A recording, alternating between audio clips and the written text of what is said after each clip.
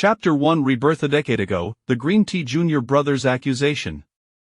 Unworthy disciple, what exactly has your junior brother done wrong? How could you have told him to theshaturing off his spirits or see through you know to immortally? The furious voice, Lawanley said with a hint of murderous intent, echoed Thrughaupel.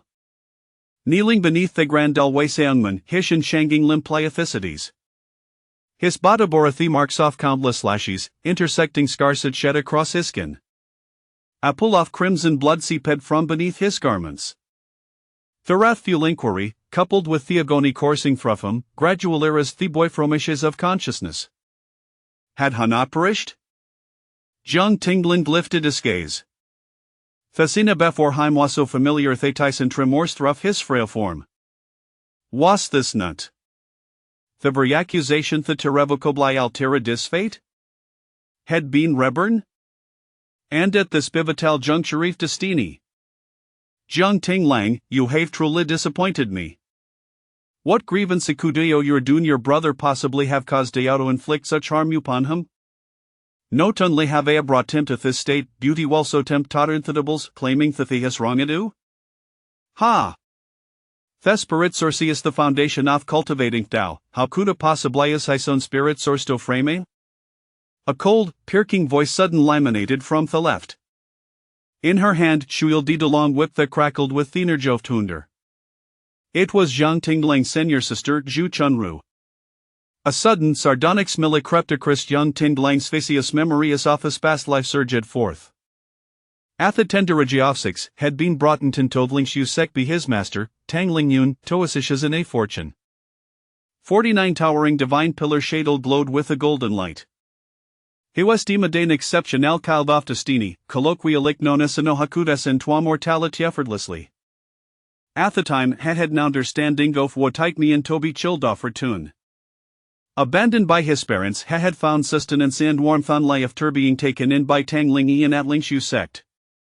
Had regarded the sectatious family. Utilizing his luck, had served this family diligently and selflessly.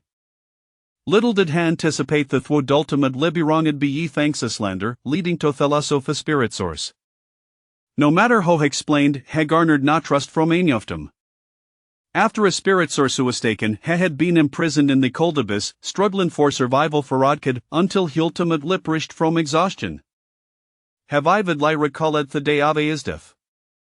The junior brother, Yi Fanshu, had lifted maniacally shrewded into Mana's energy, proclaiming that they had seized the fortuna capable of illuminating the 49 divine pillars through the formation. Moreover, his master and near sister Shadel been disheveled, constrained before him, subjected to Yi Fang's deliberate humiliation. Their broken voices, filled with tears and remorse, had echoed in his memory. Yi Fang's intention had been to humiliate him. Yet, after enduring Jade Kadofterment, he had long since lost all hope in the sect. As he witnessed their degradation, his mind couldn't conjure forwards Europe so. In this new life, he was determined to leave the sect today. He would not allow himself to fall into such a predicament again. As Fort Hosahoha dance harmed him, let him walk step by step into Thebes. A glimmer of coal light flashed in Jiang Tingling's eyes. Master, senior sister, I believe you will never admit his actions, even in death. This ungrateful, treacherous wretch nothing but a disgrace to our Lingshu sect. The second senior sister, Shen Shuangdi, spoke with indignation for Tilashasuri hardly sufficient to awaken him. Why not administer another for Tilashas and strip him of his spirit source, so he may taste death the suffering inflicted upon her junior brother. Zhu Chun rested forward, kneeling in onani please, master, give it order. Tang Lingyan stood with her hands clasped behind their back, gazing down upon Jiang Tingling. Seeing the blood thought cover a dim stirred a flicker of compassion within her. After all, she had watched him grope. Jiang Tingling, do you acknowledge our wrongdoing? Acknowledge wrongdoing? Jiang Tingling suddenly let out a cold laugh. Under the incredulous gazes of four individual Sandoni deeply displeased expression, Heslole Rosetovit. He straightened his back, his frail figure slightly swaying, his gold black eyes fixing upon Zhu Chunru until he left se Duffy Hull. Zhu Chunru was momentarily taken aback by his familiar, indifferent gaze. But soon she retorted sharply, impudent, Woper Matidi outer eyes? Senior sister, these will pioneer handicraft head from fiction min cold iron trivid from the death realm 3 years ago, is it not? Juchunru faltered for a moment before a snapping back, Ario implying that I am punishing a with so methinjo retrieved, did I ski out a go find it? Jung ting langlan seedoth a silent tang linji on and replied coolly. You did no task it was master who said my fortune ways exceptional, and in lia cold emergia from death realm. She instructed out of off being fellow disciples, tortrivate for you. Juchun ruful silent for a moment, Herora diminishing slightly thatasasa per attemata I am grateful for our retrieval of Chuan Minkold iron, beauty our harm toward your brother Risinotherishual Tagather. Jung Ting Lang disregarded her words, turning Iskazito Shin Shuangdi instead. He continued, second senior sister, Thesperit sur segrasa setur finithatso or sear shaping pill was brought back be me from Thuajadim cliff, where I risked my life. Used that source reshaping pill to construct our spirit source, achieving a brain I through transformation stage in just 3 years. Second senior sister Shinshuandi hesitated for a moment but then retorted angrily Havio redi expressed mi gratitude to you back then. Yo brinja tup again merlito sikolniensi for ourself. I will state it plainly whether right as senior sister Schwanning Thunder Whip or me source reshaping pill, you provide Donlitha raw materials. If we lack the ability to torfinitum, would never have obtained them. Yumrol immediate trivial contribution. Moreover, warily are senior sisters. Your fortune is such that have a ninth the face of danger, you will not perish. Even in the immortal sect, there are distinctions sophagen status idesio your duty to procure items for us. And now, you have destroyed your junior brother's spirit source. You have a possibility of cultivating Tao. Can't this worthless scrap metal and broken spiritual grass brought back compensate for tat? Zhang Tinglang chose not to respond, shifting his gaze on Samorthathisalant junior sister, Ling Shuer. Before he could speak, Ling Suir suddenly stepped forward. Master, 3 years ago, emerged from the secret triangle lie injured. Had it not been for Jung junior brother, would transfer a delmi fatal injurious into himself, it might have already been 6 feet under. Fedetov salvation remains no matter what Jung junior brother has done wrong. I like the standing to criticize him. After Ling Zuir finished speaking, she noticed junior brother Yi Fangsu casting harrow wondage lance. That gozos had a red and fragile, glimmering with tears and sarau, rendering his delicatefacy as if it would shitarat nimament. Ling Suir trembled and could not help buted. However, I shall not plead for Jung junior brother, he must face the consequence of his actions. She had long understood the nature of her senior sisters. Jung Tinglang harbored no expectations of their gratitude for past kindness. Hishi artways entirely tranquil. Finally, Hefik said Iskazupan Tangling Yun. Master Iarego Yawa reflected bedemonic poison on Thebring coffling into madness. You're well aware of how thought poison ways eradicated, are you not? Tangling Yun's indifferent demeanor shuddered. She could no longer restrain her emotions, allowing them to surface. With a heavy sigh, she said, Tinglang, you have indeed contributed much to his sect. Beauty our third sneer sister speaks the truth. As long as you have veered, you must accept punishment. According to sect rules. Such a calamity befalling a fellow disciple warrants the death penalty. Do you trust assured? Considering the ursa for teacher disciplined, you shall not seek your life. Before Tang Ling Yun could finish her sentence, a soft, frail Mula voice suddenly interrupted. Master, it may be best no to punish senior brother any further, he may not be able to undo right. Ye thanks as at beside Tang Ling Yun, his appearance frail, as if on the verge of collapse, clutching Ishesta steers his triumph down his face. All that has spirit medicine who was personally gathered be senior brother. It was senior brother Horafin at the pills form. It was also senior brother Hod liver at the medicinito me room. But what if? Hetrally did not me in it? Perhaps it was an accident. Or maybe 'twas just a misfortune. Haven't already received 40 lashes, this punishment should suffice, should it not? Before Tang Linji on cold respond, Zhu Chunwu, gripping thwip, retorted with fury, junior brother, you are far too kind, and do think far too well of those with yards of wolvasud lunsoft dogs. Is it conceivable they that just happen to accidentally acquire the dead lipoisen hot destroys your spirit source, inadvertent lie released to will cleansing the spirit medicine, and then careless light liveret philethal substancy to your lips? Ye thanks us voiceosnet on lice off butyl subarisically delicati qualiter shemmermerd perhaps itis just thought coincidental? Chapter 2 Nonchalantly departing from sect, contracting the exotic beast golden dragon serpent, the young disciple, inherently frail in health, possessed oic spiritual essency and locked remarkable talent in the path immortally. Now, having been poisoned. The perpetrator of this vili actrolita service the harshestophates, observing ye thanks frail form, trembling with excitement, he appeared exceedingly fragile. Yet, he feigned indifference, advocating for Jiang Tingling. Such understanding stirred a pang of compassion in Tanglingian shirt. How could such a pitiable and delicate soul endure such suffering? Tanglingian's previous lice often gazing towards Jiang Tingling suddenly turned dicey. Parting her crimson lips, she tempted to speak, but before Yanisan could escape, her pupils constricted in shock as he beheld Jiang Tingling in the center of Tegrandal. Tingling, you. Everyone was astounded, fixated in Jiang Tingling, will place a dish upon his tinshan and, with his bare hands, extracted a spiritual essence. His gaze fell upon the golden essence in his grasp, dimming with melancholy.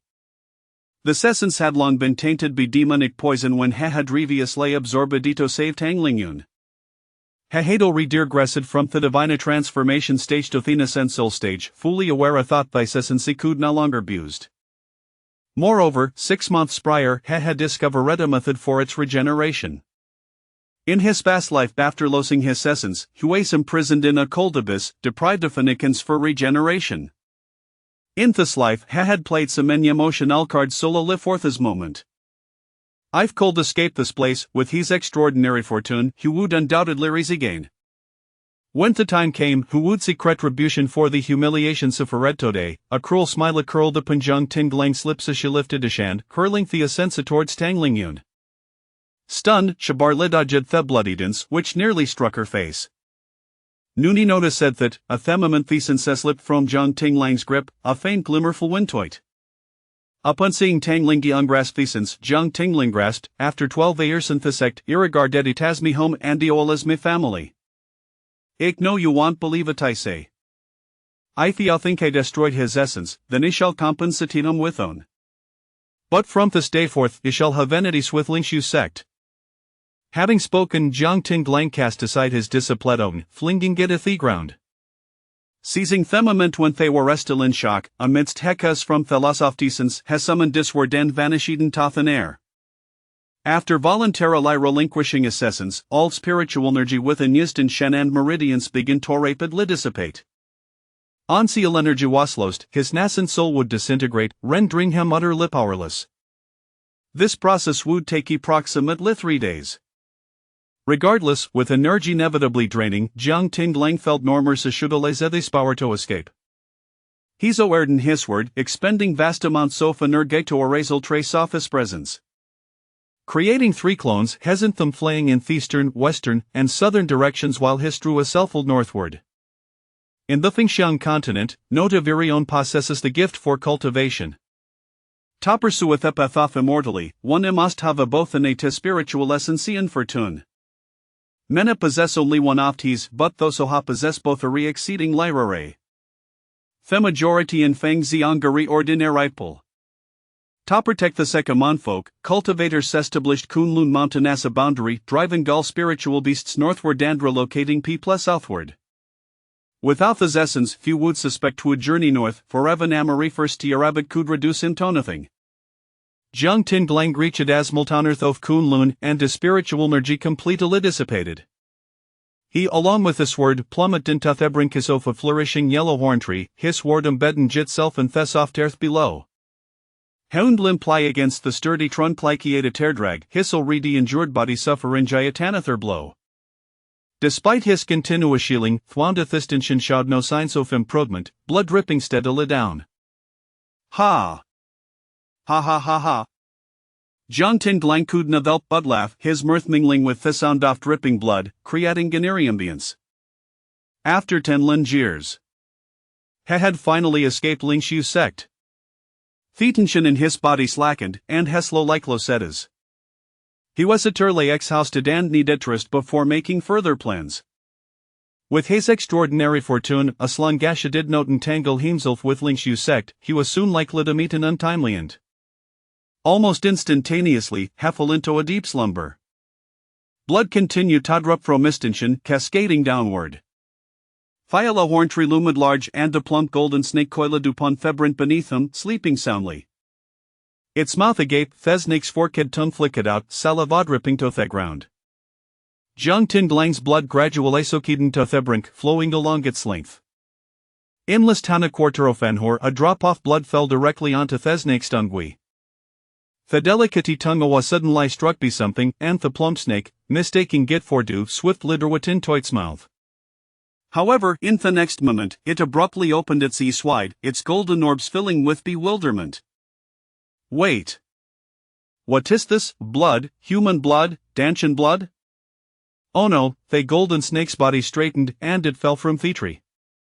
Simultaneously, a master-servant contract flared to lift beneath a tan Jiang Tinglang. The golden snake.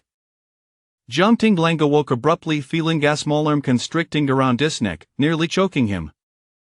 Akal desfoiserangen heezers, filled with urgency, drink, quickly. This princess does not wish to be with you. Oh no, where did this full cultivator come from? Does this the golden dragon snake to have been concocted for 300 years? You've wasted a significant portion.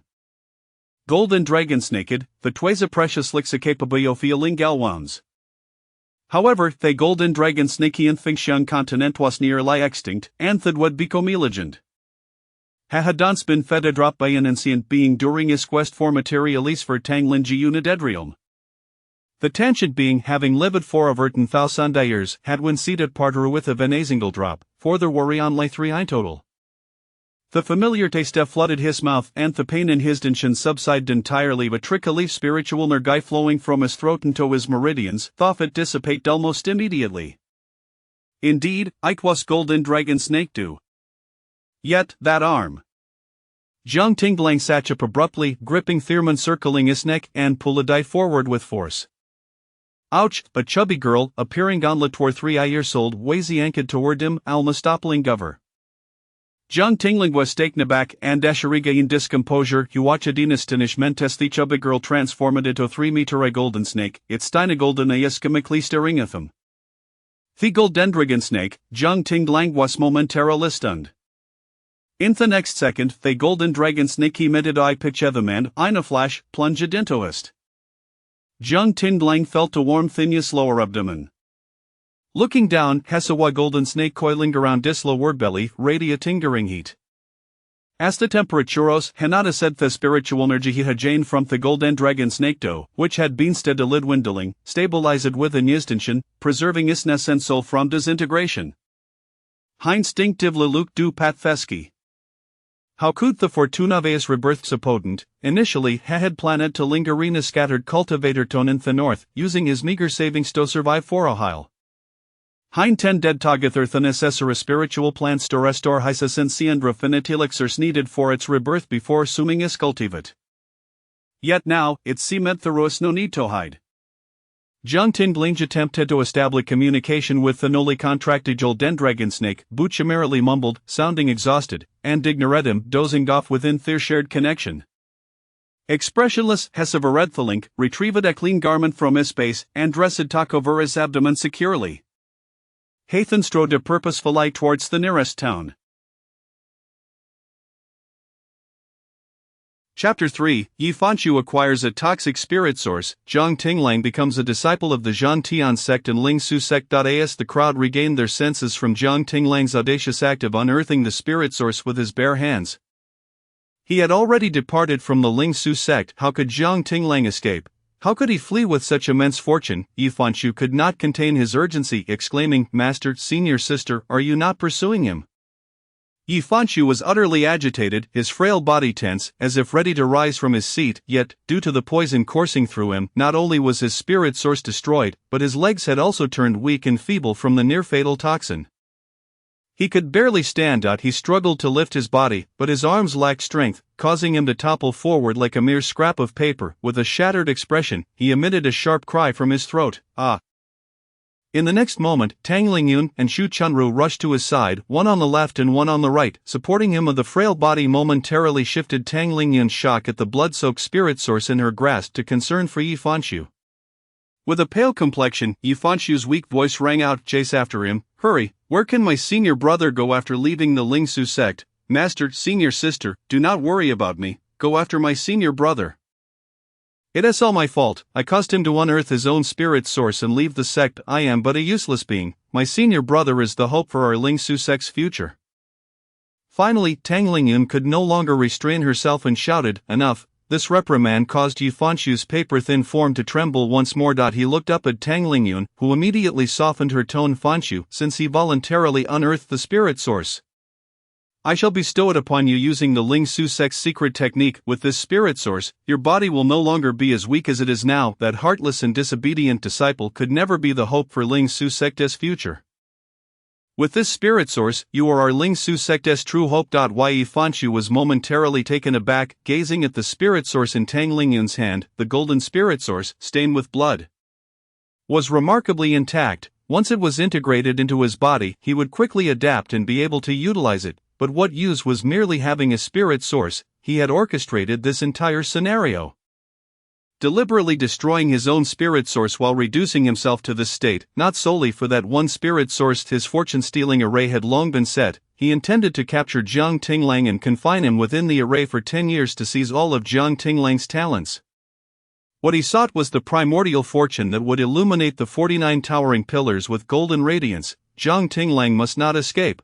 With tears brimming in his eyes, Yi Fanshu looked at Tang Lingyun and said, Master, my senior brother entered the path before me, you should care for him more. Although my senior brother has erred, his offering of the spirit source is his way of atoning. I do not blame him at all.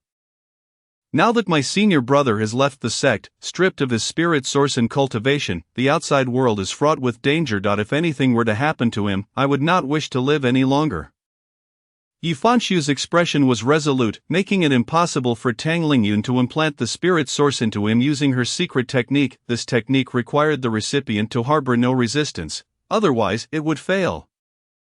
She could only say, very well, I promise you that I will certainly bring your senior brother back, but your body cannot endure any further delay. The spirit source placed within you will alleviate your suffering.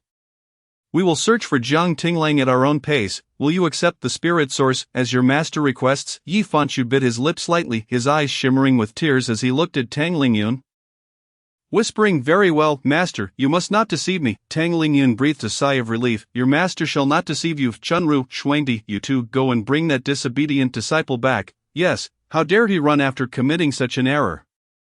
I shall break his legs. If senior sister breaks his legs, I shall snap his arms, ensuring he cannot crawl away. In the town north of the Kunlun mountain range, the streets were bustling with cultivators. Numerous sects had set up small tables, ready to recruit disciples. As Jiang Tinglang entered the town, a cacophony of voices reached his ears. Lingshan sect, just 2 more foundation cultivators needed to register for the Celestial Sect Association. Join now, and you could become an elder of the Lingshan sect. Opportunity knocks but once. If Kailong sect, only 1 spot left. Join now, and not only will you receive an introductory gift, but also personalized training from a Yuanying stage master, saving you hundreds of years of detours. Only this 1 spot available. The city gates were teeming with sects seeking new recruits. Jiang Tinglang ignored the clamor and intended to rent a cave abode to settle down momentarily. However, after taking just 2 steps, his attention was suddenly drawn to an old blind man. The old blind man seemed to sense his gaze, abruptly lifting his head and flashing him a toothy grin. Previously scratching his foot, he now pointed at the 2 large characters inscribed on the small table before him. Recruiting disciples, young brother, the Zhantian sect is recruiting disciples. Would you like to become a disciple? Jiang Tinglang came to a halt at the small table, looking down at the old blind man. After a moment, he replied solemnly, I would like to join. What is your current cultivation level, mid-Yuanying? I am the head of the Zhantian sect. I just achieved foundation yesterday. Do you still wish to join? Jiang Tinglang was taken aback, then affirmatively replied, yes. Ha ha ha. The old blind man burst into laughter. Young brother, you said it yourself. Once you become my disciple, there is no turning back. The old blind man's expression was one of having struck gold, and his slightly lecherous demeanor mirrored exactly what Jiang Tinglang remembered. He had encountered this old blind man in his previous life. It was when he was imprisoned in the Ling Su sect's cold cave after losing his spirit source. At that time, one of the old blind man's disciples had accidentally stumbled in, vowing to rescue him. He was in a state of utter weakness and confusion, vaguely recalling that the young disciple was killed by Yifanshu, who claimed he had already notified his sect to come to his aid. Shortly thereafter, another individual arrived, claiming to be that disciple's senior brother, who was also killed by Yifanshu, comforting him with the same assurance to await his sect's rescue. Before long, yet another came, and so on, until a total of 9 individuals had arrived. The last one was their master. Although Jiang Tinglang had been in a daze, on the brink of death, he still yearned to meet the resolute individual from the sect who sought to save him. Upon opening his eyes, he witnessed the old blind man being pierced through the chest by Yifanshu's sword from behind. Little did he expect that in this new life, having just escaped the Ling Su sect, he would encounter this old blind man seeking disciples, the Zhan Tian sect. He was eager to discover why this sect had been so determined to rescue him in his previous life. The old blind man looked at him with immense satisfaction and tossed a wooden token onto the small table. Identity token. After dripping a drop of blood on it, keep it safe. From this day forth, you shall be the 9th disciple of the Zhan Tian sect. Jiang Tinglang swiftly sliced his fingertip and pressed it against the wooden token. In an instant, the token shimmered with radiant colors, and his name gradually appeared upon it. The old blind man held a matching token, with the characters appearing on both tokens simultaneously. This token served as the disciple's identity certificate issued by the Celestial Sect Association to formally registered disciples. There were 2 identical tokens. The inscribed formation could read a cultivator's partial memories through their blood, generating their name, cultivation level, and innate talents. This was the sole authentication of a disciple's identity in the Celestial Sect. Furthermore, this token could irrevocably bind the disciple to the sect. Should a cultivator wish to leave the sect, they must first forfeit all cultivation gains since joining, then destroy the token. Only then would both the child and parent tokens be obliterated, signifying their departure. If they did not forfeit their cultivation, and the child token was destroyed before the parent token, the sect could always present the parent token to accuse the disciple of betrayal. In Fengxiang continent, betrayal was a capital offense, leading to the disciple being hunted down by cultivators across the realm. His previous disciple token from the Ling Su sect had been completely destroyed. The moment the spirit liquid was unearthed, the cultivation and talents inscribed on the token had been utterly nullified. Now, this new token displayed a horizontal line in the cultivation area, signifying his lack of cultivation, and likewise in the innate talent area, indicating he possessed neither. Onlookers gathered around, witnessing the empty token, unable to suppress their laughter. How ridiculous! No spirit source, yet he claims to be a Yuanian cultivator, a dreamer. Ha! This old blind man has been recruiting disciples for several days. I thought I might finally witness a Yuanian disciple joining the foundation stage, but it turns out to be a fraud. As whispers circulated, Jiang Tinglang remained unfazed as he stowed the token away. The old blind man's empty eye sockets seemed to perceive the situation. Glancing at the wooden token, his smile remained undiminished. He collected the small table into his spatial ring and cheerfully addressed Jiang Tinglang, 9th disciple. Pay no heed to the foolish chatter of others. I shall take you to meet your senior brothers and sisters. Jiang Tinglang was momentarily taken aback, his gaze filled with curiosity as he looked at the old blind man. After a pause, he said, I shall follow Master's arrangements. The old blind man led him toward a row of small thatched cottages. Upon reaching the entrance, a young girl emerged, rubbing her eyes. Master, where have you been? I'm hungry. I want to eat duck today. Suddenly, the girl's eyes widened as she fixed her gaze on Jiang Tinglang.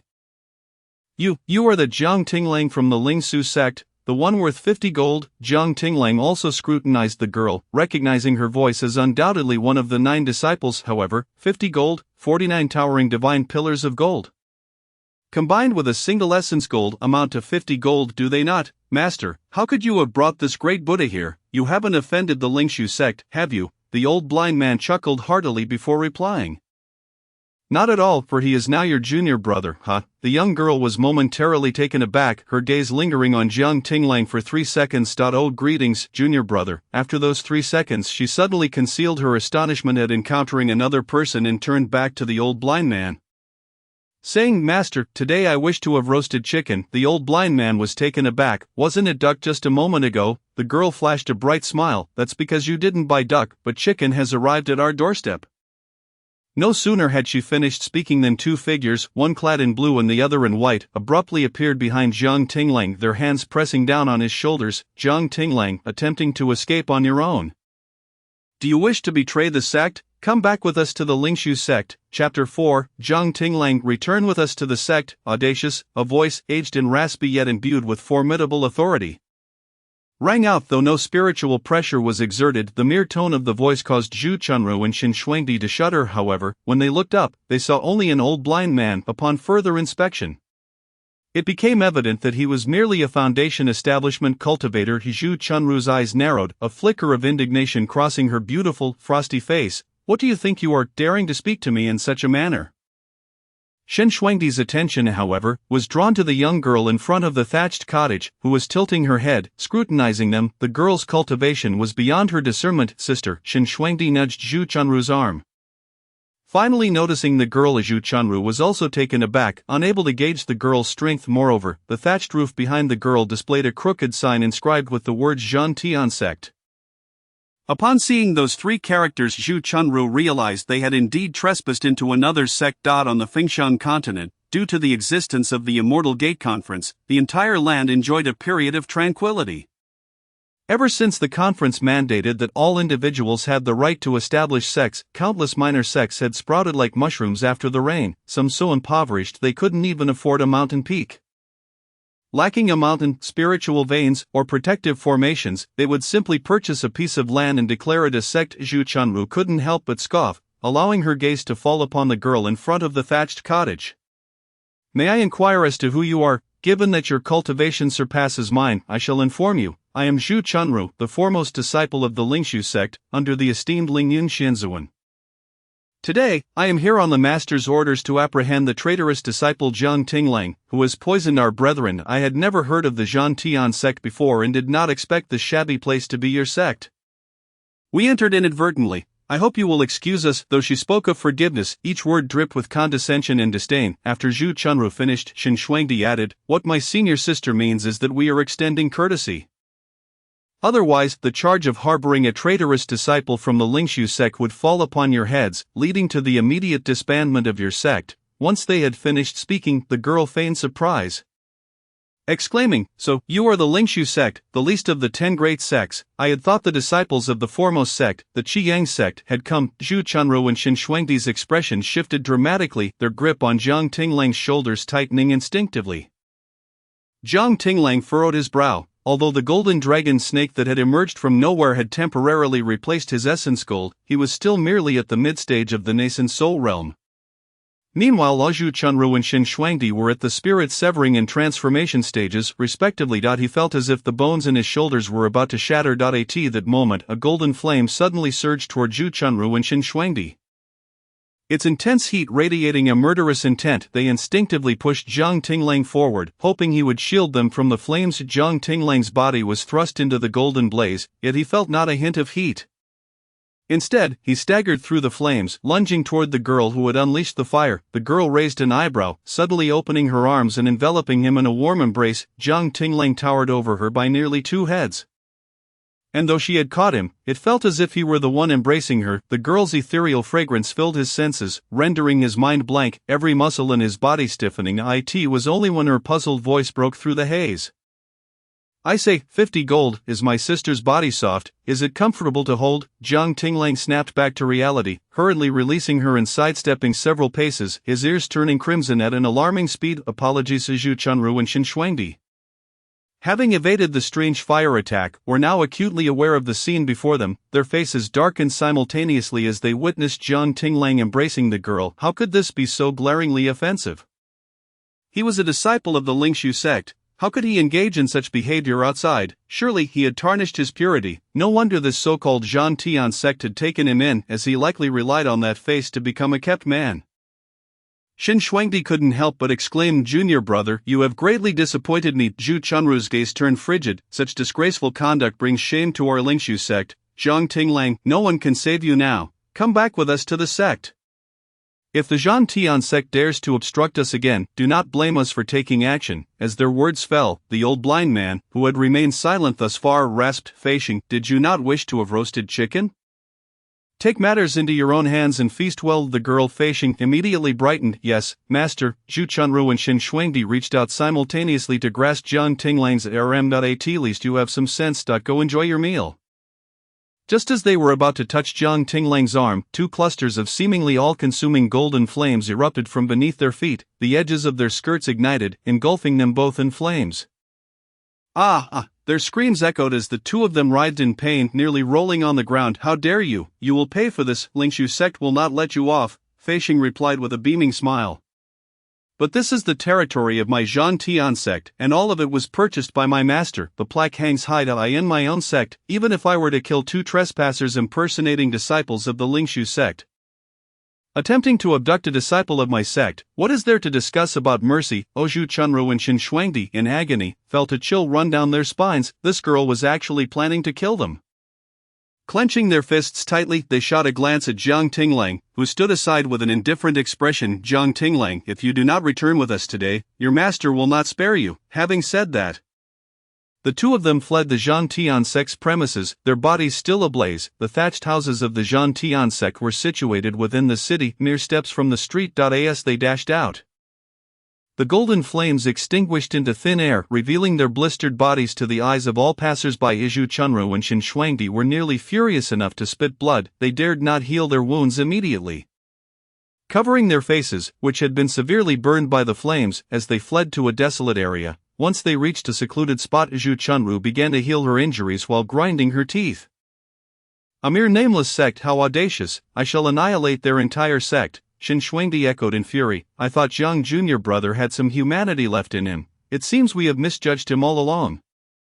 He must have harbored ill intentions for quite some time. After healing their wounds, the two of them swiftly made their way to the Lingshu sect. They needed to inform their master of this incident immediately, urging her to personally capture this ungrateful junior brother and obliterate the so-called Zhan Tian sect, ensuring that the girl who set them ablaze met a gruesome end. Chapter 5. The Zhan Tian sect can protect you. Seeing Zhu Chunru and Xin Shuangdi retreat in disarray, Jiang Tinglang furrowed his brow. He hadn't anticipated that, despite his cautious escape, they would find him in such a short time. The tracking techniques of the Lingshu sect should not have been so effective. Though perplexed, this was not the time for contemplation. He turned to look at Fei Sheng and the old blind man, then produced the disciple's token from his hand. I thank you both for your assistance today. I must take my leave. In a moment of impulse, he had taken the old blind man as his master, yet he hadn't expected to be found so quickly by Zhu Chunru and Xin Shuangdi. Embroiling the Zhan Tian sect in conflict with the Lingshu sect, Jiang Tinglang felt a twinge of regret. The girl named Fei Sheng was vaguely familiar. He couldn't quite recall her clearly. However, he knew she was one of the disciples of the Zhan Tian sect who had perished in the cold cave to save him in his previous life. In that lifetime, he had already implicated them all. It would be best for him to leave early this time around. All sects on the Fengshan continent were under the jurisdiction of the Immortal Gate Association. To maintain order among the cultivators and major factions, the association had established the Immortal Gate laws. One of these laws stated that within the territory of a sect, its disciples could unconditionally slay any uninvited guests who had not presented a formal invitation. As long as he departed, the Zhan Tian sect could seek protection from the Immortal Gate Association. From what he knew of the Lingshu sect's Lingyun Xianzuan, she would not pursue unnecessary entanglements with the Zhan Tian sect. Jiang Tinglang bowed deeply to them. He had not improved his cultivation within the Zhan Tian sect, thus he could simply destroy his disciple token to exit the sect, just as he was about to shatter the wooden plaque. A stick unexpectedly struck his wrist. In an instant, a golden flame enveloped the plaque. A crisp voice, belonging to Fei Sheng, rang out. Master, what is the matter with the disciple you brought back today? He intends to withdraw from the sect upon arrival. Does he perhaps disdain our humble abode, merely a thatched roof, due to our lack of wealth? Jiang Tinglang explained. It is not that, as long as I remain here, Lingshu sect will persist in troubling you. I cannot stay and bring misfortune upon you. Song Fei Sheng raised an eyebrow and smiled. A mere Lingshu sect, if they send novices, we shall strike. If they send experts, we shall retreat. After all, this thatched cottage is not worth much. If worst comes to worst, we can simply relocate. Isn't that right, master? The old blind man opened his sunken eyes, his wrinkled face breaking into a smile. Fei Sheng was correct. They could always move. Moreover, they were in the right. They had trespassed into the territory of Zhan Tian sect and attempted to abduct a disciple from within its domain. Even if the matter were escalated to the Immortal Gate Council, what of Ling Su's sect? They were in the wrong. Jiang Tinglang could not help but shake his head, although the laws of the Immortal Gate favored them. Ling Su's sect was powerful and had influence within the council. Their underhanded tactics could easily lead to the obliteration of Zhan Tian's sect. The old blind man chuckled. At your tender age, spare yourself such worries, you only know of their strengths. How do you know we lack in resources? He stepped forward, patting Jiang Tinglang's shoulder. Little Jiao, let your 7th senior sister safeguard your disciple token for now. Rest assured, although Zhan Tian's sect may be impoverished and few in number, protecting you is more than feasible. Not to mention, you have offended Ling Su's sect, the least of the 10 great sects. Even if it were the foremost, the Blazing Sun sect, I could ensure your safety. Jiang Tinglang was momentarily taken aback. Protect him? No one had ever said that before from the very first day he entered Ling Su's sect. His master, Tang Lingyun, had repeatedly told him he possessed unparalleled fortune, almost akin to an immortal body. He was to vow to protect the sect and everyone within it, and he had upheld that vow. Yet, no one had ever mentioned safeguarding him. Jiang Tinglang frowned. My master, Tang Lingyun, has already reached the tribulation stage, a half step to ascension. Should she come personally? The old blind man waved his hand dismissively. No worries, merely a tribulation stage cultivator, even 10 of them would pose no threat. Master, isn't that a bit of an exaggeration? Jiang Tinglang's lips twitched slightly. This boast seemed even more absurd than his inexplicable contract with a golden dragon snake after a nap. Seeing Jiang Tinglang's skeptical expression, Song Fei Shang shook her head and bounced over. Let me clarify, my senior sister is among the top 10 ascension stage cultivators in the Immortal Gate Council. Master is not deceiving you. Ascension stage, among the top 10 in the Immortal Gate Council. Jiang Tinglang was startled, instinctively glancing at the old blind man and probing his cultivation level. It was undoubtedly at the Foundation Establishment stage. There was a staggering 13 realms separating Foundation Establishment from Ascension. A cultivator must traverse 15 major realms to attain immortality. Chi refinement, Foundation Establishment, Illumination, Integration, Heart Movement, Golden Core, Nascent Soul, Out of Body, Transformation, Separation, Unity, Void, Great Ascension, Tribulation, and Ascension. Point 1 at the beginning, the other at the end. How could an ascendant take a Foundation Establishment disciple? Jiang Tinglang could not help but look toward Song Fei Shang. Before he could inquire, she spoke up. I am at the integration stage.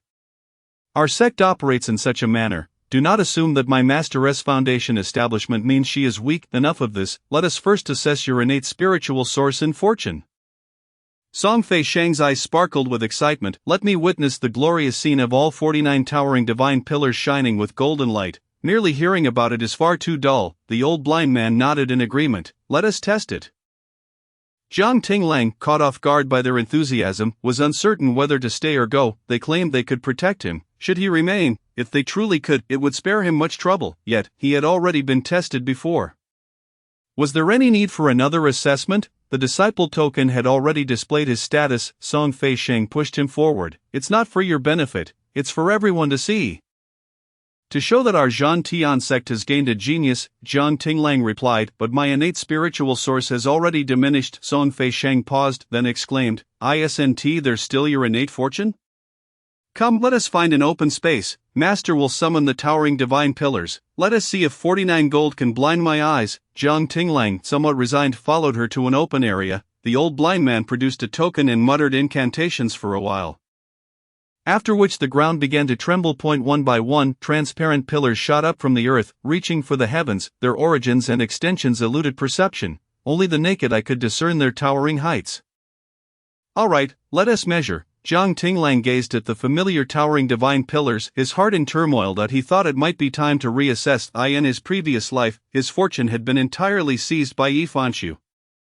Now reborn, he wondered if his innate fortune still resided within him. Could he once again illuminate the towering divine pillars with the spectacle of 49 gold? With this in mind, Jiang Tinglang closed his eyes and slowly extended his palm, pressing it against the first towering divine pillar. As the 49 towering divine pillars rose from the earth, all in the small border town north of Kunlun looked up momentarily. However, they soon returned to their own affairs. In this town of Chuguang, there were countless sects recruiting disciples. The towering divine pillars could be summoned by any sect. It was a common sight to see them appearing every few days. Spirit Beast inner cores on sale, poor quality, no money required. Recruiting disciples. Bayou sect is enrolling students, various elixirs available. Zhou Yaohao, your best source for medicinal supplements. Amidst the calls, a blinding white light suddenly erupted, illuminating the entire town. Some raised their heads to observe the 49 pillars all glowing with white light, raising their brows. Not bad. It's been ages since a disciple capable of igniting all the towering divine pillars has emerged in this backwater place. Indeed, I remember the best innate fortune measured previously only managed to light 47 pillars. Someone scoffed. You folks from this impoverished town should stop making a fuss. What does it matter if the towering divine pillars shine white? Even if all light up, it merely qualifies one to be a menial disciple among the top 10 sections. Just as that person finished speaking, the onlookers saw that the pillars glowing white began to change color. Starting from the first one, a sky blue hue radiated from the base of the pillars, gradually enveloping them. The second towering divine pillar followed suit, its elegant blue cascading upward like ocean waves. Then came the third. Good heavens, the speed of this color transformation is astonishing. It looks as if at least 40 pillars will turn blue. This exceeds mere qualification for a menial disciple among the top 10 sects. If all 49 could shine blue, it could at least qualify one as an outer sect B-level disciple. The commotion in the streets quieted significantly as some raised their heads, gazing at the ever-increasing blue of the towering divine pillars. In the eastern outskirts, someone exclaimed, "Let me see which small sect is so fortunate." This aptitude, while negligible among the top 10, would at least make one a chief among small sects. A few individuals even took to the skies, heading directly towards the location of the towering divine pillars, yet some dismissed it, saying, "It's just blue. What is there to be excited about? This is merely a backwater place, Your Majesty, it's merely blue." Is it truly worthy of such astonishment? The talents of cultivators in Fengshan continent are surprisingly low. In a teahouse adjacent to the town, a girl in a yellow dress stood, puzzled. Beside her sat a woman in white, quietly contemplating, her jet-black lashes casting shadows as the flowing fabric of her veil danced lightly in the breeze. She was breathtakingly beautiful, yet passers-by overlooked her, not out of disdain for her beauty, but because their cultivation levels were insufficient to perceive her true form. The woman in white remarked, "Fengshan continent differs from our homeland. Here, powerful beings have established the Immortal Gate Council, unifying the entire continent, dividing it into northern and southern regions by Kunlun Mountain. To the south of Kunlun, spirit beasts have been nearly eradicated, protecting those without the talent for cultivation. Meanwhile, to the north of Kunlun, while it is a gathering place for cultivators, the proximity to Kunlun Mountain means that the spirit beasts around are not of high rank, and gifted cultivators will not linger here," the girl in yellow retorted. "Yet, they shouldn't be surprised by mere blue. Should they? If they were to witness Your Majesty's innate fortune, wouldn't they be left utterly astonished?" As she spoke, the girl covered her mouth, laughing. "It seems Your Majesty will conquer Fengshan continent with ease. Once our Longyin army enters, these wretches will immediately kneel and beg for mercy." The woman in white shot her a cold glance. "I have come here today to foster goodwill with the Immortal Gate Council of Fengshan continent. Do not speak recklessly." In the distance, the ethereal blue light of the celestial pillar suddenly shifted, with a crimson hue ascending upon the first pillar. The woman clad in white cast a sidelong glance. In such a desolate place, to possess a red innate fortune, it appears the inhabitants here are not as worthless as you claim. The yellow-clad maid, having just faced reprimand, glared at the red light and gritted her teeth. "It is merely our ED.AS practitioners of the Dragon's Roar. We have encountered countless who possess a red innate fortune." The woman in white fixed her gaze upon the celestial pillar, her expression subtly shifting. Something felt amiss. The speed at which the celestial pillar changed colors was alarmingly rapid, more than just red. Even if it were to reach orange, what of it? It would barely suffice to serve as a guard within our Dragon's Roar North Realm's celestial palace. "You, my lord, are capable of igniting the celestial pillar in gold, not merely one, but 3 golden pillars." The woman in white remained silent, her eyes unwaveringly fixed on the celestial pillar. As she anticipated, the pillar transformed swiftly from red to orange. The first, the second, the third, and then the 49th. The rate of color change rivaled that of the previous transition from white to red. This clearly indicated that those testing their innate fortunes here were far from limited to mere orange talent. At this moment, the incessantly chattering maid found herself at a loss for words. She stared in astonishment at the distance, murmuring, "What is happening? It truly turned orange, and so swiftly. Could it be that gold is forthcoming?" The maid startled herself with her own speculation, yet she quickly reassured herself. How could that be? The entirety of the Fengshan continent cannot compare to our Dragon's Roar North Realm, and this is a place where the weak survive, a minuscule speck within a minuscule speck. How could gold possibly emerge? At most, it would only be orange. As soon as the maid finished her self-reassurance, she witnessed the orange hue ascend upon the 49th celestial pillar. Finally she fell silent, her eyes wide open. Her mouth agape as if to accommodate an egg. The woman in white, referred to as my lord, felt her gaze flicker. 49 oranges, should it progress further, it could yield a gold. Those testing their innate fortunes in this minuscule place could hardly belong to the top 10 sects of the Fengshan continent. Such a prodigious 49 oranges within a small sect here was indeed a pity. A flicker of desire to accept a disciple stirred within her, however, she refrained. Were she in Dragon's Roar, witnessing such talent, she would undoubtedly take on a disciple, but here in Fengshan, she had to investigate and consider thoroughly before accepting disciples from the eastern, southern, and western realms. She harbored a profound fear of infiltrators, let alone this region she intended to plunder. The woman mused. If that individual could manifest gold, even if just half a pillar, or a small portion of one, she could break the rules of Dragon's Roar and take the risk of accepting a disciple in this foreign land. Chapter 7, Testing the Innate Fortune Again. 49 Gold, Celestial Pillar Anomaly. Before the celestial pillar, Zhang Tinglang stood with his eyes closed, deliberately avoiding the sight of the celestial pillar before him. It was blinding, and he dared not gaze upon it. He feared that, unlike in his previous life, he might have lost his talent. Yet, from the sudden flurry of footsteps around him, followed by a chorus of astonished exclamations, he vaguely discerned his own innate talent. Orange, 49 oranges. This talent, and his master is merely a foundation-building practitioner. How wasteful, how utterly wasteful. I remember him. Just this morning, he claimed to be in the mid-stage of Yuaning. Yet, it turns out to be nothing at all. Who would have thought he would now measure 49 oranges? Perhaps he might even reach gold. It has been so long remaining orange. Perhaps gold is beyond his reach?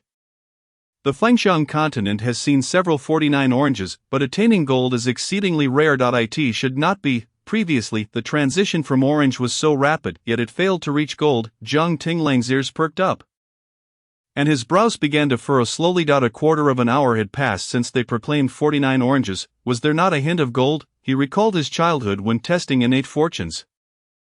The celestial pillar had never ceased its color changing until all 49 had turned to gold, but now, it seemed that his previous life still cast a shadow over this one. Slowly he opened his eyes, preparing to behold his 49 oranges, yet, at that very moment, a glimmer of gold instantaneously spread from the point of contact on his palm. His pupils constricted, and before he could react, a vast expanse of gold erupted before his eyes.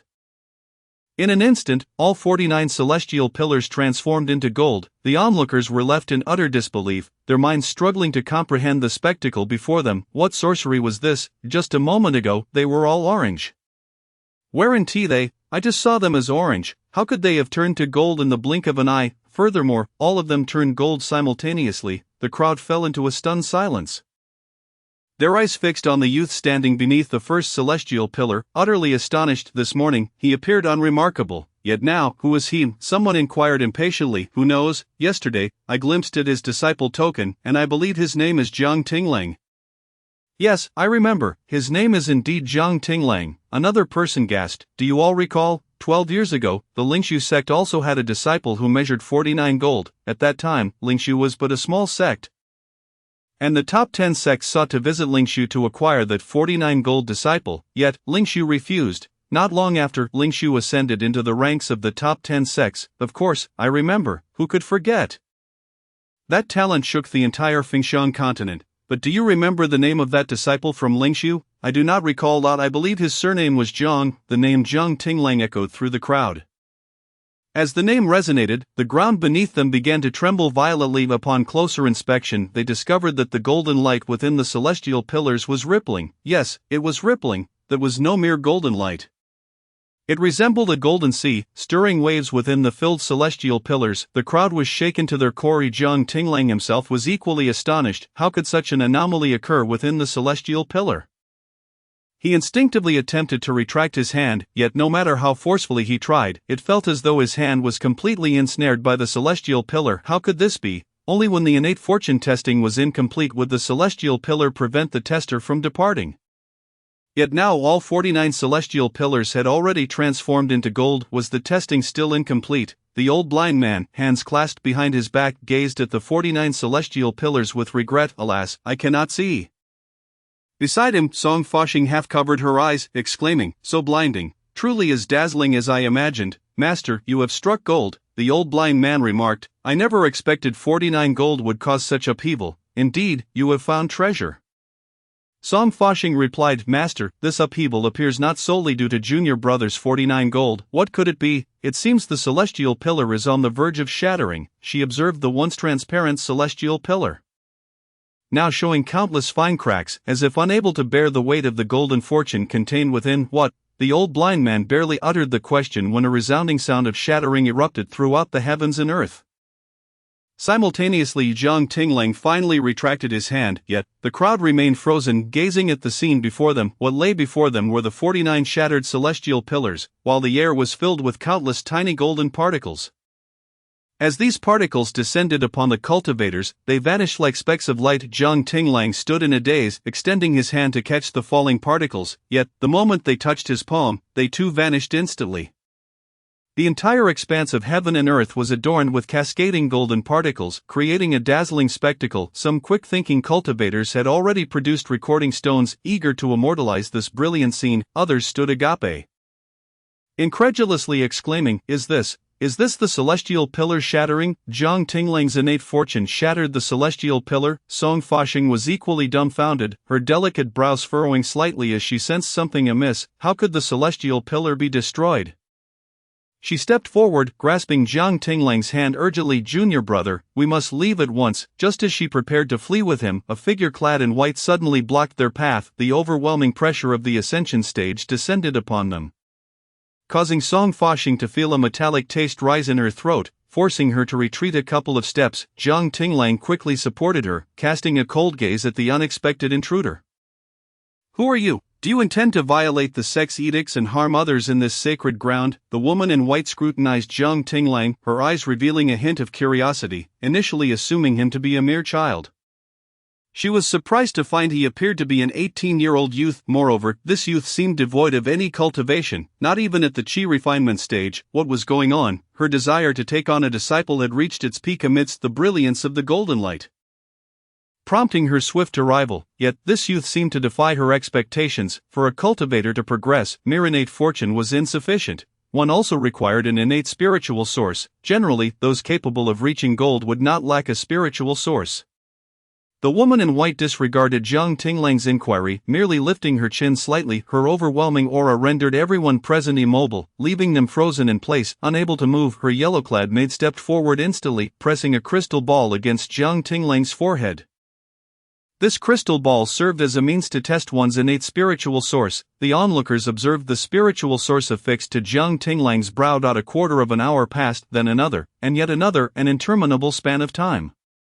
The crystal, meant to gauge the spiritual source, remained utterly unresponsive. The woman in yellow, unwilling to accept fate, swapped out several crystal balls. She pressed them not only to Jiang Tinglang's forehead but also to his hands, legs, and abdomen, yet still, there was no reaction. After a lengthy silence, the woman in white suddenly spoke coldly. Huir, that is enough. He possesses no innate spiritual source. The maid, at last, withdrew the crystal ball, casting Jiang Tinglang a glance akin to that one might give an insignificant insect.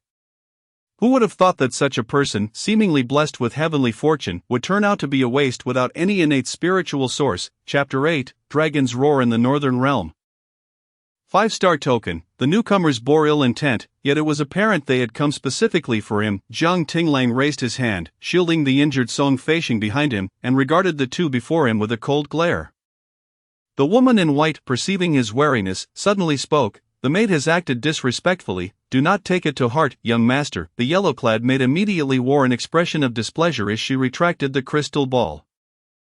Startled, she fell silent under a single glance from the woman in white. Jiang Tinglang's voice turned icy. Merely a matter of disrespect. What reason do you have to appear unannounced in this prohibited area and harm my senior sister? If she is injured, it is merely a reflection of your own inadequacies. Who else can be blamed? Huir, upon returning, you shall be confined for a month. Huir looked at the woman in white in disbelief. Miss He is but a waste who lacks even an innate spiritual source. Why, the cold gaze of the woman in white silenced her, a wave of fear suddenly rising from the depths of her heart.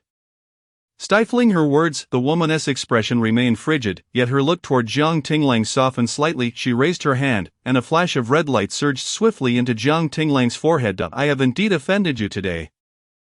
But my maid speaks the truth. One cannot blame others for their own lack of strength. With that, the woman in white immobilized Jiang Tinglang, stepping closer. As her gauzy robes fluttered, she slipped a completely white jade token into his belt.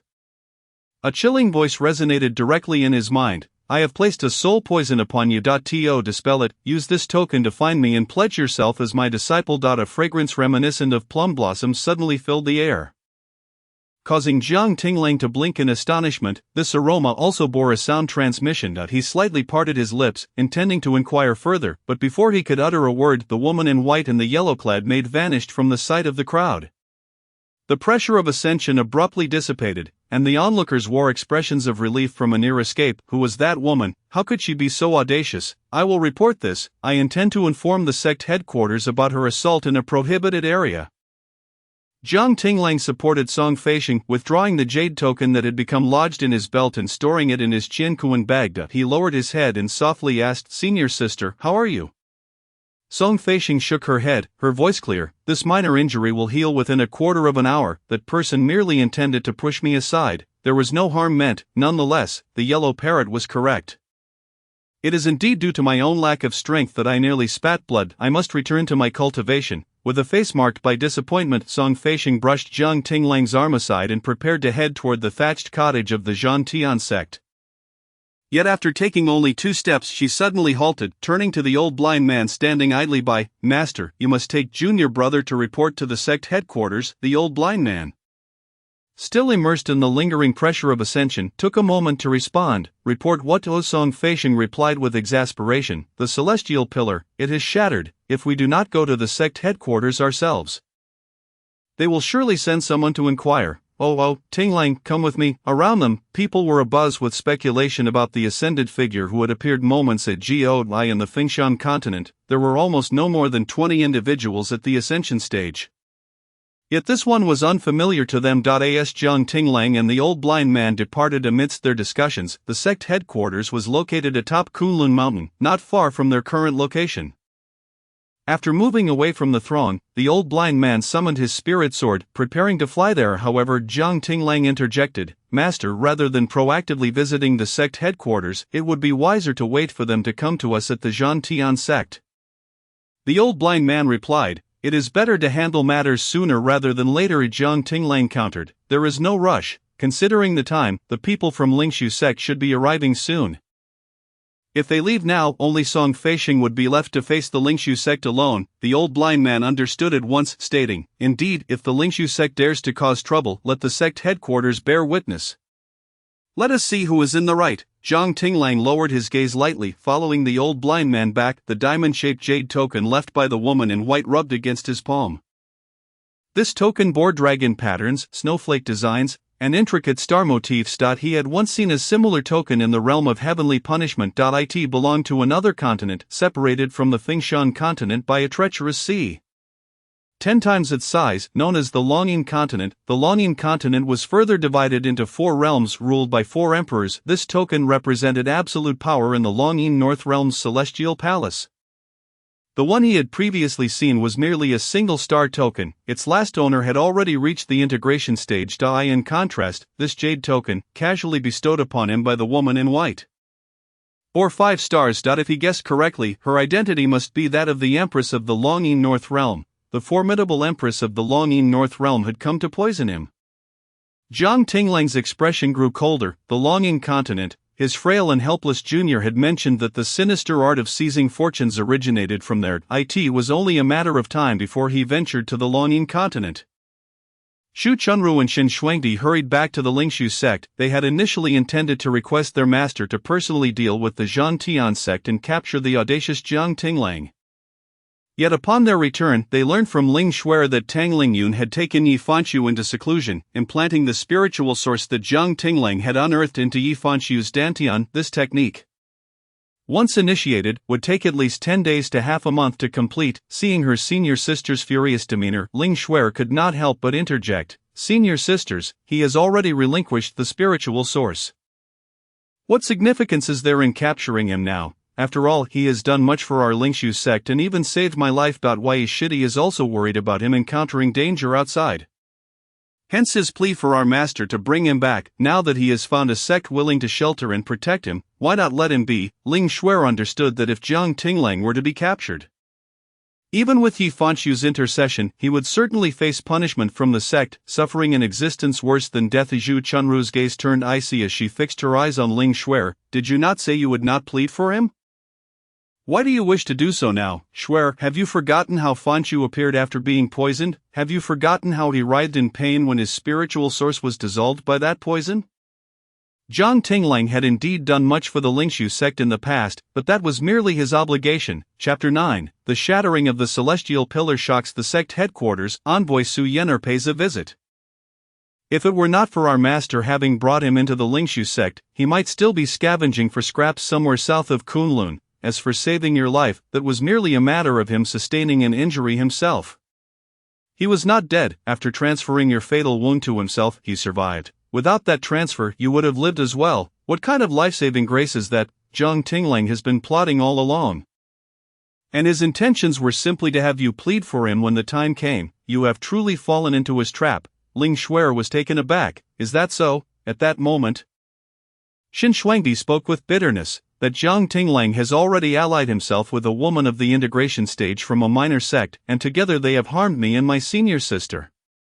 Such a menace, even without a spiritual source, must not be allowed to continue wreaking havoc, tarnishing the reputation of our Lingshu sect. Zhu Chunru and Xin Shuangdi simultaneously recalled not long ago when their clothes had been burned away by flames.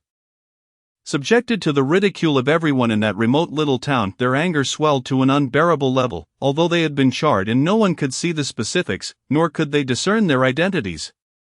The mere thought of that humiliating scene made them wish to raise the town and gouge out the eyes of every cultivator present at the time. However, due to the laws of the sect, even as disciples of one of the 10 major sects, they could not indiscriminately kill. Thus, they sought to hold the culprit Jiang Tinglang accountable. Zhu Chunru frowned at the closed door before her. "I shall directly seek out the elder of the discipline hall and have them take action to annihilate the Zhan Tian sect and capture Jiang Tinglang for punishment." Ling Shuer could not help but exclaim, "Did not master say that this matter should be handled internally within our mountain gate, if we were to seek out the elders of the discipline hall?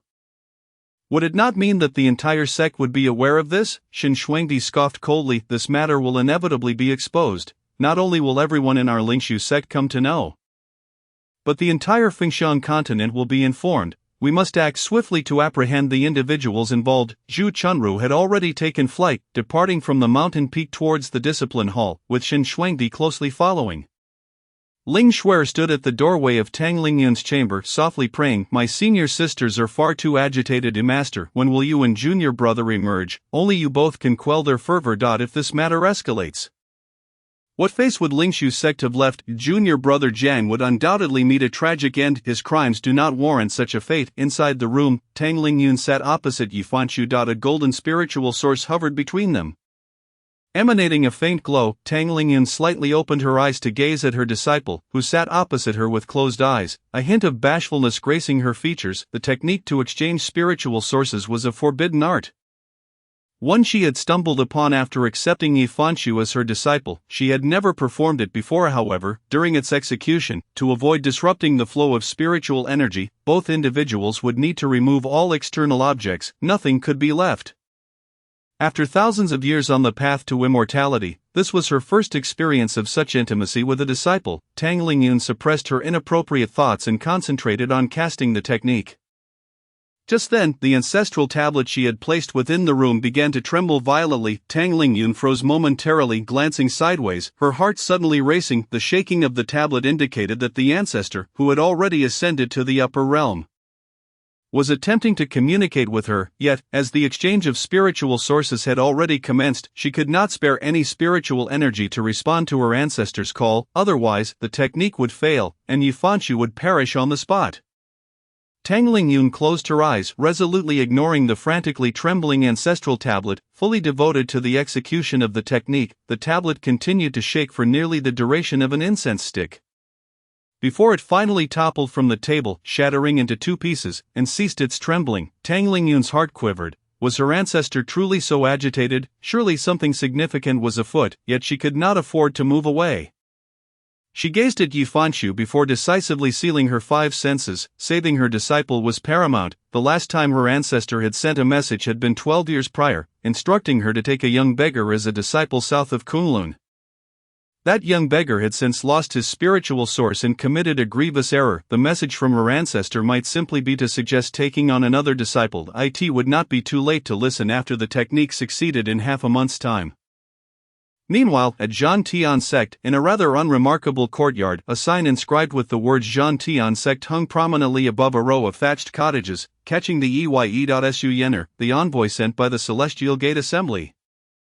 Regarded Zhangtian sect with a puzzled expression. Such extraordinary fortune that even the heavenly pillar could not withstand self-destruction had led one to join this small sect. Organizing her appearance, she straightened her back, took a couple of steps forward, and knocked on the courtyard gate. A somewhat aloof-looking young man emerged from within. Su Yener immediately broke into a smile. "Young man, may I inquire if your master's recently accepted junior brother is present?"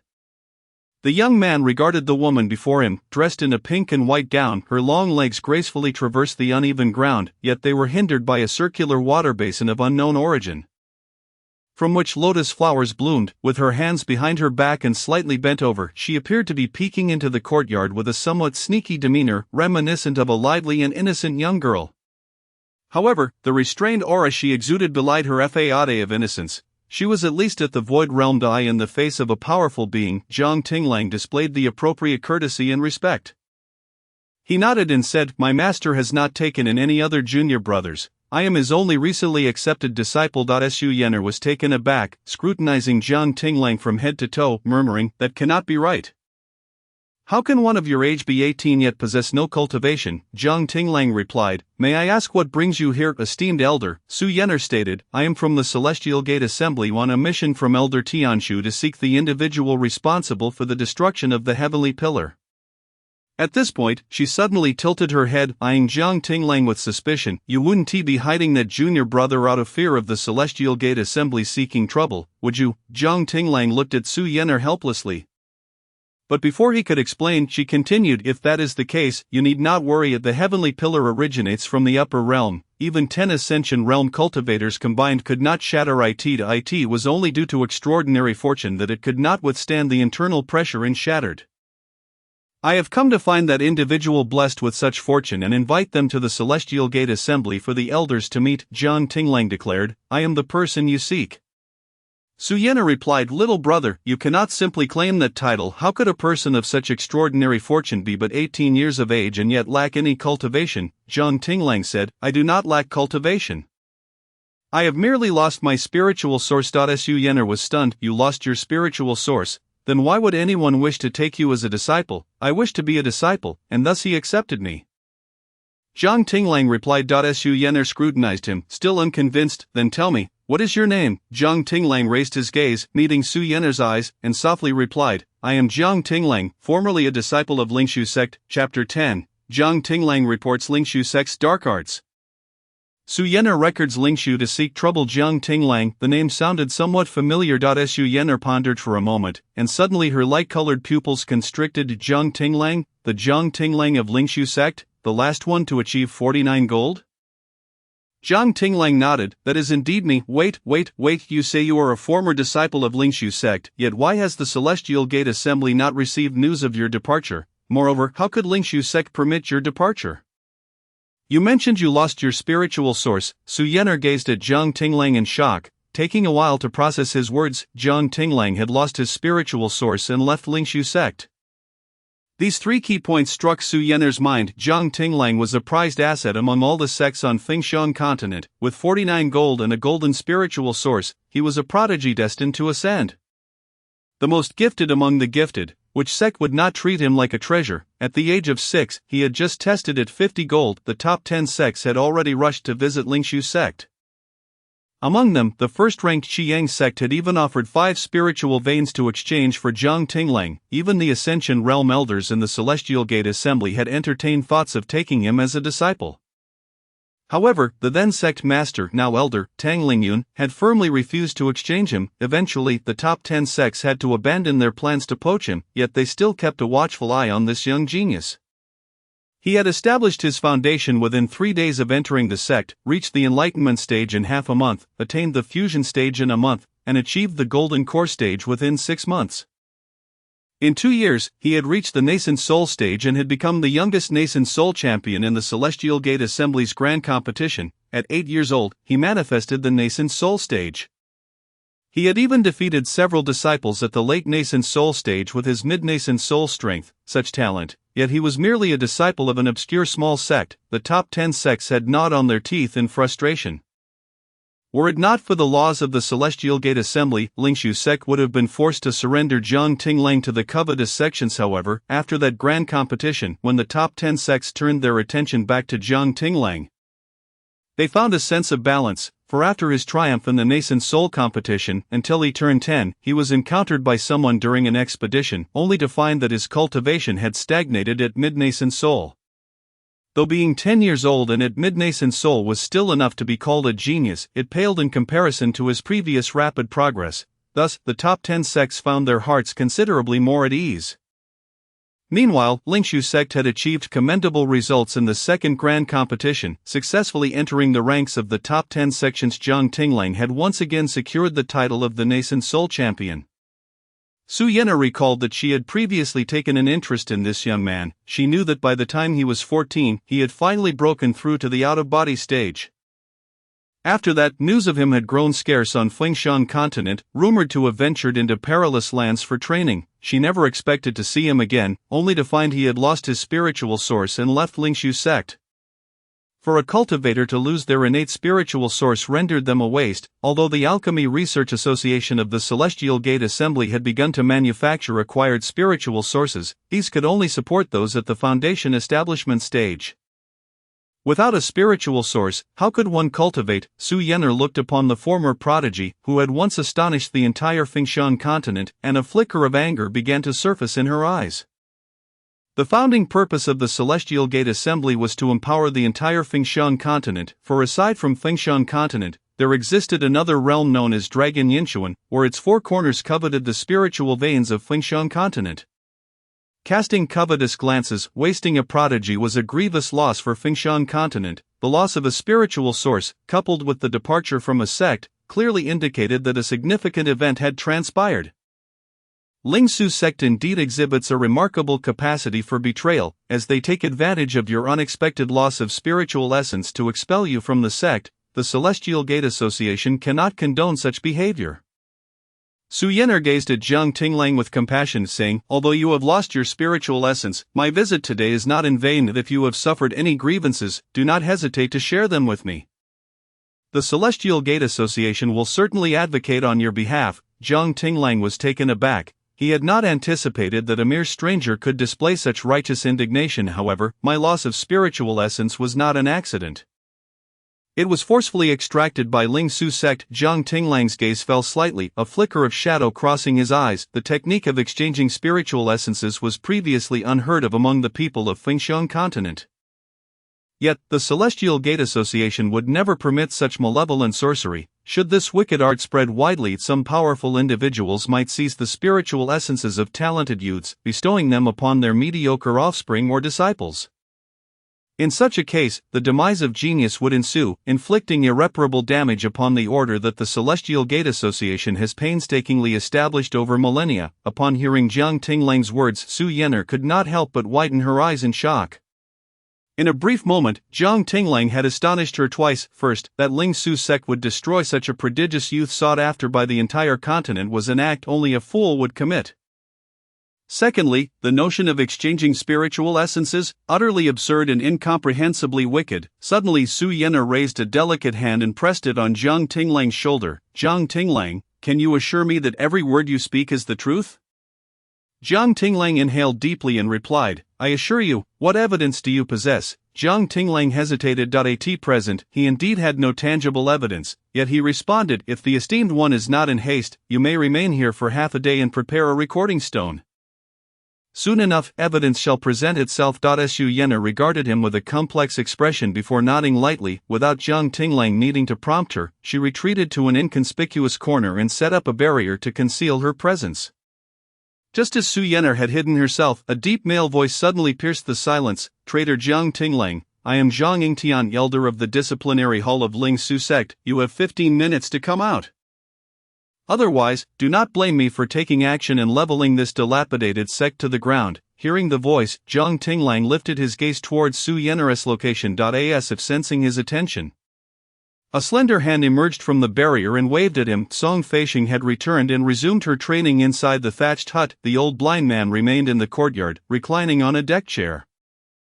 Seemingly oblivious to the unfolding events, Jiang Tinglang raised his head and walked towards the entrance, directly opening the gates of the Zhantian sect. As expected, standing at the entrance were not only Elder Zhang Yingtian but also Zhu Chunru and Xin Shuangdi. At that moment, the three of them looked at Jiang Tinglang with eyes filled with barely contained animosity, as if they wished to devour him whole. Jiang Tinglang, you have betrayed the sect and fled. Audacious beyond measure, do you not hasten to return with me? Zhu Chunru said. Elder Yingtian, why bother being polite with him? This Zhantian sect harbors ill intentions, conspiring with Jiang Tinglang. We should swiftly raise the small, pathetic sect to the ground. A flicker of difficulty crossed Jiang Yingtian's face. Zhu Chunru did not understand, but he was well aware of the laws of the Celestial Gate. Even if there were grievances between sects, they could not brazenly destroy another sect on the spot. That would be a criminal act. Only Jiang Tinglang was a traitor. After capturing him to interrogate and punish, he could then seek the Celestial Gate Association's approval to eradicate Zhantian sect. Everything had to follow the proper procedures. One could not act on whims. This was not long incontinent. Zhang Yingtian said, do not be angry, Junior. Today I shall bring Jiang Tinglang, the traitorous disciple, back to Ling Su sect. After finishing, Zhang Yingtian looked up at Jiang Tinglang. He recalled that Jiang Tinglang had once reached the transformation stage, but somehow his cultivation had plummeted by 2 major realms to become an infant stage cultivator. Yet now, why could he no longer sense Jiang Tinglang's cultivation? Doubt flickered across Zhang Yingtian's face. Jiang Tinglang, standing within the gates of Zhantian sect, regarded Zhang Yingtian calmly. Elder Yingtian, it has indeed been a long time. You may not be aware that I have already withdrawn from Ling Su sect, so I can no longer be considered a traitorous disciple of your sect. Zhu Chunru let out a cold laugh.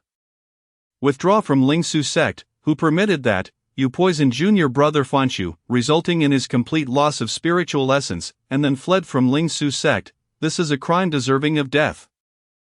Jiang Tinglang replied, fleeing, the laws of the Celestial Gate state that if a disciple wishes to leave the sect and is not granted permission, they may destroy their own disciple token to unilaterally withdraw. The condition for destroying the disciple token is that their cultivation must be completely nullified after joining the sect. You claim I poisoned Yi Fanshu, injuring his spiritual essence, yet I have personally excavated my own spiritual essence to compensate him. And I have endured 100 lashes from you, Zhu Chunru. How can my withdrawal from the sect be considered fleeing? Upon hearing Jiang Tinglang's words, Zhang Yingtian was immediately taken aback. You excavated your own spiritual essence. Zhu Chunru and Xin Shuangdi had not mentioned this to him. Zhang Yingtian then looked at the two of them, junior disciples. Before he could finish, he was interrupted by Xin Shuangdi, elder. Capturing Jiang Tinglang and bringing him back to the sect is the master's intention. This treacherous and cunning individual has already harmed his fellow disciples. Who knows what else he has done to Ling Su sect? No one has permitted him to leave the sect. He is nothing but a traitor. Upon hearing that it was Tang Lingyun's intent, Zhang Yingtian immediately cast aside the laws of the Celestial Gate from his mind. Jiang Tinglang, return to Ling Su sect with this elder that if you have committed no other offenses. Once I ascertain the truth, you shall be allowed to leave, but if you have engaged in any nefarious deeds, who will let you off easily? Jiang Tinglang replied, and what if I say I will not? Zhang Yingtian's eyes flashed with menace. Then do not blame this elder for being merciless. Zhu Chunru declared, elder, break his legs. Xin Shuangdi added, shatter his arms and crush his bones. Zhang Yingtian looked at the gates of Zhantian sect. If it were possible to avoid breaking the law, he would prefer to do so. Jiang Tinglang, I shall give you one last chance. Before he could finish, Jiang Tinglang interjected, no need, you are inviting trouble. Zhang Yingtian's void stage cultivation suddenly erupted, and a terrifying pressure surged towards Zhang Tinglang. At the same time, a shadow behind him slashed through the air, extending a hand towards Zhang Tinglang within the gates of Zhan Tian sect. Just as the pressure was about to injure Zhang Tinglang, an even more powerful pressure suddenly emerged, instantly subduing Zhang Yingtian's force. Concurrently, a crisp ringing sound resounded. A plain umbrella appeared out of thin air, directly blocking in front of Zhang Tinglang, abruptly engulfing the shadowy hand that was reaching in to seize him. A faint cry of agony escaped Zhang Yingtian's throat, the severed shadow vanished from his grasp. He then looked down at his arm, his eyes wide with horror. His right hand had completely vanished from the wrist down, the wound uneven and bleeding profusely. Who dares, he exclaimed, so audacious, to commit an offense against the laws of the Celestial Gate Association in front of this envoy? Who gave you the audacity? What, does Ling Su sect no longer wish to exist on Fengshan continent? A clear, youthful voice, tinged with coldness, rang out. Su Yener appeared in front of Zhang Tinglang, her delicate fingers gripping the handle of the umbrella that shielded him. A smirk gracing her lips as she regarded those outside. The laws of the Celestial Gate stipulate that one must not intrude upon another sect, let alone to invade another sect and seize its disciples. What? Does your Ling Su sect's disciplinary hall require a month of lessons at the Celestial Gate Association? Upon seeing Su Yener, Zhang Yingtian's expression changed dramatically, and he clutched his wound, gasping in shock. Su Ling Zuanzhang, it is indeed the esteemed Su Yener of the Celestial Gate Association. Su Yener retracted the umbrella and addressed the equally astonished Zhu Chunru and Xin Shuangdi. I have come here today regarding the matter of the shattered pillar of heaven. Yet since I am here, I have stumbled upon a conflict between two major sects, which even involves Zhang Tinglang, a talented individual previously under our Celestial Gate Association's close scrutiny. If that is the case, let us all proceed to Kunlun Mountain. Zhu Chunru's heart sank, her gaze turning icy as she looked at Zhang Tinglang. The master had instructed her to handle this matter discreetly. Moreover, the technique of exchanging spiritual essences must never be exposed. She had intended to manage it herself, but unexpectedly either Zhan Tian sect or Zhang Tinglang had connections with the envoy of the Celestial Gate Association. The situation had become complicated, yet not insurmountably so. Shu Chunru's cold gaze also fell upon Su Yener. The esteemed one may not be aware, but Elder Go Chan, one of the 10 ascended elders of the Celestial Gate Association, shares a profound friendship with our master. This matter is merely an internal grievance within Ling Su sect and does not warrant troubling the Celestial Gate Association. Zhang Tinglang is a traitorous disciple of Ling Su sect. We shall handle it ourselves. Su Yener suddenly smiled, her gaze like flowing fireflies as she turned to Zhang Tinglang. Disciple, Zhang Tinglang, are you still a disciple of Ling Su sect? Zhang Tinglang calmly produced the wooden token given to him by the old blind man. Holding it aloft, I, Zhang Tinglang, am unequivocally a disciple of Zhan Tian sect. With the disciple token as proof, Su Yener turned her gaze to Zhu Chunru. What evidence do you have, should you be able to present the master token of his disciple from the Lingshu sect? I, Su Yener, will personally ensure his passage to the Lingshu sect. Chapter 11. Su Yener inflicts grave injury on Zhu Chunru. Zhang Tinglang publicly uses spiritual power. Zhu Chunru's expression turned frosty. Zhang Tinglang had excavated his own spiritual source and, before the eyes of all present, destroyed his disciple token. According to the absurd regulations of the Immortal Gate Association, Zhang Tinglang had unilaterally severed his ties with the Lingshu sect. With the destruction of the subtoken, the master token was naturally rendered void as well. Now, Zhang Tinglang had even joined this so-called Zhan Tian sect. What evidence could she possibly produce? This Su Yener was clearly intent on opposing her Lingshu sect. Shu Chunru reiterated, respected Su Ling, I have mentioned before that Elder Go Chen, one of the 10 elders, has a connection with my master. Her words were abruptly interrupted by Su Yener. Yes, I understand. Is it not simply that your master has an affair with Elder Go Chen? You have stated this once already, there is no need to repeat it. Furthermore, I must inform you that the women surrounding Elder Go Chen are numerous and not just any commoners. They all possess the qualifications to invoke his name and threaten members of the Immortal Gate Association. Should you continue to obstruct me, I shall ensure that you face the consequences of impeding the law.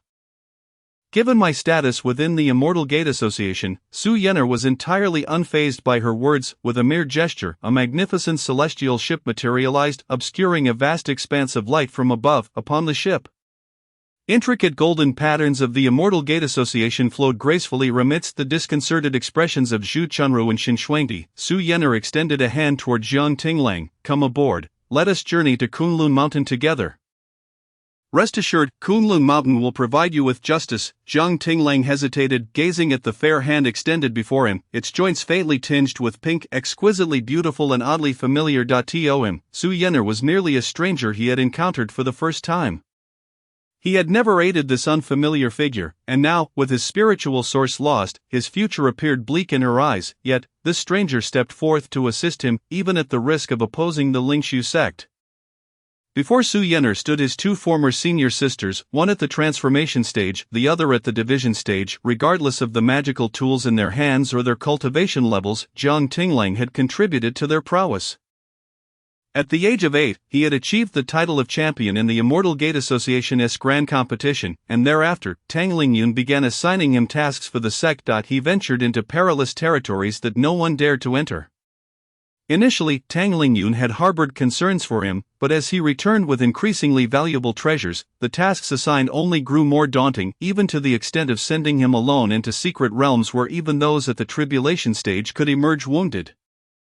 During those 6 years without any advancement in cultivation, he had unknowingly brought countless spiritual herbs and treasures back to the Lingshu sect. Zhu Chunru and Shen Shuangdi, whose talents were not particularly exceptional, had rapidly advanced in their cultivation solely due to the treasures he had procured. Each of those treasures was something he had risked his life to obtain, yet in their eyes, it was merely expected.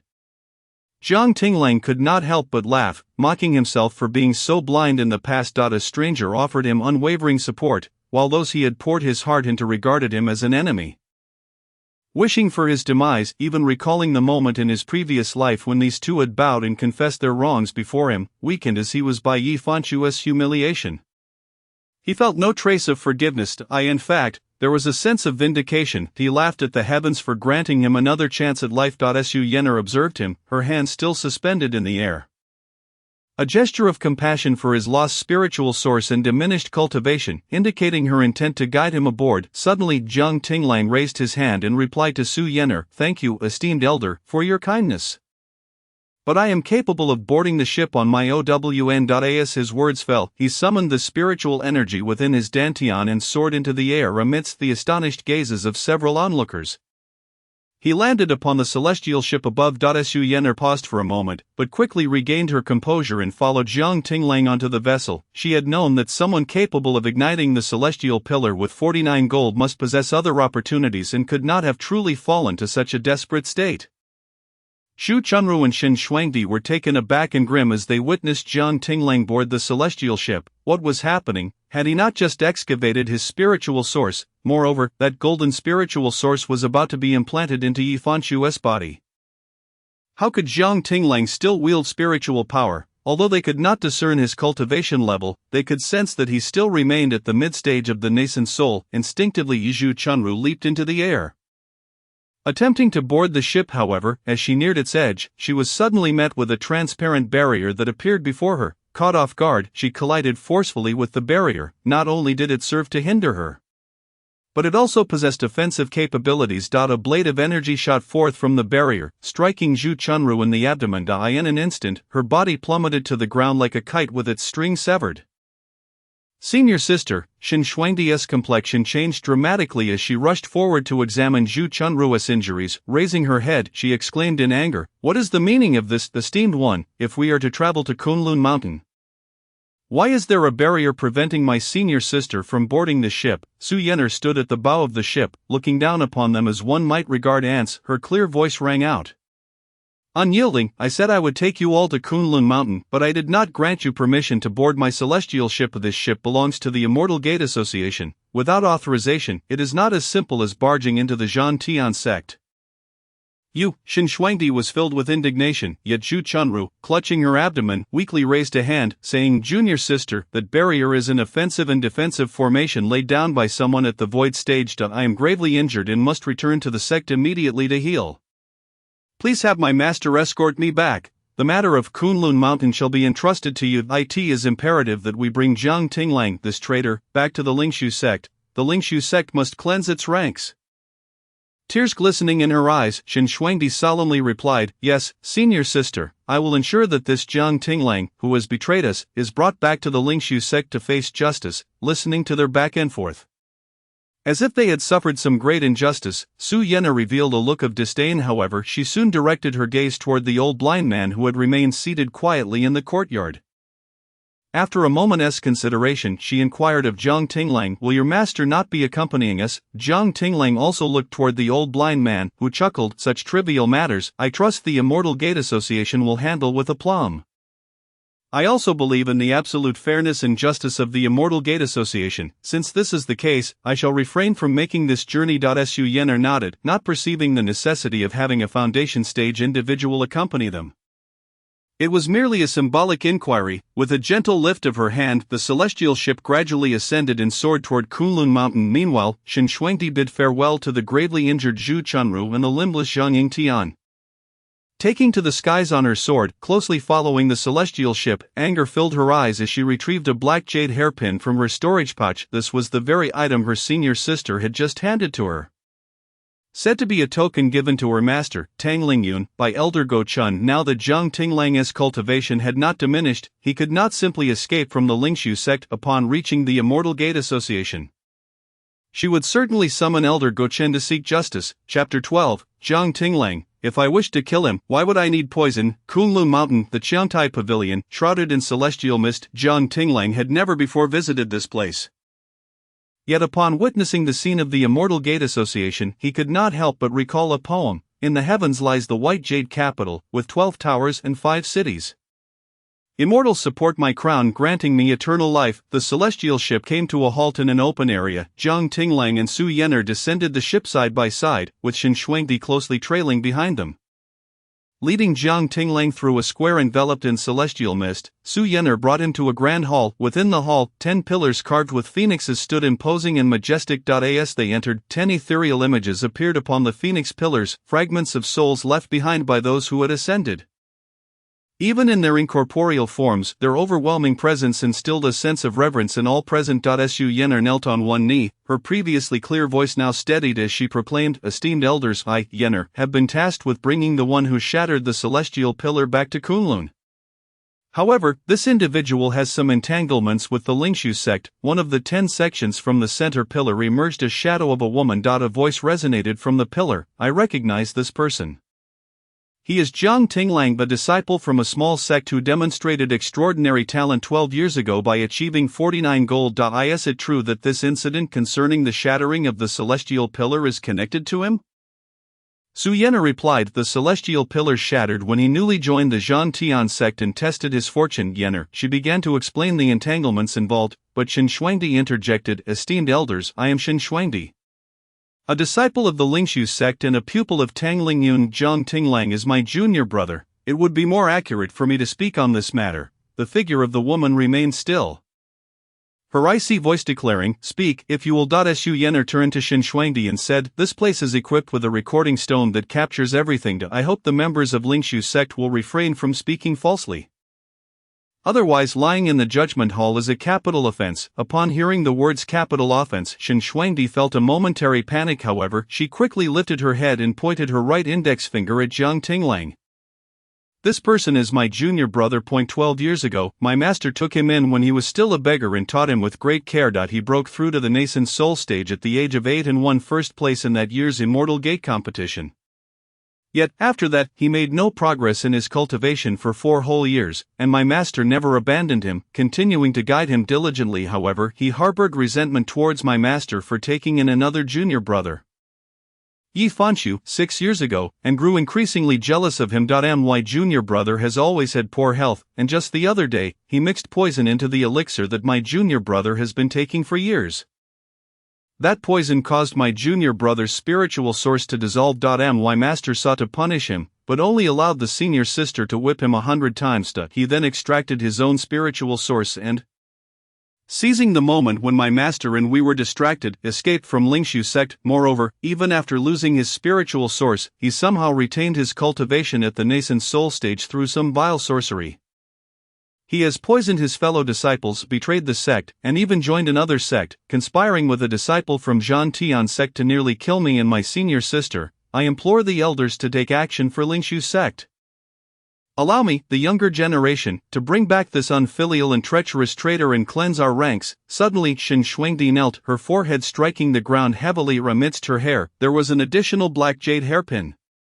The illusory figure within the eastern pillar focused its gaze on the jade hairpin she revealed. A deep male voice coldly intoned, "Such disloyalty and ingratitude warrants the death penalty." The phrase death penalty bore an overwhelming pressure that bore down upon the silent Jiang Tinglang.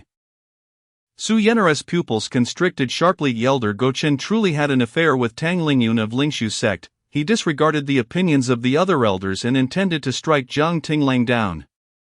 That was the pressure of someone at the ascension stage, capable of reducing Jiang Tinglang, who had only just reached the nascent soul stage, to mere ashes. In that moment, Jiang Tinglang boldly declared, "I have something to say."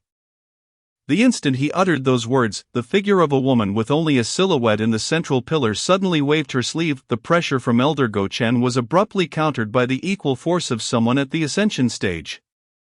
Su Yenner felt her heart leap to her throat, cold sweat trickling down her forehead. Only upon witnessing Elder Tianshu's intervention did she release a breath of relief. Glancing sideways, she found Jiang Tinglang standing firm.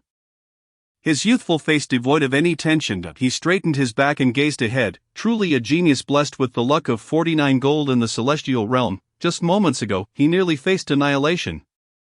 Yet he appeared utterly unfazed. Su Yenner understood that someone capable of extracting their own spiritual source could not merely be a naive youth unafraid of tigers. What remarkable composure! How unfortunate that he lost his spiritual source. Though she was unaware of the means by which he temporarily preserved his nascent soul cultivation, once a cultivator lost their spiritual source, they would never again progress in their cultivation. Su Yenner's eyes brimmed with pity. "Speak quickly, what do you wish to say?" Elder Gochen's lethal intent was thwarted, and his tone turned rather unpleasant. Jiang Tinglang addressed Qin Shuangdi slowly. "Firstly, the accusation that I poisoned her junior brother, Yi Fanshu, is entirely unfounded." Jiang Tinglang act with integrity. Why Yi Fanshu is merely at the golden core stage. Why would a dignified nascent soul cultivator like me go through such elaborate means to kill him? Secondly, do you possess any evidence to support your claim that I poisoned him? Is it simply because I harvested the herbs he used that I am to be slandered, just because Yi Fanshu made a baseless accusation? You wish to convict me and strip me of my spiritual source to appease him? Who's to say that Yi Fanshu, dissatisfied with his own paltry blue spiritual source, is not attempting to frame me for my golden one? Qin Shuangdi's expression darkened. "You dare claim that junior brother Fanshu is slandering you? He is so innocent, so kind-hearted, that he wouldn't harm even an ant. How could he possibly frame you? Furthermore, if it were truly a false accusation, why would you personally extract your own spiritual source in atonement?" Jiang Tinglang laughed at that remark. The sound of his youthful voice resonated throughout the judgment hall of the Immortal Gate Council. Su Yenner gazed at Jiang Tinglang with admiration. In the presence of 10 elders at the ascension stage, within this solemn and imposing judgment hall, it was her first time hearing someone laugh so unabashedly. His laughter rose from his dantian, flowed through his throat, and escaped his lips, dripping with sarcasm. Qin Shuangdi coldly retorted, "The judgment hall does not permit your insolence." After laughing for a considerable time, Jiang Tinglang finally ceased, stating, "Which law of the Immortal Gate Council forbids laughter in the judgment hall? Qin Shuangdi, you are not only foolish and malicious, but also overly meddlesome. This is the Immortal Gate Council, not your Lingshu sect." Qin Shuangdi, Jiang Tinglang actually called her by her full name. Qin Shuangdi was momentarily taken aback, staring at Jiang Tinglang's calm face, suddenly perceiving a tempestuous storm brewing in his dark eyes. It seemed he had endured great injustice. Yet he forced himself to suppress it, with anger bubbling beneath layers of grievance, intertwined with profound mockery. Qin Shuangdi was reminded of 12 years ago, when that chubby little boy was brought back to the sect by their master. Having endured much hardship outside and kneeling to greet them, the senior sisters, those innocent calls of senior sister had echoed from childhood into adolescence, and now he referred to her as Qin Shuangdi? Those memories awakened a flicker of affection within her for Jiang Tinglang. She looked at him, her face gradually revealing sorrow. "Junior brother, when did you become like this?" Jiang Tinglang regarded her coldly. Sneering, I have already left the sect, yet you still call me junior brother. You have the right. Shen Shuangdi's chest heaved violently, the emotions recently awakened swiftly quashed. The person before her was the very one who had maliciously poisoned her junior brother. Yi Fanshu. She had watched Yi Fanshu grow up, having spent far more time with him than with Jiang Tinglang. The thought of Yi Fanshu's fragile, pained expression, as if he might shatter at any moment, made Shen Shuangdi scold herself internally. Why was she feeling soft-hearted towards this murderer? Not only did he show no gratitude, but he also dared to mock her. At that moment, Jiang Tinglang lifted his gaze towards the foremost phoenix pillar. The white silhouette within floated ethereally, yet it embodied the authority of the Immortal Gate Council and the entire Fengshan continent. Elder Tian Shu, the first elder of the Immortal Gate Council, was an undeniable authority. Jiang Tinglang spoke. Elder Tian Shu, have you heard of a creature called the gecko, which appeared in the southern regions after the Kunlun boundary? This gecko, when faced with danger, will shed its tail to survive. I too extracted my spiritual source for the same reason, Shen Shuangdi retorted coldly. Shedding one's tail to survive? Master did not demand your life. Why did you need to sacrifice something as crucial as your spiritual source to survive? Do you truly view our sect as so unworthy? Jiang Tinglang shot her a frigid glare. Not only do I consider Lingshu's sect unworthy, but you, Zhu Chunru, Tang Lingyun, Ling Shuer, and Yi Fanshu are even more so in my eyes.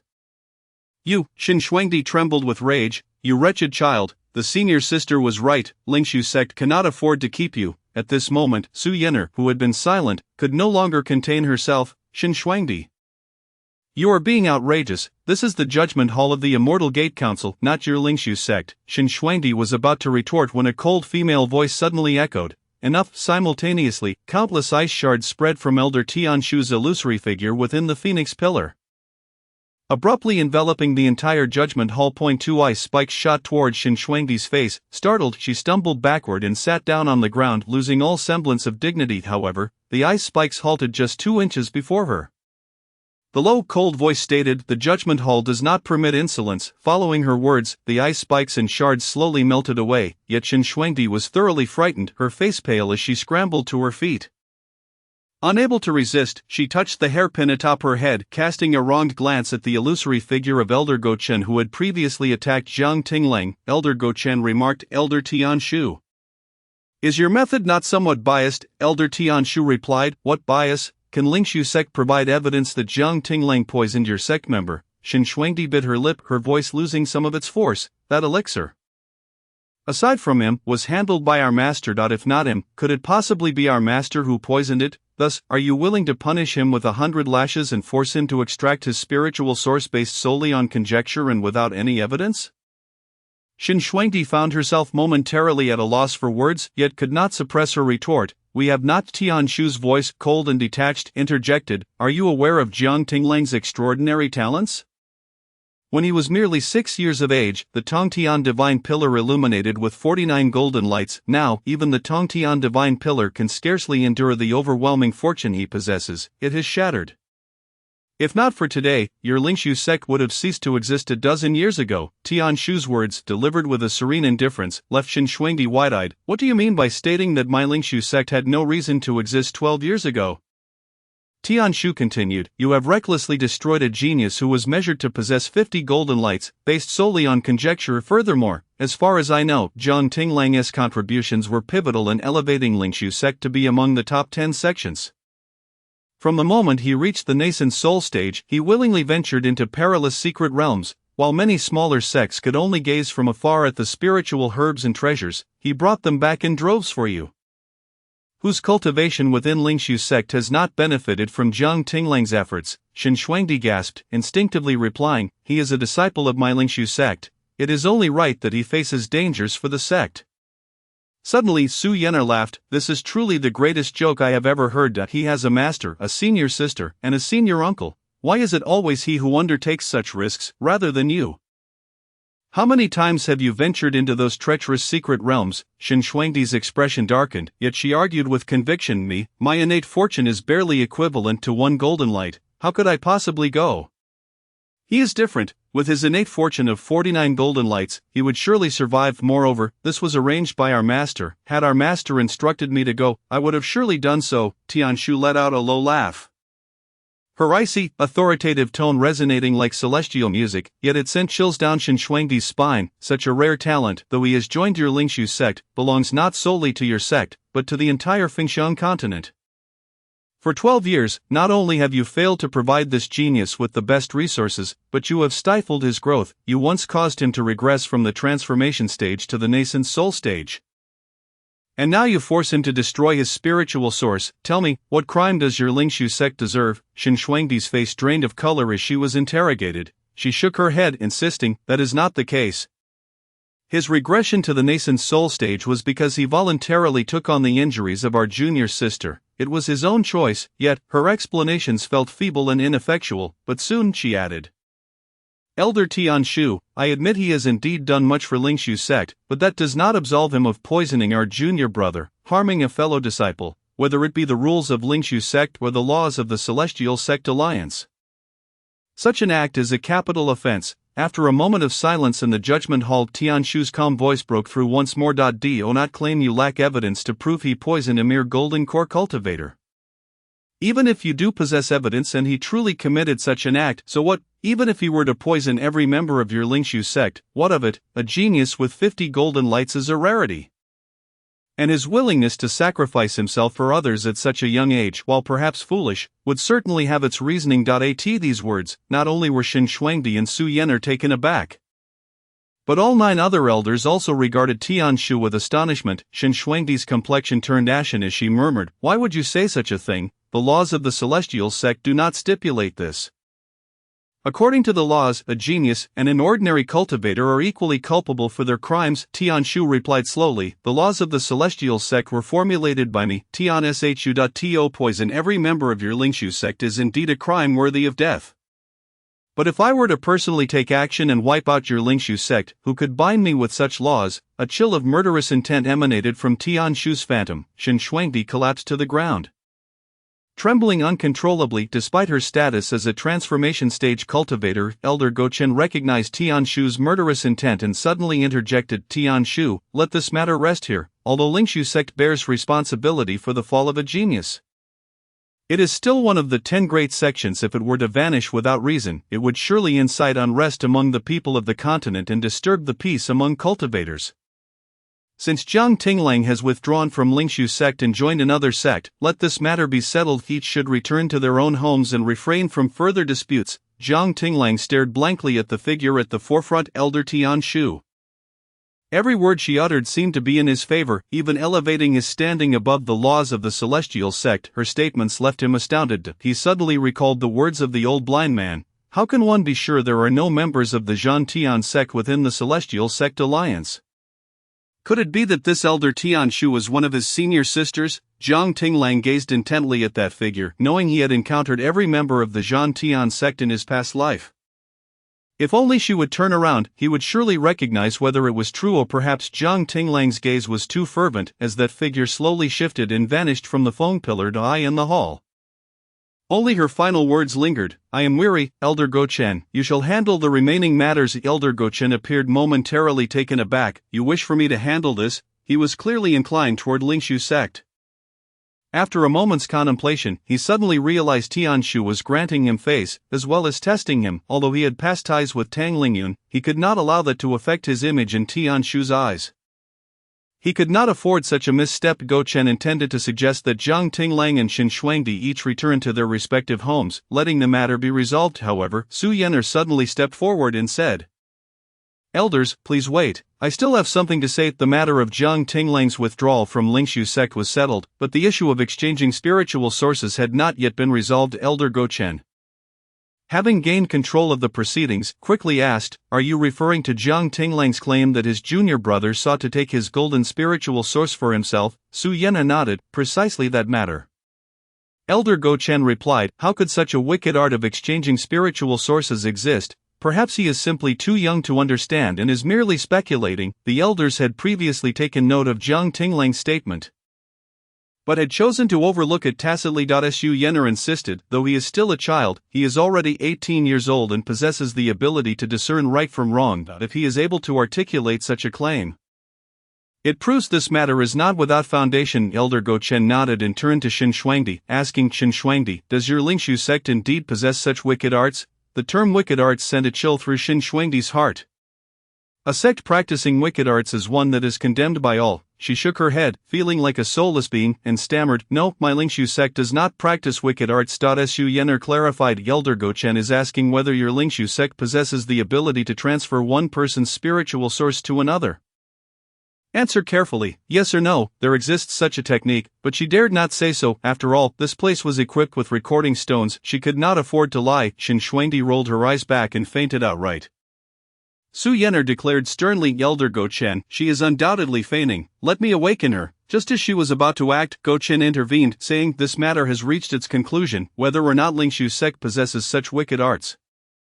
The Celestial Sect Alliance will send someone to investigate. After a stick of incense had burned, the judgment hall was closed, and those unrelated were urged to leave quickly. Su Yener glanced at Jiang Tinglang.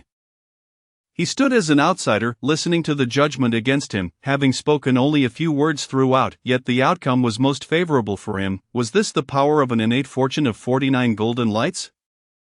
Jiang Tinglang could now depart. Noticing Jiang Tinglang standing in place, staring blankly at the phone pillar where Elder Tianshu's phantom had once been, she approached and nudged him. To her surprise, Jiang Tinglang turned to her and earnestly said, Senior, I wish to meet Elder Tianshu. I do not know. Su Yener's pupils widened in shock as she quickly covered his mouth. Are you seeking death? Who does not know that Elder Tianshu never appears before others? Even her phantom only materializes in the judgment hall. Jiang Tinglang was taken aback. Why is that? In order to prevent Jiang Tinglang from uttering anything inappropriate, Su Yener seized his arm and pulled him out of the judgment hall. As they exited, she did not forget to tug Qin Shuangdi's hair, dragging her along. Just outside, a young man approached Su Yener and said, Sister Yener, my master has sent me to retrieve something. With that, he bent down and withdrew a black jade hairpin from Qin Shuangdi's hair, stating coldly, please inform this fairy that my master at Elder Gochen has concluded our past acquaintance today. Chapter 14, Jiang Tinglang's Valuable Gratitude, 5-Source Sculpting Pills. Shocking Su Yener, Qin Shuangdi, who had fallen into unconsciousness, trembled slightly as she slowly opened her eyes, wishing to speak. However, when she finally got to her feet, the young man who had taken the hairpin had already departed. Seeing her regain consciousness, Su Yener let out a chuckle. Oh, you're awake. This is the first time I've learned that even transformation stage cultivators can faint at any time. This blatant mockery tightened Qin Shuangdi's chest. Recalling her master's sister's instructions, she felt breathless. Jiang Tinglang had humiliated her so thoroughly today. How could she allow him to depart so easily? Even if it meant deception, she would go to great lengths to lure him back to Lingshu sect. She could not believe that Elder Tianshu would truly hold Lingshu sect accountable, one of the 10 major sects, simply for the sake of a once promising genius who had fallen from grace. Her eyes glinted with resentment as she bypassed Su Yener and directed her gaze at Jiang Tinglang. Junior brother, I offer you one final opportunity. Allow me to inform you that our master has decided not to impose any severe punishments upon you.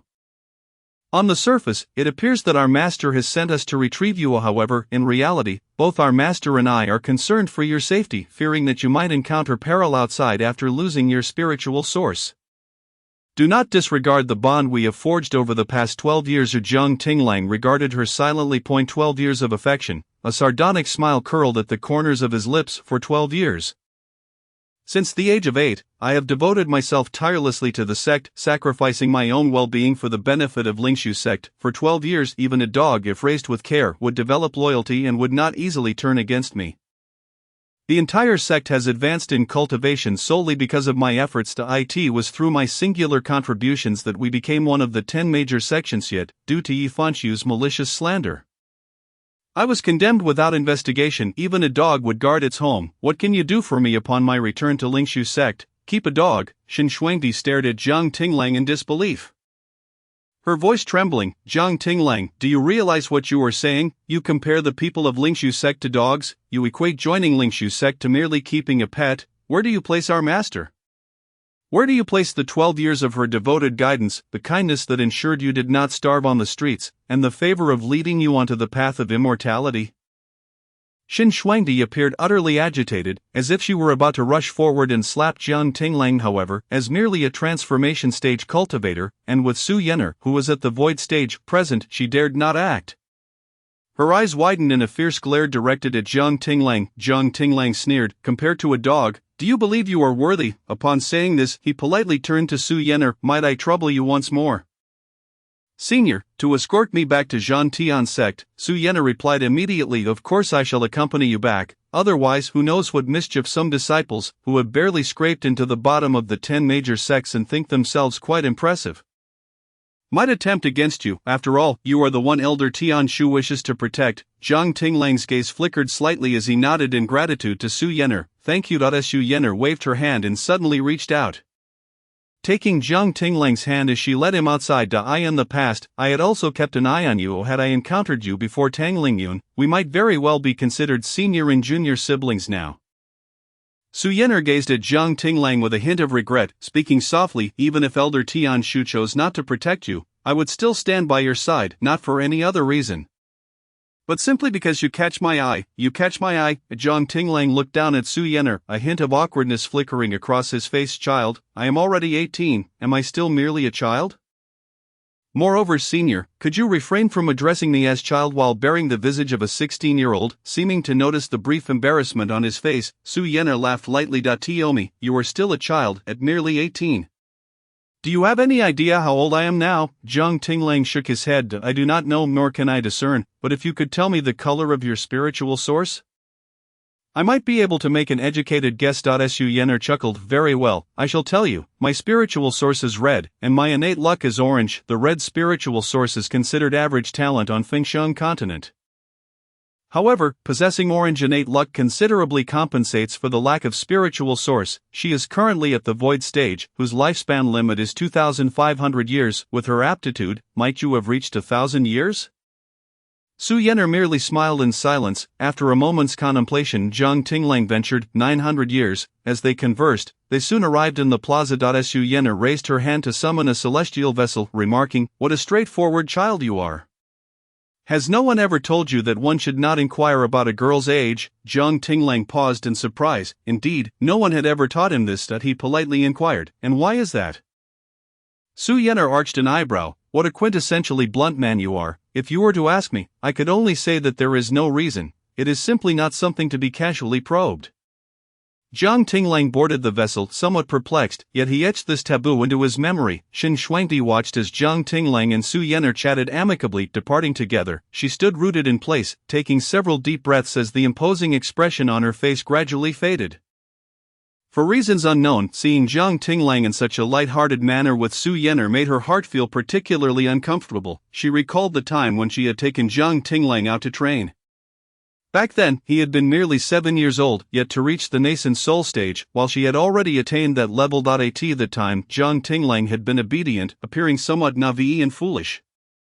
Yet he had respected her greatly, so different from the treacherous and callous person he had become now. Xin Shuangdi pursed her lips and flew toward Lingshu's sect. Upon returning, she sought out Zhu Chunru, only to be informed by her junior sister Ling Shuer that Zhu Chunru was currently in seclusion to recuperate from injuries. Frustrated and without an outlet for her anger, she recounted the events that had transpired in the judgment hall.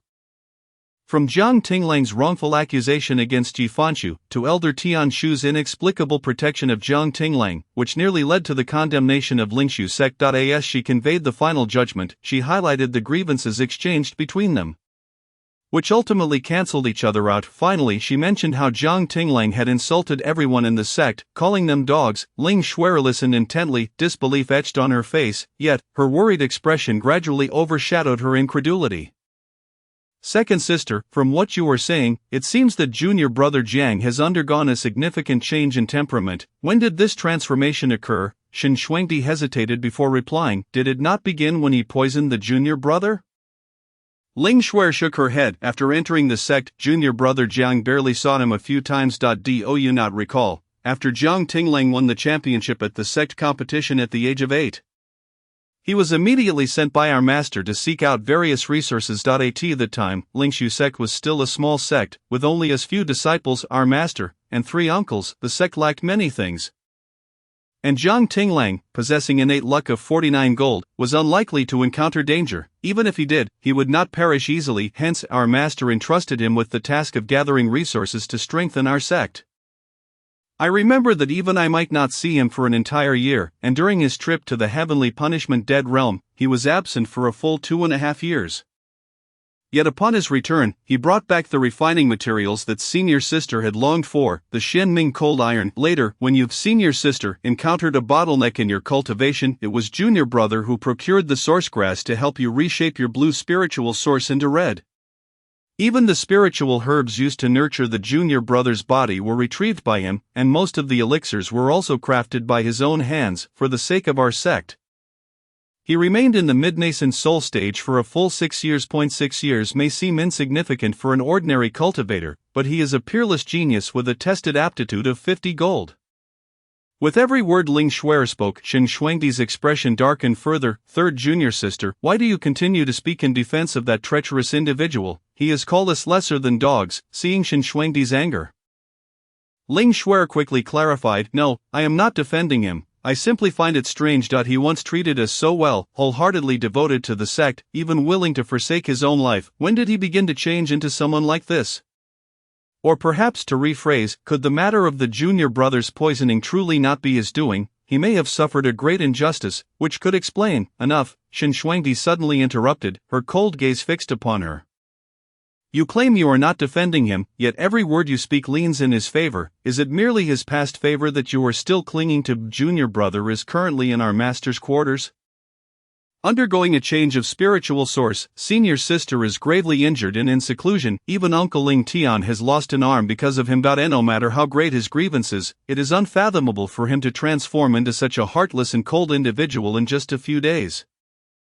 As if he has fallen into madness. After uttering these words, Shen Shuangdi herself was taken aback. Madness. If her memory served correctly, their master had once encountered a demonic entity and been ambushed during the battle, resulting in a demonic poison afflicting her. Later, Jiang Tinglang had absorbed the poison to protect their master. Could it be that this was the reason for Jiang Tinglang's madness? She seized Ling Shuer by the arm, exclaiming, madness! He must have succumbed to madness, otherwise how can one explain his loss of spiritual source while retaining the cultivation level of the mid-nascent soul stage? Ling Shuer was taken aback, casting a pleading glance at Shen Shuangdi.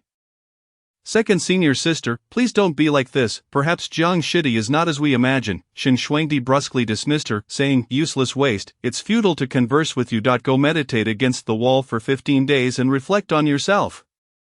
Ling Shuer bit her lip, lowering her head as she turned and entered the room, shutting it quietly behind her. Meanwhile, Shen Shuangdi paced back and forth at the entrance of Tang Lingyun and Shu Chunru's room, awaiting the emergence of their master and the senior sister. Afterward, she intended to pay a visit to the Immortal Gate Council. At that time, Elder Go Chen would undoubtedly advocate for them, ensuring justice for Ling Su sect.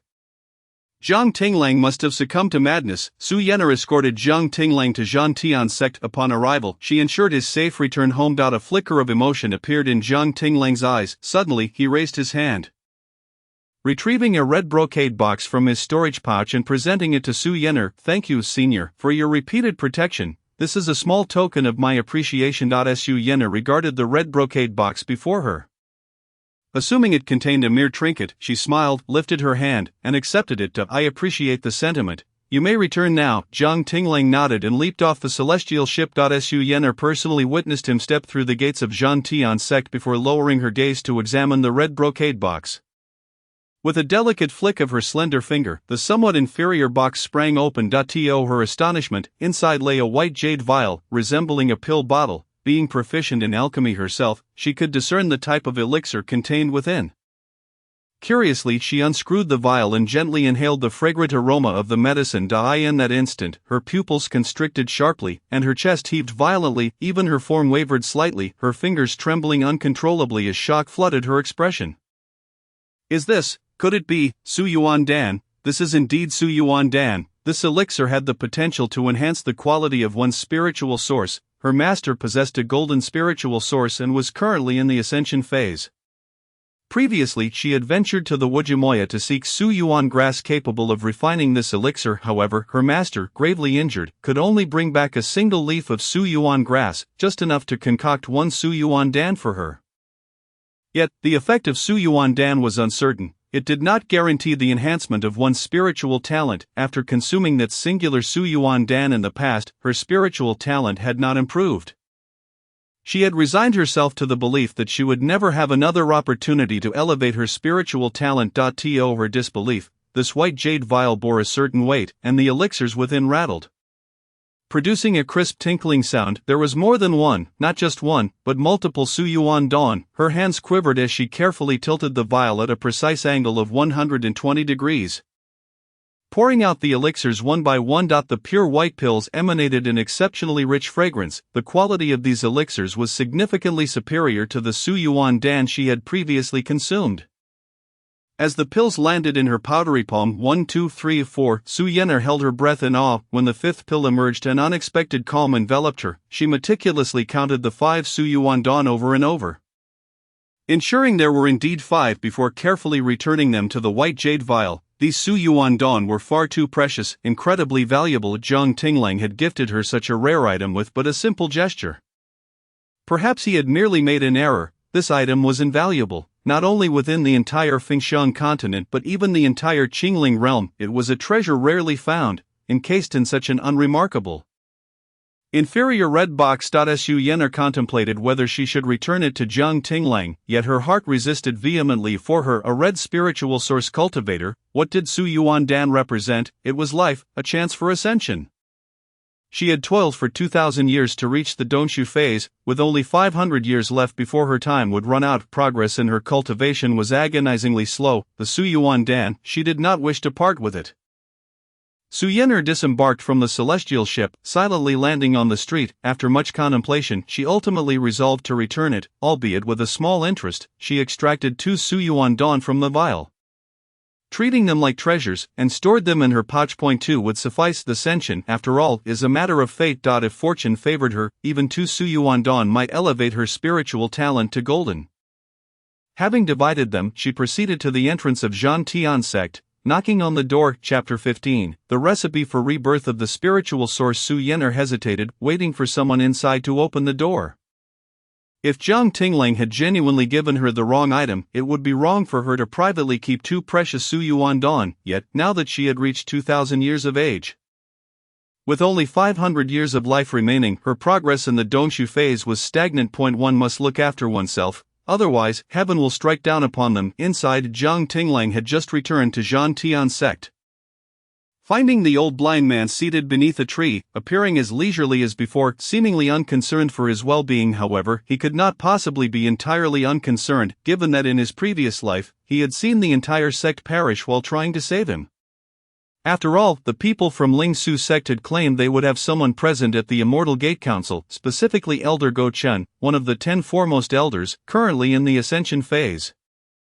Unless Zhan Tian sect had someone even more influential at the Immortal Gate Council. Zhang Tinglang's mind wandered back to the figure he had glimpsed earlier, Tian Shu, although he had only seen the person's silhouette. The elegance was unmistakable. He hastened toward the old blind man, eager to inquire whether the elder Tian Shu was one of his sisters. However, just as he reached the chair's side and was about to speak, the door, which had just closed, was knocked upon. The old blind man, having been dozing, opened his eyes upon hearing the knock and was startled to see Zhang Tinglang beside him. You're back so soon? Have you encountered any grievances? The old blind man's first question was not about whether this would implicate Zhan Tian sect, nor did he inquire about Ling Su sect's situation or what transpired in the Immortal Gate Council's judgment hall.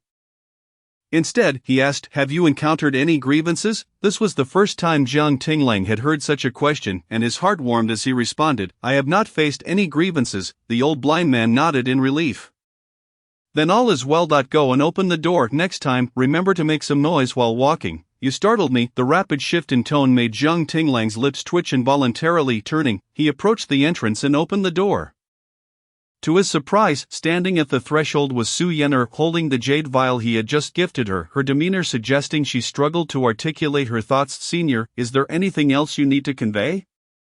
Zhang Tinglang asked. Despite being a formidable figure in the Dongxu phase and a representative of the Immortal Gate Council, even individuals from the 10 major sects would not dare to act presumptuously before her.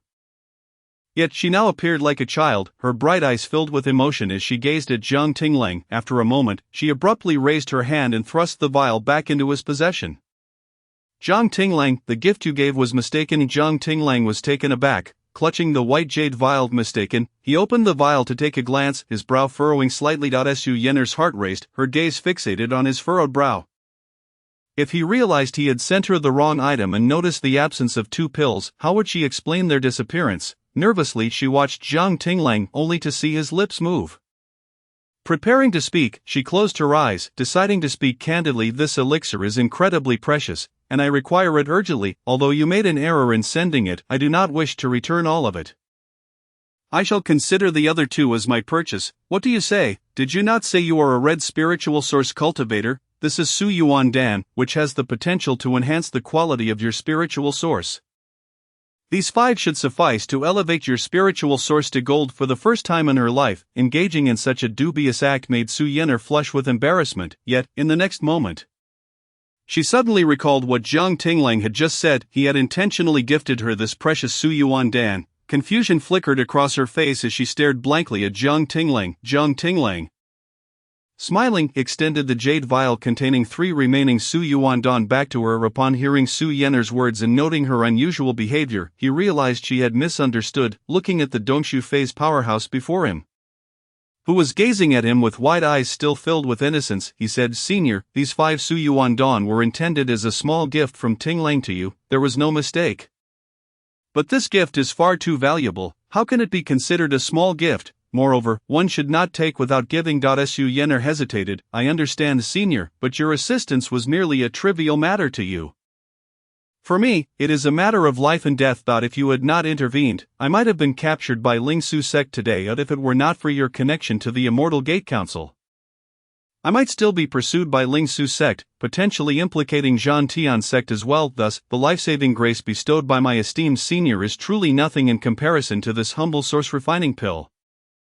Jiang Tinglang spoke earnestly, with each word resonating so profoundly that even Su Yenner found herself momentarily bewildered. What she regarded as merely her duty as a messenger for the immortal sect, he perceived as a life-saving favor. Such deep loyalty and gratitude from him made it clear that Lingshu sect was indeed blind. Unjustly condemning such a pure-hearted disciple, they even went so far as to cripple his spiritual source, rendering a genius into an ordinary individual. As Su Yenner gazed at the jade vial presented before her, she pressed her lips together before extending her hand to accept it. In the realm of cultivators, none could resist the allure of the source refining pill. "Thank you," she said, and suddenly produced an ice blue bell that lay quietly in her palm. "Jiang Tinglang, this bell was crafted by my own hands.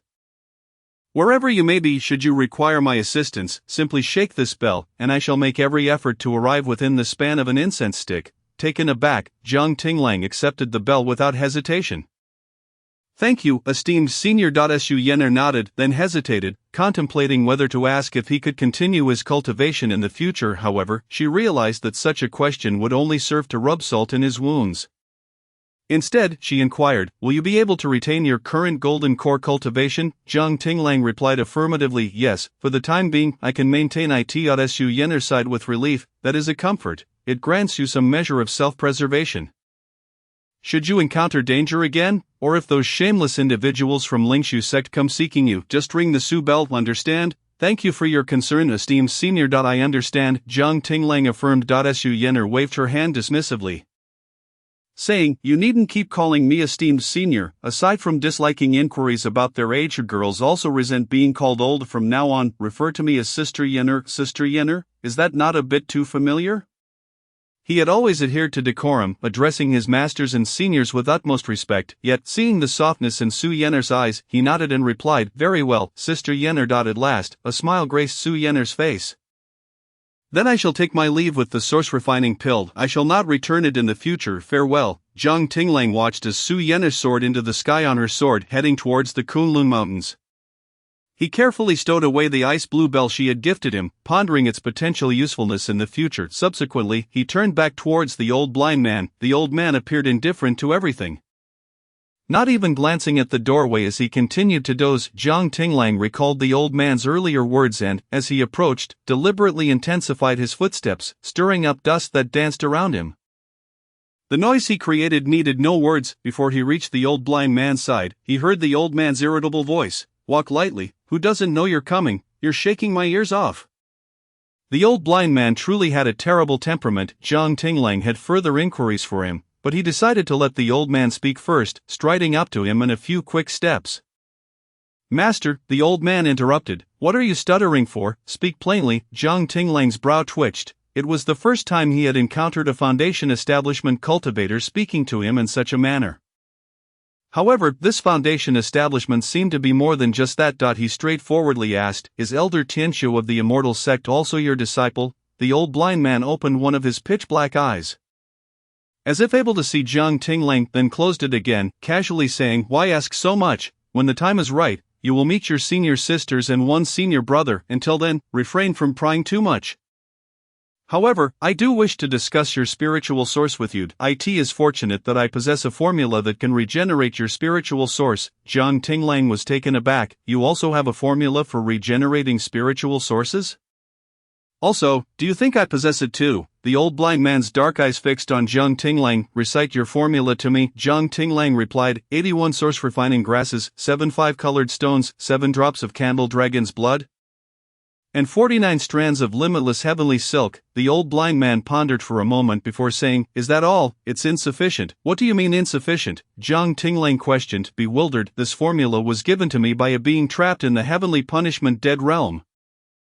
That individual swore an oath to the heavens, and every ingredient listed is guaranteed to be true. Indeed, your formula is lacking one vital component. It is something that is relatively easy to find but cannot be omitted. Without this ingredient, the pill you concoct will instantly claim your life." Jiang Tinglang furrowed his brow, mentally noting the individual who had provided him with the formula. If he ever had the chance to return to the heavenly punishment dead realm, he would be in peril. "What is this missing ingredient? I implore you to enlighten me, master." The old blind man leisurely extended a hand, pointing towards the sky. Jiang Tinglang was momentarily stunned, then suddenly realized, "It is rootless water. I am lacking rootless water." Rootless water can dispel non-poisonous toxins. The ingredients provided to him by that individual in the heavenly punishment dead realm were all exquisite. However, when combined to refine a pill, the potency would be exceedingly fierce. As he had not yet ascended, his mortal body could not withstand such potency, leading to his demise. Rootless water was the antidote to that toxicity. The old blind man nodded, "Seeing you so generous, offering 5 source refining pills at once, I presume you still possess quite a few source refining grasses." Jiang Tinglang replied, "Not exactly, although I did return with a considerable amount of source refining grasses from the limitless demon cliff. I have given almost all of them to my sect. I have only retained 10 for myself. No wonder that originally incompetent Lingshu sect managed to secure the 10th position in the Immortal Sect Conference.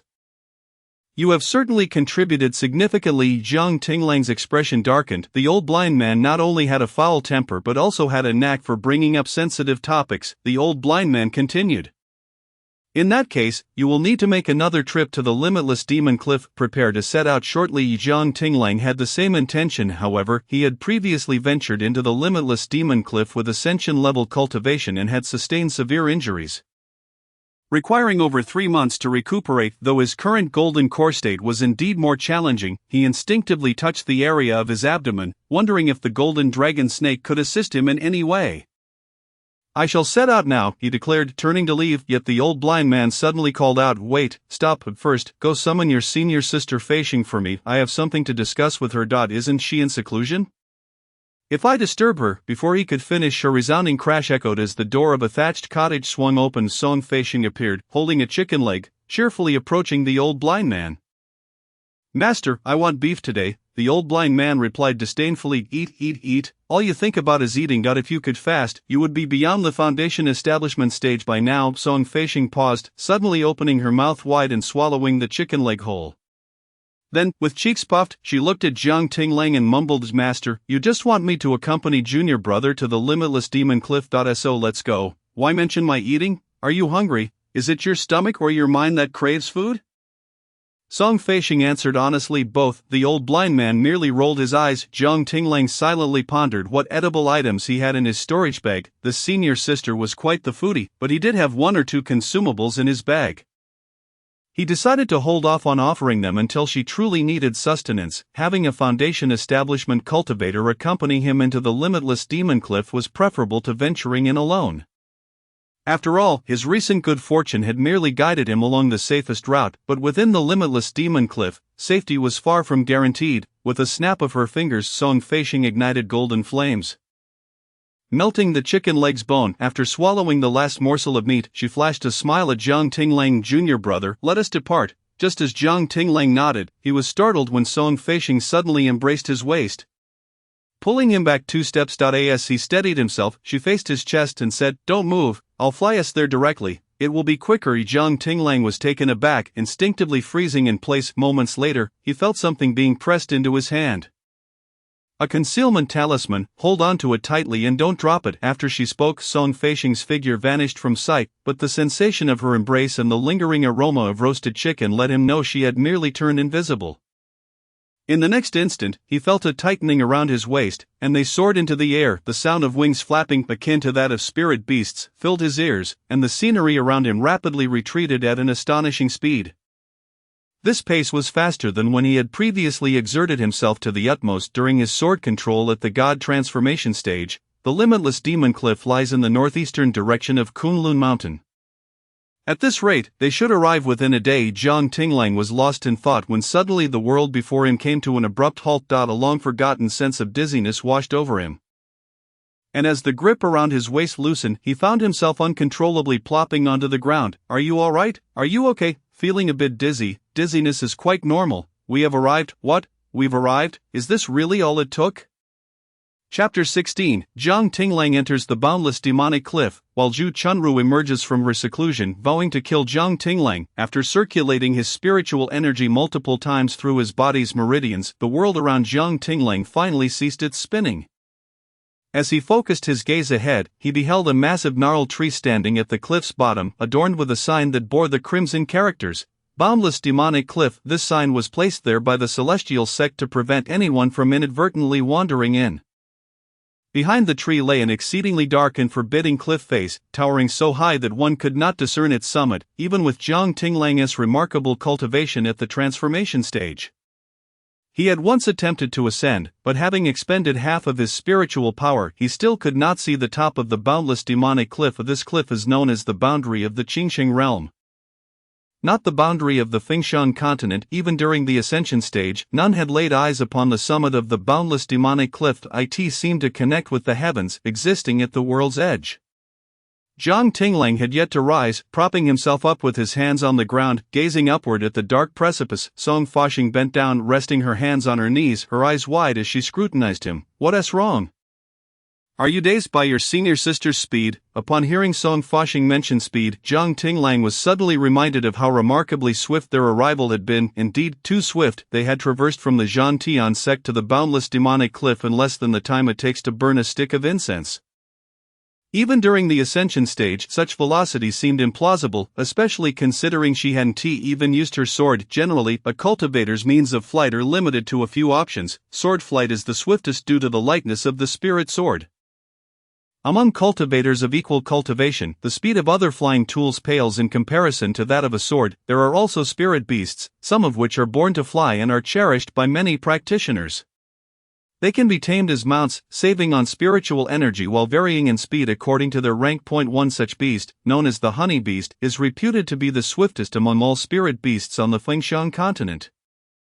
Jiang Tinglang recalled the sound of flapping wings he had heard earlier. He must not have been mistaken. Although he had once desired a honey beast as a mount, they are exceedingly rare. Under Tangling Yun's arrangement, he had ventured into nearly every perilous location on the Fengshan continent, yet had never encountered a single honey beast. Naturally, he had never seen anyone else's honey beast either. He had not anticipated that the speed of this honey beast would reach such astonishing heights. Song Feishing had acquired hers early, but regrettably, he had not been able to catch a glimpse of it. Yet, he understood her reasoning. Such a precious creature, if revealed, could easily become the object of envy. Jiang Tinglang refrained from asking further. Supporting himself with one hand, he stood up. "A senior sister, let us proceed inside." His calm demeanor raised an eyebrow from Song Feishing. He was indeed a clever fellow, unlike the junior sister who, after being flown over once, insisted on probing every detail. She had to reveal her ghastly, vividly colored wings just to placate her, without causing her any trouble. Song Feishing's fondness for Jiang Tinglang surged. She saw Jiang Tinglang already striding towards the crooked tree bearing the sign and hurriedly followed, casually linking her arm through his. The unexpected softness of her touch caused Jiang Tinglang to stiffen momentarily.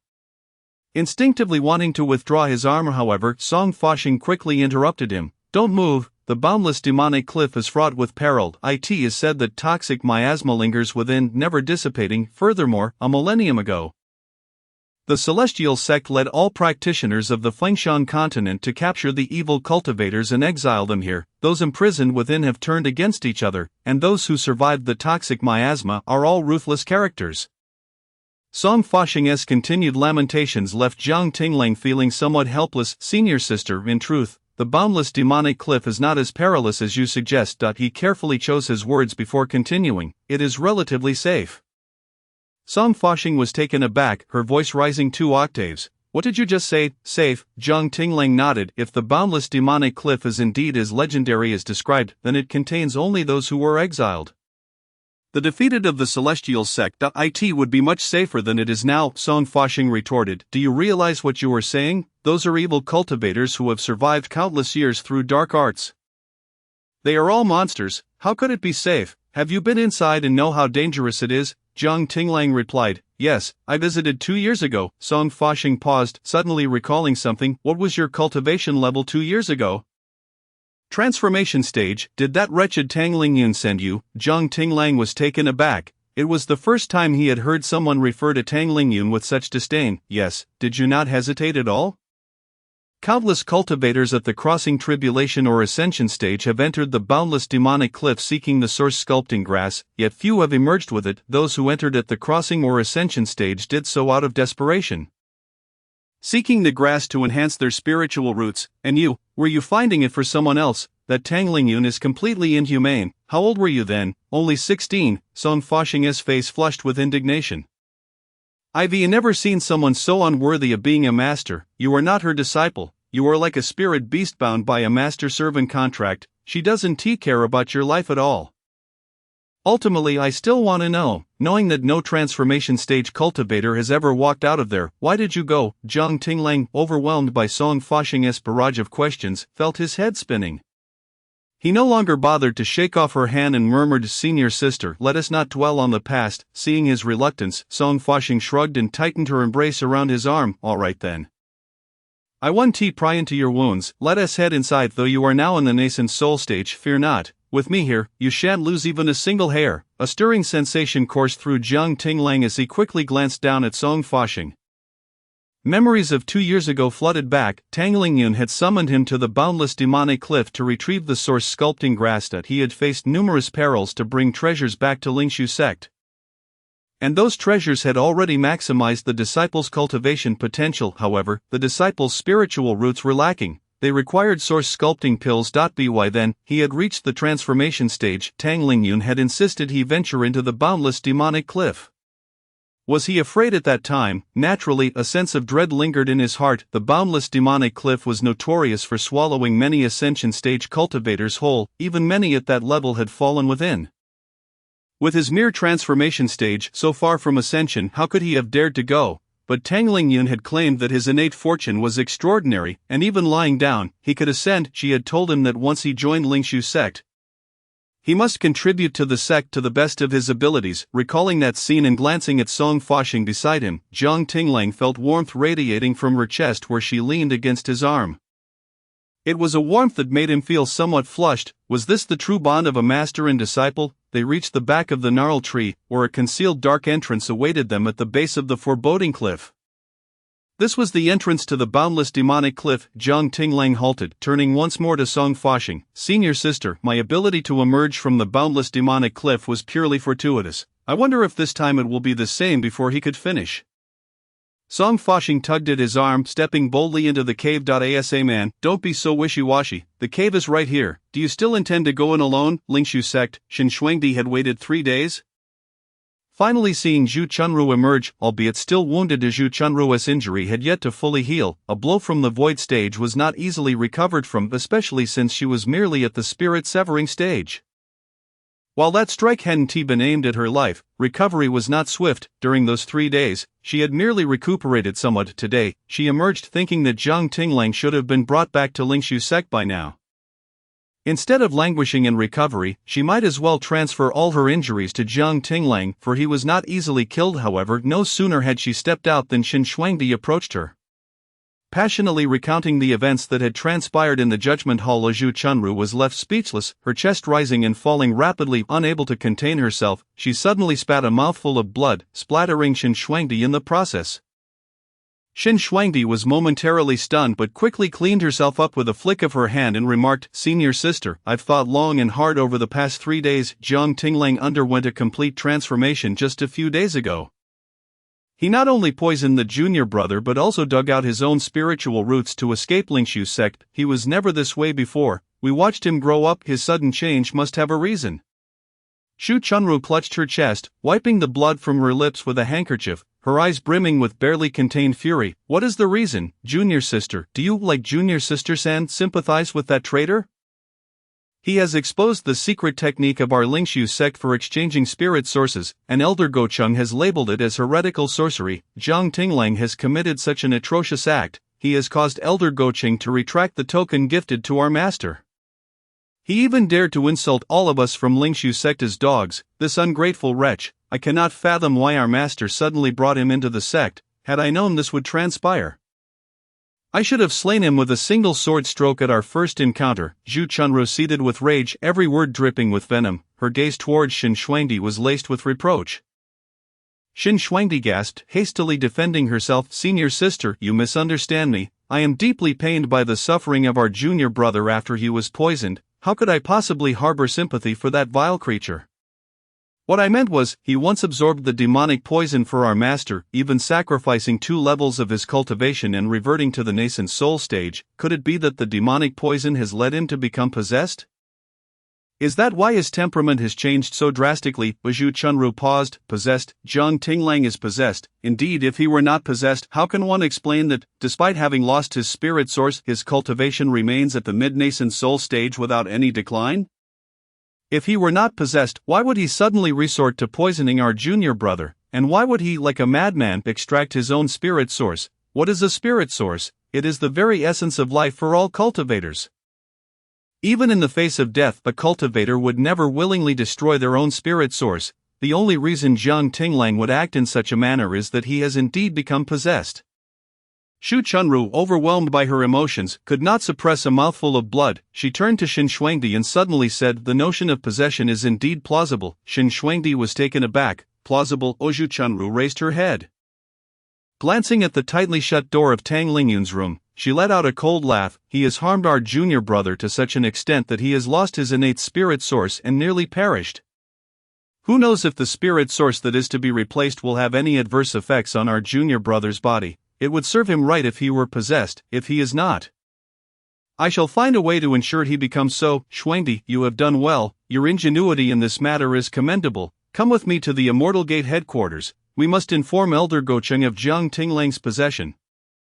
A fierce glint flashed in Zhu Chunru's eyes. "He has harmed our junior brother, embarrassed us, and nearly pushed Lingshu's sect into the eye of the storm. Once Elder Gocheng's men capture Jiang Tinglang, I will personally end his life to vent my fury." Shen Shuangdi hesitated. "Kill Jiang Tinglang? But senior sister, our master does not wish for his death, and our junior brother had previously cried on his behalf.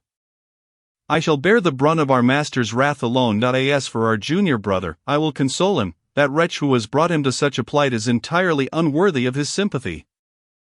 He is pure and virtuous, and must not be tainted by the likes of Jiang Tinglang." Shen Shuangdi's mind was in turmoil. She had never contemplated taking Jiang Tinglang's life, yet hearing Zhu Chunru's words instilled doubt within her. "If you remain indecisive, I shall proceed to the Immortal Gate headquarters alone." Shen Shuangdi quickly followed. "Senior sister, you are injured. Allow me to assist you with the flying device." The two hastened towards the Immortal Gate headquarters. Meanwhile, Ling Xuer, who had been eavesdropping from a corner, bit her lip, her eyes wide and glistening. Their master merely intended for them to retrieve junior brother Jiang. How could they contemplate killing him? She had wanted to speak up for him earlier, but she knew her words would not sway her 2 senior sisters, and she would likely face reprimand. All she could do was pray that junior brother Jiang would not be captured so swiftly. She hoped their master would soon replace his spirit source and bring him out. In Chapter 17, if something were to befall Jiang Tinglang, that would mark the day of Tang Lingyun's ascension as a day of mourning. Ling Shuer waited all day without seeing Tang Lingyun emerge, but she heard the celestial crane dispatched by Xin Shuangdi. The message detailed how Zhu Chunru had fully disclosed the matter of Jiang Tinglang's possession to Elder Gocheng. Elder Gocheng was instantly enraged, dispatching 3 emissaries at the Great Ascension stage to Zhan Tian's sect to capture Jiang Tinglang. Zhu Chunru instructed her to watch over their master and junior brother closely. Upon receiving the letter, Ling Shuer felt an overwhelming sense of urgency. A flicker of fear crossed her mind. Could it be that senior sister truly intended to kill junior brother Jiang? She couldn't help but recall the events from years past. A secret realm had emerged on Fengshan continent, one that barred cultivators of the transformation stage and above from entering. It was a perilous new domain, one that had never been traversed before. Yet the appearance of a secret realm implied the presence of opportunity. If the realm proved safe enough, it would benefit the entire Immortal Gate in the future. Thus, the Immortal Gate headquarters mandated that each of the 10 major sects send at least one disciple of no less than the nascent soul stage to enter the secret realm within 3 days. At that time, Jiang Tinglang was trapped in another extremely dangerous secret realm. She, being at the late stage of the out-of-body realm, half a step away from transformation, was dispatched by their master to that secret realm. Yet she never expected that the place would be fraught with danger. Moments after entering, she was pursued by an 8th-tier spirit beast. For half a month within that realm, she lived in constant fear. The entrance to the secret realm did not reopen until a full month had passed. When she finally escaped, she bore several life-threatening injuries. The pain was so excruciating that she thought she might perish. However, upon awakening, she found Jiang Tinglang lying on the ground, gravely injured. It was said that 100 people had entered that secret realm, but apart from 10 disciples from the 10 major sects. The rest were minor sect disciples who disregarded the dangers in hopes of seizing a share of the treasures. Only she and a woman from the Qiyang sect had made it out alive. Both being at the late stage of the out-of-body realm, Ling Shuer also discovered that all her life-threatening injuries had vanished, while Jiang Tinglang bore wounds identical to those she had previously suffered. In that instant, she was overwhelmed with astonishment. Jiang junior brother had transferred all his grave injuries to himself. At that time, he had only been at the nascent soul stage. She vowed then and there that she would forever remember this act of salvation and repay the debt of gratitude if given the chance. Yet how had matters spiraled to such an extent? Ling Shuer could not comprehend. She felt an inkling of guilt for not advocating for him when he was punished due to Yifanshu. Besides guilt, a thread of regret emerged. Initially, she believed Jiang junior brother would only face minor repercussions. She never wished for his life. He was her savior. Ling Shuer found herself at Tang Lingyun's door. Unable to contain her tears, "Master, when will you replace junior brother's spirit source? Please come out. If you do not hurry, perhaps junior brother will be killed by senior sister. He is Shuer's savior." Shuer deeply regrets not pleading for him. Had she spoken up, would he not have been driven to despair, resorting to extracting his own spirit source and fleeing the sect? Ling Shuer wept until dawn. As the first light of day broke, her swollen eyes gazed at the sky, her heart growing increasingly anxious. She could no longer wait. Unable to restrain herself, she quietly pushed open the door. Upon entering, she was taken aback to see 2 figures sitting across from each other on the bed. Garments strewn about the floor, her face paled, and she instinctively wanted to retreat. However, before she could step back, a sound emanated from the area where the ancestral tablets were placed in Tang Lingyun's room. She halted, peering closely to discover a plaque that had fallen to the ground. It was the plaque of their Lingshu sect's ancestors who had ascended to the upper realm. How did it end up on the floor? Ling Shuer hurriedly approached to retrieve the plaque. Just as she intended to return it to its rightful place, her vision suddenly darkened, and her consciousness plunged into her own sea of awareness. Before she could react, a scolding voice rang out, "You fool, why did you come in at this moment?" Ling Shuer was taken aback, looking up to see the spectral image of an old man. He appeared extremely emaciated, his back hunched, and his triangular eyes glinted like those of a venomous snake. Regarding her with malice, upon noticing her gaze, the old man suddenly realized something was amiss. "How is it you? Where is Tang Lingyun? Has she perished in the lower realm?" "Ancestral master." Ling Shuer quickly knelt, her forehead touching the ground. "Please do not be angry. Master is replacing junior brother's spirit source, and the technique cannot be interrupted." Hence, upon hearing about the spirit source replacement, the old man immediately interjected, "Replacing a spirit source? What issue does that boy's spirit source have? Junior brother has been poisoned, and his spirit source has merged." The old man was instantly incensed, gritting his teeth. "Which scoundrel did this? has Tang Lingyun torn that scoundrel to shreds, scattering his soul? Ling Shuer trembled at the thought. To wish for Jiang Tinglang to be torn apart was excessive. The old man noticed Ling Shuer trembling under his fury. I observed in the upper realm that his innate fortune has increased, that fortune has reached the upper realm, drawing the attention of the 10 directions of the immortal domain. Your junior brother's spirit source, when it was not destroyed, should have been on the verge of ascending, correct? Junior brother, on the verge of ascending. Ling Shuer gazed at the old man in bewilderment and remarked. Little Shitty has been cultivating for many years, yet his cultivation has remained at the enlightenment stage. How could he possibly be at the ascension stage? The old man furrowed his brow and retorted. Nonsense. The last time I summoned Tang Lingyun, she informed me that the lad reached the nascent soul stage at the tender age of 8 years old, and at the nascent soul stage? Ling Shuer suddenly came to a realization and said, Ancestor, you must be referring to the 4th Shitty Jiang Tinglang, correct? The old man raised an eyebrow. Isn't the little Shitty you mentioned him? Ling Shuer hurriedly clarified. The little Shitty I speak of is Yi Fanshu, my 5th Shittai. In that instant, Ling Shuer observed the gaunt old man exhale a sigh of relief. It was fortunate that Jiang Tinglang's spiritual source had not been absorbed. That was a relief indeed, you girl, you startled me. I had said, how could Jiang Tinglang's ascension be the result of his spiritual source being absorbed? Yet suddenly, he pondered, how could he have measured his fortune through the heavenly pillar? Ling Shuer whispered, Jiang Shitty is the one who poisoned little Shitty. Master was furious and had the eldest senior sister whip him 100 times. He was both angry and aggrieved, thus he dug out his own spiritual source and defected from the sect. I heard he has since become a disciple of a small sect called Zhan Tian sect, which must be where he measured his fortune at the heavenly pillar. Upon hearing Ling Shuer's words, the smile that had just appeared on the old man's face vanished in an instant. He felt as though darkness had suddenly engulfed his vision, just as he had been relieved that Jiang Tinglang's spiritual source was intact. He now realized that not only was his spiritual source gone, but he had also joined another sect. A terrifying expression of rage emerged on his emaciated face, darkening it profoundly. Ling Shuer, under the intensity of his gaze, sealed her lips, refraining from uttering another word. All that could be heard was the ancestor's furious voice. He dug out his own spiritual source and withdrew from Lingshu sect, joining another sect? How dare he? The ancestor placed such significance on little Shitty. He was furious with Jiang Shitty's actions. Did this not mean Jiang Shitty was doomed? Ling Shuer shivered, wanting to defend Jiang Tinglang, yet she did not dare to speak. Unexpectedly, the ancestor bellowed as if in madness, Go out and inform Tang Lingyun that if anything happens to Jiang Tinglang, she had best not ascend. His voice was chilling and filled with murderous intent. Otherwise, I will personally cleanse the sect and take her life, extinguishing her soul. Ling Shuer was taken aback and, in the next moment, found herself forcefully expelled from her own consciousness. As she opened her eyes, she still clutched the plaque in her arms. She widened her eyes, filled with horror. What did the ancestor mean? If anything happened to Jiang Shitty, he would take Master S' life, extinguish Master S' soul?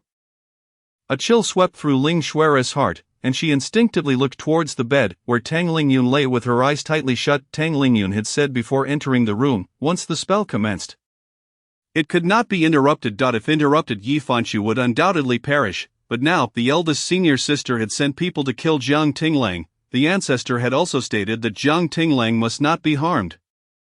Should she wake Master? If she woke Master, then little Shitty would. Just then, Yi Fanshu emitted a faint cough. He appeared emaciated, his frail visage suggesting he might perish at any moment. How could she bear to harm little Shitty?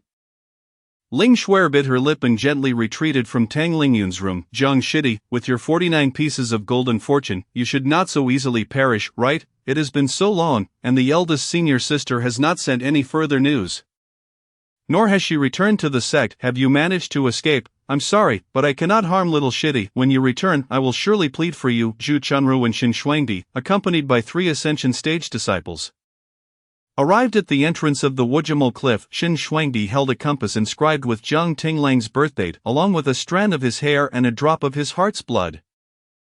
This compass could guide them to Jiang Tinglang's precise location. Upon seeing the entrance to Wujimal Cliff, the 3 Ascension Stage envoys were taken aback. This place seemed amiss. Did a nascent soul stage cultivator, even if corrupted, dare to enter here? Even the 3 of us do not dare to venture inside. Zhu Chunru glanced at them, a hint of disdain flashing through her mind. They were indeed 3 Ascension Stage cultivators. Yet they feared this. Jiang Tinglang had entered this place once back when he was at the transformation stage. We had searched in Zhan Tian's sect and found nothing. The compass points to this very location. Shu Chunru, gazing at the compass, scoffed. This device was crafted by Master out of concern for him in case he encountered trouble outside, yet who would have thought it would now serve to capture him? Xin Shuangdi, her expression grave as she regarded the entrance to Wujimo Cliff, hesitated. Yelda's senior sister, what should we do now? Without a moment's thought, Zhu Chunru declared, we shall enter. He managed to come out after going in at the transformation stage. And I am now at the separation stage, while you are at the transformation stage as well. With the addition of 3 ascension stage disciples, what is there to fear? One of the ascension stage disciples scoffed at her words. What a fool, utterly unaware of the perilous heights of danger. This is Wujimo Cliff, not some trivial cave. Zhu Chunru's brow furrowed tightly as she directed a glare at the speaking ascension stage disciple. Elder, do not forget Elder Go Chen's orders, the ascension stage disciple replied. Elder Go Chen indeed commanded us to capture Jiang Tinglang and bring him back to the immortal sect, but he did not instruct us to enter Wujimo Cliff. If the 3 of us do not go, then if the girl wishes to enter, she may do so at her own risk. The 3 ascension stage disciples showed no leniency, immediately setting up a barrier and sitting cross-legged. Shu Chunru gritted her teeth and took a few steps back, waiting outside with Xin Shuangdi. If he enters, he will naturally come out. We can afford to wait a few more days. When he emerges, it would be best if he was as gravely injured as he was upon his last return to the sect, allowing me to eliminate him with a mere flick of my finger. Xin Shuangdi, also fearful of the rumored Wujimo Cliff that devoured people without leaving bones, nodded in agreement. Indeed, we need not worry about him not coming out, but Elda's senior sister, must we truly kill him? Should we not bring him back to the sect first, let Master see him and perhaps show some mercy, or let little Shitty plead for him desperately? Xin Shuangdi bit her lip. Torn between the belief that Jiang Tinglang did not deserve death and some agreement with Zhu Chunru's words, second junior sister, do not be too indecisive. Indecision will only lead to calamity. In an instant. Xin Shuangdi's gaze cleared. Yes, she must not be indecisive. Given the current situation, Jiang Tinglang's death here would perhaps be the best outcome. He had already succumbed to corruption and committed grave sins. They guarded the entrance of Wujimo Cliff for 3 days. On the 3rd day, Jiang Tinglang emerged from the cave of Wujimo Cliff alongside Song Fashing. His storage space was filled with a significant quantity of source reshaping grass. And aside from that, he had unexpectedly acquired 6 pieces of 5-colored stones. This meant he was only 1 5-colored stone, 7 drops of Zhulong's blood, and 49 strands of Wujimo heavenly silk away from concocting the elixir for the rebirth of his spiritual source. This time entering Wujimo Cliff had been inexplicably smooth. In the past, he would occasionally encounter formidable spiritual beasts or various monsters, yet this time, he encountered nothing. They had successfully located one source reshaping grass after another. And not even the guarding spiritual beasts had been seen. As Jiang Tinglang walked out, he remarked in confusion, this Wujimo Cliff seems quite different from when I last visited. Song Fashing echoed his curiosity.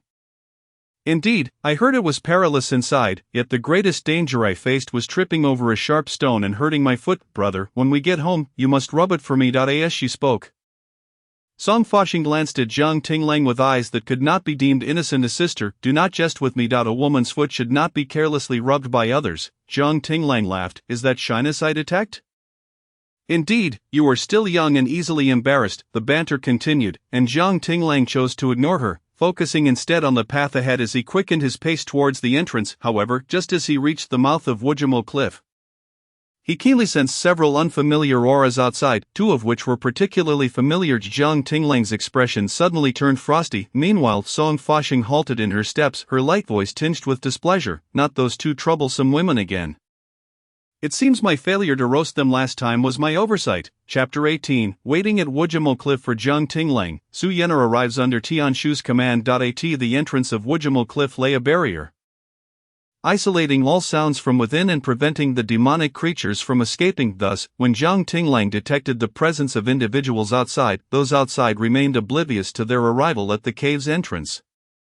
Shu Chunru's eyes fixated on the mouth of Wujimo Cliff. 3 days had passed. When would Jiang Tinglang emerge? The last time he entered at the transformation stage, he returned severely injured, now having entered at the nascent soul stage. He wouldn't perish instantly, would he? In truth, Zhu Chunru felt a flicker of joy upon hearing Jiang Tinglang had entered the Wujimo cliff. The source reshaping pills within the sect were nearly depleted. And after the upcoming Immortal Sect competition in a few months, the sect would recruit disciples anew. If the source reshaping pills were insufficient, the newly recruited disciples would not cultivate as swiftly as the previous batch. Thus, her blockade of Jiang Tinglang was fortuitous, as it would allow her to acquire the source reshaping grass he brought back from Wujimo Cliff. This all stems from the debts he owes to Lingshu sect. To Yifanshu, and to them. Suddenly Zhu Chunru noticed a foot stepping out from within. Her eyes brightened instantly, and she sprang to her feet. Jiang Tinglang, prepare to meet your demise, as the words escaped her lips. The spiritual sword shot towards the entrance of the Wujimoya. The murderous aura belonging to a Soul Division period cultivator abruptly spread across the entire expanse, yet, after taking that half-step, Jiang Tinglang's foot swiftly retracted. His foot could retreat back into the barrier of Wujimoya, but Zhu Chunru's sword, which had consumed her heart's blood and nurtured for centuries, could not be called back in time. In an instant. That sword entered the barrier at the entrance of Wujimoya. Once inside, it immediately severed its connection with her. Zhu Chunru was taken aback, her expression morphing into one of fury. What was Jiang Tinglang doing? Why did he withdraw his foot after stepping out? She could not see what transpired within Wujimoya. Could it be that he could see the outside? Without a second thought, Zhu Chunru rushed to the three great Ascension period cultivators.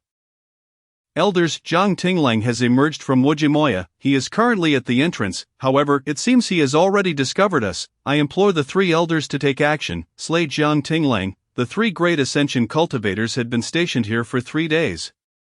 Their expressions far from pleasant. During these 3 days, Zhu Chunru had persistently troubled them, even attempting to persuade them to join her in entering Wujimoya to capture Jiang Tinglang. They had disregarded her foolish words. But her incessant nagging had made them wish to silence her. They had all witnessed the foot that had stepped out from the entrance, yet only Zhu Chunru had immediately unleashed her sword to attack.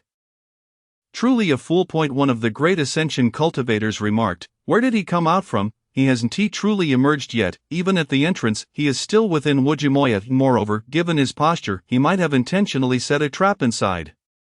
If we recklessly charge in, we may not know what dangers await us. I truly do not understand how your Lingshu sect ranks among the top 10 immortal sects, with a foolish disciple like you as the chief.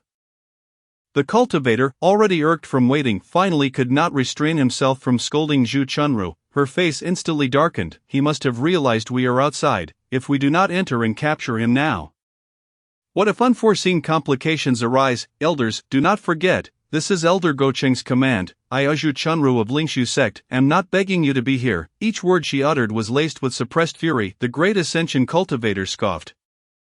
Ha, fool, a mere Soul Division cultivator dares to be so brazen before us. Were this not Fengshan continent, but Longing continent, you would have perished countless times at my hands. Zhu Chunru retorted. You, very well, if Jiang Tinglang escapes, I shall surely inform Elder Gocheng that it was you three who deliberately let that possessed disciple go. If he were to cause a catastrophe outside, you three elders would not escape blame. The cultivator who had initially rebuked Zhu Chunru contemplated speaking again. However, the other great Ascension cultivator suddenly patted his shoulder and said, Junior brother, do not let this madwoman disturb your composure. As soon as he finished speaking, he cast a silencing spell upon Zhu Chunru. Upon hearing the words madwoman, Zhu Chunru was nearly driven to madness herself. Just as she was about to retort, she found her mouth agape, unable to produce a sound. Her eyes widened in fury as she stormed toward the three great Ascension cultivators. Fortunately, Shen Shuangdi retained her composure and hurriedly rushed over to embrace Zhu Chunru's waist, pulling her back. Senior sister, do not, they are all great Ascension cultivators. Great Ascension cultivators, senior sister, quell your anger. At that moment, the last of the three cultivators who had remained silent finally spoke. If the young lady is anxious, she may very well enter on her own to apprehend him. There is no need to beseech my brothers for assistance while adopting such an attitude. Even Elder Gocheng speaks to us with courtesy. Even if the esteemed master is one of Elder Gocheng's women, she has never been so brazen before us, nor should a mere lapdog like you presume to bark here. Zhu Chunru's entire body trembled with rage.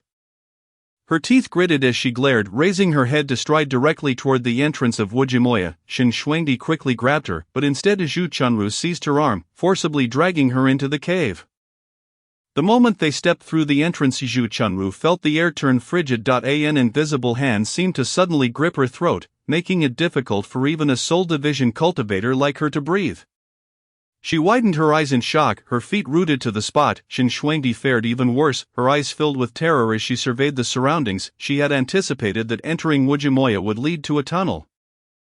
But to her astonishment, they were met with an expansive area. However, the sky here was pitch black and an uncomfortable miasma enveloped them. Something with wings flew overhead, emitting a wailing sound akin to that of a crying infant. Moreover, in the places visible to them, there was not a trace of Jiang Tinglang. Not only Jiang Tinglang, but even a shadow was absent. Fortunately, they had only taken a single step inside. Shen Shuangdi quickly pulled Zhu Chunru back. Once they exited the entrance of Wujimoya, Zhu Chunru began to take deep breaths. The three great ascension cultivators watched the two of them. Zhu Chunru finally ceased her commotion, pursing her lips and stepping back to guard the entrance. However, she cast a lingering glance at Shen Shuangdi, wanting to say something but hesitating. Noticing this, Shen Shuangdi hurriedly addressed the great ascension cultivators. Elders, my senior sister was merely anxious and unintentionally offended. Might I request that you lift the silencing spell upon her? As soon as Shen Shuangdi finished speaking, Zhu Chunru found her voice restored. She asked, second junior sister, why were you able to move when you entered just now? Shen Shuangdi was taken aback, replying, did you not have the ability to move when you entered? Zhu Chunru slowly nodded, yes, as soon as I stepped inside, I felt as though something had locked onto me. Even my state of mind was impacted. In that moment, I even had a sense of. She suddenly halted her words.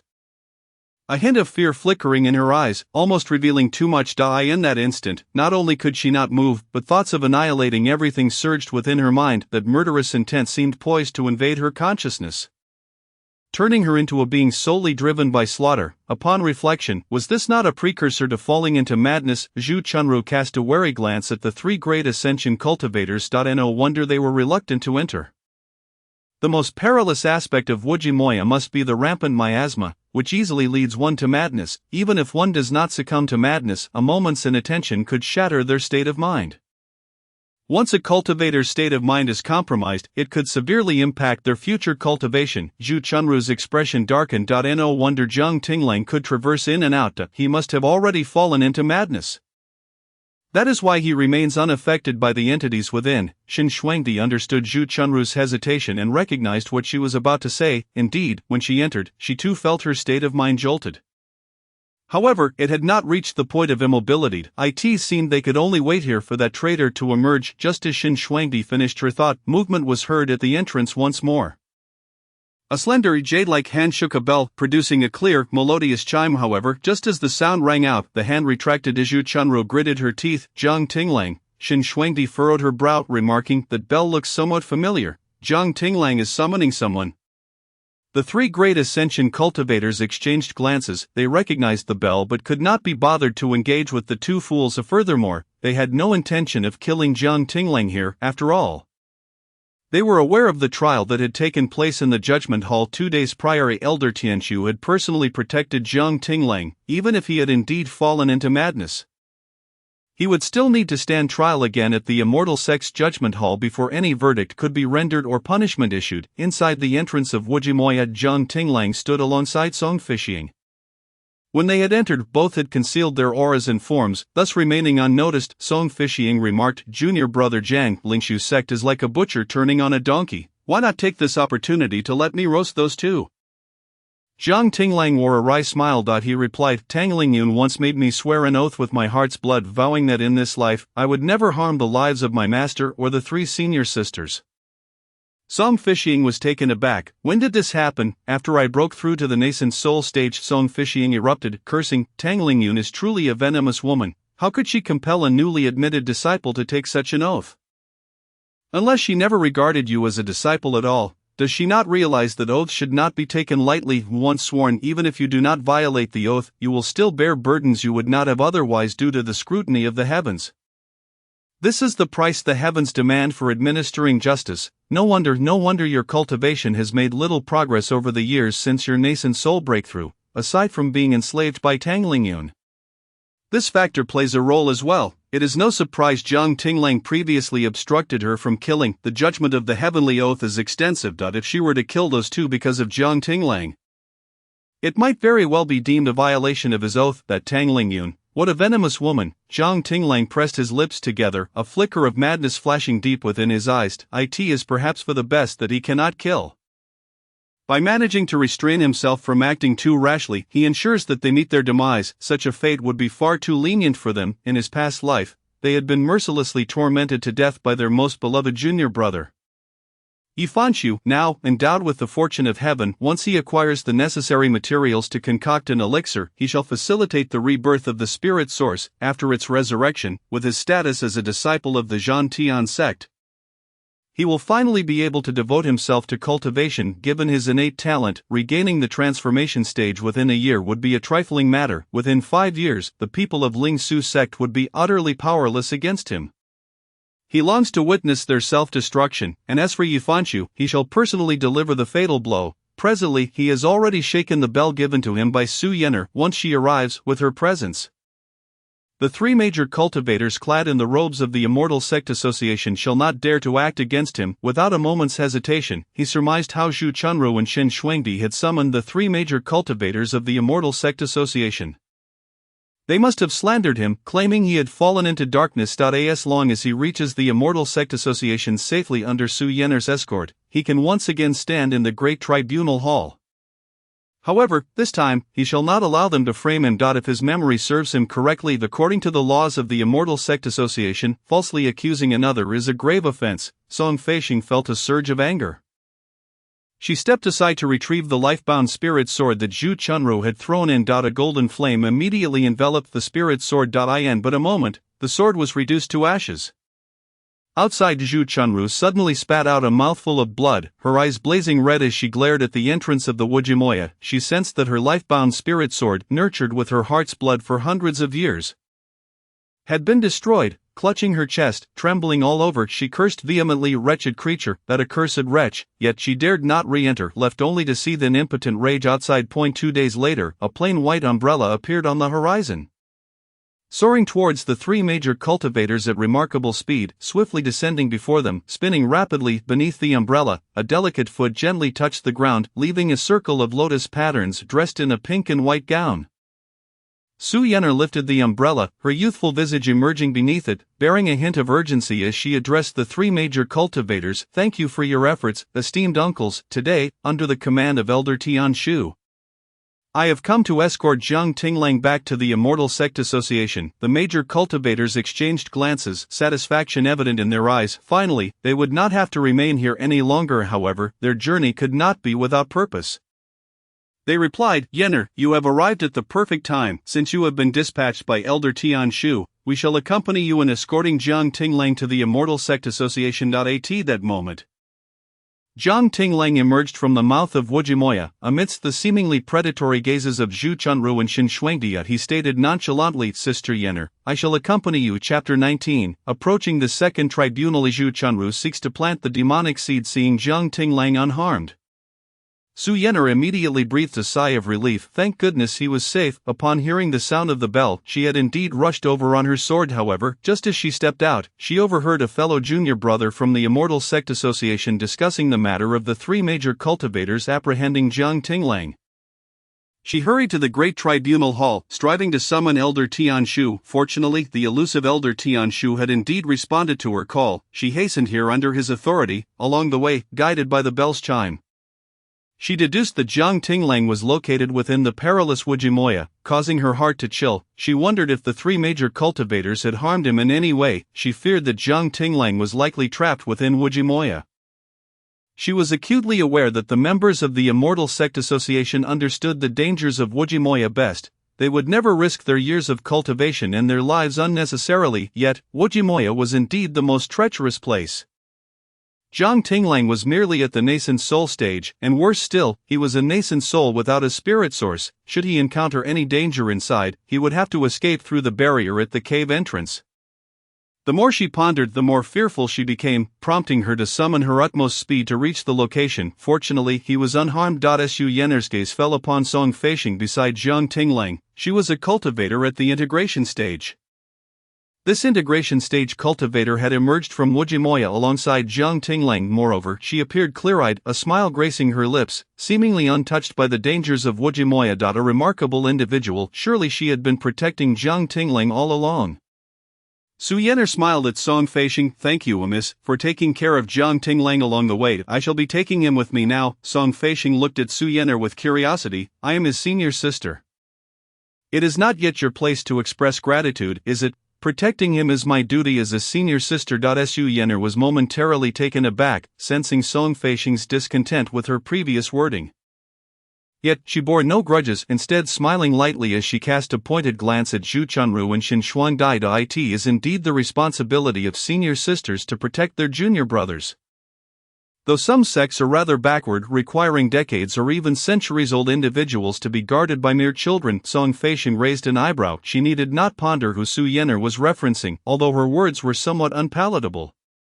They were also rather melodious. Song Feisheng feigned surprise, covering her mouth in shock. Oh, is there truly such a shameless sect? They are all decades or even centuries old, with respectable cultivation levels, yet still require a child to protect them? Is everyone in that sect missing limbs or lacking in ability? Su Yan'er sighed, her gaze settling squarely on Zhu Chunru and Xin Shuangdi. They certainly do not appear to be lacking. Song Feisheng chuckled.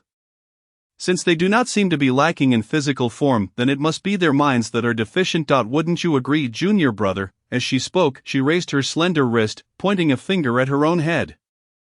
Before Jiang Tinglang could respond, one of the major cultivators, who had been silently observing, suddenly burst into laughter. His hearty voice rang out, "Isn't that simply a case of brainlessness? Is brainlessness a form of disability?" Song Feisheng replied, "Isn't it? It is quite an overt defense. Indeed, I have never experienced such a sensation before." Jiang Tinglang could not help but smile gently. The four from Ling Su sect were indeed brainless. It was obvious to anyone with a modicum of sense that Jiang Tinglang, a dignified nascent soul, previously at the transformation stage, would never go to such lengths to poison a mere enlightenment stage cultivator. Moreover, he had not even succeeded in killing that cultivator, only managing to cripple his spirit source. If he truly sought to target Yifanchu, he had ample discreet means to make him disappear without a trace. However, the four individuals from Ling Su sect were blind deaf, and utterly foolish, their minds clouded with thoughts of weakness and pretense, akin to a parasitic plant. They refused to hear his defense in his past life. They had caused him such suffering only to apologize when they were on the brink of death after enduring Yifanchu's humiliation. They even had the audacity to ask if he could forgive them. His response back then had been an unequivocal refusal. Zhu Chunru and Xin Shuangdi seethed with rage as they listened to Su Yan'er lead the mockery directed at them, their master, and the Ling Su sect that stood behind them. Yet, they understood that the individuals before them, even the one with the lowest cultivation, the integration stage cultivator, surpassed their own abilities. If furthermore, since none had named them directly, if they were to take offense, it would mean admitting their guilt. The two suppressed their fury, but upon hearing Jiang Tinglang's light chuckle, they could no longer contain themselves. As Zhu Chunru gritted her teeth, "Jiang Tinglang, do you find this amusing?" Jiang Tinglang cast a cold gaze her way. "Why shouldn't I?" Zhu Chunru was nearly beside herself with rage, her mind consumed with thoughts of killing Jiang Tinglang. She lowered her head, her eyes darkening. "Very well, since you are intent on betraying the sect. As the former senior sister, I shall not show you any mercy. Once we reach the great tribunal hall, I will personally slay you." The demonic traitor, Jiang Tinglang chuckled softly. "Indeed, I once transferred demonic poison for my master. And I suspected you would attempt to frame me as a demonic cultivator, but alas, I, Jiang Tinglang, have acted with integrity, and the demonic poison has long been expelled from my body." Zhu Chunru's gaze, filled with resentment, turned icy. "Whether it has truly been expelled will only be determined once we reach the great tribunal hall." At that moment, Su Yan'er waved her hand, releasing the previously summoned celestial ship. The journey back would be long, and even with the ship, it would take 3 days. There was no point in prolonging their conversation. "Please, the esteemed uncles, board the ship. Jiang Tinglang, and this young lady, accompany me as well." Jiang Tinglang nodded, preparing to ascend the ship himself, when suddenly he found himself embraced by Song Feisheng, who pulled him aboard. Once on solid ground, he helplessly remarked, "Senior sister, I am still at the nascent soul stage. I could have flown up myself." Song Feisheng arched an eyebrow but turned to Su Yan'er, who was already on the ship. "Thank you, esteemed elder, for speaking up for my junior brother earlier." She emphasized "my junior brother." prompting Su Yen'er to smile in response. Yes, your junior brother. I merely misspoke earlier, young lady, please do not take it to heart. Upon hearing Su Yen'er's words, Song Feisheng nodded in satisfaction and released her grip on Jiang Tinglang's arm. Subsequently, she took 2 steps to stand beside Su Yen'er, gazing intently at her feet. Senior, your every step blooms like a lotus. It seems it cannot merely be an illusion fabricated by spiritual power. Can it? Su Yen'er was momentarily taken aback, then clarified, this is my spiritual intent manifestation. It is indeed not an illusion conjured by spiritual power. Song Feisheng then remarked, the manifestation of spiritual intent at the stage can transform into such a form. Well, senior, I am currently at the late phase of the stage, a half step into Da. I wonder what techniques your spiritual manifestation employs. Su Yen'er replied, there are indeed some. Please sit down inside, and I will explain it to you gradually. Very well, just moments ago, there was a hint of sharp contention, yet now they were seeking guidance from one another. Jiang Tinglang shook his head helplessly, following closely behind the 2 ladies into the cabin.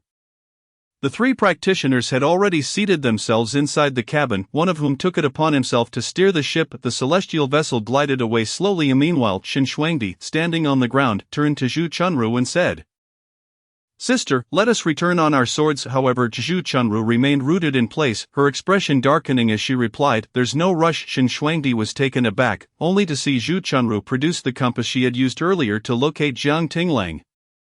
This compass contained a drop of Jiang Tinglang's heart's blood, along with a strand of his hair, inscribed with his birthdate. Zhu Chunru stated, Jiang Tinglang must have succumbed to demonic influence. He simply knows not what method he has employed to conceal it so effectively. Even the 10 ascendant elders in the trial hall last time failed to discern it. This time, we must ensure absolute precision. Shen Shuangdi gazed at the compass, her eyes widening slightly. The item inscribed with his birthdate, along with hair and heart's blood, could be considered Jiang Tinglang's second lifeline. Not if a demonic seed were to be planted within this second lifeline, Jiang Tinglang would immediately fall under its control. Unable to maintain his current clarity, yet Shen Shuangdi's voice trembled as she protested to sister, that is sorcery. Zhu Chunru coldly replied, at this moment I can no longer concern myself with such matters. What of sorcery? As long as I can eliminate the traitor Jiang Tinglang, avenge our junior brother, and cleanse the reputation of our Lingshu sect, this sorcery becomes a righteous method in my eyes. But sister, Shen Shuangdi interjected, the use of sorcery carries a price. To touch the demonic seed also demands a cost, Zhu Chunru declared, for the sake of our junior brother, for our master, for the Lingshu sect, and for those fools of the Celestial Alliance blinded by Jiang Tinglang. I am willing to pay this price. Shen Shuangdi was utterly shocked by Zhu Chunru's fervor. In the past, she could agree with Zhu Chunru's sentiments, but to actively employ such sorcery, to engage with the demonic seed and incur such a grave cost, what would happen if they were discovered? The entire sect would be affected, especially since the Celestial Alliance and everyone from the Fengshan continent remained unaware that their Lingshu sect was harboring the most vile demonic seed in existence. Sister, I believe we cannot make such a hasty decision. Let us wait for the master to emerge from seclusion. Zhu Chunru frowned, fixing a cold gaze upon Shen Shuangdi. Fool, our master does not wish to kill Jiang Tinglang. If we wait for the master to emerge, would she permit us to act? Shen Shuangdi trembled as she replied, sister, knowing that the master would not allow it, have you forgotten our junior brother? The innate spiritual source grows within the Dantian from birth, it is a part of him. Jiang Tinglang poisoned our junior brother, causing his spiritual source to dissolve bit by bit. Do you not remember how our junior brother writhed on the ground, clutching his abdomen in agony as his spiritual source melted away? Zhu Chunru grew increasingly agitated, exclaiming, I cannot forget, I absolutely cannot forget, our junior brother, such a beautiful and fragile person, has endured such suffering. I must avenge him, Shen Shuangdi could not help but say, but Jiang Tinglang has already extracted his spiritual source. Does he not endure the same suffering as our junior brother? She did not intend to speak in Jiang Tinglang's defense but felt that Zhu Chunru was overly incensed. She feared Zhu Chunru might provoke a catastrophe. Zhu Chunru retorted, is that sufficient? His beggar's wretched life cannot compare to our junior brother's. Have you forgotten our junior brother's identity, the identity of our junior brother? Shen Shuangdi faltered, suddenly hearing Zhu Chunru continue. Moreover, a person capable of personally extracting his own spiritual source reveals a heart as ruthless as his actions, having forced him to such extremes. Do you think he would easily let us go? Yes, he has sworn an oath before heaven not to harm our master, you me, or Schwerer, but what of our junior brother? Jiang Tinglang harbors a deep-seated hatred for him. How could he not target our junior brother in the future? Furthermore, our junior brother will still require his spiritual source. Sister, if you were in my position, could you accept this? Our junior brother's identity is so noble, he must not come to any harm. Sister, you should understand how to prioritize the greater good. The dissenting light in Qin Shuangdi's eyes gradually dimmed. Indeed, their junior brother's identity was so revered and unique that he must not face any further danger, she said. A sister, Zhu Chunru interjected, as for the matter of the demonic seed, I will handle it alone, you need only keep it from our master. If anything goes awry, I shall bear all consequences alone. Qin Shuangdi pressed her lips together and reluctantly replied, very well, in just 3 days. The celestial vessel arrived at Kunlun Mountain. Upon disembarking, Song Feishing turned directly to Jiang Tinglang, saying, I feel quite reassured with you here. The arrival of those 2 items is still uncertain, so I shall return first. Jiang Tinglang replied, very well, sister, you may return, and it is indeed time to report to the master. Afterward, he suddenly retrieved his storage bag, stating, sister, please also take back the items I brought from the Wujiamoyan.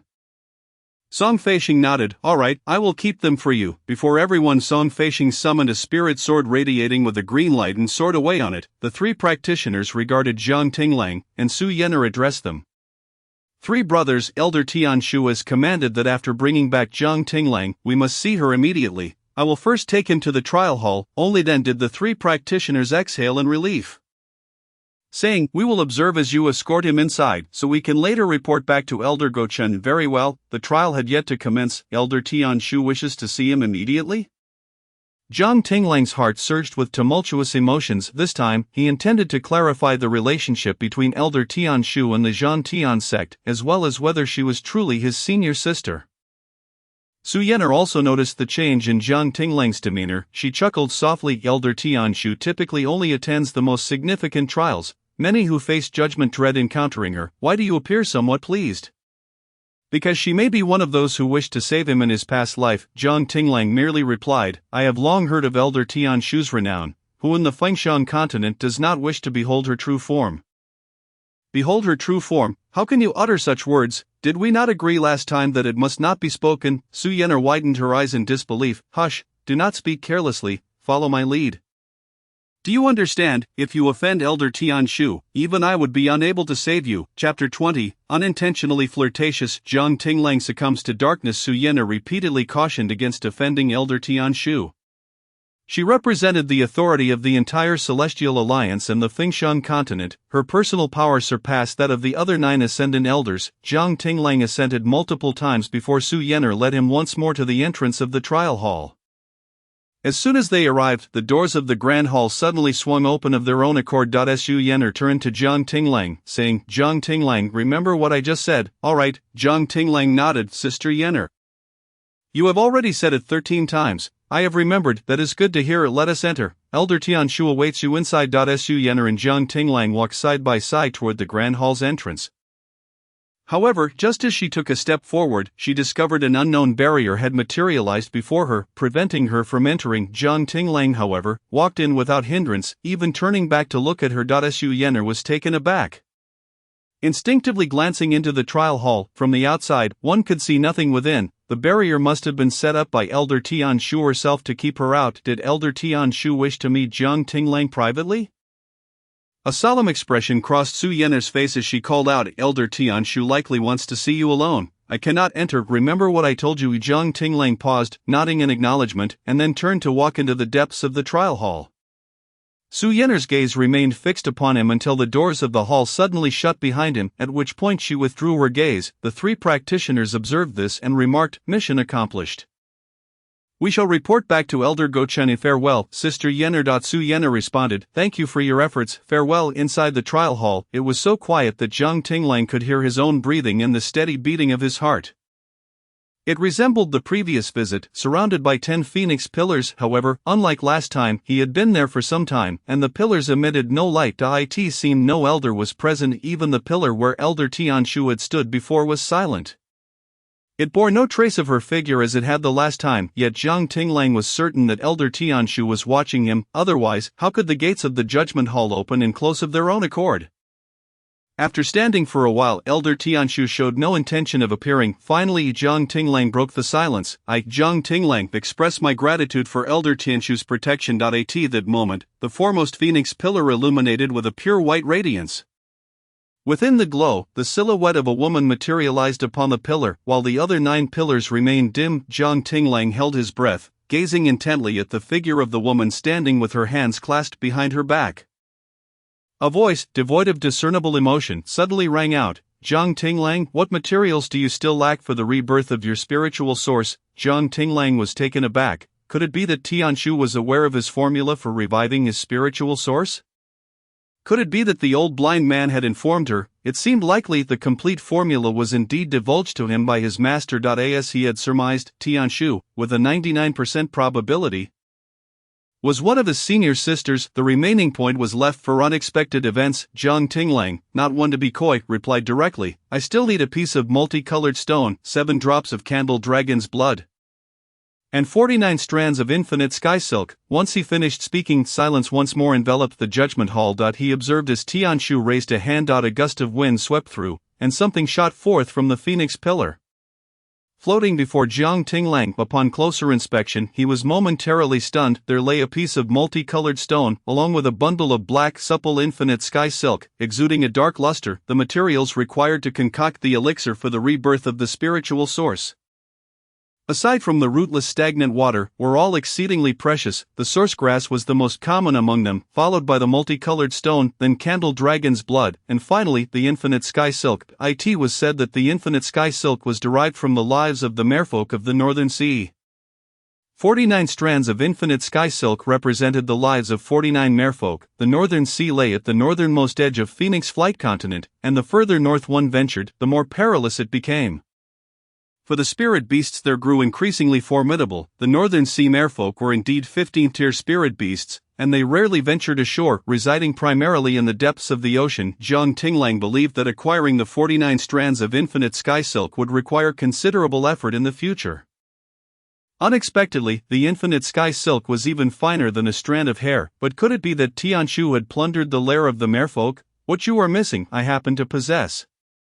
Now, only the candle dragon's blood remains, and you must retrieve it yourself. The elder's voice echoed once more, striking Jiang Tinglang's heart with each word. He accepted the multicolored stone and the infinite sky silk, his gaze lingering on the ethereal figure before him, and he could no longer restrain himself. Elder Tianshu, why is it that every time I see you, I am only met with your silhouette? As soon as the words left his lips, he felt a chilling aura enveloping him, a pressure unique to those who had ascended, bearing an icy ferocity that ensnared Jiang Tinglang. In an instant, he was drenched in sweat. How audacious! Did Suyena not inform you about what should and should not be asked? Tianshu's voice was frigid, starkly contrasting with her earlier demeanor when she had bestowed items upon Jiang Tinglang. Was she truly enraged merely by a question? There were tales that many who ascended possessed eccentricities and peculiar vulnerabilities. It seemed to be true. Jiang Tinglang realized he had erred in this instance. He was overly eager to glimpse her true visage, to ascertain whether she was indeed the one from his past life who had perished before him to save him, just as he was about to apologize. An overwhelming surge of resentment suddenly welled up within him. Instinctively, he sought to suppress this inexplicable malice, but as soon as his spiritual power coalesced, it was instantly shattered by that resentment. In an instant, the dark aura, imbued with the essence of all worldly evils, surged towards his consciousness. Jiang Tinglang's complexion paled rapidly. This was bad. He recognized this sensation all too well. It was the demon seed. He had encountered it in the realm of heavenly punishment. Should it invade his body, all the malice in the world would magnify exponentially. Invading his mind, he would be utterly unable to control the darkness within. Jiang Tinglang attempted to resist, but the demon seed swiftly invaded his consciousness. He suddenly fell to one knee, blood spurting from his mouth. The depths of his darkened eyes churned with the hatred brought forth by the demon seed. The sight of his blood startled the soul of Tianshu, who resided within the phoenix pillar. She had merely intended to intimidate the youth with her pressure, so how had he ended up spitting blood? Did he have other injuries within him that rendered him weaker than an ordinary person, such that her non-lethal pressure could cause him to bleed? The figure within the phoenix pillar shifted slightly, suddenly sensing something amiss. It appeared that Jiang Tinglang was emanating dense demonic energy. The dark aura roiled within him. and upon detection it surged forth uncontrollably. In an instant, the entire judgment hall was filled with demonic energy. Tianshu was momentarily taken aback, then her ice blue eyes darkened as if she had come to a realization. Jiang Tinglang has succumbed to darkness, and right before my eyes, within this judgment hall. He knelt, but the demonic energy was already uncontrollably overflowing, saturating the entire hall. If she did not take action soon, the other 9 ascended elders would inevitably notice the anomaly within the judgment hall. At that point, even if she wished to protect Jiang Tinglang, it would be impossible. Her snow-white lashes suddenly lowered, and a fierce glint appeared in her ice-blue eyes. Tianshu slowly turned, raising her long legs. And like a fleeting ice-blue apparition, she suddenly materialized before Jiang Tinglang. His consciousness had not yet been completely overtaken by the demon seed, bearing the excruciating pain coursing through his head and body. He raised his gaze to the woman who had appeared before him, yet, just as he was on the verge of catching a glimpse of her features, a hand, warm and soft, entirely distinct from her chilling aura, covered his eyes. Do not resist me. Simultaneously, a frigid stream of spiritual energy surged into his mind, penetrating deep into his consciousness. In that instant, Jiang Tinglang could no longer contain the demon seed. His rationality slipped away as he instinctively wrapped his arms tightly around Tianshu's slender waist. Tianshu's body trembled, her expression darkening as a glimmer of murderous intent flickered in her gaze, yet she closed her eyes, pressed her lips together, and allowed Jiang Tinglang to embrace her. Almost all her consciousness plunged into Jiang Tinglang's mind. Swiftly gathering the invading demon seed, once she had captured all the manifestations of the demon seed, she intended to expel it from Jiang Tinglang's body. However, she failed. Tianshu quickly realized that the demon seed was infiltrating Jiang Tinglang's second pulse. Someone had cast a dark spell upon him. The essence of the demon seed did not reside within Jiang Tinglang. If she could not locate and destroy the second pulse, the demon seed within Jiang Tinglang's body could not be entirely eradicated. Without a moment's hesitation, 12 seals descended upon Jiang Tinglang's consciousness. When she withdrew from his mind, she found the youth's tall frame collapsed against her, and Tianshu's breath hitched as she gazed down at the unconscious Jiang Tinglang. Countless ice spikes erupted from beneath her, freezing the entire judgment hall, along with the fragments of white garments strewn across the ground. Tianshu beheld the innocent visage of the youth before her. She raised her long pale hand, hesitated for a moment, and then gently pressed it against his chest, pushing him to the ground. When Jiang Tinglang opened his eyes, he was met with the worried face of Su Yener. He was momentarily taken aback, instinctively sitting up, but soon felt a twinge of pain in his chest. Jiang Tinglang, look down and see what you said to Elder Tianshu that provoked her so. Su Yener's melodious voice rang in his ears. How many times have I told you not to offend Elder Tianshu? Look where that has gotten you, a slap in return. I tell you, the chill of Elder Tianshu's frost spirit palm imprint lasts for 100 years. Thankfully, it landed on your chest. Had it been on your face. As she spoke, Su Yener gazed into Jiang Tinglang's slightly vacant eyes, her voice softening. You truly are. Hearing Su Yener speak, Jiang Tinglang recalled what had transpired earlier. The sudden appearance of the demon seed in his dantian had overwhelmed him, and despite his utmost efforts to suppress it, he had ultimately failed, just as he was about to lose control of his body. Tianshu had emerged from the pillar. However, he had not seen her visage due to the covering over his eyes, yet his uncontrollable hands seemed to have torn something apart. Jiang Tinglang's ears flushed with a hint of crimson.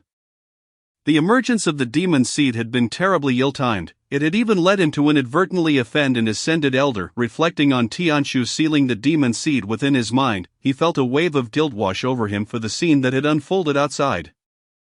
This was all tied to his past grievances with Lingshu's sect. Not only had he implicated her in his previous life, leading to her demise, but he had also inadvertently offended her in this life.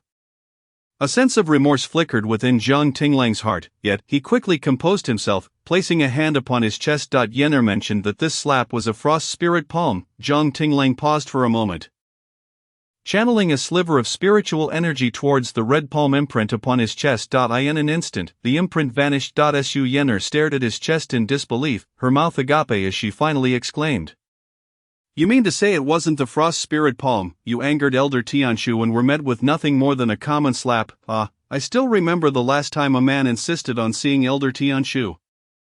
He ended up being slapped to the ground by the frost spirit palm before he even set foot inside the judgment hall. Ultimately, it was I who personally led the charge, prying him out with a sword.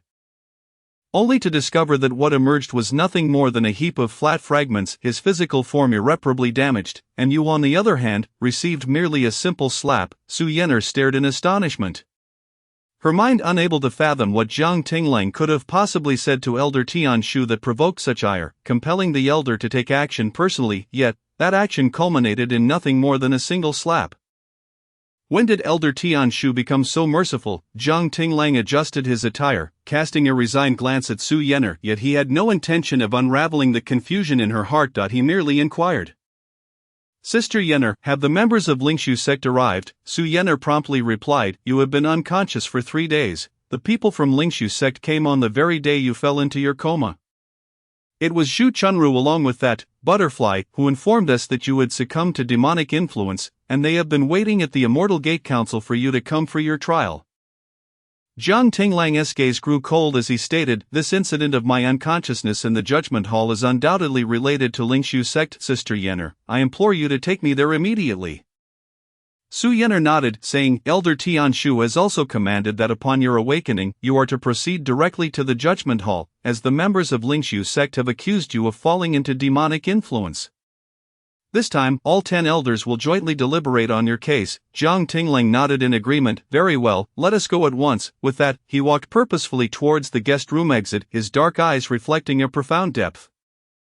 It was only at that moment, when the demonic seed suddenly manifested within him, that he recalled years past. Upon entering the sect, Tang Lingyun had taken a strand of his hair along with a drop of his heart's blood.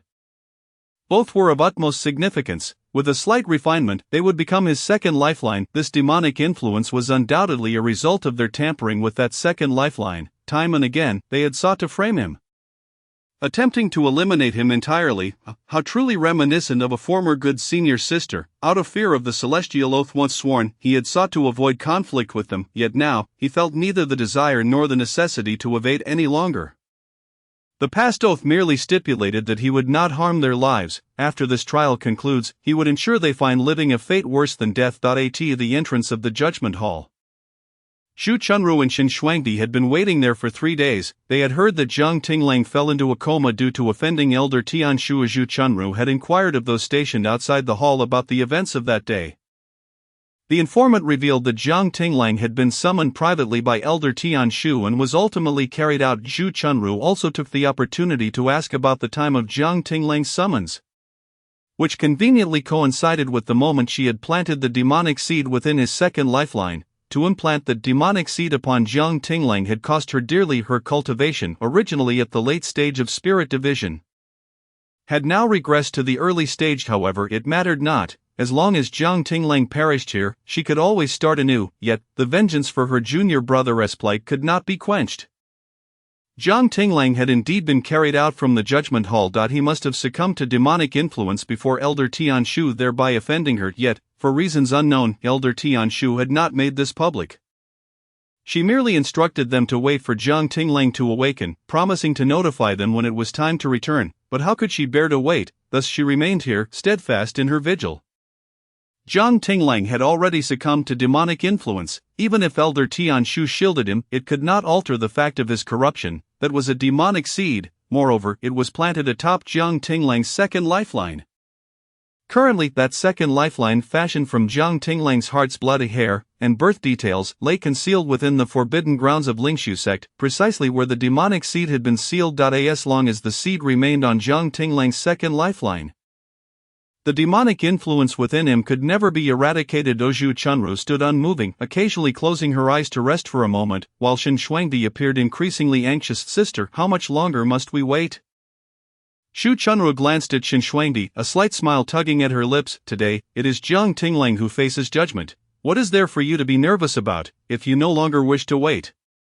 You may return to keep an eye on that foolish Ling Shuer. That foolish girl even claimed to have seen some ancestor. What nonsense! Jiang Tinglang is in trouble, and the ancestor intends to kill our master? Utterly ridiculous. She has truly disappointed me. Sister, do not be so foolish as to align yourself with her. You must remember how Jiang Tinglang wronged our junior brother. Had we not discovered it in time, the junior brother's life may have been lost. The fact that he still lives is not due to Jiang Tinglang's mercy, but simply his misfortune. I shall never forgive Jiang Tinglang. Shen Shuangdi too believed that Ling Shuer's words were mere fabrications. However, as she gazed upon the solemn judgment hall, anxiety gripped her heart, particularly recalling the last time she had entered, when Elder Tian Shu's wrath had nearly cost her life beneath that ice spike. Furthermore, Elder Tian Shu's unreasonable tirade still echoed in her ears. This time, Shen Shuangdi had witnessed Zhu Chunru planting the demonic seed upon Jiang Tinglang's second lifeline. She was certain that Jiang Tinglang had fallen into demonic influence during his meeting with Elder Tian Shu. A person consumed by demonic influence would not heed whether their adversary was at the ascension stage. In a state of lost rationality, demonic energy would inevitably overflow. Elder Tianshu could not possibly be unaware that Jiang Tinglang had already succumbed to corruption. Yet, she chose to shield him. On the surface, it appeared as though Elder Tianshu had acted in anger, wounding Jiang Tinglang and rendering him unconscious. In reality, it was likely a means of protecting him, allowing him to feign unconsciousness to avoid the trial. Elder Tianshu was the most formidable force in the entirety of Fengshan continent, the strongest among the 10 elders of the ascension stage. It was said that she could ascend at any moment, yet she refrained, unwilling to see her homeland engulfed in flames due to the covetous eyes of the powers of Longyin continent. Hence she suppressed her own cultivation, forcibly remaining in this realm. Such a person, protecting Jiang Tinglang, even stating previously that it mattered not if the entire Lingshu sect were annihilated by him if she were to learn of their actions in planting the demonic seed upon Jiang Tinglang's second lifeline. Would they even be able to survive? Shen Shuangdi bit her lip, unease gnawing at her. Sister, I fear that waiting here may prove futile. This trial is destined for Jiang Tinglang's defeat, yet if someone seeks to protect him, he may remain in this state of unconsciousness indefinitely. Zhu Chunru's gaze hardened as she gritted her teeth. Elder Tianshu was renowned for her sternness and impartiality. She will certainly arrive. No sooner had Zhu Chunru spoken than a clear voice rang out. Elder Tianshu, Yener has brought Jiang Tinglang. The trial may commence at any moment. After 3 days of waiting, Zhu Chunru and Shen Shuangdi simultaneously turned towards the source of the voice. Before long, they beheld Jiang Tinglang and Su Yener approaching side by side, their arms nearly brushing against one another. Zhu Chunru's expression turned icy, inwardly cursing. Adulterous couple. In the blink of an eye, Jiang Tinglang and Su Yener stood before them. Jiang Tinglang regarded the two with indifference, stating, I trust you are disappointed. I have never been acquainted with Elder Tianshu. Why would she shield me? Yet, you too should be aware that fabricating rumors comes at a cost. Jiang Tinglang's gaze was clear, his demeanor and grace unchanged, still exuding an aura of aloofness. His long lashes cast shadows over his dark eyes, which now bore a hint of mockery as they scrutinized them. Zhu Chunru snorted coldly, her voice dripping with malice. Jiang Tinglang, you have kept us waiting. Were you truly unconscious for these 3 days, or were you merely suppressing the demonic energy within you? At her words, Su Yener unleashed her pressure from the cave void stage, instantly bearing down upon Zhu Chunru, causing her knees to buckle as she knelt before Jiang Tinglang. My dear lady, are you questioning the authority of the entire Immortal Gate Council? Su Yener's voice, laced with menace, resonated softly. Do you comprehend the fate that befalls those who tarnish the reputation and authority of the Immortal Gate Council, let alone dare to question Elder Tianshu or slander her authority and fairness? Do Lingshu sect truly wish not only to be expelled from the 10 great sects but to be eradicated entirely? Shen Shuangdi, though her complexion paled under Su Yener's interrogation, hastily asserted, Esteemed one, neither my sister nor I intended any offense. We have waited 3 days, and our words were spoken without malice. Whether it was spoken without malice is not for me to decide. It rests with Elder Tianshu to determine whether she believes you were speaking without intent. Shen Shuangdi gritted her teeth, realizing that Su Yener was entirely targeting them. At this moment, only Jiang Tinglang could possibly quell Su Yener's wrath. Unable to restrain herself any longer, Shen Shuangdi glanced toward Jiang Tinglang. The 17 or 18-year-old youth bore an expression devoid of emotion, his raven-black hair partially obscuring his forehead, his lashes, as dark as crow feathers, slowly descended, his gaze coolly and mercilessly fixed upon the two of them. That gaze pierced through Shen Shuangdi's heart, causing her to feel a twinge of pain. Had this truly been the younger brother she had known for over a decade, the one she had watched grow? In this moment, she seemed to truly grasp that Jiang Tinglang had resolutely severed ties with Lingshu sect and had firmly resolved to oppose them. Shen Shuangdi could no longer restrain herself and said, Jiang Tinglang, why not admit your mistakes and return to the sect? As long as you acknowledge your errors, we shall believe that you have not succumbed to darkness, and thus the Immortal Gate shall not accuse you. You need not face the judgment hall. I have previously mentioned that Master has never issued an order for your demise. Although my senior sister's words may be harsh, they are ultimately for your own good. She desires for you to stand tall as a man, bravely accepting your mistakes. Jiang Tinglang gazed at her with an impassive expression, his eyes laced with derision, as if he were observing a mere jester. Bravely accepting my mistakes, where have I erred? Is it in recognizing a thief as my master, or in mistaking a thief for my senior sister? Xin Shuangdi felt a lump rise in her throat. Gritting her teeth as she responded, I am doing this for your own benefit. Before you enter the judgment hall, there is still room for negotiation, but once you step inside and the elders discern your corruption, you will find no place for burial. Despite the risk of the elders uncovering their past actions once they entered the judgment hall, she harbored a lingering wish for Jiang Tinglang's survival. If he could live on, even stripped of his spiritual source, devoid of cultivation, leading a life akin to that of an ordinary person, confined within the confines of Lingshu's sect until the end of his days, it would still be acceptable. After all, she had watched him grow up. In that moment, she finally comprehended the source of her rage towards Jiang Tinglang. It was his indifference, although he had always been distant. He had never regarded her with such coldness before. Jiang Tinglang had grown weary of Xin Shuangdi's entreaties, taking half a step aside to face the judgment hall, appearing as though he awaited the opening of the doors. Xin Shuangdi felt an even greater sense of despair as her emotions swelled. Unable to contain herself, a tear slipped from her left eye. In that instant, she suddenly heard a mocking laugh. Su Yener, after a brief chuckle, spoke with a light-hearted tone, you truly are a source of amusement. What is this? Did you not previously shout for his death, even going so far as to confront him outside Wujimo Cliff? And now you speak of not wanting to kill him, urging him to admit his mistakes. Are you not clear on who is truly at fault? What are these crocodile tears for? Zhu Chunru, kneeling on the ground, could no longer restrain herself and rebuked Xin Shuangdi. What are you crying for? Is there not enough shame already, to shed tears for such a creature? Do you possess no ambition? After being ridiculed, Xin Shuangdi wiped her tears, lowering her gaze as she retreated behind Zhu Chunru. Her expression when she looked at Jiang Tinglang transformed into one of resentment, despite her sincere counsel.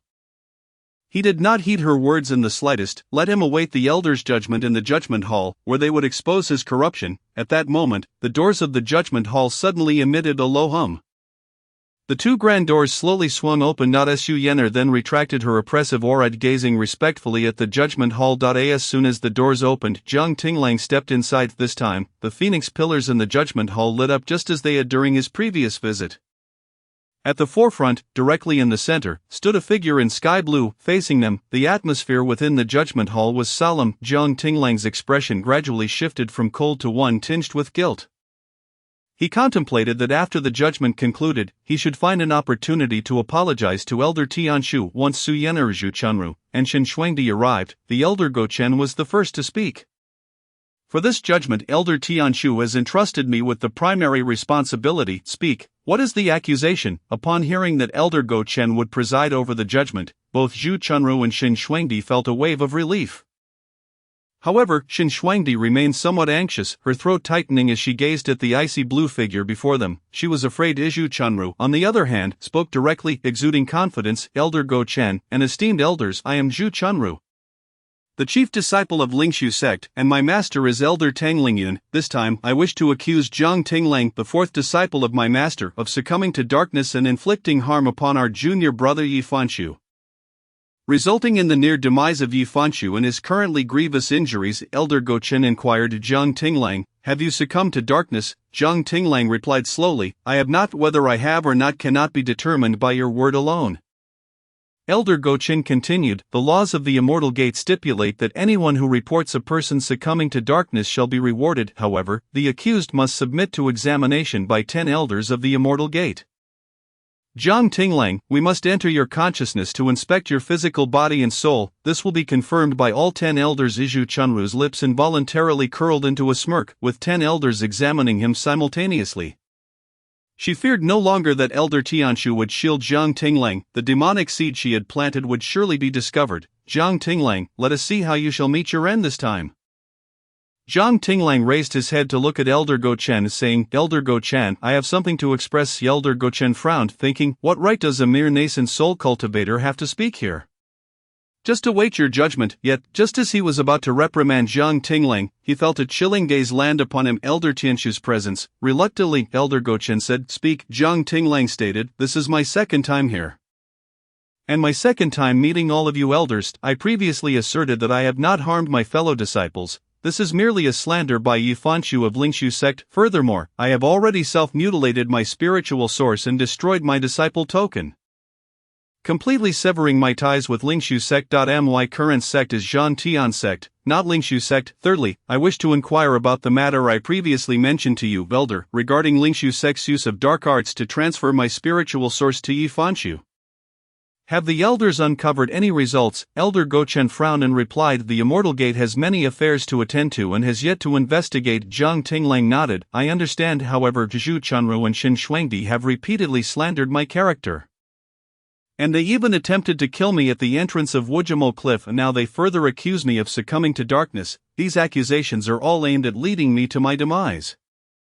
Once the elders have examined my body and soul and confirmed that I have not succumbed to darkness, what shall happen then?" Is he questioning him? How could a mere nascent soul cultivator presume to interrogate a fully ascended being?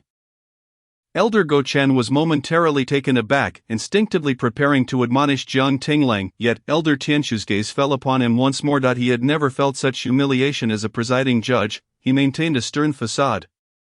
"What do you wish to propose?" Jiang Tinglang raised his head and turned to Zhu Chunru and Xin Shuangdi, declaring, "If I am found not to have succumbed to darkness, I demand they pay the price for their slander. I require them to swear an oath before heaven vowing that they did not intentionally conspire against me." Jiang Tinglang articulated each word with gravity, "Otherwise, they shall suffer the severing of their meridians and the dissolution of their spiritual sources." Chapter 22, Zhu Chunru swears an oath. Jiang Tinglang's scheme succeeds. Severing of meridians and dissolution of spiritual sources. No practitioner in the world would dare to utter such a venomous oath against themselves. To do so would be to court disaster. Yet, upon hearing those words, Xin Shuangdi's expression changed dramatically. "Jiang Tinglang, do you comprehend the gravity of what you are saying? Are you aware of the cost of swearing an oath before heaven?" Jiang Tinglang cast a dispassionate glance at Xin Shuangdi. "Cost? I swore such an oath upon entering the sect. I understand the price better than you." Xin Shuangdi was momentarily stunned. Indeed, Jiang Tinglang had once sworn an oath before them. Compelled by Tangling Yin. At that time, Xin Shuangdi had felt a twinge of unease watching the small figure of Jiang Tinglang, yet now, she felt a surge of relief. She sensed that had it not been for the binding nature of that heavenly oath, Jiang Tinglang might have demanded something far more severe than merely the dissolution of their spiritual sources. It could have been their lives. The previous heavenly oath prevented him from being implicated in the deaths of Zhu Chunru herself, Ling Shuer, and their master. At this very moment, Xin Shuangdi's heart turned completely cold. She regarded Jiang Tinglang with a pained expression, but Jiang Tinglang was utterly indifferent to her. "Jiang Tinglang, you possess no right to demand we swear an oath before heaven. As one who has succumbed to darkness, you wish to influence our futures even in your dying moments. It is nothing short of a dream." Jiang Tinglang let out a cold laugh. "No right? Then what right have you to accuse me of having succumbed to darkness without any basis? Previously, your accusations of poisoning Yi Fanshu failed. Now you slander me as having succumbed to darkness. From head to toe, do I appear as someone who has succumbed to darkness?" Zhu Chunru gritted her teeth. "You appear as such in every way. If you have not succumbed to darkness, why has your temperament changed so drastically? Previously, you would undertake any task assigned by Master, no matter how perilous. You obeyed Master without question, yet overnight, you not only poisoned a junior brother but also fled the sect. Esteemed elders, if he has not succumbed to darkness, then what else could explain such a transformation? What else could drive a loyal disciple to harm his fellow disciples, defy his master, and abandon his sect? Could it be that he has lost his mind?" Zhu Chunru's relentless questioning sent a chill through Jiang Tinglang's heart. At this moment, Su Yener spoke up. "Zhu Chunru, aside from the possibility of being possessed or going mad, there exists another possibility. He has suddenly come to his senses." Both Zhu Chunru and Xin Shuangdi were taken aback, simultaneously directing their gazes towards Su Yener. With measured calmness, Su Yener continued, "Ever since Jiang Tinglang joined the Lingshu sect, what assistance has your sect truly provided him? Was it merely an introduction, and in return, how much aid has he brought to your Lingshu sect? Because of Jiang Tinglang's entry, your Lingshu sect has surged from obscurity to become one of the top 10 sections. In just a few short years, the strength of your disciples has significantly increased, and countless treasures have been amassed. Who among you dares claim they are not benefactors of the dangers Jiang Tinglang faced? Who among you can assert they've never received even the slightest benefit from him? Do not invoke his extraordinary talents and fortuitous fate as justification for his servitude to the sect. Regardless of his potential, that belongs to his future, not his current state, which is now the strongest in your Lingshu sect, you have squandered his potential, reducing a genius who ought to possess a higher cultivation than I to merely the nascent soul stage. I ask, does this nascent soul cultivation truly befit Jiang Tinglang? I wonder which leeches have shamelessly drained away the cultivation he has lost, the members of your Lingshu sect, each one of you shamelessly leeching off his lifeblood. Yet treating him like a slave, falsely accusing and reprimanding him at will, your Lingshu sect has sunk to such depths of disgrace. If Jiang Tinglang does not awaken to this, I would even question whether someone among you has cultivated the demonic path and placed some curse upon him. Shu Chunru inhaled sharply, gritting her teeth as she retorted, Respected Elder Su Ling, today marks the judgment of Jiang Tinglang by the 10 elders. Your interjection on his behalf seems to undermine the fairness of the Immortal Sect Conference. Su Yenner smirked, Indeed, I am a member of the Immortal Sect Conference, yet I only possess the right to speak, not to release Jiang Tinglang nor to condemn him. What, do you doubt the impartiality of the elders? Unable to counter this, Zhu Chunru turned directly to Elder Go Chen. I implore Elder Go Chen and the other elders to investigate Jiang Tinglang's soul to see if he has indeed succumbed to madness. Elder Go Chen, having listened to their back and forth, felt a headache coming on. He had long wished to intervene and proceed with the necessary protocols, but under Tian Shu's watchful gaze, he refrained from speaking. Now, with Zhu Chunru pressing further, he finally said, Jiang Tinglang, Zhu Chunru has reported that you have succumbed to madness. According to the laws of the Immortal Sect, you are obliged to undergo examination. Refusal to be examined means death. After speaking, Elder Gochen cautiously glanced at Tian Shu's silhouette. He remembered that Tian Shu despised those who had fallen into madness. If Jiang Tinglang truly were mad, Tian Shu would likely not shield him. Jiang Tinglang slightly lowered his gaze, a hint of derision curling at the corners of his mouth. He then raised his head gently and proclaimed, It seems that as long as a report is made, the accused must submit to the examination by the 10 elders, then I shall report as well. I accuse the Lingshu sect of harboring demonic seeds and accuse Zhu Chunru of having already succumbed to madness. The sudden mention of demonic seeds turned Zhu Chunru and Shen Shuangdi's faces pale as Zhu Chunru gritted her teeth. Jiang Tinglang, do not slander me. Shen Shuangdi pressed her lips together. Jiang Tinglang, do you even know what you are saying? Are you trying to bring ruin to the entire Lingshu sect? Jiang Tinglang shrugged nonchalantly. Since anyone can make a report, why should I not? I can also claim that I witnessed with my own eyes that you are harboring demonic seeds. And I can even assert that you have recently come into contact with such seeds. If an investigation is conducted, there will surely be evidence. A cold smile crept onto Jiang Tinglang's lips as he suddenly forced his spiritual energy into his heart. Extracting a drop of blood from his chest. I, Jiang Tinglang, call upon the heavens as my witness. I am convinced that within 5 days either Zhu Chunru or Shen Shuangdi has indeed come into contact with the demonic seeds. If they have not, I, Jiang Tinglang, willingly accept the punishment of death from the heavens. Upon uttering this complete statement, the drop of blood he suspended before him suddenly radiated a pure golden light. Amidst the blinding brilliance, an ancient hum seemed to resonate.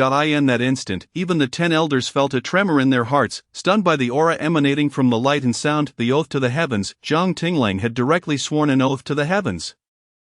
As the pure golden light faded, Jiang Tinglang suddenly clutched his chest, coughing up a mouthful of blood. Lacking any spiritual source, his body relied solely on the spiritual liquid provided by the golden dragon serpent.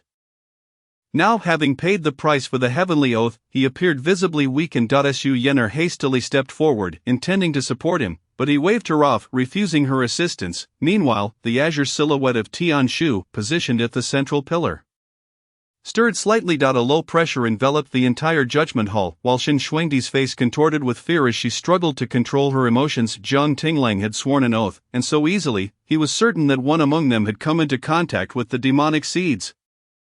Shen Shuangdi gasped. The senior sister had indeed interacted with the demonic seeds. If the elders investigated, it would undoubtedly be revealed. What to do? If this was uncovered, would the Lingshu sect still have a future?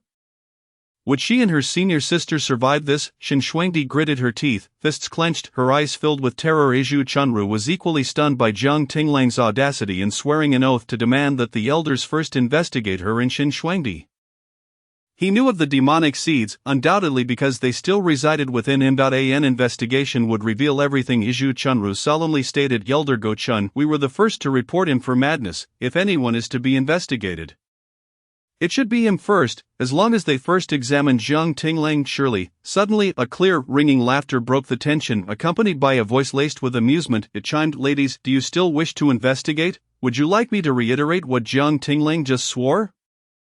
He stated that if either of you had indeed come into contact with the demonic seeds within 5 days, should you not have, he would perish. It is not about finding that either of you had indeed interacted with the seeds.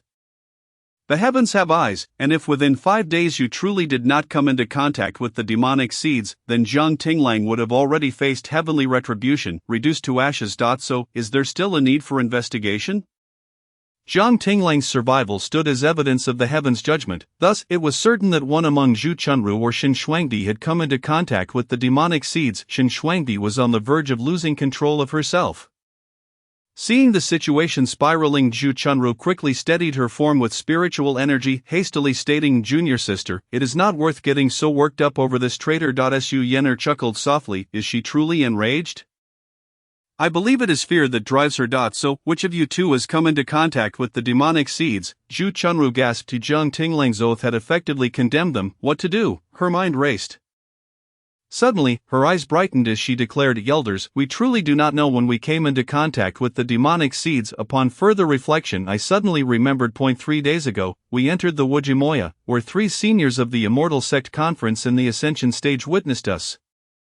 It must have been then that we inadvertently touched the demonic seeds. Jiang Tinglang had been within the Wujimoya at that time. He must have seen it, which is why he swore such an oath. Elders, Jiang Tinglang harbors ulterior motives. He is clearly trying to deflect blame, using this oath to escape your scrutiny. Do not let him deceive you. Elder Gochen slowly interjected. That does make sense, however. Before he could finish, a female voice suddenly interrupted beside Elder Gochen. Elder Gochen, allow me to speak. The two from Lingshu sect refused to swear, yet Jiang Tinglang from Zhan Tian sect has directly sworn an oath to the heavens, affirming that the two have indeed come into contact with the demonic seeds. Regardless of the circumstances, they should be the first to be investigated, as they are the ones most likely to have succumbed to madness. As you all know, the sea of consciousness and the body are private realms. Even those closest to us would feel it an offense to probe into these areas. I do not wish to investigate this and that, as it would be uncomfortable for both parties. I trust that the elders share my sentiments. Elder Gochen furrowed his brow, preparing to counter when he was met with agreement from the other 7 elders. He had no choice but to concede. Elder Xuanji has a point. We shall begin with the 2 from Lingshu sect. Before 2 words could escape, Zhu Chunru suddenly interjected. Elder Tianshu, if Jiang Tinglang can swear an oath, then so can I. Zhu Chunru, her gaze turned icy. Having previously come into contact with the demonic seeds, even if it was only by moving them, she had acquired a trace of demonic poison within her. In her haste to punish Jiang Tinglang, she had not yet purged this poison. The agitation of the past 3 days had allowed the poison to spread slightly, although it remained within her control. It could not be detected. Zhu Chunru closed her eyes. She was certain that Jiang Tinglang was willing to pay the price for swearing the heavenly oath to ensure the elders first investigate them. He was desperate to evade this examination, but should the elders discover the demonic seeds within Jiang Tinglang, there would be no need to investigate her or Shen Shuangdi any further, just as Elder Xuanji had mentioned. The sea of consciousness and the body are indeed private realms. No one desires to be investigated, nor does anyone take pleasure in scrutinizing others, even if it is for the sake of justice. As long as she swears as Jiang Tinglang has instructed, it is Jiang Tinglang who will be scrutinized. The price for previously engaging in demonic practices has already been paid in the form of her cultivation. She has sacrificed so much to eliminate Jiang Tinglang, and she is indifferent to the cost of this oath to the heavens. Everything is for the sake of her little junior brother.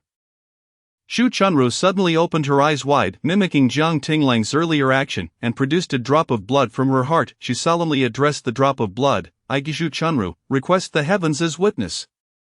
If Jiang Tinglang is not found to have fallen into demonic practices by the elders, may my meridians be severed and my spiritual source be obliterated. that drop of blood transformed into a golden hue. And as the golden light faded away, Jiang Tinglang, are you satisfied now, sister? At this moment, Qin Shuangdi was utterly stunned, unable to restrain herself from clutching Zhu Chunru's sleeve, her eyes filled with dread. Su Yener scoffed, saying, Zhu Chunru, why must you compel the elders to investigate those few words? Did you not learn from Jiang Tinglang to invoke the heavenly eye to fulfill your oath, only to reveal the truth immediately? Why go through such unnecessary trouble? Zhu Chunru pressed her hand to her chest, avoiding Su Yener's gaze, and instead addressed the elders. Because I have great respect for you all, in the presence of esteemed elders. To recklessly invoke the heavenly eye would be to disregard your authority, Elder Gocheng and Elder Xuanji. Now that I have sworn, should we not first investigate Jiang Tinglang? Xuanji raised an eyebrow, logically. It is indeed time to investigate him. I have no objections. Elder Gocheng nodded in agreement. Then let us investigate Jiang Tinglang first. They have already sworn their oaths as you wished, Jiang Tinglang.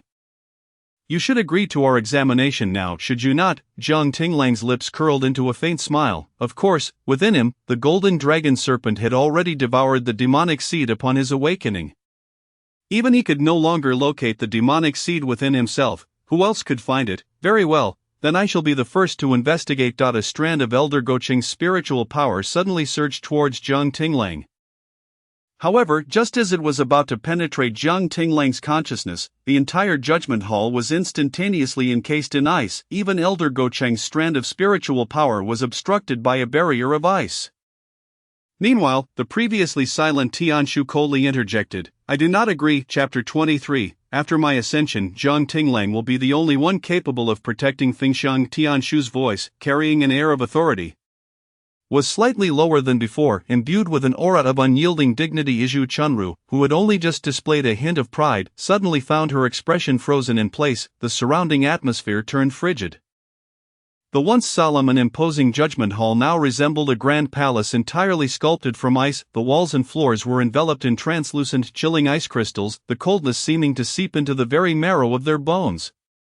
Elder Gocheng had not anticipated that Tianshu would speak up at this moment to shield Jiang Tinglang, obstructing his investigation of Jiang Tinglang's soul in front of everyone. A chill ran through Elder Gocheng's heart. Initially, he believed Tianshu's appointment of him as the presiding judge was due to some trust in Lingshu's sect, coupled with skepticism towards Jiang Tinglang. However, it now appeared that Tianshu's reasons for appointing him were perhaps merely to test him, testing whether he would side with Lingshu's sect.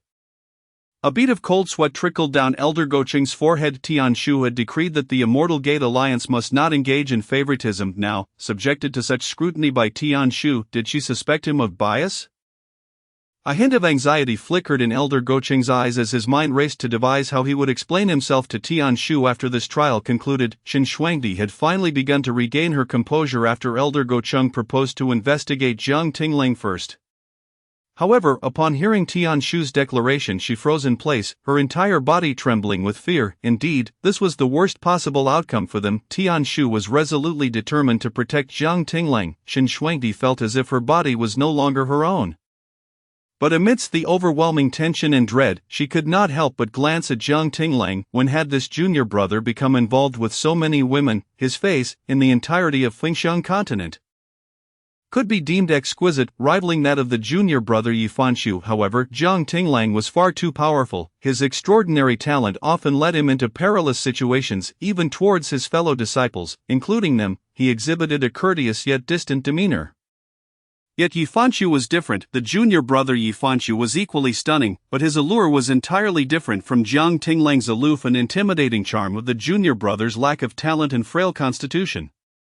Coupled with a gentle demeanor, evoked an instinctive desire to protect him, even at the cost of one's life. But Jiang Tinglang was different. His beauty was accompanied by an air of detachment and aggression. In the presence of the growing Jiang Tinglang, she found herself unable to utter the words, "Sister will teach you cultivation," yet that face, first was the combined force of the Heaven Gate sect's integration stage, willing to oppose Lingshu's sect to protect him. Next was the esteemed Su Ling of the Immortal Gate Alliance. Lastly, there was the revered Tianshu, who held the highest authority throughout the entire Fengxiang continent. They all shared one commonality: they were women. Had it not been for Jiang Tinglang's unparalleled visage captivating these women, Qin Shuangdi could not fathom how they could all unite to defend someone who had long since lost his spiritual source and was once a prodigy. They sought no personal gain. Jiang Tinglang could offer them nothing in return, and his current cultivation would only drag them down, yet they remained willingly devoted, especially Tianshu, who disregarded her own established laws of the Immortal Gate Alliance to elevate Jiang Tinglang above them. Xin Shuangdi gasped, instinctively stepping back, her eyes filled with despair and disappointment towards Jiang Tinglang, disappointment in Jiang Tinglang's perpetual courtesy and distance from them, disappointment that Jiang Tinglang would rely on that face. Jiang Tinglang sensed Xin Shuangdi's peculiar gaze. He calmly scanned the room, the corners of his mouth curling into a smirk. Upon catching sight of that lewd look, he discerned that this woman was once again entertaining base thoughts. Truly, she was akin to Yifanshu, a nest of serpents and rats. Those who were base themselves perceived everything through a lens of filth. In a past life, she had even wept and apologized to him at the end. Having committed every wrongdoing, when misfortune befell her, she wished to repent and become a good person seeking forgiveness. Was it truly that simple? Reflecting on his past life, Jiang Tinglang felt a wave of revulsion. Su Yener, noticing his prior spitting of blood, wordlessly produced a healing elixir and handed it to him. After he consumed it, there was little effect. This was the price paid for attracting the attention of the heavens. No mere elixirs could remedy such a cost. Jiang Tinglang could not be bothered to glance at Xin Shuangdi any longer, instead turning his attention to Tianshu's silhouette, that figure, crystalline and otherworldly. Was a pity he had not been able to witness her true form during that last splendid opportunity. Why did she choose to conceal her true visage yet repeatedly assist him? Furthermore, he initially believed she had emerged to uphold justice. Perhaps she even leaned slightly towards Lingshu's sect, as she had appointed Elder Gocheng to preside over this trial, yet, just as he had consented to the examination of his soul, she interrupted Elder Gocheng's incantations, stating her disagreement. Was this not an overt act of protection? It was as if she did not care whether he had fallen into darkness, only wishing to safeguard him. But what merit did Jiang Tinglang possess to deserve such protection? Once, he had merely been a beggar, abandoned by his parents, scavenging on the streets, fighting stray dogs for scraps. His curiosity about her had reached its zenith. His unwavering gaze was unmistakably blatant. Were anyone else to gaze upon Tianshu in such a manner, even if merely observing her silhouette, she would surely become incensed. Tianshu had always possessed a rather volatile temperament. Yet, inexplicably, Su Yener felt that Tianshu would not be angered by Jiang Tinglang's gaze, for the boy's scrutiny bore no ulterior motives or lewd intent. Zhu Chunru, on the verge of collapse, suddenly exclaimed, "Elder Tianshu, I have heard that you are always fair and just. Why do you choose to protect Jiang Tinglang at this moment?" As she sensed Zhu Chunru was about to utter something deeply offensive, Elder Gocheng, previously agitated, suddenly coldly reprimanded, "Zhu Chunru, you are being outrageous." This reprimand instantly silenced Zhu Chunru's questioning. No, this was not right. She could not dare question Elder Tianshu in this setting. How could she possibly challenge Elder Tianshu? Elder Tianshu was the supreme authority of the entire Fengshan continent. If she questioned Elder Tianshu, it would mean that Elder Tianshu was indeed intentionally shielding Jiang Tinglang. Did this not imply that no matter how they conspired against Jiang Tinglang, it would be futile? Indeed, with a single word from Elder Tianshu, Lingshu's sect could potentially vanish from Fengshan continent without a trace, and no one would dare inquire about the matter, for the powerful are fearless. In that instant, Zhu Chunru suddenly had an epiphany. Elder Tianshu would not, and could not intentionally protect Jiang Tinglang. So what was the reason? Zhu Chunru said, "Elder Tianshu, I do not dare to question your fairness. It is merely that Jiang Tinglang has already consented to the examination, so why do you disagree?" Tianshu replied coolly, "Because he is a genius whose innate fortune has twice been measured at 49 gold. The future of the entire Fengshan continent rests upon the greatest hope. If all goes as anticipated, upon my ascension, he will be the sole individual capable of safeguarding the Fengshan continent." These few words resonated profoundly within the hearts of all present, particularly Elder Gocheng, who gazed in astonishment at Elder Tianshu's silhouette, speechless and hesitant. The other elders were equally taken aback, their gazes fixated upon Tianshu. Elder Xianshu could no longer contain herself, exclaiming, "Hasn't Jiang Tinglang's innate spiritual source already been lost? Even if our immortal sect were to concoct an acquired spiritual source for him, it would be insufficient to support his current nascent soul level, let alone enhance his strength. Without a spiritual source, even with immense innate fortune, he cannot cultivate. How can he possibly protect the entire Fengshan continent in the future?" At this moment, another elder spoke. Did Jiang Tinglang not mention that Lingshu sect possesses a technique that can transfer a person's spiritual source to another? Could it be? All eyes converged on Elder Tianshu's back. Unperturbed, she slowly disclosed a weighty revelation. The technique of stealing a spiritual source is a vile sorcery. I, Tianshu, disdain such arts. However, I possess a pill formula that can enable those who have lost their spiritual source to catalyze their dantian and regenerate their spiritual essence. This technique was originally intended for public dissemination to benefit the cultivators of the Fengshan continent, but I hesitated due to concerns about spies from Longyin stealing the formula. Now, it is time to reveal it. In an instant, Su Yenar's eyes sparkled with excitement as she looked at Jiang Tinglang. Wonderful, your spiritual source and cultivation are saved. The 9 elders exhibited expressions of understanding. So it is, Elder Xinshu remarked. This genius has not been rendered powerless. In fact, his innate fortune is even more formidable now than it was at the age of 6, so much so that even the celestial pillar could not withstand his overwhelming destiny and shattered. Such a prodigy is indeed the greatest hope for the future of our Fengshan continent. Jiang Tinglang's identity is exceptionally unique. His soul cannot be casually scrutinized, not even by us, after Elder Xuanshu's statement. The other elders nodded in agreement, their gazes toward Jiang Tinglang gradually softening with affection. A young genius, the hope for the future, who would not cherish such a child. Their positions as elders of the immortal sect demonstrated their deep concern for Fengshan. The fact that this prodigy had not been rendered obsolete filled everyone with genuine joy. The only one troubled was Elder Gocheng, who had inadvertently aligned with the wrong side, while the one filled with dread was the already anxious Shen Shuangdi.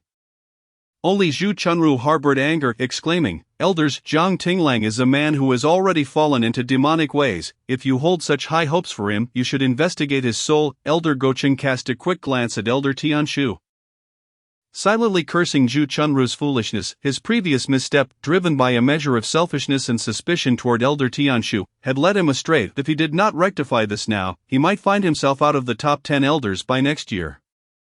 Elder Gocheng immediately declared, given Jiang Tinglang's esteemed status, verifying whether he has succumbed to demonic influence cannot be conducted as carelessly as with others, the fewer individuals who come into contact with his soul, the better. And you, Zhu Chunru, your previous statements and oaths were riddled with inconsistencies. How can we trust that this is not merely your scheme? Furthermore, you have no evidence to present. If everyone were to act like you, making baseless accusations against Jiang Tinglang, he would be in constant peril. This trial shall be overseen by me, Gocheng, and I will ensure a fair examination. Today, we will commence with the investigation of your soul. Zhu Chunru. Before Zhu Chunru could respond, a surge of spiritual energy shot towards her. Realizing the futility of escape, she instinctively attempted to evade. However, as merely a spirit division cultivator, she was no more than an ordinary mortal before the ascension stage. She lacked any means of resistance and did not even dare to oppose Elder Gocheng's overwhelming intrusion with her consciousness, for it was far too powerful. To resist would only inflict harm upon her own body and soul. Once Elder Gocheng's spiritual power entered her being, it swiftly detected a faint trace of demonic energy within. He publicly extracted that energy, and in the moment when a wisp of pitch-black demonic essence emerged from Zhu Chunru's brow, her eyes turned crimson, and for the first time, she felt a heart-wrenching terror. The wisp of demonic energy escaping her body felt like a death warrant, yet she still clung to her defense, as I mentioned earlier. My junior sister and I visited the Wujal Magic Cliff 3 days ago. This trace of demonic energy might have originated from there. Elder Gocheng interrupted her, saying, "If you cannot cleanse yourself, how can you accuse Jiang Tinglang? As for where this demonic energy was acquired, the immortal sect will certainly investigate. However, today, disciples outside the hall are commanded to immediately detain Lingshu sect disciple Zhu Chunru in Kunlun Immortal Prison. Additionally, gather 10 Crossing Tribulation Stage, 20 Great Ascension Stage, and 50 Cave Void Stage disciples at once, encircle Lingshu sect, dig 3 feet into the ground and search thoroughly." Chapter 24, The Immortal Sect Surrounds Lingshu Sect. Tang Lingyun emerges upon hearing such a verdict. Shen Shuangdi crumpled to the ground, her face filled with remorse. Before arriving here, she had sensed something amiss. She should have dissuaded her senior sister, but now it was all too late. Zhu Chunru, in disbelief, stared at Elder Gocheng, who had delivered the ruling point: 10 Crossing Tribulation Stage, 20 Great Ascension Stage, 50 Cave Void Stage. Never before had the Immortal Sect dispatched so many powerful individuals simultaneously. Was this an intent to raise her Lingshu sect, digging 3 feet into the ground? Even though Lingshu sect's forbidden grounds were exceptionally concealed, the demonic seed in Jiang Tinglang's second life vein could not remain hidden. Yet at this moment Zhu Chunru understood that her protests would be in vain. Her gaze turned increasingly resentful as she fixed her eyes on the foremost figure, that striking icy blue silhouette Elder Tianshu. She was now certain that Tianshu was deliberately shielding Jiang Tinglang. 2 disciples in the integration stage entered the hall and swiftly placed a spiritual lock around Zhu Chunru's neck like a dog collar. Those singled out by the immortal sect for imprisonment were invariably the most heinous of offenders. This spiritual lock, crafted by an ascension stage elder, was specifically designed for such individuals. As Zhu Chunru beheld the chain resembling a dog leash, she felt an overwhelming surge of anger and attempted to resist, only to be struck across the face by an integration stage disciple, rendering her unconscious. The chain clasped around her delicate, snow-white neck. One individual pulling the chain while another dragged her arm, callously hauling her away from the trial hall. Shen Shuangdi felt as though her throat had been constricted, unable to utter a single plea for mercy. Jiang Tinglang watched as Zhu Chunru was taken away, having only recently been reborn. The events preceding his resurrection were still fresh in his memory, yet he once again witnessed Zhu Chunru being led away by a dog chain.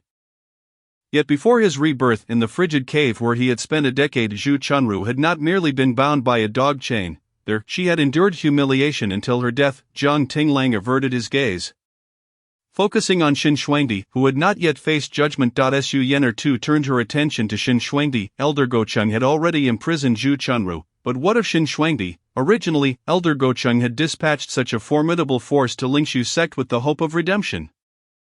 Following his ruling, the other elders and Elder Tianshu had refrained from voicing too many objections, affirming that his decision was indeed correct. As for Shen Shuangdi, Elder Gocheng stated, "This individual has spoken little within the hall," indicating that Zhu Chunru is the mastermind. While she is merely an accomplice, she shall be escorted to Lingshu sect to personally identify the source of the demonic seed. Upon hearing this, Shen Shuangdi's head shot up as she gazed at Elder Gocheng. He lowered his gaze to her and said, "Shen Shuangdi, the essence of the demonic seed resides within Zhu Chunru. I believe this matter does not involve you or your master. As long as you provide a detailed account of where Zhu Chunru came into contact with the demonic seed, I shall do my utmost to assist Lingshu sect in clearing its name." Shen Shuangdi's eyes widened and Elder Gocheng intended for her to shift all blame onto her senior sister, absolving herself and Lingshu sect. Yet, she could not betray her senior sister. Trembling slightly, she shook her head and replied, "I do not know. I know nothing. The demonic seed does not belong solely to my senior sister. Its origins are tied to my master." How could she possibly confess and place all blame on her senior sister at this moment? Elder Gocheng gazed at Shen Shuangdi with disappointment. The foolish man clearly only needed to follow his instructions to take the blame for Zhu Chunru, and he could have spared both himself and the Lingshu sect from calamity. With a sigh, Elder Gocheng declared, "Escort Shen Shuangdi to the Lingshu sect and depart immediately." After speaking, he cast a glance at Tianshu, observing that there was no reaction from him, and exhaled deeply. The trial was concluded. Outside, a disciple promptly entered to carry out the orders and took away Shen Shuangdi. Su Yener finally released a breath, remarking, "Truly, this is the consequence of one's own actions." Jiang Tinglang nodded in agreement, yet, once he finished nodding and turned his gaze to the front of the trial hall, he found that the icy blue figure had vanished. Elder Tianshu had already departed, and the other elders followed suit. Elder Gocheng paused, inquiring of Jiang Tinglang, "This matter concerns you. Do you wish to accompany us to the Lingshu sect and observe their search?" Jiang Tinglang replied lightly, "I have faith in the capabilities of the Immortal Gate Association and trust Elder Tianshu. As a disciple of the Zhan Tian sect, I no longer wish to return to that place." A flicker of disappointment crossed Elder Gocheng's eyes, yet he could not restrain himself from saying, "Even though the Lingshu sect has treated you poorly, Tangling Yun is, after all, the one who guided you onto the path of immortality." Jiang Tinglang, you must consider this carefully. If something is truly uncovered at the Lingshu sect, the entire sect will bear the consequences. Do you truly wish to disregard past affections and pursue this course? Su Yener could not help but glance at Elder Gocheng. Was he not even attempting to conceal his intention to grant leniency to the Lingshu sect? However, as an elder, she, a mere Dongshu stage cultivator, lacked the qualifications to question him. Elder Gocheng waved his hand, his figure vanishing from the phoenix pillar. Su Yener turned to Jiang Tinglang, asking, "Are you returning to the Zhan Tian sect now? I can escort you." Jiang Tinglang shook his head. Thank you, Sister Yenner, but I believe I will encounter no danger returning now. You should attend to your own matters. Opportunities are fleeting, and one may inadvertently miss them. Su Yenner was taken aback. Jiang Tinglang knew, before heading to the Wujimo cliff, she had indeed just consumed a source refinement pill and successfully elevated her spiritual source to the orange tier, with the sudden upgrade of her spiritual source. She felt a change in her internal spiritual power and sensed her Dongshu stage cultivation becoming somewhat unsteady. At that moment, she should have pressed forward and made a single breakthrough. However, upon hearing Jiang Tinglang's bell-like voice, she had immediately halted her training. Su Yenner said, "Very well, I will escort you to the entrance of the Immortal Gate Association." Before leaving the trial hall, Jiang Tinglang could not help but glance back at the central phoenix pillar once more. Yet Elder Tian Shu had still not returned. Upon reaching the edge of the plaza of the Immortal Gate Association, Jiang Tinglang spoke again. "Sister Yenner, is there truly no other way to see Elder Tian Shu?" Su Yenner looked at him helplessly. "How many times must I say this before you listen? Alas, it seems that Elder Tian Shu's tolerance for you is indeed remarkable. There is no other way to see Elder Tian Shu. Even I can only see him within the trial hall or receive orders from him passively." At this point, Su Yenner could not help but ask curiously, "By the way, what exactly happened between you and Elder Tian Shu in the trial hall 3 days ago? Why did Elder Tian Shu strike you? That aura from the palm strike, I could never mistake it." Jiang Tinglang was taken aback, his ears turning crimson in an instant. He quickly replied, "Nothing happened, Sister Yenner. I must hurry home to report to my master and senior sisters, so I shall not elaborate." With that, Jiang Tinglang drew out his spirit sword and swiftly flew away, leaving Su Yenner standing at the edge. Lost in thought, she had noticed Jiang Tinglang's ears turning red. Why did he blush when the incident that day was mentioned? Could it be that he had done something inappropriate in front of Elder Tian Shu and was discovered? That youth appeared exceedingly innocent. It did not seem likely. Could it be that Elder Tian Shu had? Su Yenner was momentarily shocked but immediately dismissed the thought. Impossible, absolutely impossible. How could someone as powerful as Elder Tian Shu engage in such behavior? Enough of this, she ought to return and focus on her cultivation. In the room of the Lingshu sect, Tang Lingyun and Yifanshu opened their eyes simultaneously after successfully implanting the spiritual source technique. The previously pale-faced Yifanshu suddenly flushed red upon opening his eyes. He instinctively turned his face away, stammering, "Master." Tang Lingyun was momentarily taken aback, her heart racing, a hint of shyness swelling within her. Yet, as a master, how could she display such girlish behavior? She forced herself to regain composure, quickly donning her garments, and calmly replied, "Fanshu, this was all to ensure the successful completion of the technique. You need not feel psychological pressure. We have embarked on the path of immortality. To you and me, the body should merely be a vessel." After saying this, she had already stood up. Yifanshu's gaze flickered, the feigned blush gradually fading. "Is the body merely a vessel? Then, this vessel is indeed well formed," Yifanshu remarked. "Disciple will remember master's teachings." Tang Lingyun nodded. "Do you feel any discomfort in your body?" Yifanshu shook his head. "Everything is well. Good, rest here for a while. I shall go and see that rebellious disciple Jiang Tinglang." Yifanshu was taken aback and immediately rose. "Master, I implore you to spare my senior brother's life. He may simply be jealous that master and the senior sisters treat me too well. He had suffered for 6 years in the past. I can understand his selfishness now that he has lost his spiritual source, and I am no longer in danger of losing my life.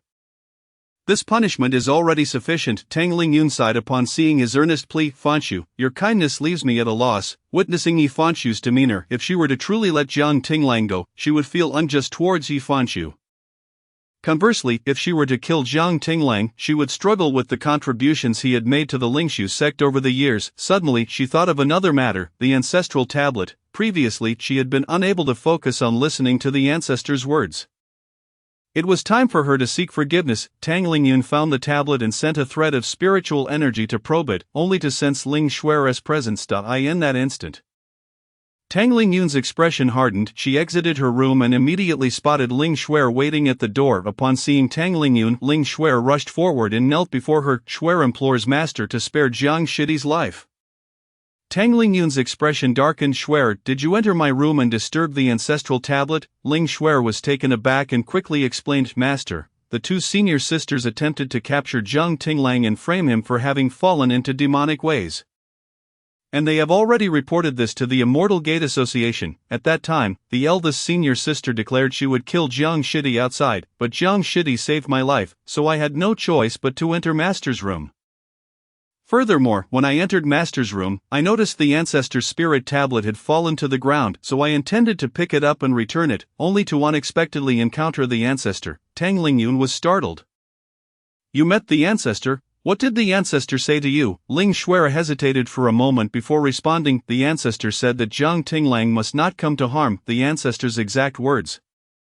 If Jiang Tinglang comes to harm, then kill Tang Lingyun. She could not bring herself to water, thus, she could only convey it in this manner. Upon hearing this, Tang Lingyun furrowed her brows slightly, but she immediately asked, So where is Jiang Tinglang now? Ling Xuer replied, Master, Jiang Shidi has already been taken to the Immortal Gate Association, and the two senior sisters returned 3 days ago but quickly departed for the Immortal Gate Association.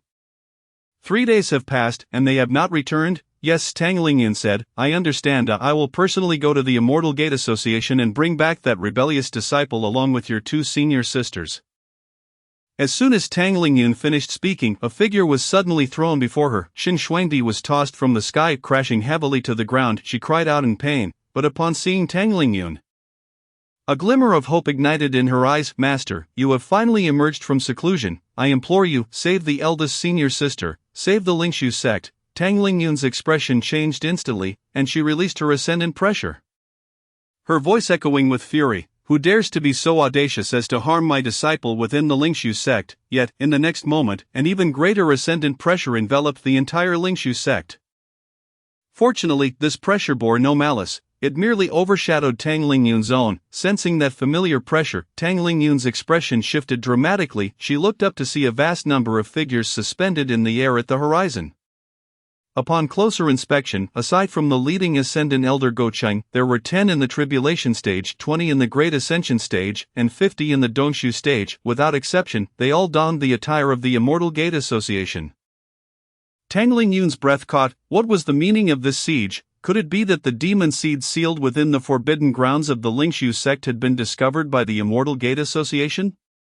No, that couldn't be right. She had sealed it so discreetly, layered with barriers. Not a trace of its aura could escape. How could it have been discovered? Suddenly, Tang Lingyun recalled what Ling Xuer had said just before leaving. The two senior sisters attempted to capture Jiang Tinglang and frame him for having fallen into demonic ways.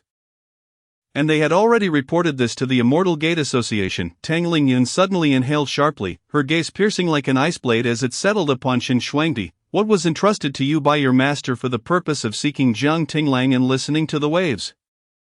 Where is it? Xin Shuangdi trembled all over, fear evident in her eyes as she bowed deeply, exclaiming, Master, forgive me. The traitor's second pulse has been placed in the forbidden area by Senior Sister. Chapter 25. Gather the materials and commence alchemy.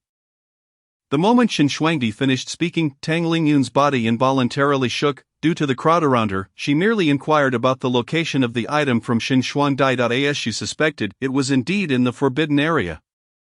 Xu Chunru had truly resorted to using the magic seeds from the Forbidden Zone to frame Jiang Tinglang as a demon. Furthermore, not only had she failed to implicate Jiang Tinglang, but she had also been discovered herself and had attracted so many people from the Immortal Gate Association. Gritting her teeth, Tang Lingyun demanded, What have you all done? Xin Shuangdi shook her head and replied, I advised Senior Sister against it, but she insisted on making Jiang Tinglang pay the price. What was nearly successful, however, was thwarted unexpectedly when Elder Tianshu spoke on Jiang Tinglang's behalf. Master, I have been to the Wujimoya with Senior Sister. The aura of the magic seed must have been tainted there. In the presence of the crowd, Xin Shuangdi could not divulge everything in detail. She crawled forward a couple of steps, grasping Tang Lingyun's hem, pleading, Master, please save Senior Sister, save Lingshu sect. Tang Lingyun furrowed her brows and raised her gaze towards Elder Gaochen. She pursed her lips slightly and spoke, Elder Gaochen, may I borrow a moment of your time? Elder Gaochen nodded, but in the next breath commanded, set up a celestial net barrier during the tribulation phase to seal off the entire Lingshu sect. Control all disciples in the Mahayana phase to ensure not a single one escapes. The Dongshu phase must immediately lay down the earth net formation to thoroughly search the Lingshu sect. After overseeing the arrangements, Elder Gaochen flew to stand before Tang Lingyun. He looked at her, sighing, Lingyun, I have done my utmost, yet your disciple is utterly disappointing. My intentions in the judgment hall have been quite clear. let your senior disciple take the blame. And Lingshu sect will have nothing to do with it. However, this fool insists on saying nothing. Tang Lingyun gazed at Elder Gaochen, her anxious expression evident. Cousin, if we were to shift all the blame onto that foolish disciple now, would it be possible to avoid this search of Lingshu sect? Elder Gaochen replied, the search has already commenced. It cannot be averted now. However, I must ask you 2 questions, and you must answer truthfully. Otherwise, no one can help you or Lingshu sect. Tang Lingyun immediately responded, Cousin, please ask. Is it true what Jiang Tinglang said, that you intend to exchange his spirit source for your little disciple? Tang Lingyun paused, hesitating for a moment before saying this matter. She stammered, but Elder Gaochen waved his hand. No need to elaborate. The person in your bedroom is your little disciple, isn't it? He has already begun his cultivation. It seems Jiang Tinglang's spirit source is serving him quite well. Tang Lingyun's complexion paled slightly as she interjected, Cousin, let me explain. The technique for exchanging spirit sources is a legitimate celestial art. One I stumbled upon previously, and I am using it for the first time out of sheer necessity. Elder Gaochen retorted, I do not care whether it was out of necessity. That technique can only be considered dark sorcery.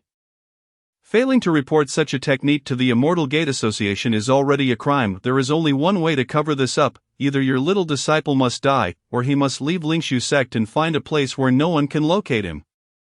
Hiding his identity, you must then publicly declare that he is dead, so you can conceal this sorcery. Tang Lingyun was taken aback, but he is so weak now. Where can he go? Elder Gaochen stated.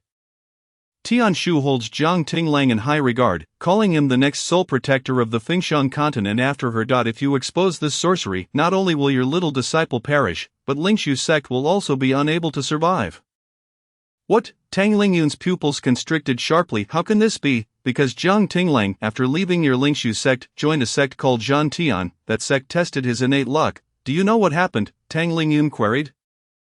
Did the 49 gold reappear? No. Jiang Tinglang's current innate luck has caused the Tongtian divine pillar to shatter. Over the years, his innate luck has been steadily increasing to the point where even the Tongtian divine pillar cannot contain it.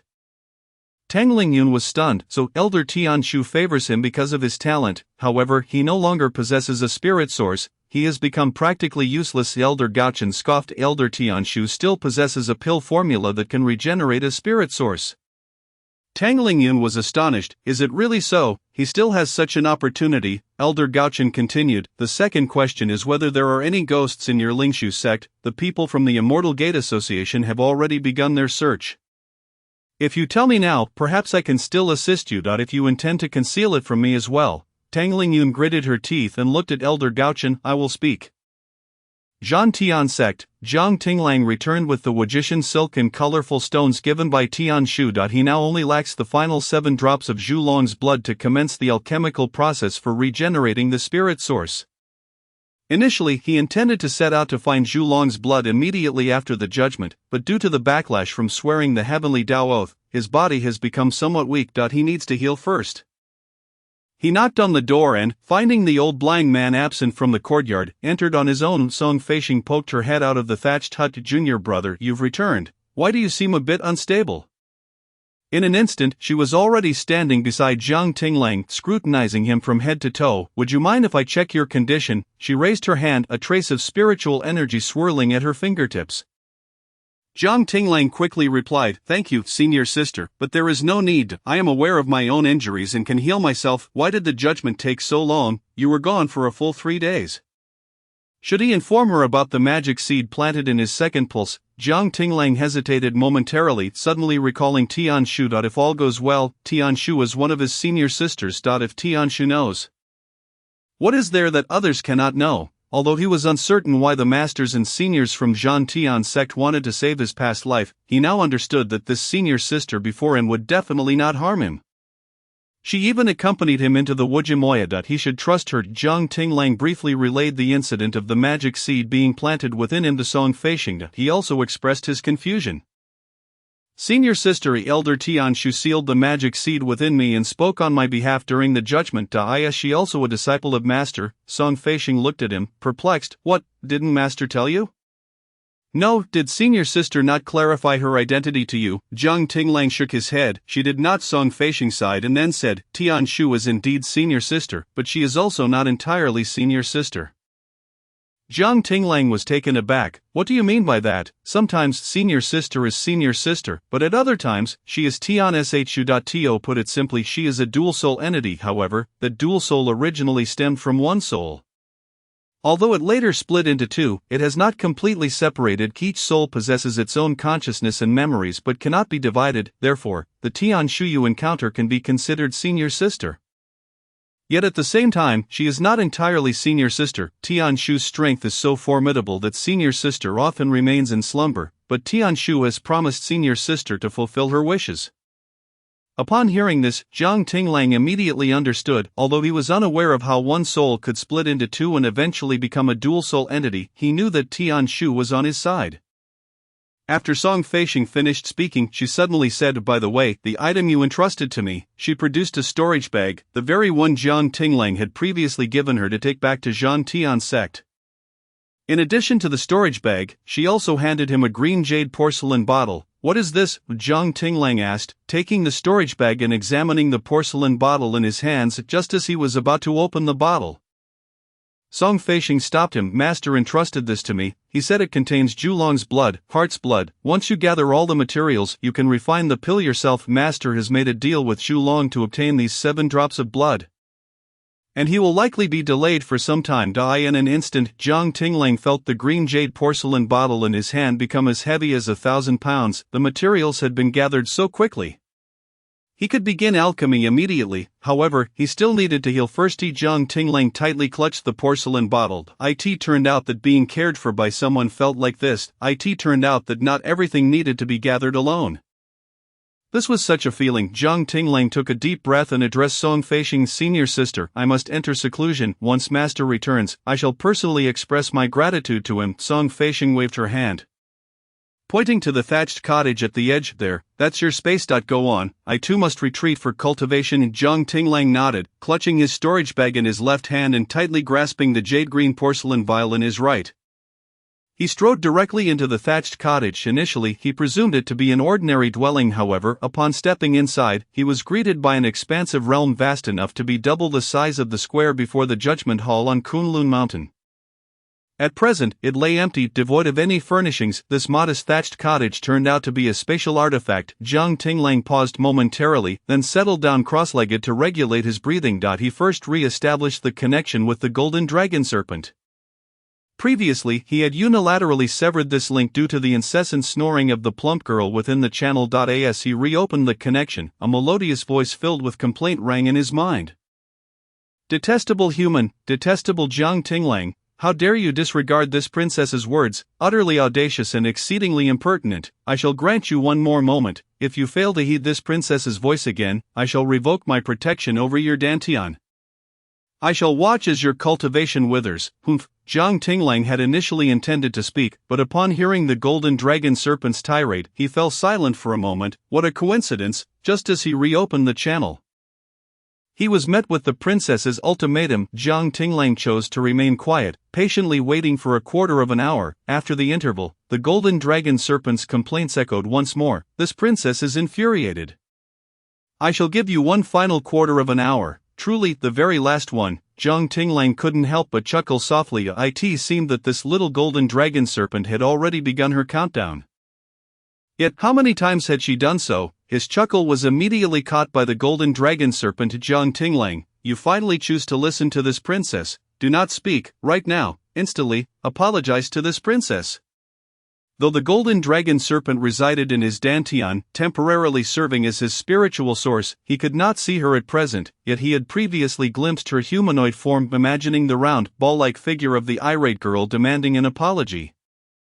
He could not suppress a smile. "Why are you laughing again? This princess commands you to apologize." Jiang Tinglang replied calmly, "I apologize. I should not have disregarded your words, but you were snoring incessantly before." Before he could finish, the golden dragon serpent hastily interrupted. "Who snores? This princess never snores." Jiang Tinglang paused for a moment, realizing he needed something from this little serpent. He acquiesced, "Indeed, you do not snore. I did not hear you. It was my fault for not listening. Can you forgive me?" The golden dragon serpent hesitated, her demeanor softening slightly at his candidness. "This princess does indeed snore, occasionally, just occasionally. Last time, it was surely because I had consumed too much honeydew." I was simply exhausted. Given your sincerity, this princess shall show mercy and forgive you. By the way, I have also done something behind your back. There is a sweet and sour bean in your consciousness that this princess has consumed. You must not blame me. A sweet and sour bean, Jiang Tinglang inquired hesitantly. Is it that black egg-shaped object sealed within the barrier? Yes, it is a demon seed. A sweet and sour demon seed. The little golden dragon serpent has eaten it? Jiang Tinglang was uncertain of his expression at that moment. However, he previously knew little about the golden dragon serpent. Surely consuming the demon seed would not bring harm. If it were dangerous, something would have happened by now. What are you daydreaming about? Jiang Tinglang snapped back to reality. I need to heal first. I require a drop of golden dragon serpent DEW. Do you have any left? The golden dragon serpent was taken aback. Is it the injury caused by your heaven-sent oath backlash? Yes, this cannot be healed with my dew, but I know the quickest way to treat such an injury. Jiang Tinglang inquired. How? Supplement what is lacking? Since you suffered backlash, your spirit is damaged, you must seek out a spirit to consume. Chapter 26, The Rebirth of the Spiritual Source, engraved with dragon and phoenix patterns. Jiang Tinglang fell silent for a moment. Where could he possibly find a spirit to consume given his current wounded state and mere nascent soul cultivation? The golden dragon serpent sensed Jiang Tinglang's silence. Suddenly, her soft voice erupted into laughter. Ha! I was just teasing you. Did you really believe me? Human spirits cannot replenish another spirit. Only the Night Soul Clan's spirit can fill the void of any missing spirit in this world. But alas, there are no Night Souls in this realm. He was taken aback. He hadn't anticipated this plump girl would be a trickster. In the next moment, a transparent vial appeared before him, clearly revealing the golden liquid within. There was only a small amount left, the exceedingly precious golden dragon serpent dew. Even in such a minuscule quantity, it was still substantial. Jiang Tinglang raised his hand to accept the transparent vial.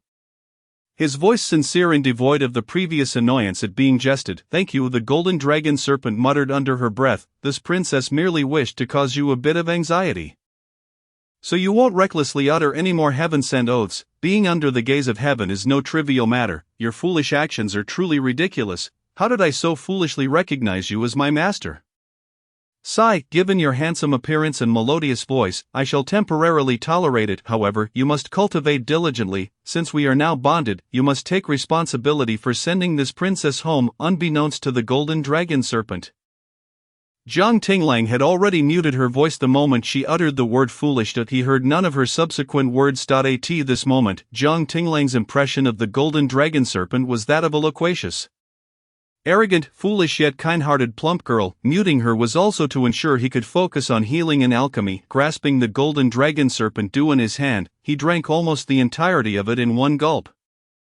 Only a few drops remained in the transparent vial, which he stored in his storage bag. The golden dragon serpent dew was incredibly precious. Even a single drop could revive a severely injured person on the brink of death. He consumed such a large quantity not only for healing but also for the rich spiritual energy contained within it. The moment he ingested the golden dragon serpent dew, he felt a surge of power coursing through his body. The injuries caused by the heaven-sent oath backlash healed almost instantaneously. Subsequently, the torrent of spiritual energy surged into his dantian. Jiang Tinglang dared not hesitate. Raising his hand, a cauldron that appeared to be made of glass materialized before him. While others relied on various techniques for alchemy, he utilized fire spells to heat the cauldron. 7 drops of candle dragon blood were the first to enter, followed by source-shaping grass, boundless sky silk, and finally, the 5-colored stone along with the rootless water he had collected during the rain at the boundless demon abyss. Within a mere quarter of an hour, all the materials had been tossed in. Jiang Tinglang carefully controlled the heat and murmured, "Alchemist, this batch of elixirs must succeed." As he uttered these words, a plume of smoke suddenly billowed from the opening of the glass cauldron. The smoke coalesced into writing, "The fire is too low.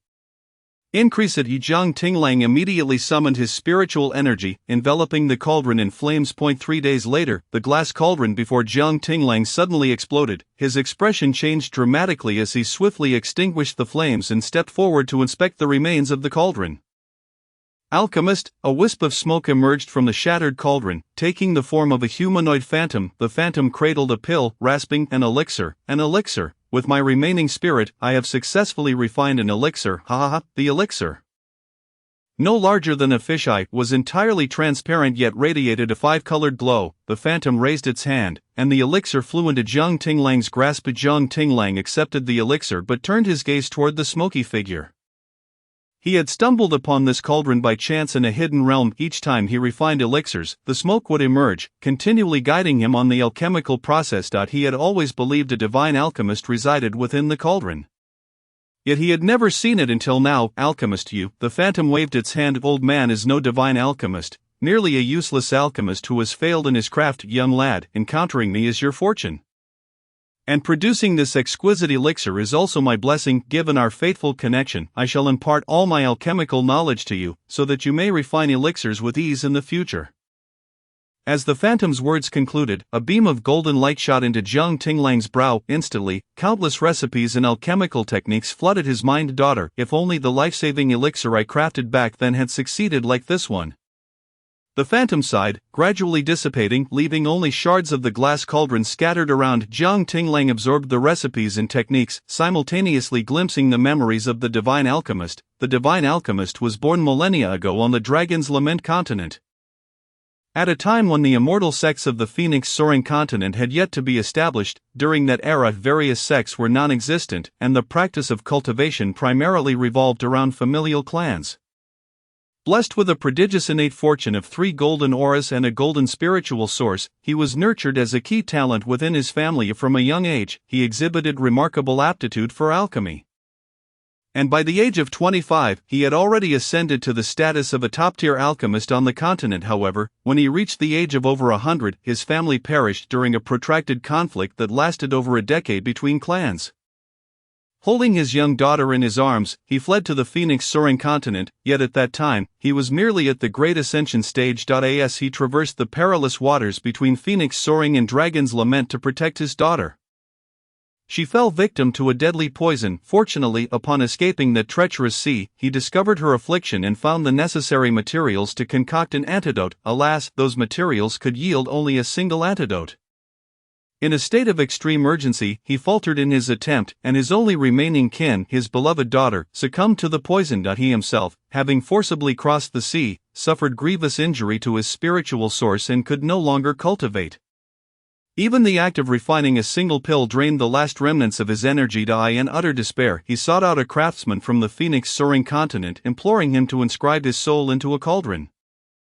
Thus forging a magnificent glass alchemical furnace, unable to refine pills himself any longer, he resolved to become the vessel, relying on the strength of others to perform alchemy. Truly, he was a madman devoted to the art of pill-making. Yet how else could he have attained the status of a top alchemist? Jiang Tinglang pursed his lips, silently gathering the shards of glass scattered on the ground and placing them into a box. He then gazed at the radiant, multicolored immortal pill resting in his palm and swallowed it whole. Subsequently, he sat down to meditate. The pill dissolved instantly upon entering his mouth, and in that fleeting moment, he felt a surge of searing energy coursing from his throat to his dantian, filling it with an intense warmth. Unbeknownst to him, his physical form transformed into a translucent hue, revealing his veins, organs, and the small golden dragon serpent coiling within his lower abdomen. Outside, the skies darkened and churned with ominous energy from an unknown source on the horizon. A brilliant golden light erupted, casting the entire sky in a golden hue. On Kunlun Mountain, countless individuals furrowed their brows gazing at the celestial phenomenon. Some immediately reported the occurrence to the elders of the Ascension stage. The elders promptly dispatched disciples to investigate the origin of the extraordinary spectacle in the heavens.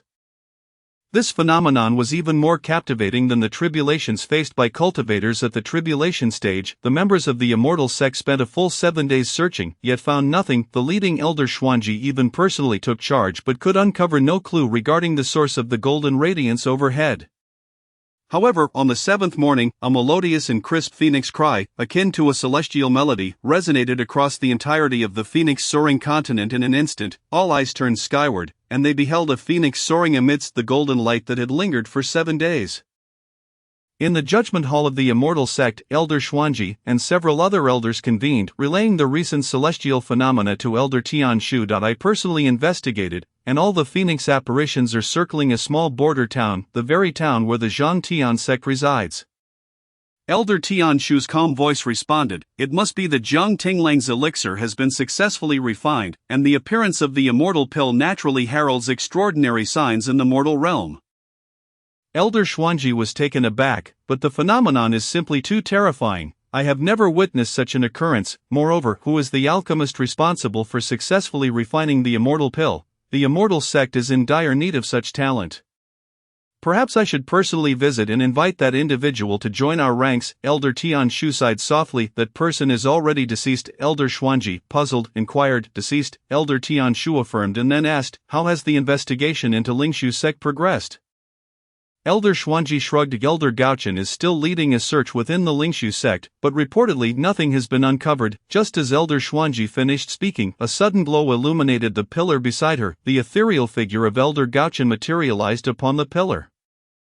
Elder Tianshu, Tanglingyun of the Lingshu sect, voluntarily surrendered a demonic seed, which is said to have been brought by her senior disciple Zhu Chunru. The entire Lingshu sect is unaware of this matter.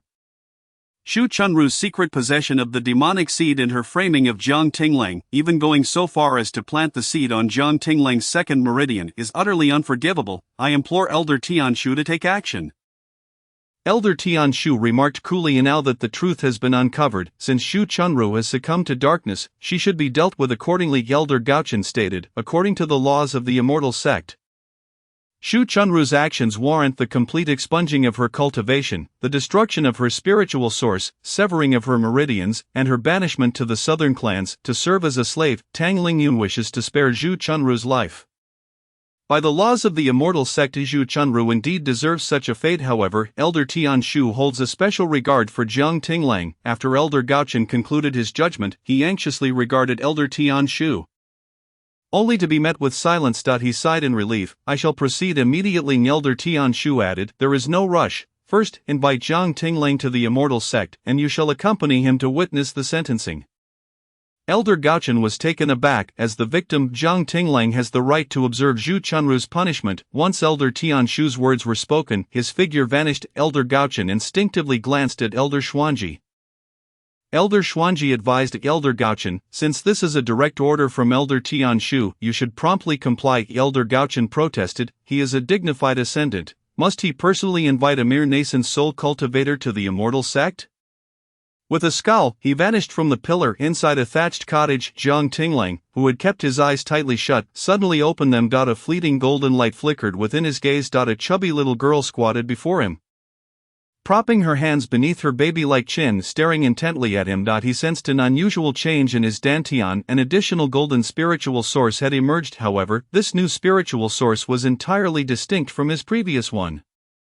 The former spiritual source appeared round and smooth, while the current one bore intricate carvings of a dragon and a phoenix. Jiang Tinglang was uncertain whether this was a blessing or a curse. He furrowed his brow, directing his gaze toward the chubby girl before him. Upon noticing his attention, the little girl broke into a silly grin. Hey, your spiritual source has been reborn. Jiang Tinglang expressed his gratitude. Thank you for temporarily sustaining my spiritual source. It stabilized my cultivation. The chubby girl waved her hands dismissively. No need for thanks. After all, from the day of our pact, you have become this princess's personal guard. Protecting your own guard is akin to protecting the princess herself. Personal guard, him. He recalled that their agreement was a master-servant contract, with him as the master and her as the servant. Jiang Tinglang refrained from voicing this thought, fearing it might provoke tears. He smiled lightly, rising to his feet to test his new spiritual source. He opened the door of the thatched cottage and stepped outside, while the little girl hurriedly followed. However, just as she reached the threshold, Jiang Tinglang abruptly shut the door. Stay inside. If anyone discovers your identity, you will be in danger. The little girl stomped her foot in frustration. How infuriating. Upon exiting, Jiang Tinglang beheld the extraordinary phenomena unfolding in the world outside. Numerous phoenix apparitions soared overhead. He was taken aback and approached Song Feishing, who was admiring the scenery in the courtyard. Sister, what has transpired in the phoenix soaring continent these past few days? Hearing his voice, Song Feishing turned and appraised him. Then replied, you ask me. Jiang Tinglang earnestly responded, I have been in seclusion these past few days, not stepping outside even once. Chapter 27, The Phoenix Apparition, a congratulatory message from the upper realm. The 9 great sects compete for talent. Unaware of the events transpiring in the world, he naturally inquired of her. Song Feishing studied him and then revealed a subtle smile. Your spiritual source has recovered, hasn't it? Have new phoenix patterns emerged? Sister, you know this too. Jiang Tinglang nodded. Indeed, new phoenix patterns have appeared. Song Feishing gestured towards the sky, stating, those are 99 phoenix apparitions, a congratulatory message from the upper realm. After speaking, she laughed lightly, taking a few steps back to distance herself from Jiang Tinglang. Prepare yourself, Jiang Tinglang. Prepare? For what? Before Jiang Tinglang could react, one of the phoenix apparitions overhead emitted a resounding and melodious cry. Then, that phoenix apparition turned its wings and dove fiercely towards Jiang Tinglang's location. He looked up, and his pupils reflected the vast expanse of gold as the apparitions began to descend upon him. His pupils constricted in shock. The phoenix's speed was too swift, leaving him no time to evade. In the next moment, the phoenix apparition collided directly with his body. In an instant, the blood coursing through his veins reached a boiling point. The Yuaning, which had been resting with eyes closed within him, suddenly opened its eyes. In those golden pupils, it seemed as though two soaring phoenixes were etched. Jiang Tinglang was taken aback. The Yuaning had opened its eyes, and in that fleeting moment, his consciousness could now traverse to previously unreachable realms. In the blink of an eye, his cultivation unexpectedly regressed from the Yuaning stage back to the out-of-body stage, yet, this was merely the first phantom of the phoenix. In the skies above, among the suspended phoenixes, 8 others were poised for their descent. The pure golden eyes of the phoenix phantoms locked onto him, infusing his originally dark pupils with a hint of resplendent gold. Jiang Tinglang could not help but smirk, recalling Song Feishing's words. So, this was a congratulatory gesture from the upper realm. He would graciously accept it. Abruptly, Jiang Tinglang closed his eyes and sat down, channeling the spiritual energy brought forth by the phoenix phantoms. The phantoms began their dive, enveloping the entire town in a radiant golden light centered on Jiang Tinglang. Those who had previously speculated about the origins of the phoenixes that had circled overhead for 7 days were now left astounded.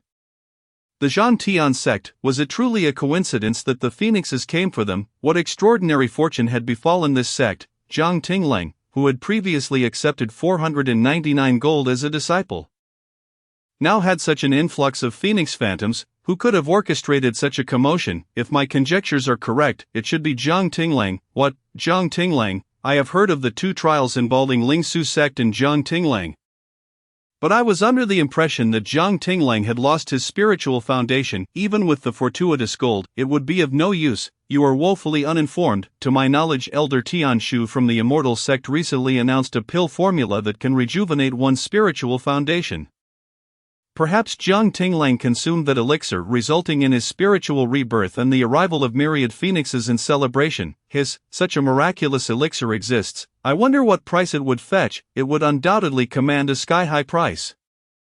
We need not dwell on that. You two are too narrow-minded indeed. I have seen that formula, just the 81 source-forming grasses within it. Who would dare venture into the Wujimoya to harvest them? Such a pill could never appear on the market. Even a single source-forming grass can yield several source-forming pills, which are now priceless treasures, let alone a pill requiring a total of 81 source-forming grasses. If that's the case, what tier of pill are we discussing? The full name of that elixir is the Creation Spirit Rebirth Pill. As an immortal pill, it naturally belongs to the immortal tier, surpassing all other pill tiers in the Fengshan continent. While the villagers watched the spectacle, representatives from the 9 major sects simultaneously appeared at the entrance of the Zhantian sect. As the 9 emissaries arrived, they all noticed Elder Gochen standing at the sect's entrance. Meng Nanxian, the chief disciple of the Qiyang sect, stepped forward and respectfully addressed Elder Gochen. I am Meng Nanxian, and I greet Elder Gochen. May I inquire if your presence here is related to the celestial phenomenon? Elder Gochen's expression was far from favorable. Upon his arrival, he had failed to sense Jiang Tinglang's aura. Tianshu had sent him to summon Jiang Tinglang to Kunlun Mountain for a trial. If Jiang Tinglang did not appear, then the trial of Zhu Chunru could undoubtedly be postponed. Thus, without detecting Jiang Tinglang's presence, he chose not to reveal himself. A day of delay was a day gained. Providing Tang Lingyun with some preparation time, this dear cousin of his was kind-hearted. If she truly went against her wishes and placed her beloved disciple Zhu Chunru in such a predicament, it would likely lead to inner demons for her in the future. Even if the execution had been set in stone, a brief delay would afford Tang Lingyun more time to prepare for the aftermath. With everything arranged, even if Zhu Chunru were to become incapacitated, it would still be a far less dire situation. However, Elder Gochen had not anticipated that, before long, Jiang Tinglang's aura would materialize just as he was about to breach the threshold. Countless phoenix phantoms suddenly surged toward Jiang Tinglang. Indeed, the phoenixes that had circled the skies for a full 7 days had come for him. Elder Gochen's emotions were quite complex at that moment.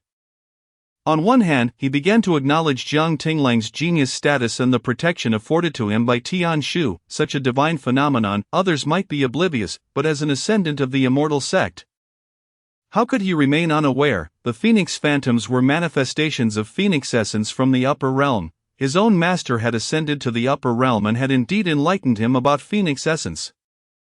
Any exceptionally gifted individual from the lower realm, once discovered by the upper realm, would be marked with a spiritual foundation. The phoenix essence represented a powerful affirmation from the upper realm, signifying that this prodigy was destined to belong to them. It was akin to a proclamation: "This seedling shall be mine in the future. All of you down below, take heed." Elder Gochen gazed at the wooden door before him, sighing inwardly. Zhan Tian sect originally. Jiang Tinglang should have been a disciple of Ling Su sect. What a pity indeed. The phoenix phantoms continued their descent, and the auras of those within the courtyard grew increasingly potent beneath the phantoms. Elder Gochen raised his gaze toward the representatives of the 9 major sects, gesturing for them to disperse. Return and inform your sect leaders that this celestial phenomenon is invoked by Jiang Tinglang's spiritual rebirth.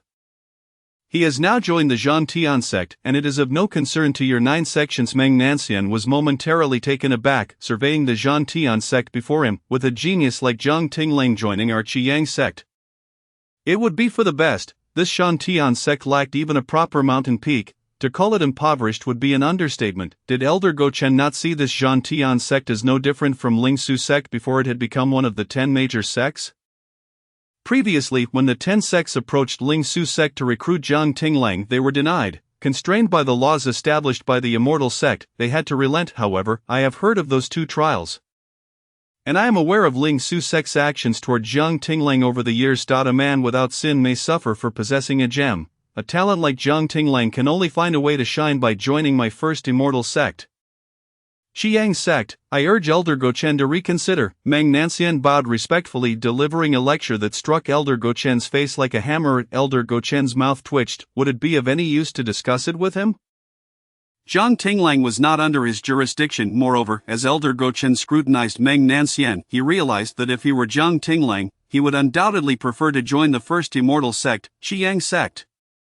But if Jiang Tinglang remained within this small and dilapidated Zhan Tian sect, Tang Lingyun would still have a chance to reclaim her disciple. After all, she had raised him with her own hands.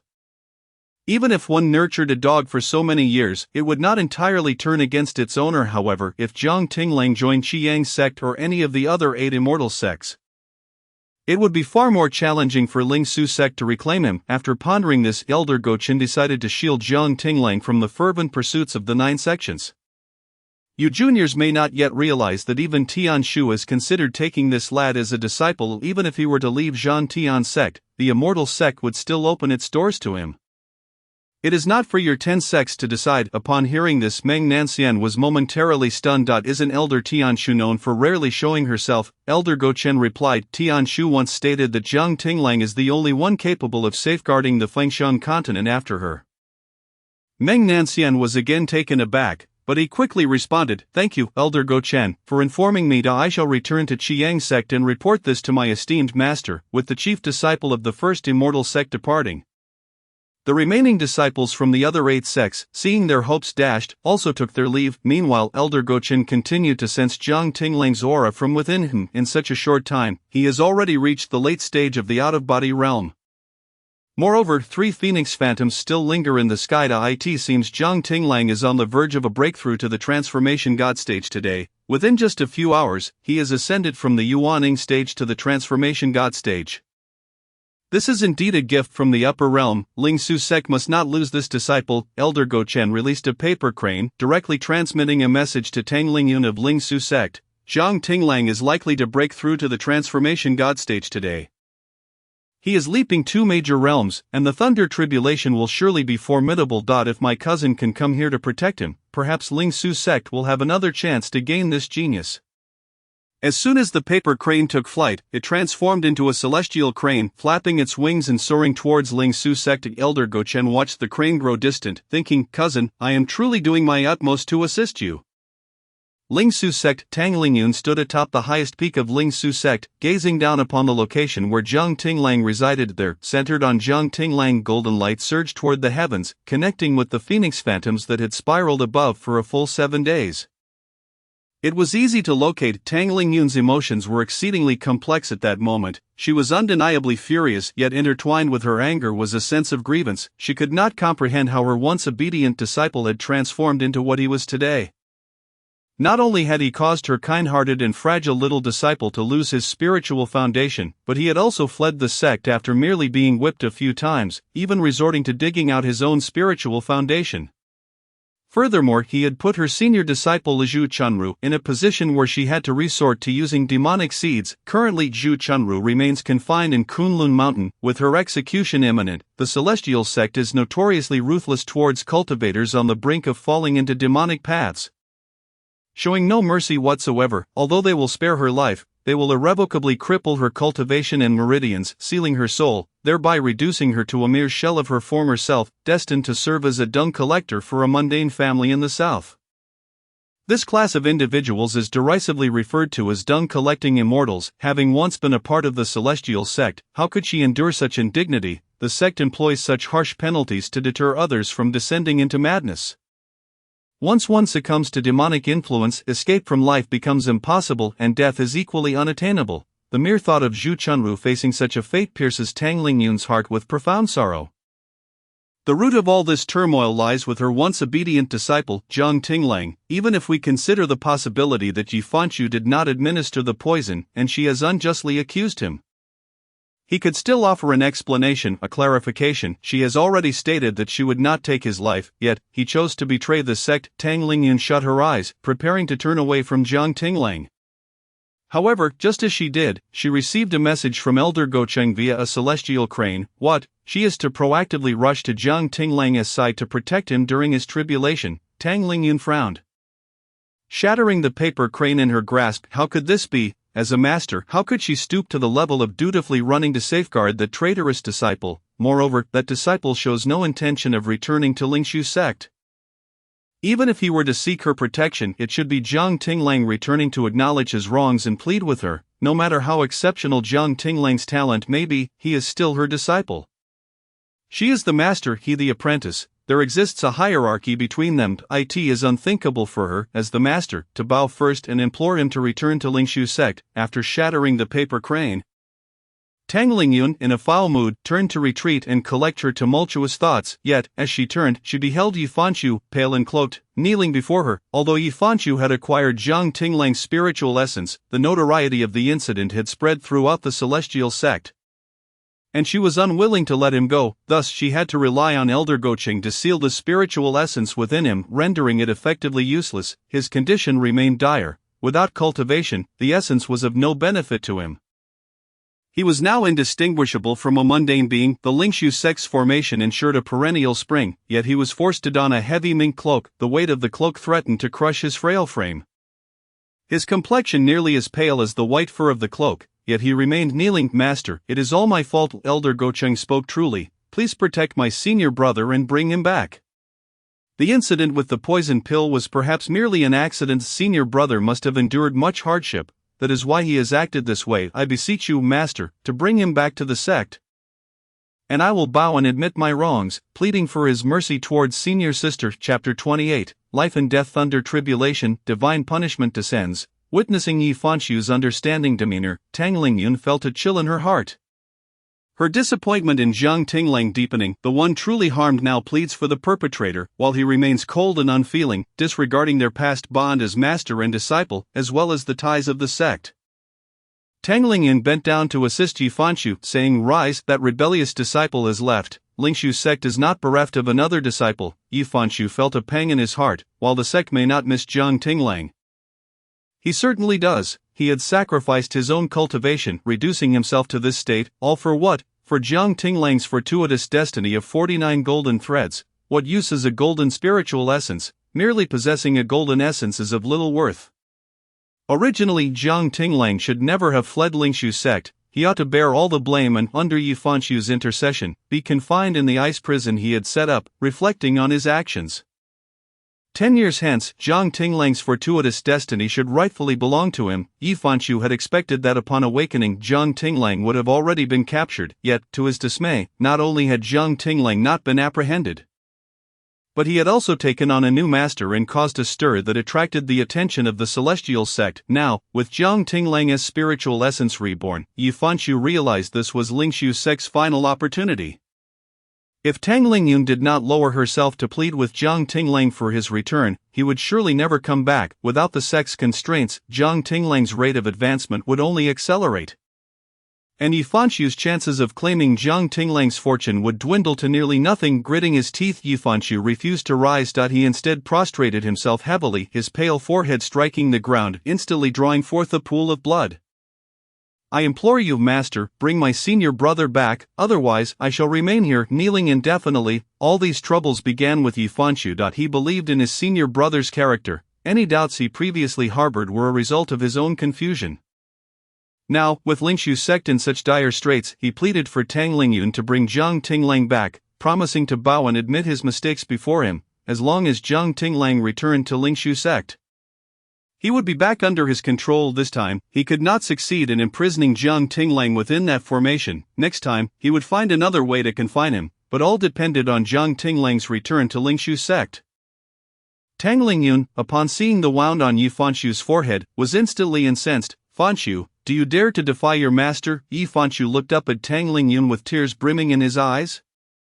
His expression frail. Master, I acknowledge my mistakes, but he is still my senior brother. Over the years, his contributions to the sect far surpass my own. Lingshu's sect cannot afford to lose him. I beseech you, master, to bring him back. Yi Fanshu knelt resolutely, regardless of Tang Lingyun's attempts to pull him up. In a fit of anger, Tang Lingyun utilized a modicum of spiritual power. To her astonishment, despite lifting him, Yi Fanshu, in his fragile state, collapsed unconscious. Tang Lingyun's heart swirled with mixed emotions as her anger dissipated instantly. Supporting the unconscious Yi Fanshu, she murmured softly, "You were so kind-hearted. What will become of you if you were ever without my protection?" She carried Yi Fanshu back to his chamber. Before stepping outside, Ling Shuer anxiously approached, asking, "Master, what has happened to junior brother Fanshu?" Tang Lingyun offered no explanation, simply stating, "Take good care of your junior brother. I shall retrieve that rebellious disciple." Ling Shuer felt a surge of joy but cautiously inquired, "Master, once you bring junior brother Jiang back, will you punish him?" Tang Lingyun sighed, "Death may be averted, but he cannot escape the consequences of his actions.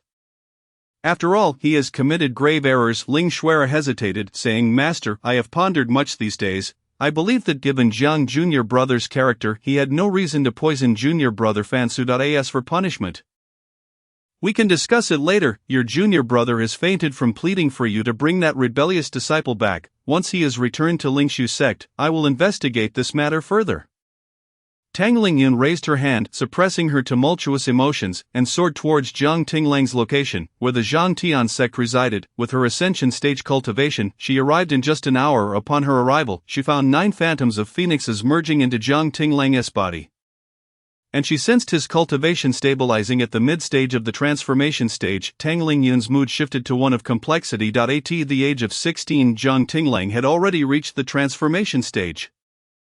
However, upon returning to the sect, he discovered her afflicted by demonic poison, and he had taken it upon himself to absorb the poison. Despite the immense burden, she had hesitated, believing it unwise, for he was merely a 16-year-old prodigy at the transformation stage, while she, at the ascension stage, struggled against the poison. Yet, Jiang Tinglang had smiled reassuringly, his face, usually marked by a hint of aloofness, lighting up with that smile solely to ease her worries. He had said, "Master, do not worry. Did you not once say that with my fortuitous destiny, while others may face peril, I will surely overcome?" Though she had intended to refuse, the poison, if left unchecked, would jeopardize her foundation. As an ascension stage cultivator, she stood on the brink of eternal life. Should her foundation falter now, she would have no choice but to relent to Jiang Tinglang's pleas, allowing him to transfer the poison. Indeed, her disciple was a genius. He had successfully absorbed the poison from her ascension stage body with his transformation stage cultivation. He had emerged with minimal impact, his cultivation merely dropping to the nascent soul stage. For 2 years, from 16 to 18, his cultivation had stagnated at the nascent soul stage. Tang Lingyun vividly recalled the day she had discovered Jiang Tinglang's cultivation had fallen to the nascent soul stage. Vowing to herself to protect this exceptional disciple, even if he remained at that level indefinitely, yet, all that had transpired felt like a dream, and now, in retrospect, it seemed as if it had occurred just yesterday. With recent events weighing heavily on her mind, an inexplicable sense of shame arose within Tang Lingyun. She began to question whether she had wronged Jiang Tinglang. After all, she had seen no evidence to implicate him. And her assumption that he had been responsible stemmed solely from the poison pill, which had passed through no hands other than his and hers. However, recalling the various sacrifices made by Jiang Tinglang for her and for the entire Lingshu sect, she couldn't help but feel that perhaps it wasn't truly him. Perhaps, as Fanshu had suggested, some unforeseen circumstance had occurred that they had overlooked. Jiang Tinglang had been wronged, which explained his resolute decision to excavate his own spirit source. She understood that although he appeared somewhat aloof on the surface, his heart burned with passion, and at his core, he was immensely stubborn. Such a vital essence, he would unearth it with his own hands. Perhaps he had indeed suffered a grave injustice. After returning to the Lingshu sect with her, she was determined to provide him with an explanation. Jiang Tinglang had returned to the transformation stage. Even advancing to the mid-transformation stage, he had previously undergone a lightning tribulation, which, in theory, meant that he shouldn't face another when returning to this realm. However, just as Tang Lingyun was preparing to seek him out, the weather changed dramatically. The phoenix apparition soaring through the sky was suddenly obscured by a gathering dark cloud. In an instant, the entire world was shrouded in darkness. The river surged restlessly. The lightning flashing within the clouds illuminated the river's surface as bright as a mirror, causing the fish below to panic and dart in every direction. Tang Lingyun's complexion shifted slightly as she stared blankly at the tribulation above. Something was amiss. This was not the lightning tribulation of the transformation stage, nor was it that of the out-of-body stage. The might of this tribulation sent a chill down her spine, even as someone at the ascension stage. Jiang Tinglang seemed to sense it too. He furrowed his brow, gazing at the brewing tribulation clouds above him, filled with doubt about whether this trial was aimed at him. Yet, the sensation of being targeted by the tribulation clouds made Jiang Tinglang acutely aware that this trial was indeed directed at him. However, the power of these clouds was entirely different from the last time he faced the transformation stage tribulation. This lightning tribulation was exponentially stronger. Jiang Tinglang's heart tightened, and he soared into the air. Scanning his surroundings, this was merely a small town. At that moment, the townsfolk were cursing and fleeing in all directions. If such a potent tribulation were to strike, it would undoubtedly obliterate the entire town. He could not undergo this tribulation here. Jiang Tinglang immediately set off towards the desolate land to the east. As he flew away, the tribulation clouds seemed to follow his pace, the impending lightning still brewing within them. The townspeople, who had been scrambling for their lives, suddenly halted. Jiang Tinglang, was that lightning tribulation truly meant for him? This transformation stage lightning tribulation made me feel as though I could perish at any moment. Could he withstand it? I have seen the transformation stage lightning tribulation from afar, and its oppressive force was nowhere near as formidable as this one. What does this mean? Isn't Jiang Tinglang at the transformation stage? I just heard someone mention that he had broken through to that stage. Could it be that he has reached the divided spirit stage, jumping 3 major realms at once? No, he should still be at the transformation stage. And this tribulation is suspicious. Perhaps it is due to the elixir he consumed that revived his spirit source. Reviving a spirit source, such a concept had never been heard of before. Perhaps his audacious act has summoned this tribulation. Will Jiang Tinglang survive? That would depend on whether anyone is willing to protect him. If an ascension stage cultivator were to shield him, perhaps he could successfully endure the tribulation. That small, insignificant sect of Zhantian has no ascension stage cultivators. It all hinges on whether the people from the immortal sect will intervene. Regardless, as long as this tribulation does not occur above my home, I will be relieved. I thought I would have to move my wife and children again. Tang Lingyun frowned as she watched the tribulation clouds trailing Jiang Tinglang from a distance. She had also overheard others discussing this lightning tribulation. Was it truly summoned by the act of reviving the spirit source? An act against the heavens? The might of this tribulation was enough to instill fear even in her, an ascension stage cultivator. With just one glance, she knew she could not withstand this tribulation. Not only could she not face it alone, but even if several ascension stage cultivators were present, they might not withstand such a cataclysmic lightning tribulation. A hint of guilt washed over her.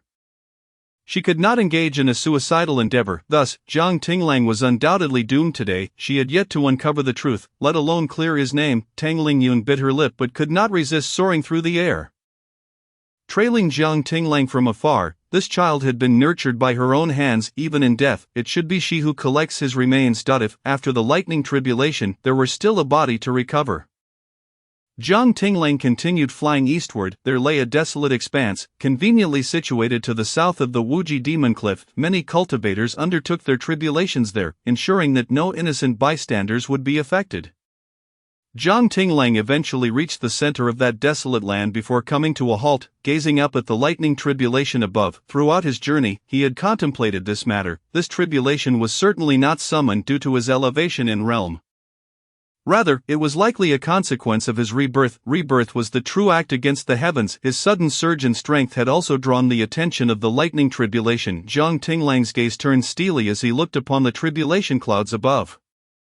This tribulation was a divine punishment for defying the natural order through rebirth. However, having already been reborn, he would not allow himself to perish so easily. In that fleeting moment of closing his eyes, he suddenly thought of that plump girl. That girl was still confined within the thatched hut. Their bond was one of master and servant. If he were to die here today, that girl would not survive either. Jiang Tinglang was momentarily taken aback. He raised his hand, releasing a drop of his heart's blood, chanting an incantation. Contract released. Instantly, he severed all ties with the golden dragon serpent. A sense of relief washed over his face. He would do his utmost to resist this impending divine punishment aimed at him. If he succeeded, he would live. If he failed, he would die alone. There was no need to drag that foolish girl down with him. He could only hope that she would not act so foolishly again, blindly recognizing a master without knowing anything. Fortunately, she had encountered him this time. Had she encountered someone with ill intentions, her golden dragon serpent would undoubtedly have been reduced to a slave. He soared into the air, his body suspended, as he erected a barrier of spiritual energy, bracing for the descent of the lightning tribulation. The tribulation clouds seemed to possess awareness, sensing that he was prepared. A blinding white light suddenly flickered across the darkened sky. The first bolt of heavenly lightning, imbued with apocalyptic force, descended in an instant. Tang Lingyun anticipated that Jiang Tinglang would be unable to withstand even a single bolt of the tribulation. Instinctively, she closed her eyes, unwilling to witness the grim scene. Like her, a multitude of cultivators had gathered from afar to watch the spectacle. Among them were not only rogue cultivators but also disciples from the 10 major sections. Just as the heavenly lightning struck, before Tang Lingyun could open her eyes, a startled cry echoed, "Elder Xuanji!" It was Elder Xuanji of the Immortal Sects Council, an Ascension Stage Elder. She had shielded Jiang Tinglang from the first bolt of lightning. Elder Xuanji seemed gravely injured. What kind of tribulation was this? A lightning tribulation that even an Ascension Stage cultivator could not withstand, yet it was aimed at a Transformation Stage cultivator. Chapter 29, 9 Ascensions shield Jiang Tinglang from the lightning tribulation. Tang Lingyun hesitated. Jiang Tinglang also felt the might of the lightning tribulation above him. He was acutely aware that this was not a tribulation he could withstand, yet, having reached this point, what could he do if he did not resist? He could only gamble. If fate had granted him rebirth at this moment, it could not be for him to perish now. However, he did not expect that the first to stand before him was an elder from the Immortal Sects Council. This elder was one of the most vocal in the Judgment Hall. Aside from Go Chen, Jiang Tinglang recalled her name, Xuanji. Yet he watched in astonishment as Elder Xuanji took the brunt of the first bolt of lightning for him. Her aura instantly weakening as she fell toward the ground. Several disciples at the tribulation stage rushed to catch her in midair, bearing the weight of the tribulation clouds above. Had she lost even the ability to fly away? Jiang Tinglang's expression grew increasingly grave. He looked up at the tribulation clouds above. He could sense that those clouds were also observing him, their gaze seemingly filled with 3 parts mockery and 7 parts murderous intent. The clouds sought to see him perish here. A lightning tribulation that even Ascension Stage cultivators could not withstand. Shortly after Elder Xuanji was taken away by several tribulation stage disciples, the second bolt of lightning descended amidst the watchful eyes of the crowd. This time, Tang Lingyun fixed her gaze on Jiang Tinglang without blinking, her heart feeling as though it were being gripped by a gigantic hand. In that instant, a flurry of thoughts raced through her mind. Elder Xuanji of the Immortal Sects Council had proactively shielded Jiang Tinglang from the first bolt of lightning. She too was at the Ascension Stage, perhaps she could also protect her disciple from another bolt. Yet, the destructive power of this tribulation was terrifying. Even Elder Xuanji could not withstand it. She was merely at the early ascension stage. If she were to withstand it and suffer injury, who among them could brave the pressure of the lightning tribulation and venture to the center of the storm to rescue her? Just as they had done for Elder Xuanji. Moreover, Elder Xuanji had only withstood a single bolt of lightning. In the blink of an eye, the next bolt had already descended. Tang Lingyun's choice remained to stand by and observe. Her heart tightly wound in anxiety. The dust stirred up by the second bolt of lightning gradually settled. Tang Lingyun heard the murmurs of the onlookers. Hiss, another ascension stage cultivator, I can't be mistaken. That was the second ascension stage cultivator from the Immortal Sects Council. You are not mistaken. The one who withstood the second bolt of lightning and fell heavily injured was Elder Zhuyin of the Immortal Sects Council. She was also the second highest ranking elder in the entire Immortal Sect, second only to Elder Tianshu. My heavens, what kind of lightning tribulation is this? Even Elder Zhuyin could not withstand it. Shouldn't everyone be concerned about why the Immortal Sects Council would send 2 ascension stage elders to shield Jiang Tinglang from the lightning tribulation? Yet, these are 2 ascended elders. The Celestial Sect has a total of only 10 ascended elders. Now, 2 of them are gravely injured because Jiang Tinglang faced such a formidable tribulation. Rumor has it that Elder Tianshu wishes to take Jiang Tinglang as a disciple. What? What did you say? Repeat that. Who desires to take Jiang Tinglang as a disciple? Elder Tianshu. It is said that both of the previous judgments were spared by Elder Tianshu on Jiang Tinglang's behalf. Moreover, Elder Tianshu once uttered a phrase, all right, Huan Fengxiang does not know Elder Tianshu's words. It simply implies that after her ascension, Jiang Tinglang will protect the Fengxiang continent on her behalf. Yet, Jiang Tinglang remains a disciple of the Zhan Tian sect and is not yet Elder Tianshu's apprentice. Is it worth the price of 2 elders' severe injuries to shield him from the thunder tribulation?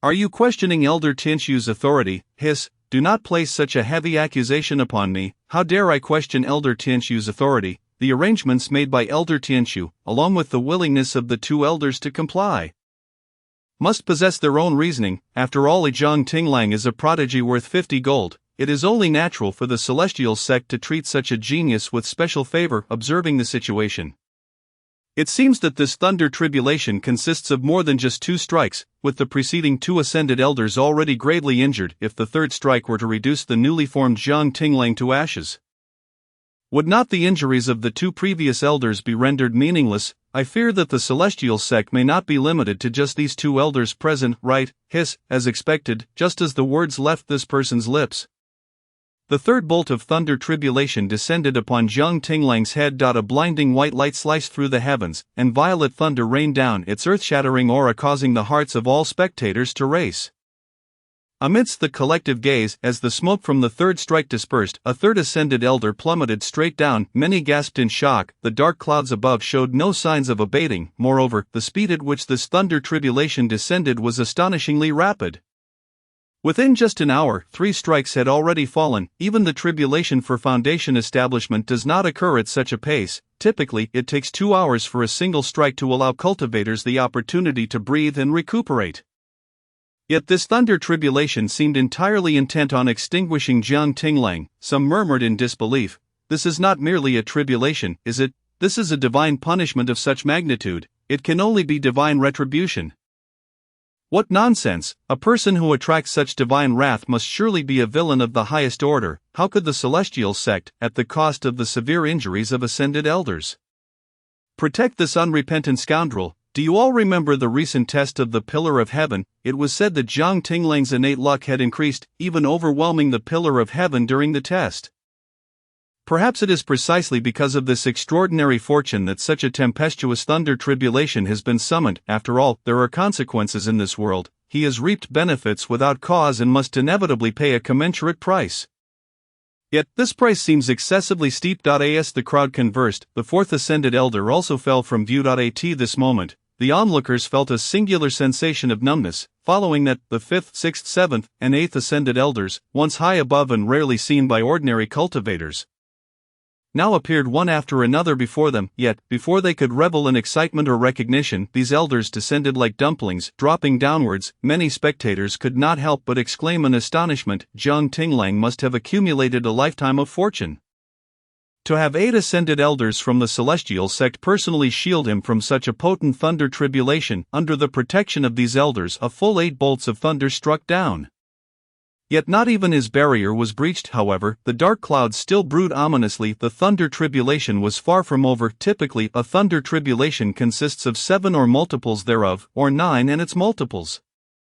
If 9 of the celestial sect's 10 ascended elders were to be injured protecting Jiang Tinglang, the crowd collectively gasped, "How highly does the celestial sect regard Jiang Tinglang?" At this moment, Tang Lingyun's heart was a tumult of complexity and shock.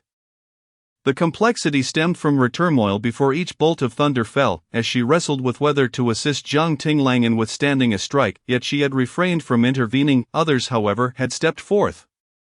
Including the ascended elders of the celestial sect, the shock arose from the sheer number of ascended elders present, each rushing forth to shield Jiang Tinglang from the thunder tribulation. It was evident how much Elder Tianqiu, the exalted one who could ascend at any moment, cared for Jiang Tinglang, perhaps even more than she, his own master. Tang Lingyun bit her lip. The reckless charge of those elders to protect Jiang Tinglang was a blatant affront to her dignity as a master. Yet she could not personally step in to shield Jiang Tinglang. Amidst the 8 instances of inner turmoil, she thought of Yu Fanshu. If she were to be severely injured, no one from Lingshu's sect would be able to safeguard her fragile little disciple. Although Go Chen was her cousin, he could not possibly oversee matters to such an extent. Thus, she could not intervene. She could only watch from the sidelines, praying, with so many ascended elders taking action. Perhaps Tianqiu would personally intervene to save him. If Tianqiu could withstand the subsequent thunder tribulations for Jiang Tinglang, then the strength she preserved could also protect him in the future, could it not? Holding on to such hopes, Tang Lingyun anxiously observed the center of the thunder tribulation. At this moment, Elder Go Chen shared a similarly complex sentiment. Elder Go Chen felt somewhat speechless. He had initially come quietly to witness Jiang Tinglang's tribulation but was taken aback by the overwhelming power of the dark clouds, which far surpassed his expectations. Initially shocked, he soon felt a twinge of regret. The boy favored by Tianqiu would likely not survive today, yet before he could lament for long, he beheld his fellow ascended elders, Xuanji, Juin, Hanyang, Tenmu, Fumo, Chenhai, Tanyun, and Wanfo each rushing forth to shield Jiang Tinglang from a bolt of thunder. His jaw dropped, and it took him a moment to recover it. A moment's thought revealed that it must have been Tianqiu's command that sent them to protect Jiang Tinglang from the thunder tribulation. If he were not mistaken, he too might receive such an order. Elder Go Chen's heart was filled with turmoil, witnessing the condition of his 8 colleagues, carried away by their disciples. He truly did not wish to receive such a command. However, if he did not receive such an order, yet his 8 colleagues did, why would he not? Could it be that Elder Tianqiu had already formed an unfavorable opinion of him? Elder Go Chen awaited the command with a heart full of trepidation, knowing it could descend at any moment. He waited and waited. When the 9th bolt of thunder tribulation descended upon Jiang Tinglang, he still had not received the order. At the very moment the 9th blinding light ignited, Go Chen gritted his teeth, deciding not to wait for any command. He charged forward, summoning all his spiritual power to shield Jiang Tinglang. Upon realizing that Elder Go Chen stood before him, Jiang Tinglang was momentarily taken aback. In his memory, this elder had always been an ally of Lingshu's sect, intent on his demise, yet now, Elder Go Chen found himself struck by the thunder, falling from the sky. A complaint reached Jiang Tinglang's ears. If it weren't for the foolish actions of those 8 idiots ruining everything, I wouldn't be here. Humph, boy, you better make me proud in the future. You must live up to Elder Tianqiu's expectations. The voice diminished as Elder Go Chen plummeted. All 9 bolts of thunder tribulation were successfully countered. Jiang Tinglang sensed that the scrutiny overhead seemed to have lessened considerably. He released a shallow breath. Was it over? Just as he prepared to lower his barrier, the scrutiny of the dark clouds suddenly intensified. Jiang Tinglang's expression turned grave as he abruptly looked up, staring at the dark thunder that showed no intention of dissipating and seemed even more solidified. What the hell? More, the onlooking cultivators also witnessed the scene they dreaded. Indeed, the 9th ascended elder emerged to shield Jiang Tinglang from the 9th bolt of thunder tribulation, yet something felt amiss. Why was no one there to catch the 9th elder as he fell? Ah, he simply plummeted into the mud. the ground had been smashed into a deep pit. As the crowd pondered in confusion, 2 late arriving tribulation stage cultivators rushed to the pit where Elder Gochen had fallen. Quickly digging him out and hastily carrying him away, everyone look, the dark clouds have not dispersed. This thunder tribulation does not consist of 9 bolts, hiss, not 9 bolts, such a powerful thunder tribulation that even ascended elders cannot withstand. You tell me it's not 9 bolts, could it be that there are 7 times 7 times 7 bolts? How could the celestial sect possibly have 40 more ascended elders to shield Jiang Tinglang from this thunder tribulation?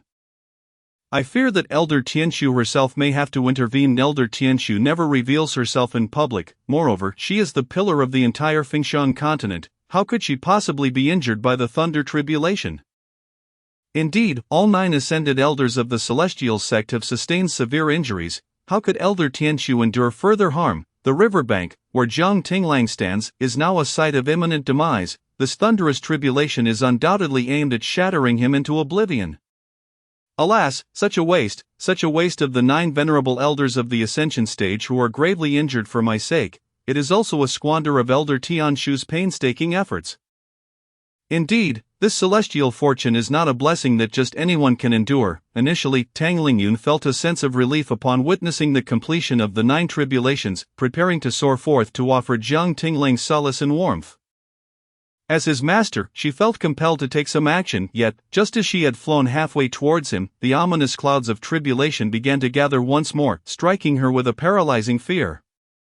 Compelling her to retreat to her original position, Tang Lingyun gazed at the stormy clouds, her complexion pale, her eyes filled with disbelief. Not 9, but could it truly be 49? How could Jiang Tinglang possibly survive this? Her chest heaved as a wave of sorrow engulfed her. In that fleeting moment, she envisioned where Jiang Tinglang's burial site would be, and then, the 10th bolt of tribulation descended with a cataclysmic aura. At this moment, everyone was gripped by anxiety. Some speculated whether the last and strongest member of the Immortal Gate Association, who had remained hidden, would intervene. Others concluded that Elder Tianshu, who seldom revealed himself and had barely been seen by even the members of the Immortal Gate Association, would certainly not act. This formidable thunderous tribulation meant certain death for Jiang Tinglang. The sacrifices made by the 9 elders to protect him seemed in vain. Surely, they could not have anticipated that Jiang Tinglang's tribulation would not be 7 or 9, but indeed 49, or perhaps even 81, such terror. It was as if the heavens demanded Jiang Tinglang's demise. At this moment, Jiang Tinglang gazed upward at the storm of tribulation. He felt the weight of its scrutiny. The thunderstorm loomed above like an omnipotent deity, surveying the ants below. He understood that even if he exhausted every means of self-preservation, he would not withstand even a single bolt of this tribulation. But was he to accept death so passively? Was he, who had only just been reborn, destined to perish beneath this storm? His eyes gradually filled with determination. No, he would not succumb. He absolutely would not. Even in the face of death, he refused to die in such a disgraceful manner. Perishing before the eyes of the onlookers, Jiang Tinglang met the gaze of the 10th bolt of tribulation. In that instant, ancient and obscure incantations erupted from his lips, as his primordial spirit within the sea of consciousness suddenly awakened, disintegrating into ashes. Remarkably, beneath the ashes of his primordial spirit, Jiang Tinglang's cultivation surged explosively. From the transformation stage to the separation stage to the union stage to the void stage, and finally to the great ascension stage, his cultivation leaped through 4 major realms in succession. It was at the very moment the tribulation lightning was about to strike him that a protective barrier belonging to the great ascension stage erupted around him. The 10th bolt of tribulation collided with the barrier, which had been elevated through the sacrifice of his primordial spirit, resulting in a cataclysmic obliteration. A deafening roar reverberated through the air, as greater clouds of dust enveloped the heavens and the earth. Casting shadows akin to the end of days, Jiang Tinglang still drew breath. I sensed it. He has indeed sacrificed his primordial spirit to elevate his cultivation by 4 entire realms. How could a mere transformation stage cultivator achieve such a feat? My fellow cultivators, are you not misplacing your focus? Shouldn't the most critical point be his act of sacrificing his primordial spirit to withstand the tribulation? How is this any different from courting death? Indeed, there is a distinction. Dying from the lightning is termed calamity, while sacrificing one's primordial spirit is known as self-destruction. However, it appears that your attention diverges from mine. Shouldn't we be astonished that he has truly managed to withstand this bolt of tribulation? which could severely injure even those at the ascension stage. By relying on the power derived from sacrificing his primordial spirit, the act of sacrificing one's primordial spirit for a fleeting enhancement in cultivation is inherently a self-destructive technique. Each elevation in realm is contingent upon the burning of his very essence. What is the essence? It is the foundation. A cultivator might face tribulations and still be reborn, but this self-destructive technique offers no chance for rebirth. Moreover, only practitioners at the Golden Core stage can invoke such a sacrificial technique. The Golden Core sacrifices its own, the nascent soul sacrifices its own, and even the out-of-body stage sacrifices the nascent soul.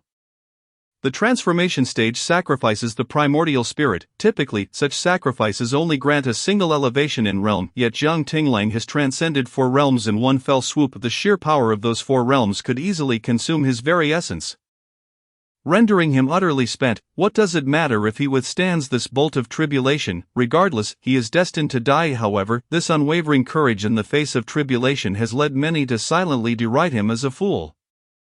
At this moment, Tang Lingyun anxiously watched the darkened expanse ahead. She could still sense Jiang Tinglang's presence, albeit faintly. He would undoubtedly be unable to withstand the next bolt of tribulation. No, even if he could endure. What of the countless tribulations still awaiting him? Unless he could somehow survive until the end, he would only have a slim chance of survival. The divine gifts granted to a cultivator upon successfully overcoming tribulations can mend all internal injuries and restore their body.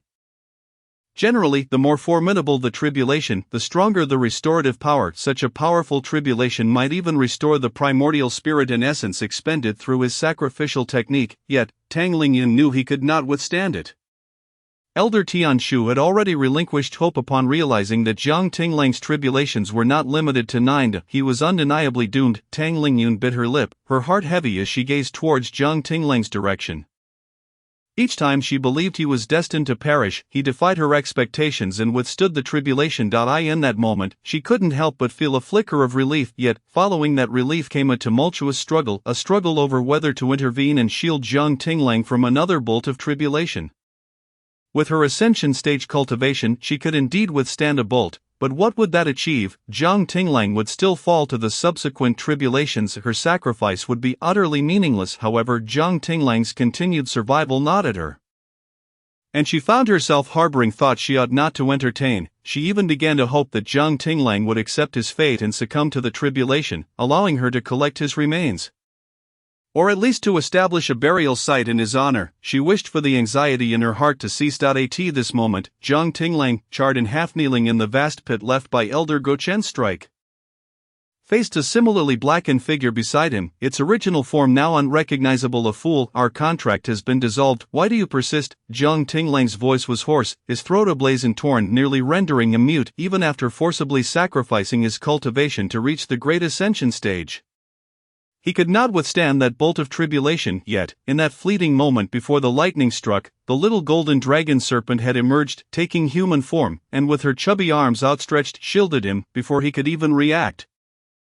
She had been struck back into her original form, crashing onto him and dragging him into the gaping pit. The now mundane golden dragon serpent stared at him with her tiny round eyes, a mix of grievance and stubbornness in her gaze. I declared it. You are my guard. From the moment we formed our bond, your life belongs to me. You have yet to return me home, thus I shall not permit you to die, and you shall address me as your Royal Highness. What is this nonsense about being a fool? Her voice, once childish, now carried a hint of pride. Jiang Tinglang was rendered speechless by her absurdity, even as she crawled closer, her battered form leaving a trail of blood and scales behind her. Come closer, let me bite you, she said innocently. Though the nectar is gone, my flesh can still heal. Jiang Tinglang fixed his gaze upon her and suddenly commanded, come a little closer. The golden dragon serpent obliged, brushing her tail against his face. Are you asking me to let you bite my tail? A girl must be a bit more modest. Bring your head closer. The golden dragon serpent hesitated for a moment but still clumsily leaned closer. Be gentle, biting my neck hurts a lot. Just as her head approached Jiang Tinglang's cheek, a transparent vial appeared in his hand. With a sudden movement, he poured the last few drops of golden dragon nectar into her mouth with all his remaining strength. The golden dragon serpent, bewildered, murmured, is this my nectar? Jiang Tinglang could hardly muster the energy to respond. This tribulation had nearly claimed his life. The power of the great ascension stage had dissipated in an instant. His cultivation was plummeting, and he was no longer even a nascent soul. Above him loomed an unknown number of impending tribulations. Jiang Tinglang's heart burned with resentment. The heavens, that cruel mistress, granted him rebirth only to hurl him into such calamity. Yet, what could he do against this fate? He chuckled self-deprecatingly at the golden dragon serpent. Now go away, you can still return home, out if you stay here and die with me, you will never make it back. The golden dragon serpent trembled. But I won't allow you to die. Then you shall die with me. The golden dragon serpent's anger flared. You insolent guard. Jiang Tinglang fell silent. The moment had come. After a long pause, the golden dragon serpent, still cloaked in her charred skin, burrowed into the earth and departed. At that moment, the 11th bolt of tribulation crashed down. Jiang Tinglang closed his eyes, reflecting on his previous life and the fleeting days of his rebirth. He forced a smile. In truth, dying here now would not be a loss. At the very least, Yi Fanshu would not inherit his fortune. Moreover, within the excavated source of spiritual energy, he planted a seed of divine punishment. The higher Yi Fanshu's cultivation level ascended in the future, the more vigorous that seed of divine punishment would grow. Should Yi Fanshu cultivate to the stage of ascension, and if the seed of divine punishment receives sufficient nourishment, it would be capable of devouring him in the very moment he ascended. For a cultivator, what could be the most cruel punishment? It is to meticulously devise schemes, to harbor the self-delusion of progressing towards the celestial realm, only to falter at the last moment, rendering all efforts in vain. Even if his identity were related to the celestial realm, he could not escape the devouring of the seed of divine punishment. Jiang Tinglang closed his eyes, awaiting the arrival of death, surrendering his consciousness to chaos. Just as everyone believed that with the descent of the 11th thunder tribulation, Jiang Tinglang was surely doomed, a sliver of golden light suddenly pierced through the calamity clouds, illuminating the dim expanse and diving down towards Jiang Tinglang. A melodious cry of a phoenix resonated throughout the heavens and the earth. The ethereal figure of the phoenix descended, enshrouding Jiang Tinglang in golden light, unfurling a pair of immense golden wings behind him. Those wings curved inward, enveloping Jiang Tinglang in a protective embrace akin to a hen shielding its chicks. As the 11th thunder tribulation descended, the phoenix's ethereal figure and the thunder tribulation were obliterated simultaneously. Upon hearing the phoenix's cry, Jiang Tinglang was momentarily stunned, gently opening his eyes. In the sky, the phoenix's ethereal form and the terrifying thunder tribulation exploded before him like fireworks. The 11th, 12th, 49th, 81st, 99th, and the 100th tribulations. Suddenly, the gaze from the calamity clouds that seemed to have locked onto Jiang Tinglang vanished without a trace. Along with it, the resplendent golden light that had illuminated the entirety of the phoenix soaring continent for 7 days also dissipated. Jiang Tinglang recalled what Song Feisheng had mentioned. In the heavens, there were 99 phoenix soul shadows, a congratulatory gesture from the celestial realm. At that time, only 9 phoenix soul shadows had entered his body, restoring his cultivation to the transformation stage and attracting the thunder tribulation. There remained 90, totaling 100 tribulations. The 9 elders of the celestial gate had shielded him from 9, while he himself had valiantly withstood 1. The remaining 90 tribulations were borne by the 90 phoenix soul shadows. Once the calamity clouds ceased their scrutiny of Jiang Tinglang, they began to gradually fade. When they turned pure white, a beam of pristine white light descended from the heavens, enveloping Jiang Tinglang at the bottom of the pit. In an instant, centered around Jiang Tinglang, this desolate wasteland, devoid of life for millennia, miraculously began to show signs of vitality before everyone's astonished gaze. Springs gushed forth from the earth, and the soil regained its vigor as grass and trees began to sprout. In a fleeting moment, the wasteland transformed into a vibrant prairie. Jiang Tinglang's fragmented soul was swiftly restored, and his dissipated primordial spirit reassembled. His cultivation, originally at the mid-transformation stage, suddenly broke through to the spirit division stage. The soul became a second primordial spirit. Good heavens, is this a divine gift following the successful passage of the transformation stage tribulation? Is there anything more miraculous than this for transcending the tribulation stage? This place is the eastern wilderness. The land here has been cursed by the demon clan, remaining barren for thousands of years. A veritable wasteland. Jiang Tinglang's divine gift has bestowed vitality upon this land. What divine gift of the transformation stage could achieve such a feat? The terrifying thunder tribulation that Jiang Tinglang endured could hardly be labeled as a transformation stage tribulation. It could even challenge the ascension stage. Historically, the stronger the thunder tribulation, the more abundant the divine gift. Such a divine gift is indeed normal. Jiang Tinglang is truly a prodigy. but wait, I have only ever heard of 7. 9, 49, 81, and 99 tribulations. What is the meaning behind Jiang Tinglang facing a full 100 tribulations? What exactly is that phoenix figure? It cannot belong to this realm, can it? Perhaps it has descended from the celestial realm. Jiang Tinglang seems to have broken through to the spirit division stage. He is now at that level. Such a genius, it would be a sheer waste not to bring him into our blazing sun sect. Surrounding him were murmurs of astonishment, a chorus of shock resonating throughout. Meanwhile, Tang Lingyun stood in a daze, staring ahead. The calamity clouds had dispersed, sunlight streaming down. The young man had changed into a fresh set of garments. Having utilized a cleansing technique to rid himself of the remnants of chaos bathed in bright sunlight, he stood upon the verdant grass, gazing upward at the sky, and now his cultivation had reached the spirit division stage. To her astonishment, he had successfully passed the tribulation. He had endured such formidable thunder tribulations. Tang Lingyun was overwhelmed with joy. Unable to contain herself, she soared towards Jiang Tinglang, with a surge of pressure emanating from her ascension stage. She kept all others at bay who wished to approach Jiang Tinglang. Moments later, she landed before him. Upon seeing her, the youth slightly furrowed his brow, a cold gaze settling upon her, the corners of his lips curving downward. After narrowly escaping death, how could she be the first to confront him? How unfortunate! Yet, Tang Lingyun remained utterly oblivious to Jiang Tinglang's repulsion. She raised her chin slightly, adopting the demeanor she had consistently shown him. Her tone imbued with a sense of bestowal. Tinglang, congratulations on your successful tribulation. As your master, I shall overlook your past misdeeds. Today, you shall return to the sect with me. Chapter 31, Jiang Tinglang.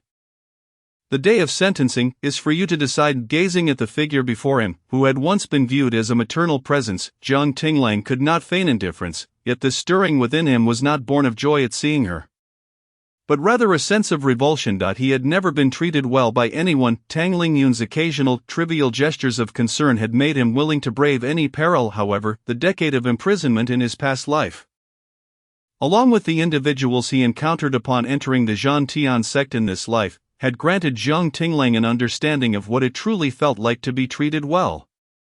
Tang Lingyun would merely proclaim, "You possess great fortune, you must protect the Lingshu sect, safeguard your senior sisters," yet his master, who was merely at the foundation stage, would tell him, "The Zhantian sect can protect you."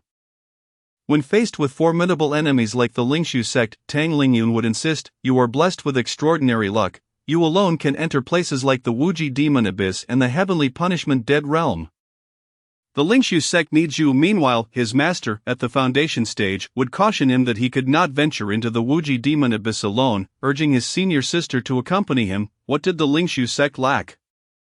Tang Lingyun thought of Jiang Tinglang first and would undoubtedly send him on any quest. Conversely, the Zhantian sect had relied on 7 drops of Zhu Lon's blood to refine the rebirth elixir. It was said that this was obtained through a transaction made by his master, who was at the foundation stage with Zhu Longwan. A formidable figure, yet always cautious and self-preserving, would speak incessantly of Jiang Tinglang's extraordinary fortune and what he ought to do. The other, a feeble figure, who genuinely regarded himself as a master, would unfailingly spread his wings to protect a newly initiated disciple. This was the true essence of a fatherly figure, the kind of master worthy of respect. And what was Tang Lingyun? Jiang Tinglang's dark eyes deepened, his lashes like raven feathers fluttering slightly. Ignoring Tang Lingyun, he turned his gaze to the old man and young woman approaching from behind her. Upon seeing them, a hint of warmth flickered in his once cold and distant eyes. It was the old blind man at the foundation stage, his master, accompanied by Song Feisheng, who held the old man's arm. They had completed their transaction with Zhu Long. The two stepped onto the newly sprouted grass, advancing towards him, yet halfway there, they were obstructed by the pressure released by Tang Lingyun. Jiang Tinglang frowned slightly and took the initiative to walk towards them. To maintain her dignity as a master, Tang Lingyun did not approach Jiang Tinglang closely. At this moment, she noticed his gaze soften as he walked towards her, easing the tension in her heart. She had believed that Jiang Tinglang was raised by her own hands, as long as she did not hold his past actions against him, forgave him, and agreed to his return to the Lingshu sect. How could he possibly refuse? What was this Zhantian sect but a small obscure sect, even if she had not bestowed upon him the nurturing grace of over a decade, nor the guidance to the path of immortality? Jiang Tinglang should recognize that choosing the Lingshu sect, one of the top 10 sects, over that insignificant sect should be a clear decision. Just as Tang Lingyun began to smile, extending her hand to draw Jiang Tinglang closer to her, He abruptly disregarded her proud, outstretched hand, brushing past her. Tang Lingyun's expression stiffened in an instant. Instinctively disbelieving, she turned around only to witness Jiang Tinglang in a heartbeat rushing to stand before the old man and young woman. The old man, appearing blind and merely at the foundation stage, and the young woman no more than at the combined body stage. "Master," he called out to the foundation stage elder, his voice imbued with a warmth that Tang Lingyun had never heard before. The old blind man's hollow eyes, though seemingly unseeing, appeared to perceive Jiang Tinglang as he nodded approvingly, saying, "Good lad, having successfully passed the tribulation, you must cultivate diligently in the future." Song Feisheng, with a gleeful smile, released the old man's arm and reached out towards Jiang Tinglang's abdomen. "Let me see how your body feels after such a divine reconstitution from the thunder tribulation. Is there any difference from before?" Jiang Tinglang's expression abruptly froze, his ears tinged with red as he stepped back to evade Song Feisheng's playful advance. "Senior sister, there's no difference. I don't believe you, your word doesn't count. Come here and let me have a feel," she teased, a mischievous glint in her eyes. Jiang Tinglang, initially intent on escaping, suddenly halted in his tracks, realizing her intentions. She was doing it on purpose. Jiang Tinglang gritted his teeth, emphasizing, "Senior sister, there are many people watching." Song Feisheng paused, tilting her head playfully. "Then shall we do it later, Jiang Tinglang? It is acceptable to return, however, to tease him is out of the question." The old blind man, upon witnessing their playful antics, burst into hearty laughter. "Indeed, the place was quite crowded, and certain matters should be addressed only after we return." Jiang Tinglang tugged at the corner of his mouth, momentarily at a loss for words. He sensed a piercing gaze from behind him, and a flicker of impatience crossed his eyes. "Let us return to the sect." Tang Lingyun stared at Jiang Tinglang, utterly disregarding her disciple in the ascension phase. Instead, she found herself overshadowed by his frivolous banter with a foundation establishment and a core formation cultivator, both of whom treated her presence as if it were inconsequential. Furthermore, he had the audacity to address the foundation establishment as master before her. Such humiliation, for a cultivator in the ascension phase, it was an unbearable affront. Upon hearing their intention to return to the sect, Tang Lingyun's expression shifted dramatically. She suddenly darted forward, positioning herself directly in front of Jiang Tinglang, her face a mask of fury. "Jiang Tinglang, when did you learn to defy your master in such a manner?" Jiang Tinglang was taken aback, never expecting her to shamelessly block his path in front of so many. Just as he was about to speak, Song Feisheng interjected, "I presume this is the esteemed Lingyun of the Lingshu sect. It is a pleasure to finally meet you." Tang Lingyun cast a cold glare at Jiang Tinglang, completely ignoring Song Feisheng. Her icy tone sliced through the air. "Jiang Tinglang, I have come to this place with the intention of overlooking your past transgressions, yet I find you continue to act so unreasonably. Do you truly wish to betray the Lingshu sect, and to take as your master a mere insect of the foundation establishment stage? You even dare to call him master. Traditionally, the title of master is reserved for those most intimate, typically only used by direct disciples. You once addressed me as master, yet now you refer to this foundation establishment as master in my presence. This is nothing short of deliberate humiliation." Tang Lingyun, a cultivator in the ascension phase, had her focus fixed on Jiang Tinglang. He, however, maintained a calm demeanor, regarding her with a detached tone. "Esteemed elder, I have unilaterally withdrawn from the Lingshu sect in accordance with the regulations of the Immortal Gate Association. I cannot bear the label of a traitor. Moreover, I am now affiliated with the Zhan Tian sect. Are you attempting to incite my betrayal?" Tang Lingyun never anticipated such a response from Jiang Tinglang.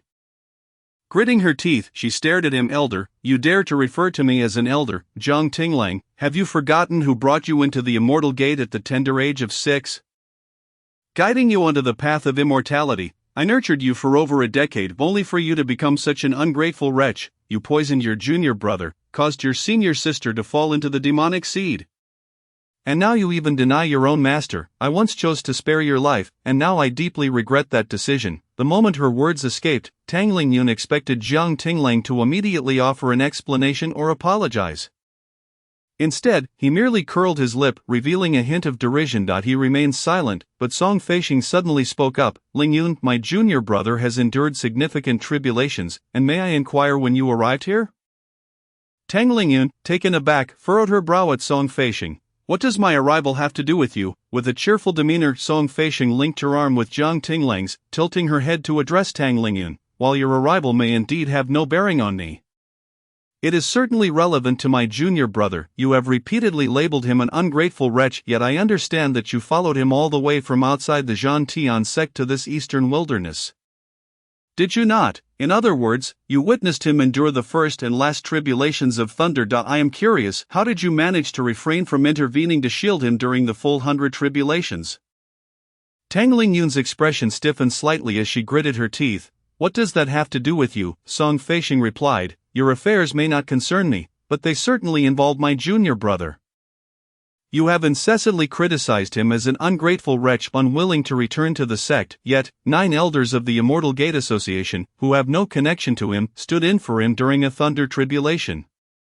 And what of you, who claim to be his master? A master is akin to a father, and a teacher is to be revered. You, as his master, coldly observed, preferring to watch him perish rather than assist him in withstanding even a single tribulation. Song Feisheng's voice rang clear, each word reverberating with increasing strength. As Tang Lingyun listened to her accusations, a hint of murderous intent flickered in her eyes. Who are you, a mere core formation cultivator? To speak here, Song Feisheng raised an eyebrow and declared loudly, all you fellow cultivators of the Immortal Gate are witnessing this. It was you, Lingyun, who approached us first, not I, a mere core formation cultivator. Shamelessly seeking an audience with you, or do you believe my words to be untrue? Do you fancy yourself a master, having shielded Zhang Tinglang from even a single tribulation? I doubt you even possess the will to do so. You are insufferable. Were it not for the laws of the Immortal Gate Association, I would have struck you down. Tang Lingyun seethed with rage. How dare a mere core formation cultivator challenge her? What was more alarming was Zhang Tinglang's reaction. He remained unperturbed, seemingly indifferent to her humiliation. Was he still the same disciple who once helped her eliminate the demonic poison within her? Could it be that he had taken to heart the divisive words of this Foundation establishment insect? Tang Lingyun inhaled sharply. As her previously elevated anger began to wane upon catching a glimpse of Zhang Tinglang's cold detachment, a flicker of grievance arose within her. Tinglang, is it because I did not shield you from the thunder tribulations that you refused to return to the Lingshu sect? Zhang Tinglang's voice bore no trace of emotion as he replied, I never expected you to shield me from the thunder tribulations. I ask this esteemed elder to step aside. We are returning to the main sect. His demeanor towards the Foundation establishment and core formation cultivators contrasted starkly with his attitude towards her. At that moment, she felt as though allowing Zhang Tinglang to depart today might mean he would never return to the Lingshu sect again. He was a prodigy she had discovered in the south, one she had personally guided into the Immortal Gate and nurtured for so many years. Despite everything, there was an emotional bond between them. Moreover, he had recently undergone a rebirth of spiritual essence and reached the Spirit Division stage, earning the favor of the Immortal Gate Association. How could she let him slip away so easily? Tang Lingyun clenched her teeth, suppressing her anger and hurt, determined to lower her stance to salvage her connection with Zhang Tinglang. Tinglang, I admit I did not shield you from the thunder tribulations. But what of these 2 individuals from the Zhantian sect? Did they not also fail to protect you? Furthermore, I did contemplate stepping in to shield you, yet, each time I prepared to intervene. An elder from the Immortal Gate Association would step in to shield you instead. Once I realized there were more than 9 tribulations, I understood that even if I intervened, it would be futile. I could not shield all the tribulations, and the Lingshu sect cannot afford to lose me. If I were gravely injured, the Lingshu sect would be in peril. However, had I known those Phoenix shadow spirits would shield you from 90 tribulations, I would have done everything in my power to protect you from at least one. Song Feisheng glanced at Zhang Tinglang's expression and muttered, anyone can speak flowery words. The thunder tribulations have already passed.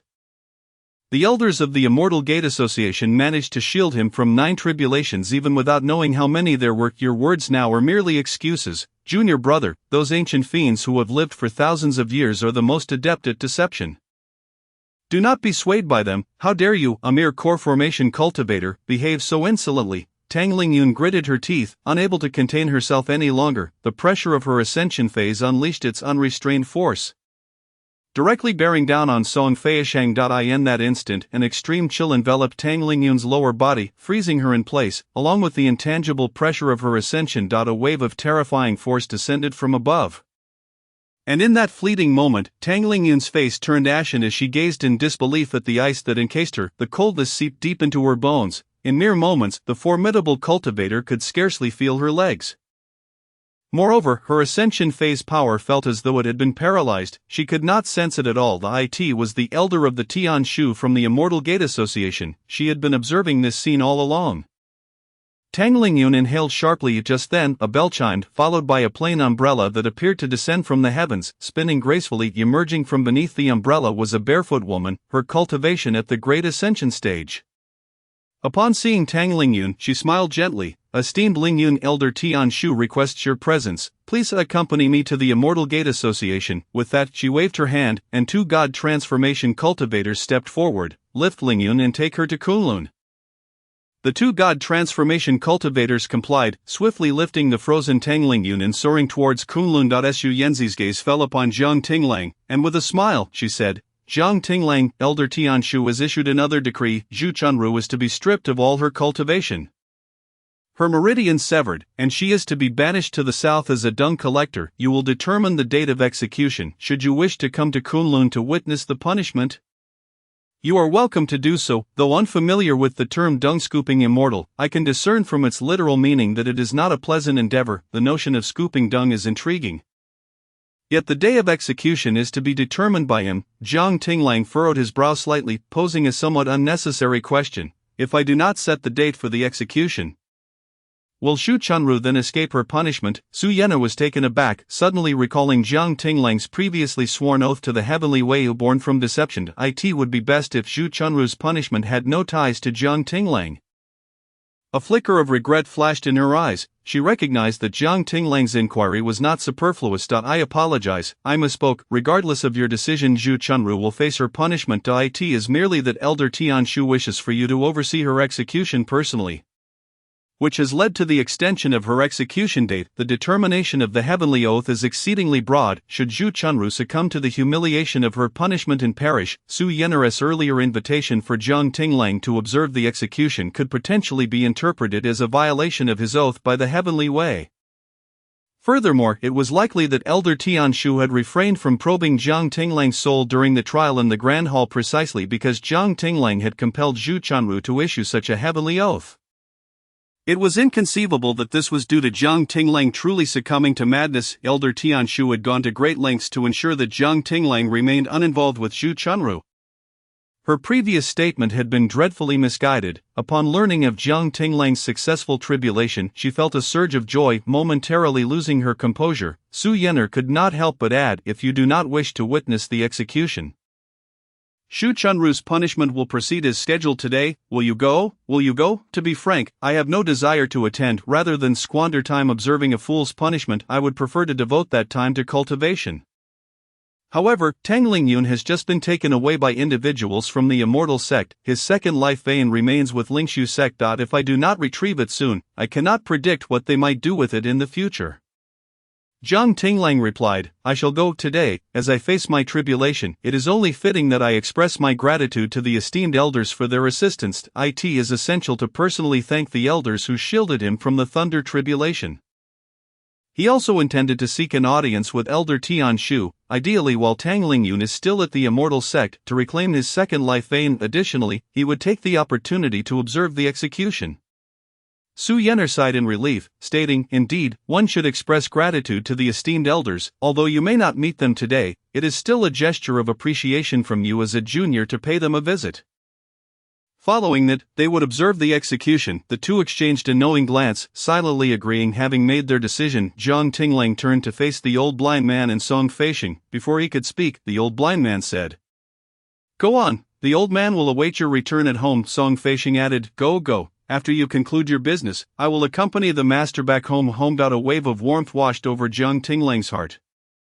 Though his expression remained neutral, he nodded, "I shall return swiftly." Su Yenner waved her hand, and the familiar immortal vessel appeared in the air. Jiang Tinglang and Su Yenner soared onto the ship together.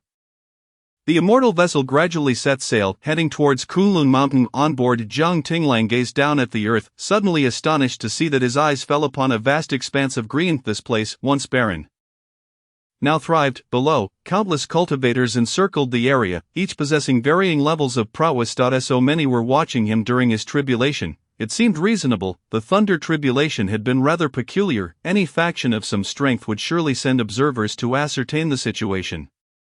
Eager to learn of any changes in Fengshan continent, especially the 10 major sections, Jiang Tinglang withdrew his gaze only to find Su Yen'er staring intently at him, as if she wished to speak but hesitated.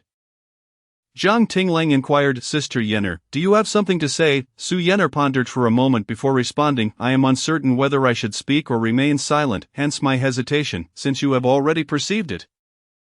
I shall go ahead and say it. Was your cultivation truly only at the transformation stage before?" Upon hearing this question, Jiang Tinglang immediately understood what Su Yen'er was probing. Previously, due to the 9 Phoenix Shadow Souls, his cultivation had regressed from the nascent soul stage to the transformation stage. Following the terrifying thunder tribulation and the divine bestowal, his cultivation had ascended from the transformation stage to the division stage.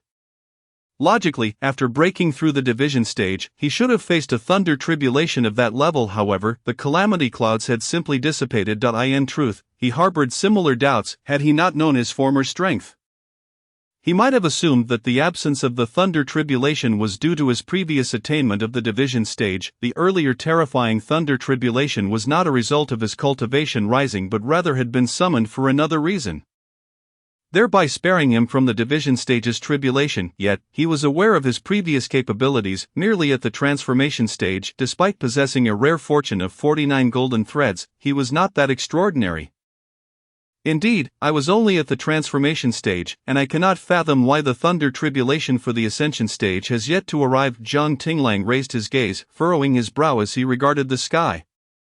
Su Yen'er observed Jiang Tinglang, who, despite now being at the great ascension stage, looked upon the youthful figure before her with admiration and an uncontainable envy. What is a prodigious youth? This is the true essence of a prodigy.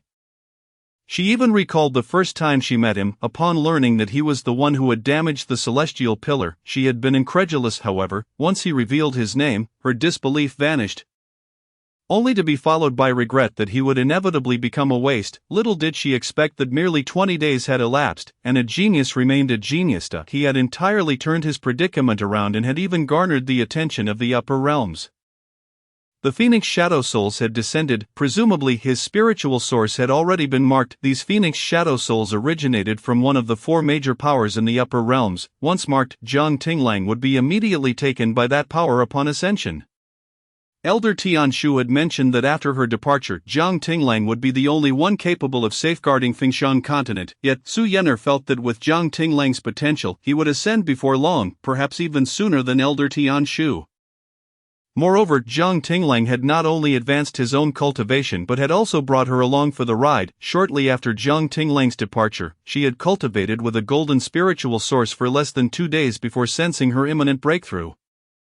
After another 2 days of cultivation, she had indeed achieved a direct breakthrough to the Great Ascension stage. Following her successful tribulation, upon returning, she had witnessed the elders being carried back one by one. It was then that she learned of the immense calamity Jiang Tinglang had faced. Watching from a distance, she had nearly believed that Jiang Tinglang would not endure, yet, unexpectedly, he had risen from the brink of death, sacrificing his own primordial spirit to attain the Great Ascension stage, barely surviving that thunder tribulation. Subsequently, the Phoenix Shadow Souls, representing the upper realm's acknowledgement, had swooped down to shield him from the remaining tribulations. Lingshu's sect was indeed a congregation of utter fools, such a talent treated with such disdain. It was said that this was all due to a trivial accusation from a mere enlightenment stage disciple. Had this incident occurred within any of the other 9 major sects, a genius boasting 50 golden threads would never be sacrificed for the sake of a mediocre, ruined enlightenment stage disciple. Su Yen'er could confidently assert that within the 9 major sects, not a single individual would support that enlightenment disciple. Even if that disciple were truly wronged, the 9 major sects would exhaust all efforts to protect Jiang Tinglang. This genius, after all, to sacrifice a top talent in Fengshan continent for an already ruined and mediocre disciple was an act only a fool would commit. Regrettably, Lingshu's sect failed to comprehend this. Su Yen'er also believed that Tang Lingyun was indeed among the most foolish of fools. Jiang Tinglang had already been led to ruin by Lingshu's sect, and yet she shamelessly expected him to accompany her back to Lingshu's sect without having done anything to help. Before receiving Elder Tianshu's orders, Su Yen'er had found Tang Lingyun's actions laughable. Utterly oblivious. Su Yen'er turned her gaze to Jiang Tinglang, suddenly breaking into a radiant smile as she cheerfully proclaimed, Jiang Tinglang, with 1,000 sails past, the path ahead is clear, your future in cultivation will undoubtedly become increasingly smooth. Upon hearing her words, Jiang Tinglang smiled in return, watching the rapidly retreating scenery beneath the immortal vessel. Indeed, 1,000 sails had passed, although he was uncertain if there would be countless more ahead. He expressed, "Thank you, Sister Yenner, for your blessing. I shall accept it." Before long, the immortal vessel arrived at Kunlun Mountain. This marked Jiang Tinglang's third visit. Yet, this time, he felt a sense of familiarity with the place. Under Su Yenner's guidance, he paid his respects to the 9 Ascension Stage elders. As expected, after visiting the first 8 elders, he found none present. It was said that they had returned from serious injuries and immediately entered seclusion to recuperate. However, the 9th elder, Elder Gaochen, had initially not intended to meet him, yet, since Elder Gaochen had shielded him from a thunder tribulation, he felt it necessary to visit. The 9 elders each received a complete stock of source plastic grass from him, although he was aware that they came at Elder Tianshu's behest. He remained grateful. To his surprise, just as he presented Elder Gaochen's source plastic grass, a disciple at the entrance of Gaochen Palace addressed him. "Jiang Tinglang, Elder Gaochen requests your presence." Jiang Tinglang. Su Yenner was equally taken aback. "Elder Gaochen is not in seclusion for healing?" The disciple of Gaochen Palace replied, "Elder Gaochen said you would certainly come, so he instructed me to wait here." Jiang Tinglang raised an eyebrow and replied, "Please lead the way." Su Yenner, lifting her skirt, followed closely behind. However, she had only taken a few steps forward when she was blocked by the disciple of Gaochen Palace. "Sister Yenner, please wait. Elder Gaochen only wishes to see Jiang Tinglang alone." A flicker of concern flashed in Su Yenner's eyes, yet Jiang Tinglang reassured her, "There is no need for worry. I shall return shortly. I kindly ask you to wait here for a moment." "Very well. I shall await your return," she replied. Jiang Tinglang then stepped into the Gocheng Palace. Within the main hall of Gocheng Palace, he encountered Elder Gocheng. Unlike the previous spectral apparition, this time he beheld the tangible form of Elder Gocheng. "Jiang Tinglang, you have arrived." The elder greeted. Jiang Tinglang nodded slightly, omitting any formalities as he gazed up at Elder Gocheng. "I have come to seek your guidance on a matter." Elder Gocheng smiled knowingly. "I am aware of the tribulations you faced, Jiang Tinglang. I also understand the inquiry that weighs on your mind. I did not receive a directive from Elder Tianshu to shield you from the thunder tribulation. Hence you ought to express your gratitude." Taken aback, Jiang Tinglang realized that his question concerned whether Elder Gocheng had indeed been instructed by Elder Tianshu to protect him from the storm of lightning.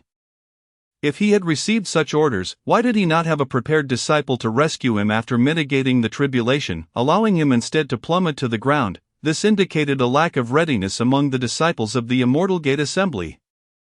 Conversely, if he had not received orders, it left Jiang Tinglang perplexed, for this elder had strong ties to Lingshu sect and had previously sought his demise during the 2 trials. Why then would he voluntarily intervene to shield him from another lightning strike?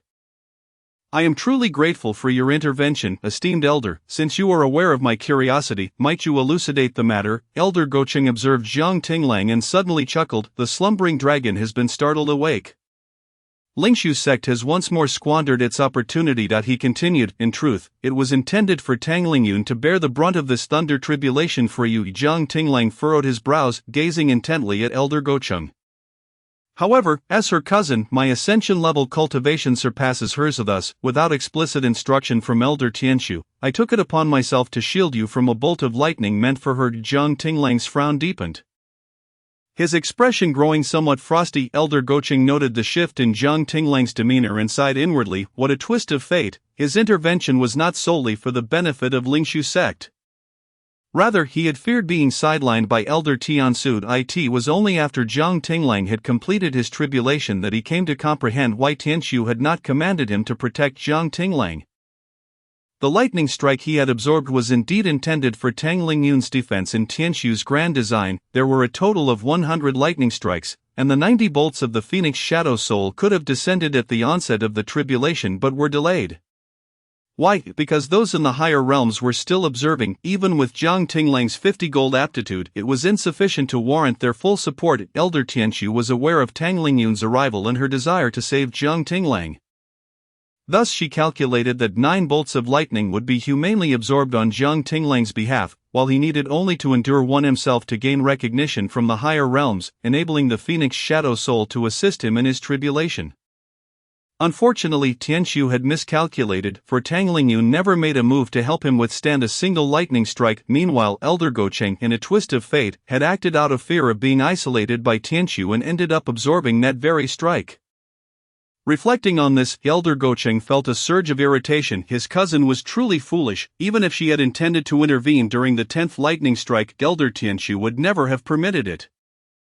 Yet she remained utterly passive. Elder Gocheng understood all too well that Lingshu sect could never retain Zhang Tinglang. Zhang Tinglang, I know you will not return to Lingshu sect, however. Today I have absorbed a lightning strike on behalf of Tang Lingyun. And this favor must be remembered. I do not wish to place you in a difficult position, but I need you to promise that you will not trouble Lingshu sect in the future. Chapter 33. Did you not come here out of concern, to ask him not to trouble Lingshu sect? Was that the extent of his request? Elder Gocheng looked at the youth before him, who so lightly uttered this demand, and felt the weight of his own injuries intensify. Gritting his teeth, he replied, "You are correct, just this one request." The elder was self-aware. He was merely leveraging the fact that he had taken on a lightning strike to force Zhang Tinglang into debt. Even if both he and Tang Lingyun had refrained from shielding Zhang Tinglang from that lightning, Elder Tianxiu would have had alternative plans. Thus, he dared not make further demands. Zhang Tinglang regarded Elder Gocheng with surprise.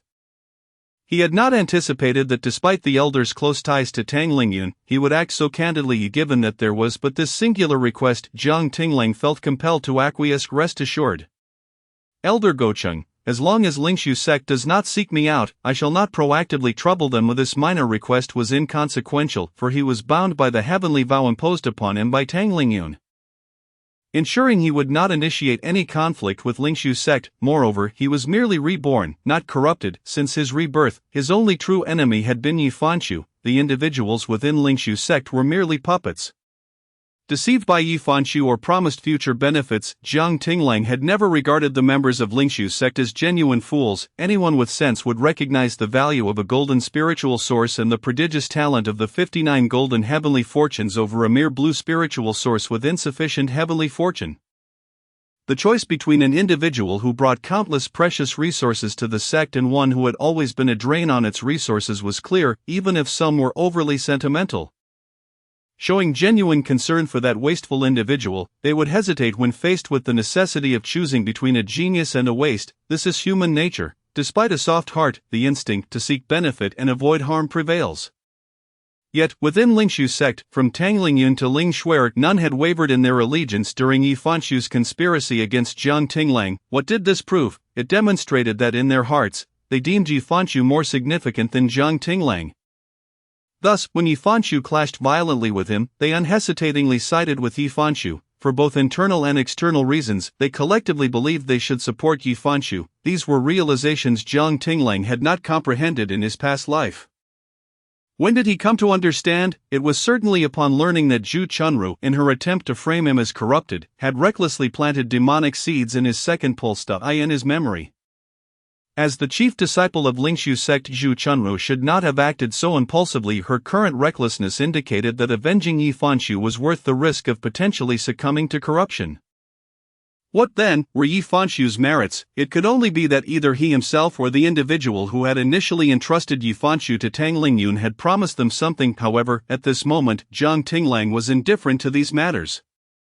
He had seen through the facade of the Lingshu sect disciples. There was no necessity to entangle himself with them. In his past life, they had deeply regretted their actions, yet in this life, they were destined to repeat the same mistakes. If they continued to place Yi Fanshu at the forefront of their minds, they must bear the consequences of their choices. Should he act against Lingshu sect, he would not only violate the heavenly vow, which would adversely affect him, but he would also waste valuable cultivation time. It could even alter the destinies of Tang Lingyun or others, allowing them to escape their fates. People must pay the appropriate price for their foolishness. This is the cycle of cause and effect. Elder Gocheng waved his hand dismissively. Given your current status, even if they are foolish, they would not dare to seek you out for trouble. Now, I must tend to my injuries. You may go about your business. The youth nodded and turned without a moment's hesitation, departing from Gocheng Palace. Upon exiting the palace, Suyena rushed forward, her gaze sweeping over Zhang Tinglang. Upon confirming he was unscathed, she breathed a sigh of relief. Let us proceed to the execution platform. I have just been informed that Zhu Chunru has been brought there. Zhang Tinglang nodded in agreement. Su Yener then guided him towards the execution platform atop Kunlun Mountain. The execution platform was also known as the Slaying Immortals platform, for it was typically the case that disciples within the sect who committed grave offenses were often punished by the Immortal Gate Assembly through their own sect, thus sparing the execution platform. Or this practice preserved the sect's dignity. Only in the most egregious instances, where the disciple was truly heinous, would the Immortal Gate Assembly administer direct punishment. Among the criminals, there were also some solitary cultivators. Those without a sect behind them were often disregarded by the enforcers of the Immortal Gate Assembly, rarely making it to the execution platform before disappearing. Generally, those who faced punishment at the Kunlun Mountain execution platform either ended up as laborers in the south or met with a disintegration of their souls. Thus, it was aptly named the Slaying Immortals platform. At this moment, Zhu Chunru knelt upon the Slaying Immortals platform. The Kunlun Immortal Prison was not merely a place for detaining criminals. Every 3 to 4 hours, an execution array would be activated, subjecting those imprisoned within to torturous fates. Zhu Chunru's slender form was marred with wounds, as if various instruments of torture had been employed upon her. The sect's garb offered little protection for her frail body. She knelt humiliated on the ground, her hair cascading around her, her swollen eyes reflecting a mixture of resentment and fear. As Jiang Tinglang approached the execution platform, a fierce anger ignited in Zhu Chunru's gaze. She sprang to her feet, her voice hoarse as she shouted, "Jiang Tinglang, you deserve to die. I should have struck you down with a whip back then, to shatter your very soul. Today, you have brought me to this plight.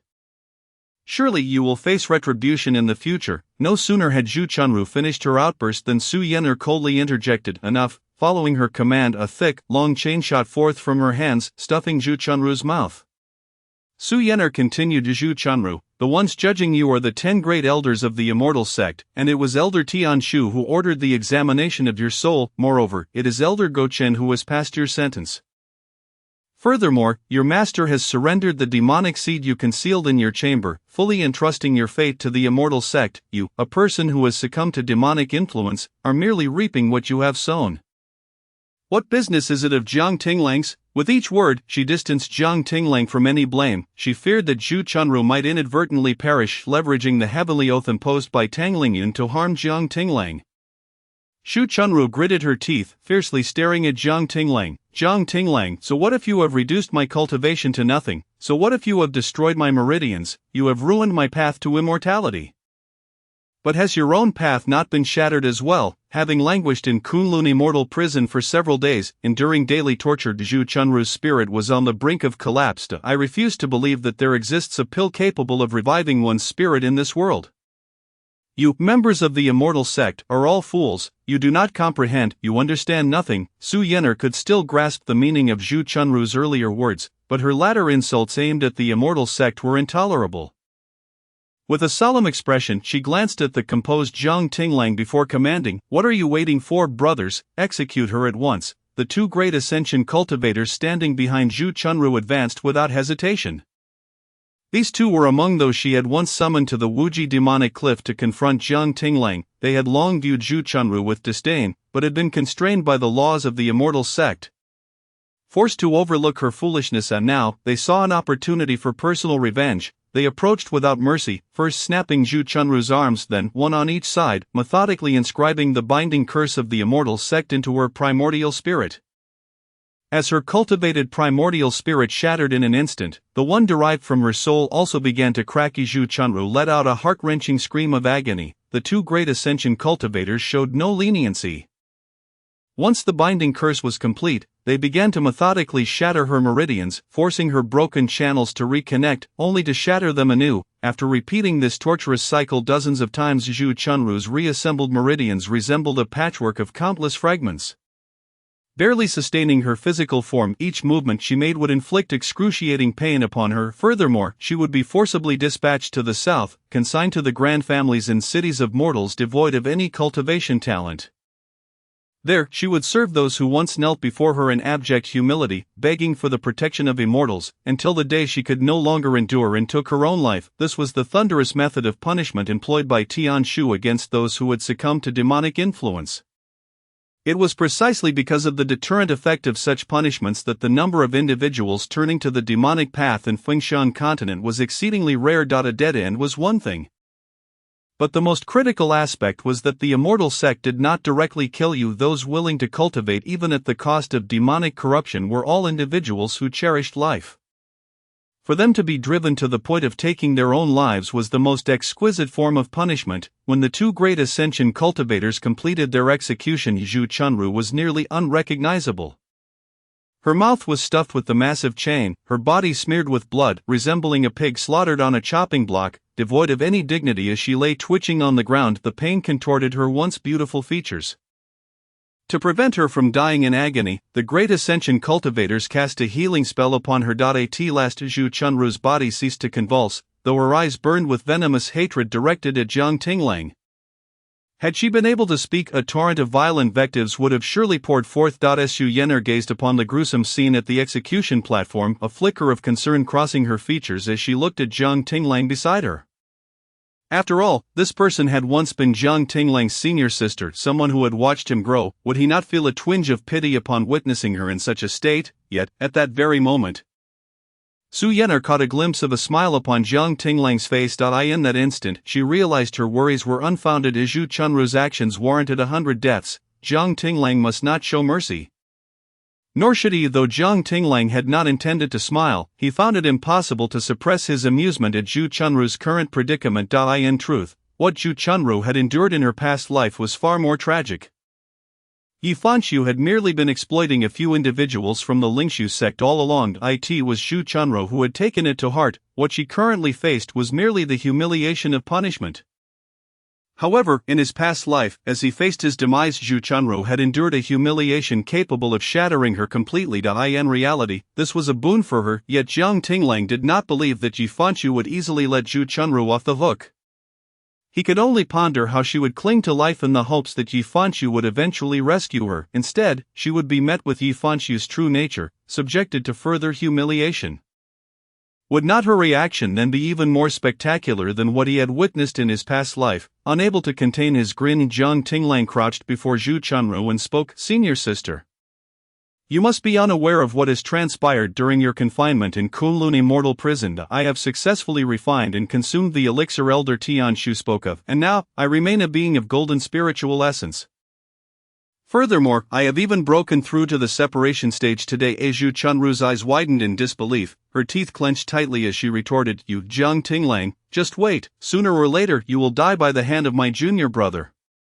My junior brother is unparalleled. How could a lowly being like you ever compare? Unparalleled, is that a reference to his identity as a member of the demonic clan? Jiang Tinglang's smile broadened. Then you must hold on tightly and not perish. Your illustrious junior brother will surely come to rescue you. With that, Jiang Tinglang rose and strode away from the execution platform. Su Yener waved her hand, commanding, Take her south. Subsequently, she floated after Jiang Tinglang. Each step an ethereal lotus blossom. At that moment, Jiang Tinglang had smothered all traces of his earlier mirth. Su Yener consoled, Do not be saddened, she is not worth it. Jiang Tinglang shot her a puzzled glance. He hardly appeared to be in mourning. On the contrary, he felt an unexpected sense of relief and happiness at having temporarily rid himself of a potential future nuisance, yet he saw no need to explain. Perhaps Su Yener believed that having spent his formative years in the Lingxiu sect, he would feel a sense of attachment to it. After all, he had left the sect less than a month ago.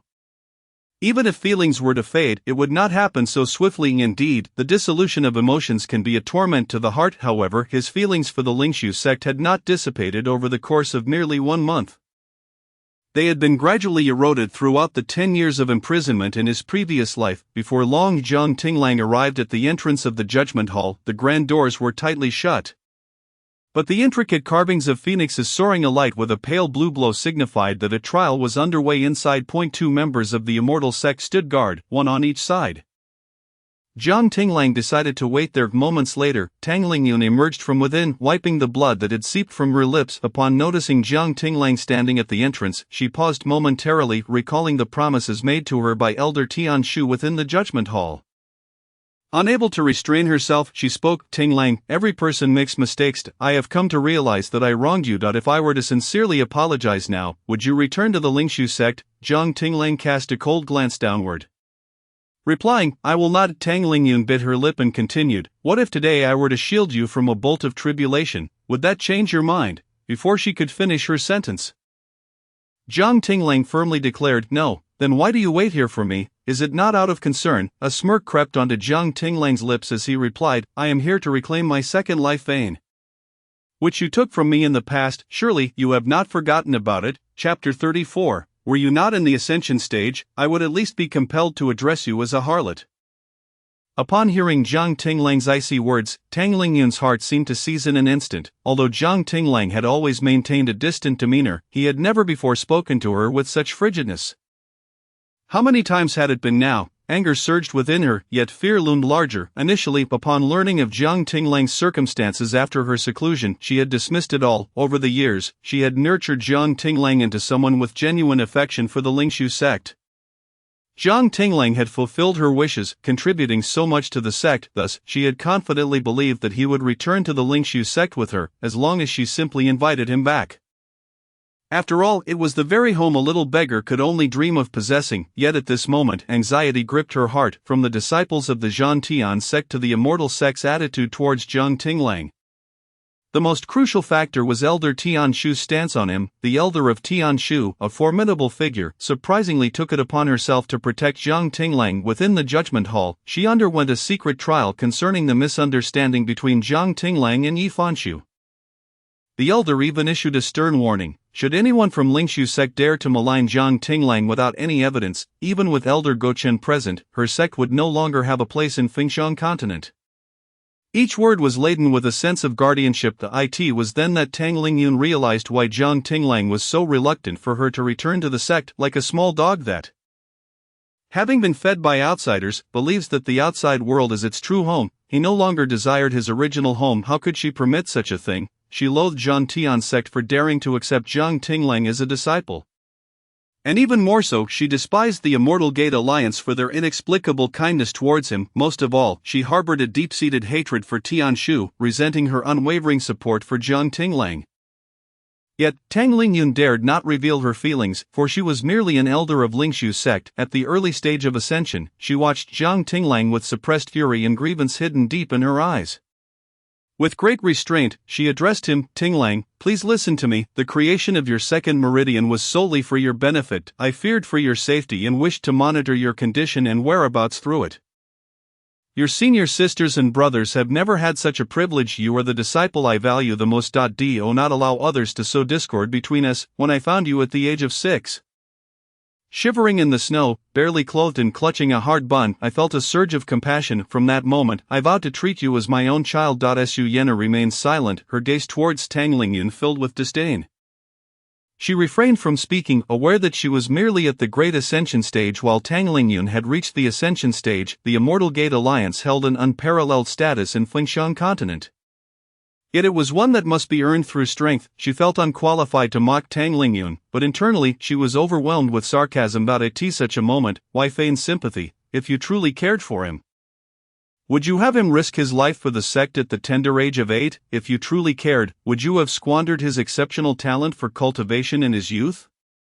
If you truly cared, would you have compelled him to pledge his heart's blood, facing the backlash of the heavenly Tao? If you truly cared, how could you allow him to be wronged and forced into digging out his own spiritual source? If you truly cared, why would you hand over the second meridian, crafted from his heart's blood, to others, nearly resulting in his demise at the entrance of the Wuji demon abyss? Not a single one of the vile deeds you committed against him was acknowledged. Instead, you resort to emotional manipulation, pretending to have treated him well in the past. While your tone may seem aggrieved, it conceals the accusation that Jiang Tinglang is ungrateful. What a splendid act of moral coercion!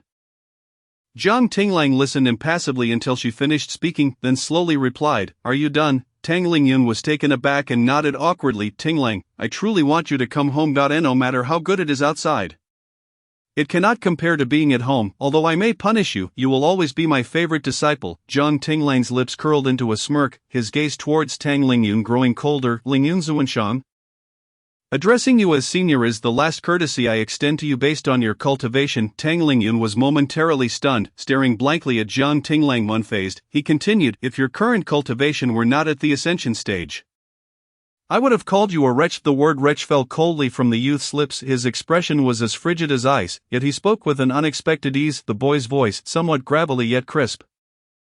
articulated the term with striking seriousness, leaving Tang Lingyun momentarily speechless. When she finally regained her composure, her expression darkened, a storm cloud of anger overshadowing her features. The fury she had suppressed surged uncontrollably.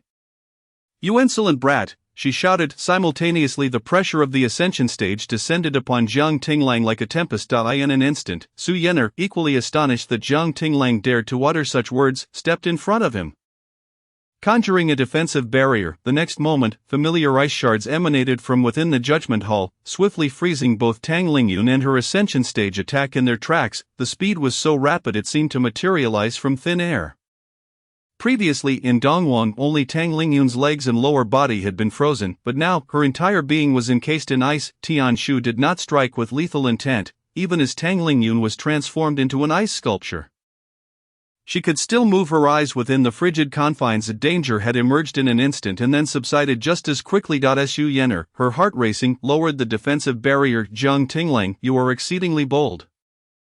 How could you utter such words before someone of the ascension stage? If you had to say it, it should have been after you reached the ascension stage yourself, or after Tang Lingyun was no longer at that level." Nevertheless, one could not deny that the term wretch suited Tang Lingyun remarkably well. She demanded everything yet wished to maintain a facade of virtue, all while being thoroughly despicable, observing the ice shards before him. Jiang Tinglang smiled, his gaze towards Su Yener markedly different from how he had looked at Tang Lingyun. "Bold, yet this is the Immortal Gate Alliance. This is the entrance to the Judgment Hall. Even if one must exercise caution, it should not be me who bears that burden." As soon as Jiang Tinglang finished speaking, the grand doors of the Judgment Hall creaked open, revealing the commanding voice of Tianshu. "Come in." Hearing that familiar voice, tinged with irritation, Jiang Tinglang's heart raced. Finally, he could meet her alone. He disregarded the frozen Tang Lingyun and strode confidently inside. Su Yener quickly inquired, "Elder Tianshu, how shall we deal with this person? He dared to act in the Immortal Gate Alliance, right under your nose, and was even frozen into an ice sculpture by you. Should we send him to Kunlun Immortal Prison, throw him back to Lingshu sect?" Tianshu ordered, causing Su Yener to furrow her brow slightly. "Not Kunlun Immortal Prison? What a pity, however, tossing him back to Lingshu sect will suffice." Su Yener's clear gaze fell upon the ice sculpture. A faint smile gracing her features. "Lingyun Zuanshang, I apologize." She extended her hand, employing her spiritual energy to lift Tang Lingyun's icebound form into the air, then used a sound transmission technique to summon 4 great ascension stage cultivators to carry Tang Lingyun towards Lingshu sect. Elder Tianshu had said to throw her back, not to return her gently. The choice of the word throw held significance. Su Yener prepared to repay Jiang Tinglang, as well as to settle a score with Lingshu sect, which had caused her much frustration. With a heart full of anticipation, Jiang Tinglang re-entered the judgment hall. Upon raising his gaze, he caught sight of a hint of pale pink gliding past him. He paused, somewhat astonished, as he observed the pink figure among the phoenix columns, feeling an unexpected sense of familiarity. The first time he encountered Tianshu, she had donned white. The second time, it was also white. The third and fourth encounters were in icy blue, but now she appeared in pink. Jiang Tinglang had never associated the color pink with Tianshu, but seeing her in a pale pink dress now evoked a feeling of warmth. Tianshu was undeniably his senior sister. This much was clear, however. Which aspect of her personality was present now, as she had come to see him? Why waste words with others outside? Jiang Tinglang was momentarily taken aback and then remarked, "I thought you summoned me because I offended someone at the ascension stage." Tianshu paused for a moment before replying, "So what if you offended someone? You are the one I, Tianshu, have chosen to protect." Jiang Tinglang replied earnestly, "I had originally intended to ask her for the return of my second meridian, and since you have so decisively frozen her, I presume." Before he could finish, a circular object suddenly fell before him. This disc was suffused with his essence, even entwined with a hint of residual malice, remnants left behind after the demon seed was extracted. Jiang Tinglang crouched to pick up the disc, knowing without a doubt that Tianshu had indeed retrieved his second meridian. A smile crept onto his lips, but as he closed his palm, the disc shattered, a drop of heart's blood falling onto his hand, seeping into his being. Gradually, Jiang Tinglang's smile faded as he turned to Tianshu's ethereal form, saying solemnly, "Elder Tianshu, I have come today primarily to express my gratitude. Thank you for having 8 elders shield me from the thunder tribulation. This kindness will remain etched in my memory for a lifetime, and should the opportunity arise, I shall repay this debt. Primarily, your tone carries a hint of languor, suddenly laced with curiosity, and secondly, as Jiang Tinglang contemplated his second point. A faint blush crept onto his ears. He pressed his lips together, lowering his head in a display of guilt as he spoke. Moreover, I wish to extend my sincerest apologies for the previous incident. At that time, a demonic seed had been implanted within my second life vein, leaving my body beyond my control, which is why the judgment hall fell into a profound silence. Jiang Tinglang could not help but raise his gaze, only to be met by a sudden, piercing cold wind that swept through the air. In an instant, a frigid hand clamped down upon his neck. The hand was remarkably soft, though icy. It exerted no force, as if its owner feared inadvertently strangling him. Gripping with an unusual caution, the owner of the hand, however, spoke through clenched teeth. Did Tang Lingyun not teach you that matters of this nature, as long as I do not mention them, should be considered as if they never occurred? Who prompted you to apologize? You actually emerged from behind the pillar. Jiang Tinglang was taken aback, curiosity compelling him to instinctively glance at Tian Shu's face. However, upon raising his eyes, he was met with a figure shrouded in a veil of white mist, rendering her features indistinct. The anticipation in Jiang Tinglang's eyes extinguished in an instant. He again expressed his remorse. I apologize. Next time, I shall refrain from bringing it up, Tian Shu replied. Should you dare to mention that day again, you may as well relinquish these hands of yours. Was it because he had touched it that he could no longer keep them? This senior sister was indeed merciless. Jiang Tinglang instinctively turned his hands behind his back, but at that moment, Tian Shu released her grip on his neck. I understand your purpose for visiting, but do you know why I summoned you? Was it to reclaim his second life vein? That didn't seem right. Everyone knew that such a thing could not remain. Even if Tian Shu were to hand it over to him, he would undoubtedly destroy it immediately. There was no need for her to pass it through him again, and her tone certainly indicated otherwise. Frowning, Jiang Tinglang pondered for a moment, and a flash of pure white, so unlike Tian Shu's demeanor, flickered through his mind. Was it because of the longing continent? Tian Shu leisurely took 2 steps to the side and said, You guessed correctly. There is a reward. A reward? Jiang Tinglang's gaze toward Tian Shu suddenly brimmed with respect. The rewards from the first elder of the Immortal Gate would surely not be trivial. Thank you, Elder Tian Shu. May I inquire about the nature of the reward? The Queen of the Longing North Realm visited Kunlun Mountain 2 days ago. She intends to bring 100 disciples of spirit separation stage and below from the Longing North Realm across the sea to my Fingshan continent, where they shall compete in a grand tournament of the Qingling Realm's Immortal Gate against the cultivators of Fingshan continent. I reward you with the opportunity to participate in this grand tournament, Jiang Tinglang asked. Could you repeat that? I didn't quite catch that. The chance to seize the title of champion among the spirit separation stage competitors in this tournament is the reward I bestow upon you. What? Do you not find it to your liking? Chapter 35, Ling Shuer. Could it be that everything is a trap set by the master? It is not that I do not like it. It seems you painted a grand picture for me only to turn around and declare that it is made of air. This is quite difficult to bear. Jiang Tinglang silently grumbled, yet his gaze softened significantly as he looked upon the figure whose face remained obscured from view. Elder Tian Shu, it appeared, was not quite as the rumors suggested. In his presence, she did not exude the same aloof and imposing aura she did before others. Senior sister Song Feisheng had mentioned that the senior sister possessed dual souls. From what he could observe, this soul named Tian Shu seemed quite commendable. Moreover, regarding the Longing North Realm, after he had joined the Zhan Tian sect and tested his innate fortune, he had a fleeting encounter with the Queen of the Longing North Realm.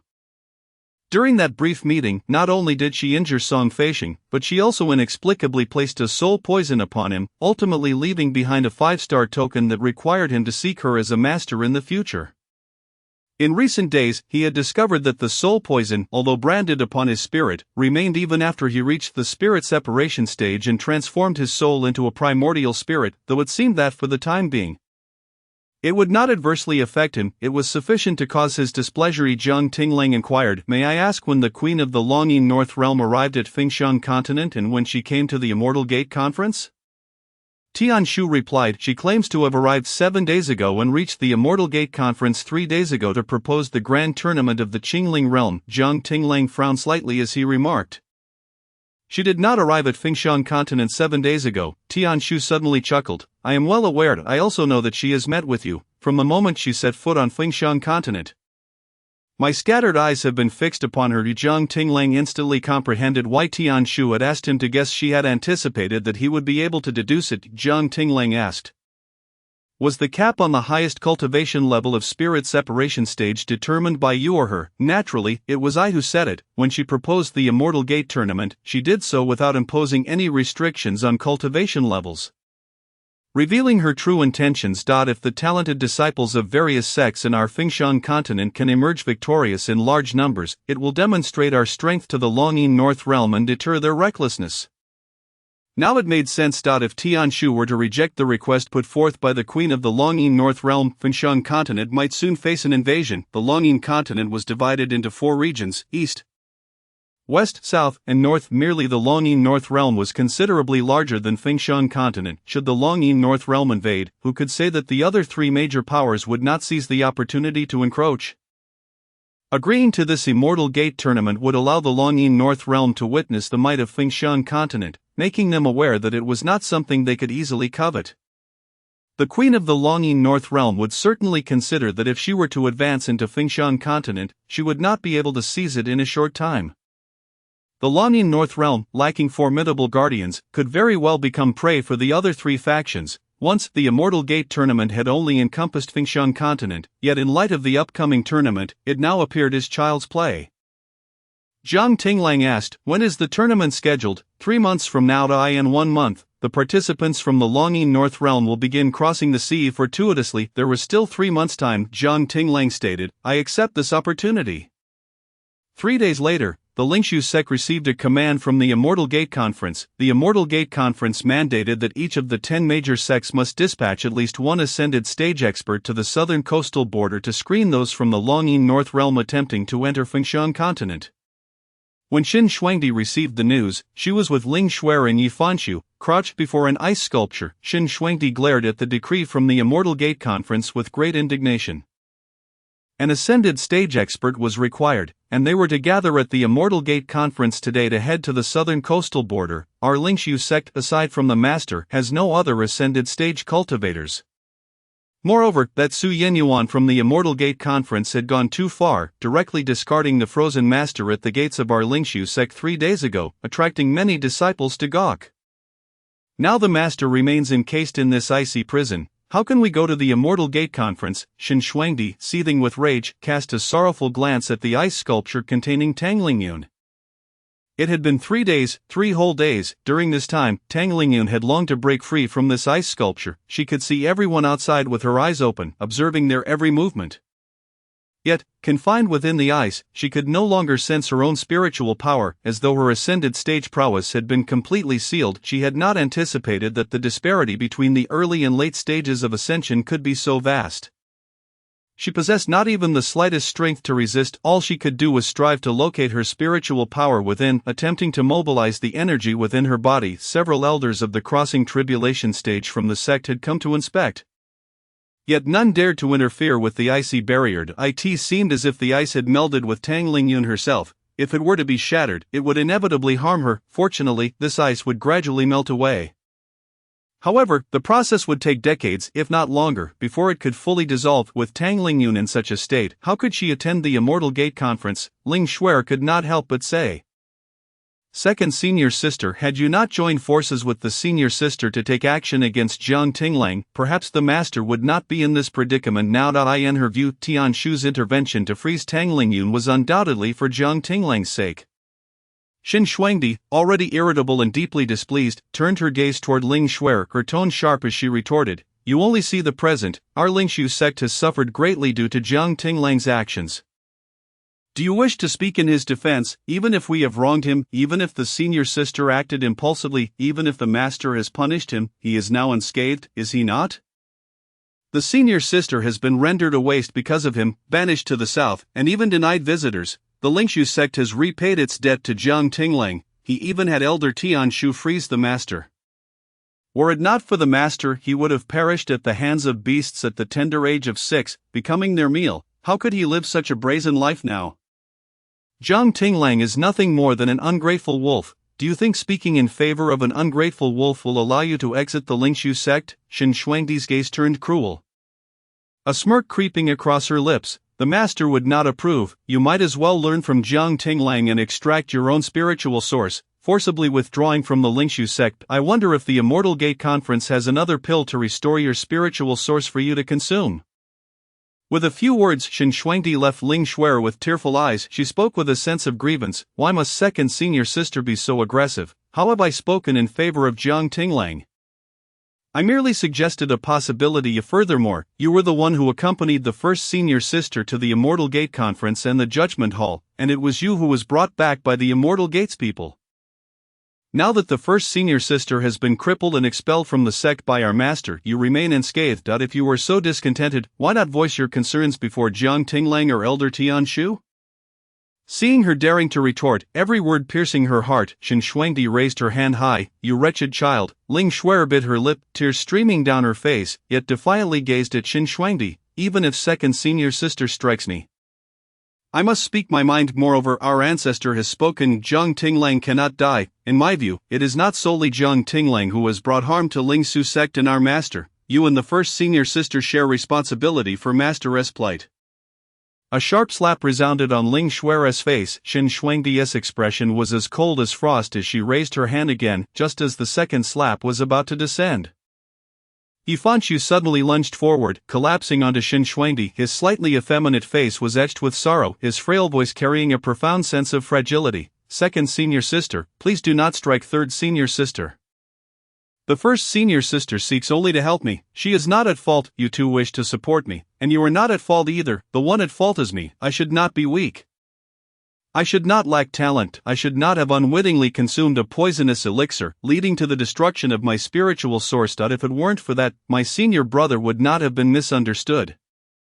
He would not have committed the heinous act of betraying the sect, which ultimately led the first and second senior sisters to pursue him, incurring the ire of the Immortal Gate. The plight of Lingsu sect and our master is all my fault. Please do not blame each other because of me. If blame is to be assigned, let it all fall on me. Coughing violently, Yifanshu, having collapsed, let his cloak fall to the ground, his frail body leaned closer, tightly clutching Shen Shuangdi's raised arm. With every word he spoke, his complexion grew paler, his broken visage burdened with deep self-reproach. Having finished, he lowered his head and succumbed to a fit of harsh coughing.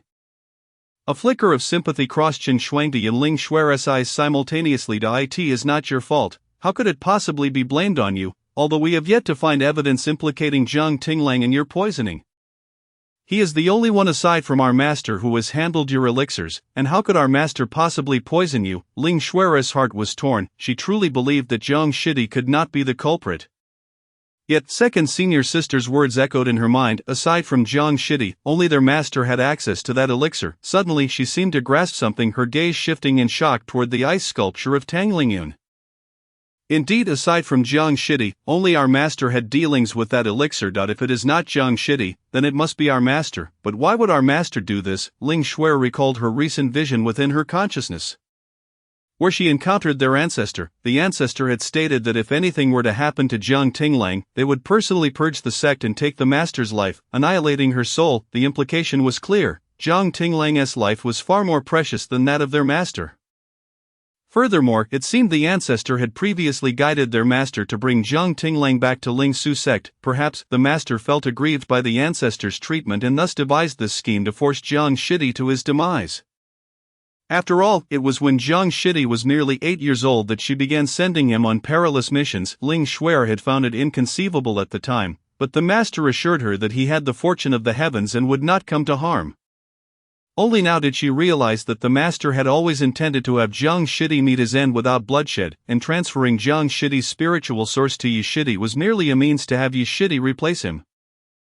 The master had always favored Yi Shidi, and what was most valuable about Jiang Shidi was not his golden spiritual source but rather his exceptional fortune. Could it be that the master had also mastered the art of fortune seizing? Yet, she had not anticipated that Jiang Tinglang would unearth his own spiritual source and escape Lingsu sect unnoticed, joining another sect and even winning the favor of the Immortal Gate, thereby causing a backlash against Lingsu sect and their master. The more Ling Shuer pondered, the more fear crept into her heart. If this were true, then all of them in Lingsu sect, the now crippled first senior sister, the second senior sister who regarded Jiang Shidi as an enemy, the ignorant little Shidi, and herself, were mere pawns in the master's game. The master cared little for any of their fates. After all, she was aware of the grave charges that had led to the first senior sisteress' downfall, that demonic seed. It was the very one sealed within Ling Su sect's forbidden grounds. How could it possibly be the crime the Immortal Gate accused the first senior sister of, that she had concealed it to cultivate the demonic path? In that instant, a chill ran through Ling Xuer's body. She looked at the frail Yifanshu, her gaze filled with even more compassion. Hastily, she picked up his fallen cloak from the ground, draping it over his fragile form and fastening it for him. "Little Shitty, you are not at fault. You have done nothing wrong. We shall cease our quarrels." Upon receiving Ling Xuer's assurance, Yifanshu turned his gaze back to Shen Shuangdi. Shen Shuangdi cast a pained look at Ling Xuer, then said, "She speaks the truth. In this matter, Jiang Tinglang is at fault, the first senior sister is at fault, our master is at fault, I am at fault, and Xuer is at fault. Only you, Little Shitty, bear no fault. You are the one who has suffered the most. I shall escort you back to your room to rest. But what of our master? The Immortal Gate has stated that if the ascension candidates from each sect do not arrive on time today, they will be charged with delay." Yifanshu protested. "If not, I shall plead with my senior brother," bowing my head in apology, asking him to persuade Elder Tianshu to spare our master. Chapter 36, at most. Just a bitch. Ling Xuer gazed at Yifanshu's frail form, her heart softening. All of this was clearly the masteress' design, and now she was sending Little Shitty to apologize to Jiang Shitty. Jiang Shitty might not even accept Little Shitty's apology. She had initially intended to urge him not to go, fearing it might be another of the masteress' schemes. Ling Xuer glanced at the ice sculpture of Tang Lingyun, a flicker of fear surfacing within her. No, she could not oppose the master. She could not allow the master to think she was disobedient. Ling Xuer remained silent, merely looking toward Shen Shuangdi. Shen Shuangdi, filled with compassion for Yifanshu, listened to his words and felt a shift in her thoughts. Indeed, now their master was encased within the ice sculpture. If they sent Little Shitty to apologize to Jiang Tinglang, perhaps after venting his frustration, Jiang Tinglang might even speak a word or two for Ling Su sect. Though the likelihood was slim, it was not entirely impossible. With a slight frown, Shen Shuangdi supported Yifanshu and suddenly spoke, "Little Shitty, it seems you must bear this burden for now." With reddened eyes and on the verge of tears, Yifanshu's expression froze for a moment. What? Had he misheard? Second senior sister agreed for him to kneel and apologize to Jiang Tinglang? Shouldn't they be dissuading him and comforting him instead? A lump formed in his throat as he cast a complex glance toward Ling Xuer, who remained lost in thought, staring at the ice sculpture of Tang Lingyun. Seemingly indifferent to his plight. A glimmer of dark light flickered in Yifanshu's eyes. He nodded heavily, forcing himself to stand, his frail body swaying precariously. "I will head down the mountain at once to find Jiang Shitty." His steps faltered slightly, but before he could take more than 2 steps forward, his slender body suddenly gave way, collapsing to the left. Shen Shuangdi's pupils dilated as she rushed forward to catch Yifanshu. "Little Shitty, Little Shitty." Yifanshu showed no response, appearing to have fainted. In that instant, a wave of self-reproach washed over Shen Shuangdi. How could she have allowed Little Shitty to kneel and apologize to Jiang Tinglang? That cold-hearted Jiang Tinglang had watched the first senior sister suffer humiliation and become crippled. How could he possibly help Ling Su sect simply because Little Shitty bowed in apology? She had been too hasty. Momentarily forgetting herself, furrowing her brow, Shen Shuangdi glanced at Tang Lingyun, then turned directly to Ling Xuer. "Xuer, I shall carry Shitty back to his room. You must leave at once to convey to the Immortal Gate the reasons our master cannot attend. Let us see how Elder Tianshu decides." They cannot truly charge Ling Su sect with delay. Without waiting for Ling Xuer's response, she hurriedly took the unconscious Yifanshu and departed. Leaving Ling Xuer standing in place, unable to approach the ice sculpture of Tang Lingyun, she spoke cautiously, "Master, please do not rush. I shall head to the Celestial Gate Association at once." Just as she prepared to depart, a melodious chime resonated, followed by a pristine umbrella descending from the heavens, hovering before Ling Xuer. From beneath the umbrella emerged a barefoot woman, her face adorned with a hint of a smile. Ling Xuer was taken aback. "Master Su Ling." Su Yena nodded, then turned her gaze towards the ice sculpture of Tang Lingyun, stating, "By the orders of Elder Tianshu, I am here to escort Tang Lingyun to the Celestial Gate Association." Ling Xuer was momentarily stunned, but Master is still trapped within the ICE. Su Yena replied, "Precisely for this reason, Elder Tianshu has sent me to retrieve her." In an instant, Ling Xuer understood, casting a cautious glance at the ice-encased Tang Lingyun before quickly nodding in agreement.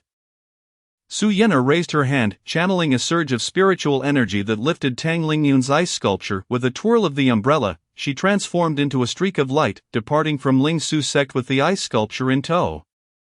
After Su Yen'er and Tang Lingyun's departure, Ling Xuer felt her taut nerves finally begin to relax. She stood in contemplation for a moment, with her master taken by the Celestial Gate Association. It seemed she would not return anytime soon. She recalled the demonic seed that had rendered her senior sister powerless, which had originally been brought back by her master. If her master had orchestrated such a scheme to harm junior brother Jiang and seize his spiritual source and fortune, why not take both in one fell swoop? After pondering for a while, Su Yen'er considered a possibility. The fortune of heaven and earth cannot simply be stripped away by mere spells. It requires an elaborate formation meticulously laid out. After all, even a cultivator in the ascension stage possesses a limited amount of spiritual energy. However, if one were to set up a formation, they could accumulate sufficient spiritual energy over several days.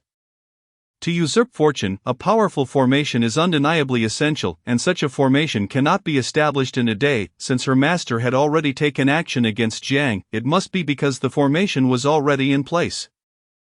Ling Xuer surveyed her surroundings at Ling Su sect. If she were her master, where would she lay the formation? The forbidden area? No, for that only sealed the demonic seed. Having been there herself, she realized that if she were in her master's position, she would likely choose a location known to very few, a place that even those who knew of it would hesitate to tread. After much contemplation, Ling Xuer's eyes suddenly brightened. Indeed, there existed such a place within Ling Su sect. Without a moment's hesitation, she set off. If that location indeed harbored a formation, it would confirm that the recent events surrounding Ling Su sect were all part of her master's scheme to eliminate junior brother Jiang. As for the Celestial Gate Association, ever since Jiang Tinglang agreed 3 days prior to participate in the upcoming celestial competition at Tian Shu's behest, he had remained on Kunlun Mountain, the reason being that Tian Shu stated Kunlun Mountain, with its 12 intersecting spiritual veins, was the most spiritually rich mountain in the entire Fengshan continent. In contrast, the domain of the Zhan Tian sect was rather unremarkable, having just entered the initial stage of the separation of spirit.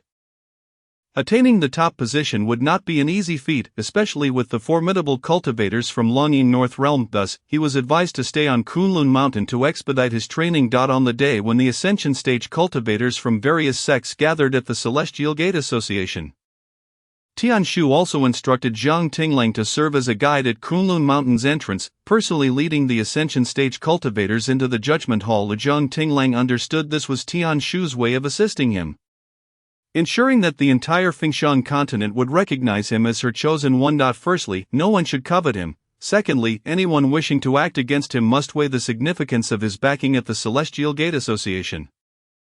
The first to arrive was an Ascension Stage cultivator from Yihuan Temple, ranked 7th among the 10 major sections. This bald man possessed an extraordinarily handsome visage. Although male, his features were captivatingly fair, with arched brows and eyes that exuded an enchanting allure, while his crimson lips curled into a beguiling smile upon seeing Jiang Tinglang. When this Ascension Stage cultivator smiled at him, Jiang Tinglang felt a jolt through his being.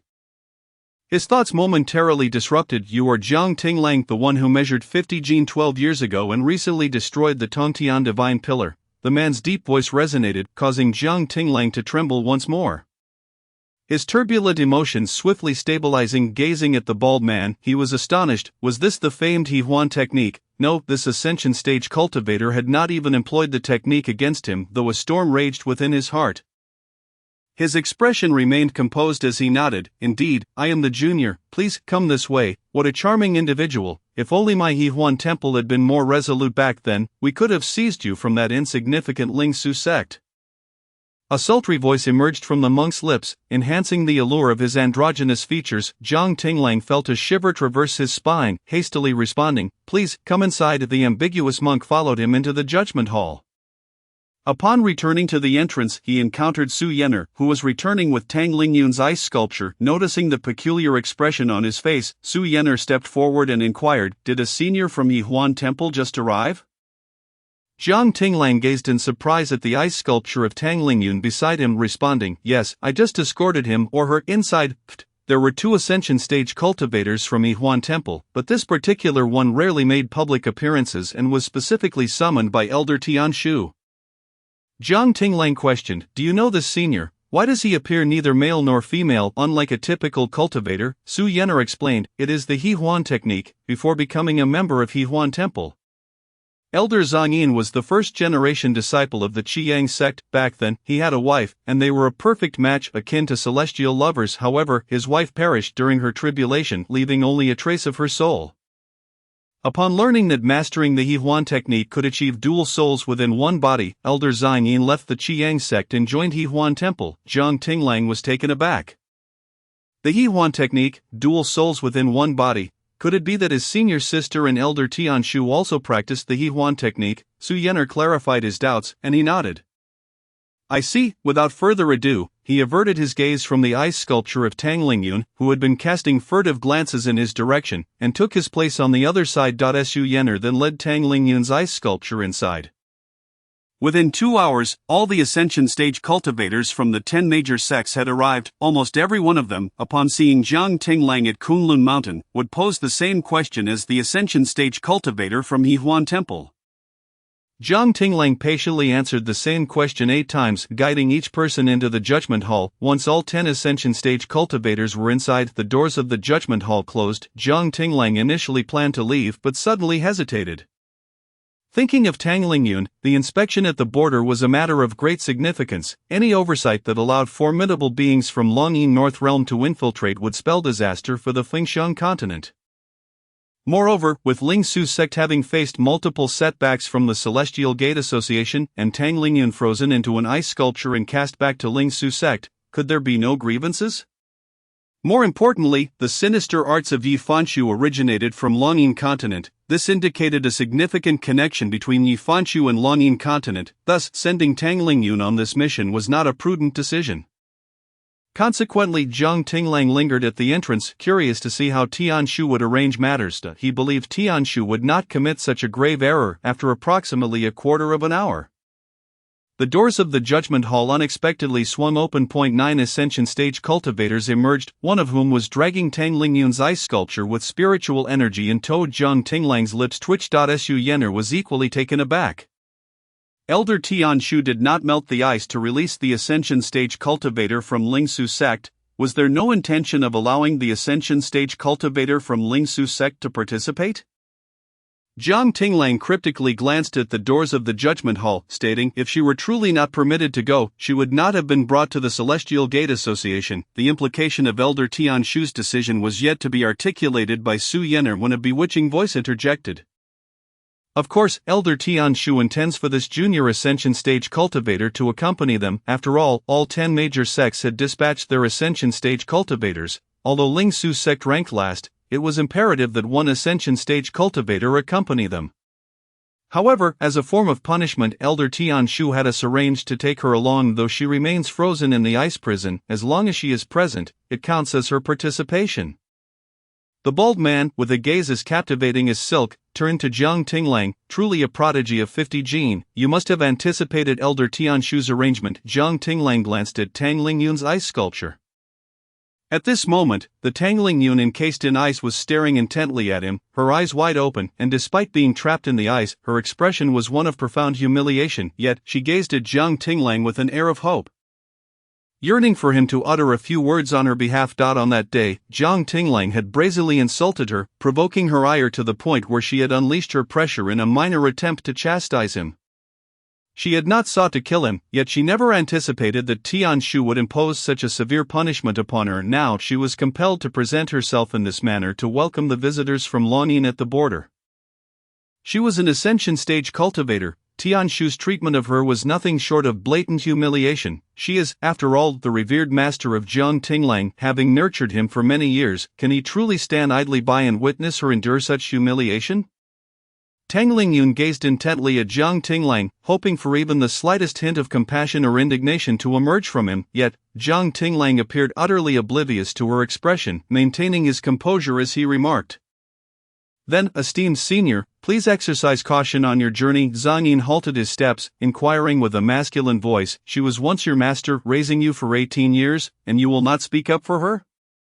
Before Zhang Tinglang could respond, the voice of a woman interjected, "You foolish creature, how could you be so single-minded? Zhang Tinglang has been wasted at Lingshu sect. What does this insignificant ascendant mean to his master?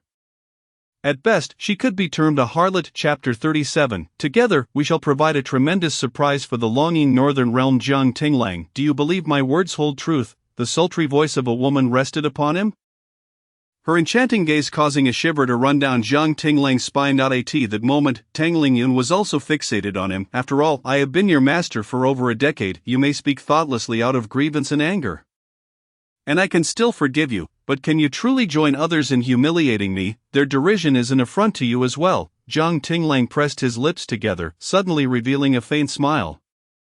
He replied, the esteemed senior speaks wisely, yet I must first meet Elder Tianshu. I shall not see you off. A hint of boredom crossed Zhang Yin's face, and he said nothing further. He turned abruptly, leaving Tang Lingyun like an ice sculpture to fall to the ground, dragging her away. To an observer, it appeared as though Tang Lingyun lay on the ground, pulled by an invisible rope, after Zhang Yin departed with Tang Lingyun.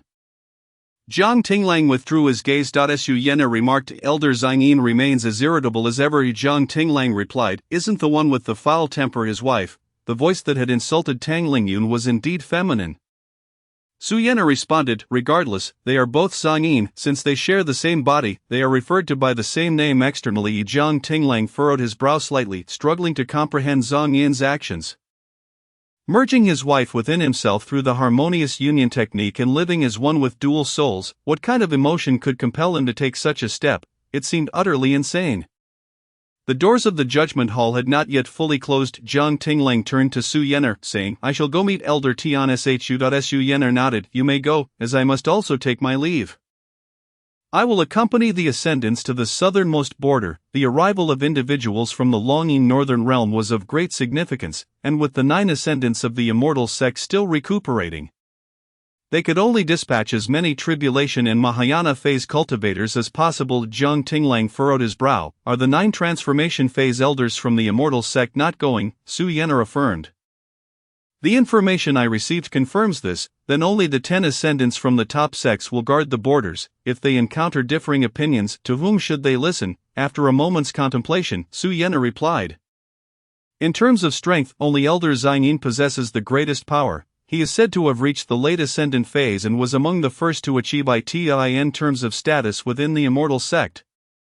The late ascendant from the first immortal sect, Shiyang sect, is equally formidable. This journey to the south indeed requires a strong leader. Elder Tianshu must have made arrangements. Su Yener appeared quite optimistic about the situation, while Jiang Tinglang felt that among the 10 ascendants, excluding Tang Lingyun, none of the 9 would willingly heed another's directives. He had already observed their arrogance during the journey to the judgment hall. These ascendant elders hardly acknowledged one another. The elder from the Qiyang sect, in particular, looked down upon the others with disdain. Jiang Tinglang addressed Su Yener, Sister Yener, do take care. Su Yener nodded, you should focus on your cultivation at the immortal sect.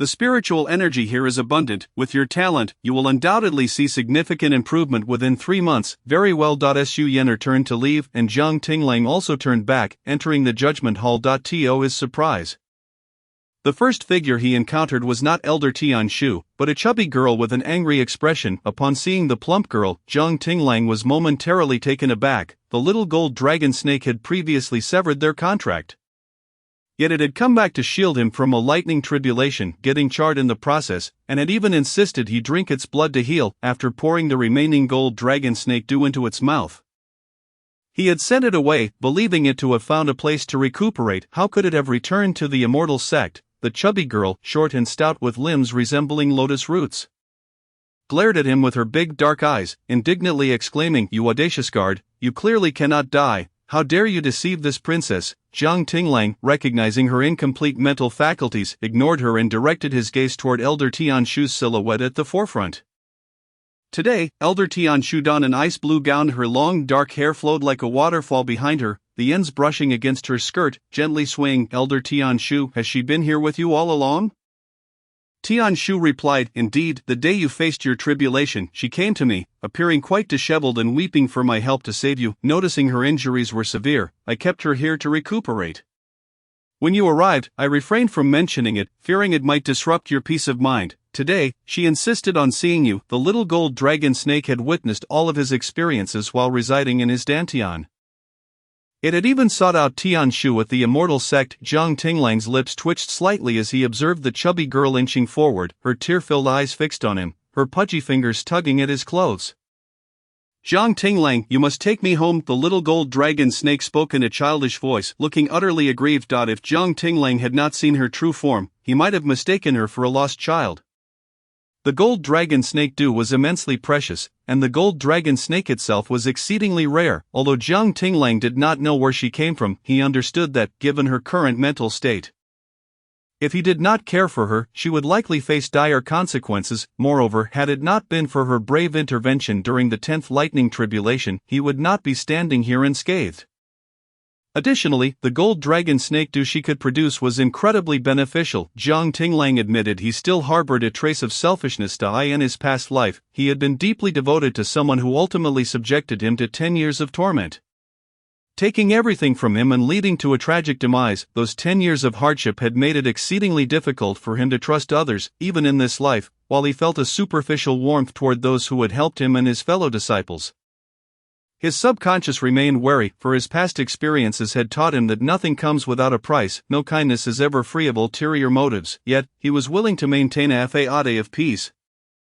Jiang Tinglang crouched down, gazing at the gold dragon snake. I do not know how you came to recognize me as your master, but I know it must have been a mistake. However, if you insist on following me, you must acknowledge me as your master. It is not an equal contract, but a master-servant contract. Think it over carefully. Only a master-servant contract can guarantee that there will be no betrayal, for if you harbor even the slightest thought of treachery, you will be punished immediately. Jiang Tinglang continued. At the same time, I can promise you that if the opportunity arises, I will help you find a home and your family. However, I may not allow you to leave. If you are willing, I will take you with me. If not, you may remain here. He trusted Tianshu would not harm this child with an incomplete mind, even if she were to be kept safe at the immortal sect. It would be far better than falling into the hands of those with ill intentions. The chubby girl regarded Jiang Tinglang, her little head processing his words. A master-servant contract, that was fine. Had they not always been in such a relationship? She had never intended to sever their bond. This was not something to ponder. He promised to help her find a family, but he might not let her leave. After finding her family, she wouldn't want to leave him anyway, for her family had long since perished. After a rather careless deliberation, the little gold dragon snake solemnly nodded, agreeing to Jiang Tinglang's terms. Jiang Tinglang then produced a drop of blood from his heart and pressed it onto the gold dragon snake's brow. In an instant, a radiant glow enveloped them both. The ethereal figure of Tianshu within the phoenix pillar turned her head gently. Although her face remained a blur, the gaze she directed at Jiang Tinglang underwent a subtle transformation. To many, the gold dragon snake was merely a spirit beast. In the world of cultivators on the Phoenix Siang continent, spirit beasts were considered resources, yet, a spirit beast of the gold dragon snake's caliber was the dream of countless individuals. Ordinary people would have eagerly seized such a spirit beast. However, Jiang Tinglang treated her as an equal, regarding her as a kindred spirit. He reasoned with her, offering choices, although the terms he presented were akin to those of a tyrant. He still extended the opportunity for her to choose. The celestial Tianshu was aware that Jiang Tinglang's actions are beyond the capabilities of many within the Fengshan continent. After all, resources are indeed resources. The master-servant contract has been fulfilled, and only then did the little golden dragon snake reveal signs of exhaustion. Suddenly, she transformed into a beam of golden light and flew into Jiang Tinglang's dantian. Feeling a surge of intense warmth emanating from his lower abdomen, Jiang Tinglang's lips twitched slightly. According to the laws of heaven and earth, upon forming a contract with a spirit beast, one would gain access to a spirit beast space for the creature to inhabit. His contract with the golden dragon snake was no exception. Previously, she resided within his dantian due to his lack of spiritual essence, as she had to compensate for it. Why then was she burrowing in again? Did she not realize that just a little further down lay the abode of some esteemed spirit beasts, coiling within their master's dantian? Though he silently grumbled, Jiang Tinglang could also sense that the little golden dragon snake was indeed fatigued. Her injuries had not fully healed. After all, it was a lightning tribulation that had severely wounded her even during the ascension phase. Moreover, Tianshu's voice rang out once more. Jiang Tinglang spoke up. I have a question as well. Why do you wish for Tang Lingyun to go to the border? Sending Tang Lingyun to the border in such a manner seemed to slap her face, but it appeared to be an affront to the entire Fengshan continent. After all, Tang Lingyun was one of the ascended beings from the 10 great immortal sects. In his heart, Jiang Tinglang speculated that Tianshu must have other plans or suspicions, perhaps even knowledge of Yifanshu's origins. Just as he awaited Tianshu's response, she chuckled softly and replied, "It is, of course, to allow those who should not enter my Fengshan continent to do so." Jiang Tinglang was taken aback. "Are you suggesting that Tang Lingyun will secretly allow individuals from the Longyin continent, who are not participating in the competition, to enter my Fengshan continent?" Tianshu smiled. "This is precisely what I wanted to discuss with you. Also, there's no need for you to be so formal. While I may not be your senior sister in a traditional sense, in this body, we are of the same generation. You might as well be a bit more audacious and call me senior sister directly." Senior sister, after having encountered her numerous times without her revealing her identity, Jiang Tinglang had assumed she would continue to play coy, yet now she was inviting him to address her as such. He hesitated for a moment before responding. "If others were to hear, it might not be appropriate." Tianshu chuckled but did not pursue the subject further. Instead, she remarked, "The queen of the Longyin northern realm has been in my Fengshan continent for several days, drawn here by the spiritual veins of our land.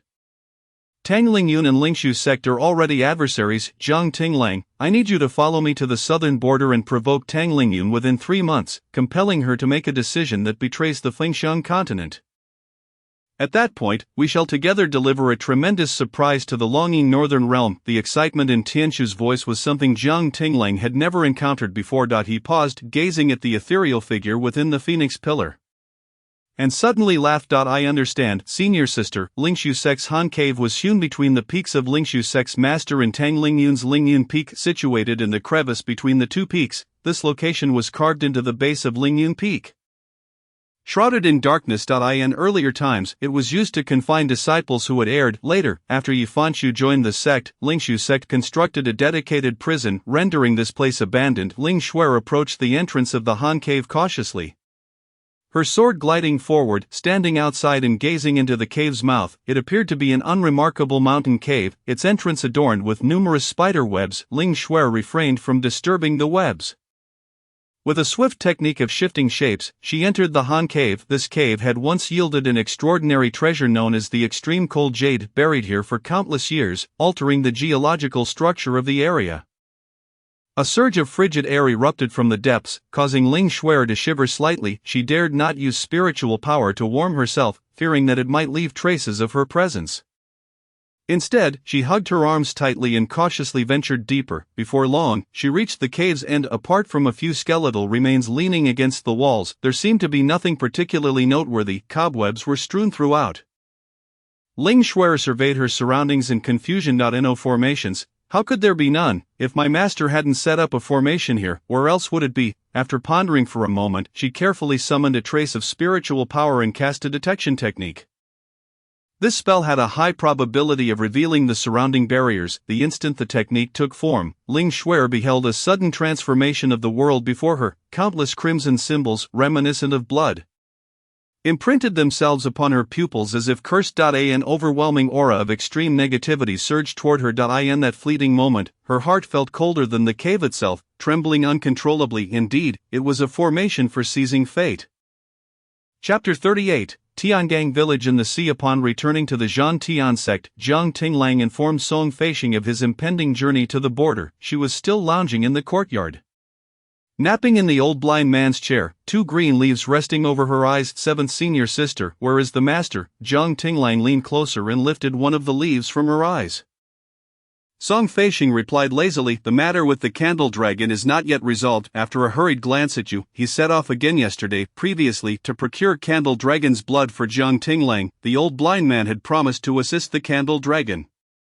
This candle dragon was a legendary beast, born close to ascension, residing in the northernmost and most perilous region of the Fengshan continent. The northernmost area was the territory of high-level spirit beasts, rarely trodden even by those in the ascension phase. Jiang Tinglang did not inquire how the old blind man had negotiated with the candle dragon for the 7 drops of its blood, but he etched the matter in his mind. "I am about to set forth for the southern border, which may take me a month or 2 to return. If the master returns, please inform him not to worry about me. He said, "Ha, you are going south, to the border?" Song Feishing asked. I said, "Because of the rumored competition in 3 months between the longing northern realm and the Fengshan continent's immortal sects, yes, my senior sister instructed me to make the trip." Jiang Tinglang confirmed. Upon hearing the term senior sister, Song Feishing's expression brightened with excitement. "Senior sister, you have met her. Tianshu has allowed her soul to temporarily take control of that body." Jiang Tinglang was taken aback and shook his head. Note: upon hearing the negative response, Song Feishing's enthusiasm waned. "Understood, I will inform the master. The longing northern realm does not come in peace, so be cautious. There is nothing else to relay." "Did Tianshu provide you with anything else?" Jiang Tinglang nodded and produced a jade token. The moment the token was revealed, an overwhelming chill emanated from it, though it appeared ordinary, akin to the disciple tokens of the 10 great immortal sects. It contained a fragment of her primordial spirit for him to carry. Song Feishing blinked in surprise. "Has she arranged for you to be the commander in the south?" "Indeed," Jiang Tinglang replied. Song Feishing tilted her head, observing Jiang Tinglang, and suddenly burst into laughter. "Ha, it seems she is beginning to make her arrangements. Everyone is astute enough to understand the situation without needing to spell it out." Jiang Tinglang chuckled, waved goodbye, and took to the skies on his sword, hastening toward the southern border. Initially, spirit beasts had scattered across the Fengshan continent from north to south, from the strongest to the weakest. During that time, various incidents of spirit beasts harming humans frequently occurred throughout the continent. Later, Elder Tianshu led a group to establish the Immortal Sect Coalition, using Kunlun Mountain as a boundary to drive all spirit beasts south of it back to the northern side. A barrier was erected along the Kunlun mountain line to deter the beasts. Consequently, while the southern region of Kunlun is now primarily inhabited by mortals with brief lifespans, it thrives with vibrancy. The southernmost part of the Fengshan continent, separated from the Longing continent by a vast sea, is known as the Tiangang Sea. The name derives from the perpetual thunder and lightning, swirling eddies, and ceaseless towering waves that characterize the central region of the sea. When Elder Tianshu commanded the Immortal Sect Coalition to cleanse the spirit beasts from the maritime area, they deliberately avoided the central region of the Tiangang Sea. Tiangang Village lies along the entire edge of the Tiangang Sea. In this village, the houses are closely packed, with each family relying on fishing in the sea for their livelihood, their shores lined with numerous fishing boats of varying sizes. By the time Jiang Tinglang arrived at Tiangang Village, 7 days had passed. In truth, he could have reached this place 2 days earlier, but he had chosen to take a detour in the bustling south, taking an extra 2 days to arrive at Tiangang Village. All in accordance with Tianshu's instructions, his objective was to incite Tang Lingyun, provoking her to betray the Fengshan continent out of humiliation and hatred toward him. Other tasks would be managed by 9 other ascended cultivators. Alongside the Tribulation and Mahayana phase cultivators from the Immortal Sect Coalition, however, he did not expect to arrive too early. As soon as he alighted from his spiritual sword, he found himself surrounded by a throng of villagers, gazing at him as if he were a rare treasure. Some even knelt before him. An immortal has descended upon Tiangang Village. This is an auspicious omen. We bow to the immortal. Please grant me good fortune, that I may uncover treasures and catch great fish on every outing. I saw the immortal first. You get up, let me worship first." In an unguarded moment, a crowd of villagers, having come to keep watch, prostrated themselves before Jiang Tinglang. The corners of Jiang Tinglang's mouth twitched slightly. The fishermen from the southernmost regions hold the deepest reverence for immortals, for they are the ordinary folk farthest removed from Kunlun Mountain. Although the Immortal Gate often dispatches patrollers to survey the edges of the Tiangang Sea, preventing the sea spirits from causing harm, these individuals typically remain hidden from view and seldom reveal themselves. However, they occasionally intervene to rescue fishermen whose boats have been capsized by the raging waves. Over time, this coastal area has developed a custom of kneeling in reverence upon encountering an immortal. Although Jiang Tinglang was born in the south, he had never ventured to such a southern locale. In the town of his birth, where cultivators frequently pass through, he had not witnessed such a profound reaction from the locals. He had thought that the fishermen described in the tomes were exaggerated, yet, seeing it now, it was anything but. Just as he was about to speak and bid them rise, one by one, the villagers stood up without waiting for his words. Turning to leave. As they walked away, they murmured, "Today marks another day of kneeling before an immortal. Tomorrow, we shall surely catch great fish." Another chimed in, "May the immortal bless us with calm seas tomorrow." The others echoed similar sentiments, reciting their phrases as they departed, seemingly uninterested in engaging further with Jiang Tinglang. No, that was not correct. Their demeanor suggested they regarded Jiang Tinglang as a deity enshrined in a temple. Performing their rites before departing. In an instant, the villagers dispersed, and Jiang Tinglang barely managed to grasp a young lad who had just risen from the ground. Oh immortal, why do you tug at my collar? My mother has been calling me home for dinner. Xiao Peng has been telling me for ages, if I don't return soon, I'll be in trouble. The boy appeared to be around 8 or 9 years old. Clad in a short tunic that exposed his arms. He turned back to Jiang Tinglang with an expression of displeasure. Such a drastic shift in attitude seemed rather excessive, did it not? Jiang Tinglang's lips twitched again. But he suddenly sensed something amiss. He furrowed his brow slightly and inquired, "What is your name?" The child hesitated for a moment before promptly replying, "I am called Haizi, a name given by my father. Meaning son of the sea. My father says that when I grow up and venture into the ocean, the sea shall never harm his beloved son, and thus I shall earn great riches." Jiang Tinglang further questioned, "Why did you kneel before me earlier?" Haizi paused again, then revealed a puzzled expression. "Aren't you an immortal who flew down? My parents always say that when meeting an immortal one must first kneel and then make a wish." Jiang Tinglang frowned slightly. "Yet after your kneeling and wishing, you departed so swiftly." Haizi gazed earnestly at Jiang Tinglang and, with a hint of uncertainty in his tone, asked, "Shouldn't one leave after kneeling? What else could one do?"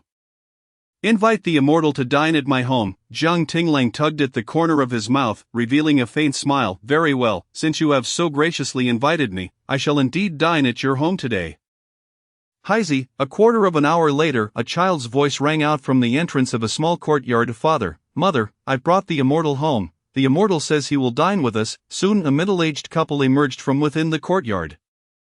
Upon seeing Jiang Tinglang, they were momentarily taken aback, then immediately adopted a solemn expression, kneeling and bowing their heads without a word. Haizi's mother implored, "We beseech the immortal to bless Haizi, to ensure he grows up safe and sound."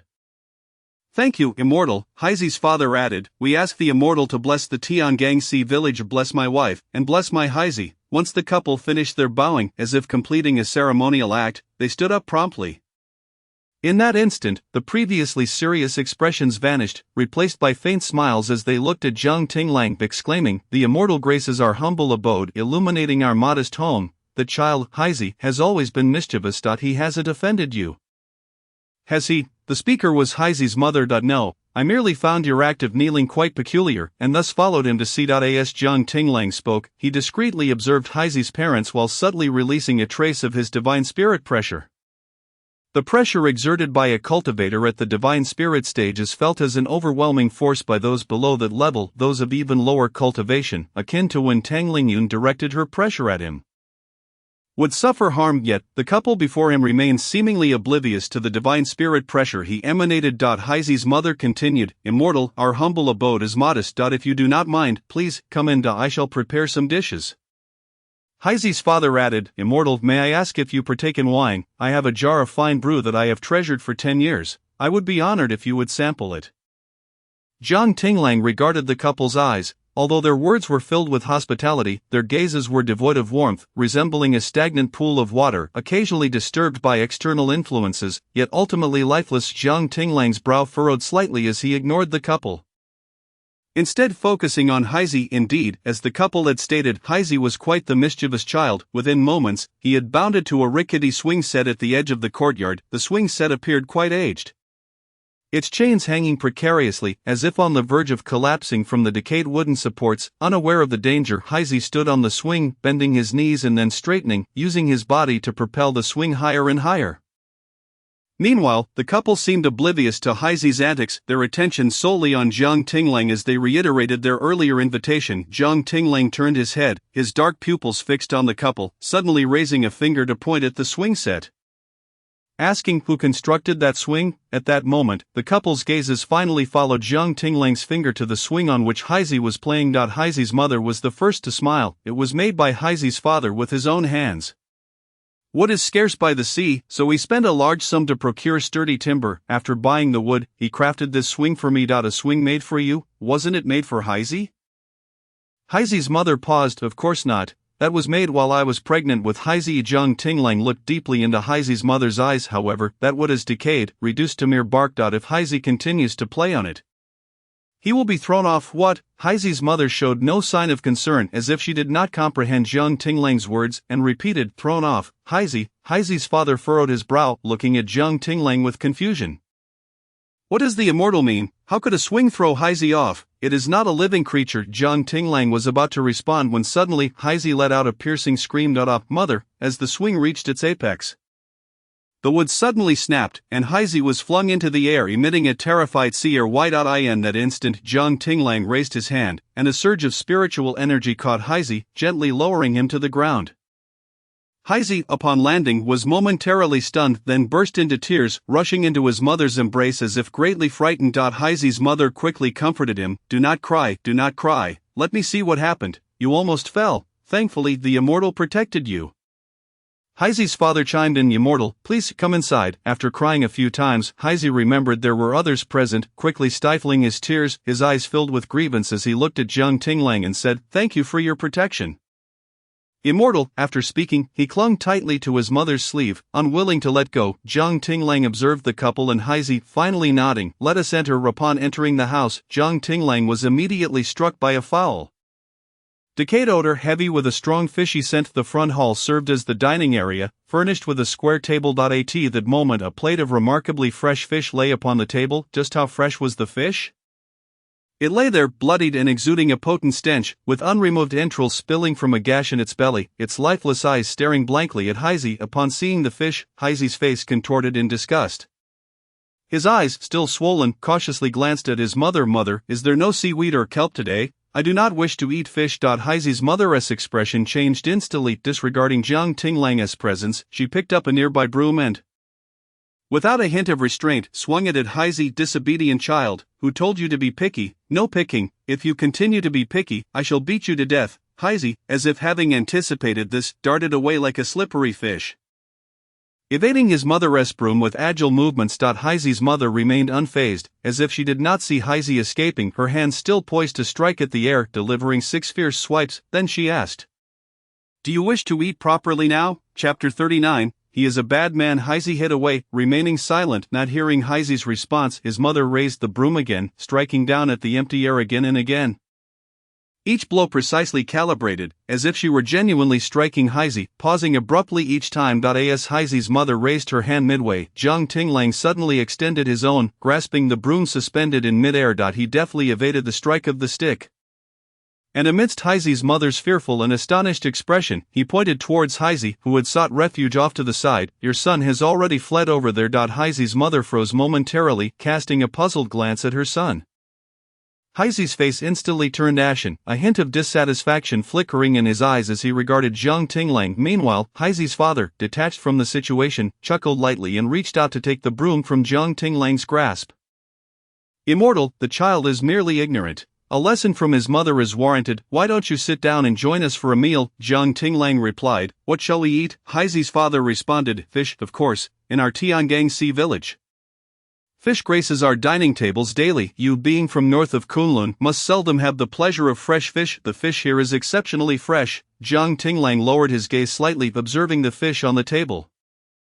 While it was indeed fresh, it appeared as though it had just been gutted and presented. However, its cleanliness was an entirely different matter. Jiang Tinglang stated, I have taken to fasting, eschewing these mundane earthly delights. Please indulge yourselves while I merely observe. Upon hearing this, Heizi's father made no further attempts to persuade him and took a seat at the table. Without hesitation, he seized his chopsticks and directed them towards the entrails of the fish, which exuded a potent, fishy odor, with large globs of red blood dripping from the dish onto the floor, leaving a series of faintly crimson spots on the table. Heizi's mother appeared bewildered as to why her son, whom she had been holding, had vanished, now hiding away. Nevertheless, she paid no mind, for the broom had already been taken by the immortal. She marched directly towards Heizi, chiding him, you must eat properly, only by doing so can you grow tall and strong, like your father, who goes out to fish and becomes a useful person. Heizi's expression was one of resistance, yet he was pushed to the dining table, reluctantly picking up the chopsticks. Heizi's mother joined him at the table, seemingly forgetting her earlier intention of preparing additional dishes for Jiang Tinglang. The middle-aged couple eagerly dug in, their chopsticks flying as they feasted. The mingling of the fishy odor and blood created a nauseating scent that mingled with the decay in the room. Heizi's face turned pale, as if he were struggling not to retch, yet he extended his chopsticks to grasp a piece of fish. He scraped the scales off the fish and, with great effort, tore off a chunk of raw flesh, shakily bringing it to his mouth. However, as it neared his lips, he could no longer contain himself. Ugh, ugh, ugh, a mass of seaweed and kelp remnants spewed forth from his mouth. Yet he hurriedly shoved the piece of fish into his mouth, forcing a grim smile towards his parents, who were watching him. Mother, I swallowed it, good child, just as Heizi reached out with his chopsticks to grasp a second piece of fish.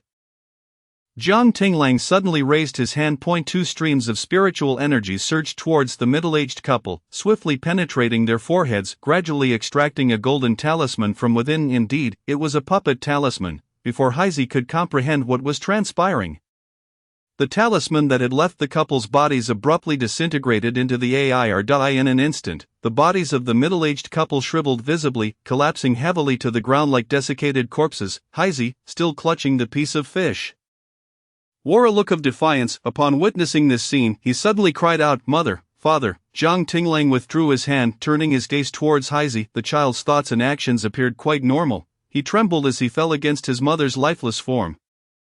Glancing back at Jiang Tinglang with terror in his eyes, You are not an immortal. Why did you kill my father and mother? An expected reaction. There should be no puppet talisman within you.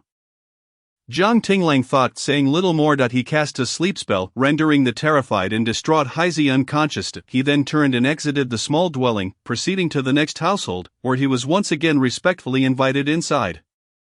3 days later, a fleet of celestial ships, carrying a multitude of disciples from the 10 great sects, arrived at Tiangangxi village. On Su Yenner's celestial ship, alongside her were 10 disciples in the tribulation stage and 20 in the great ascension stage.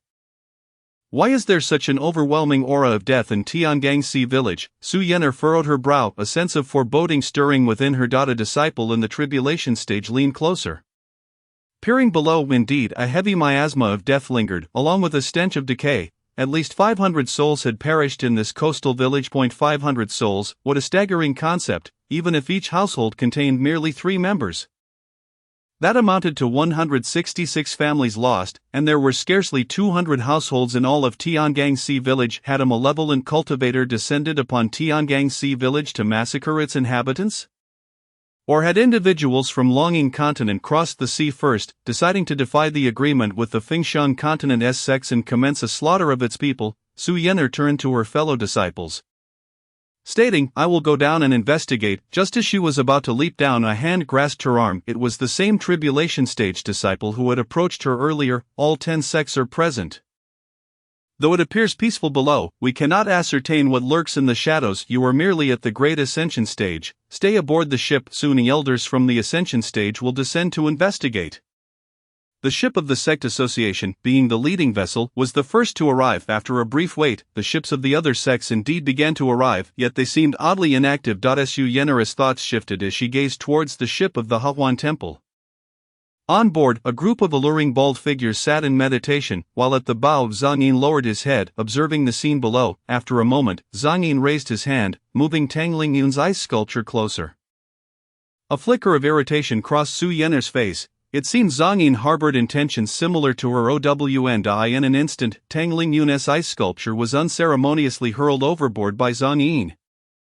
Encased within the ice prison set by Tian Shu, Tang Lingyun found herself stripped of all cultivation, incapable of movement, her face a mask of terror. As she plummeted straight down, she hit the ground with a heavy thud in a courtyard, creating a large crater in the already soft earth. Nevertheless, the ice encasing her showed no signs of shattering. It both imprisoned and protected her. After Tang Lingyun was cast down, the disciples of the 10 great sects fixated on her ice sculpture.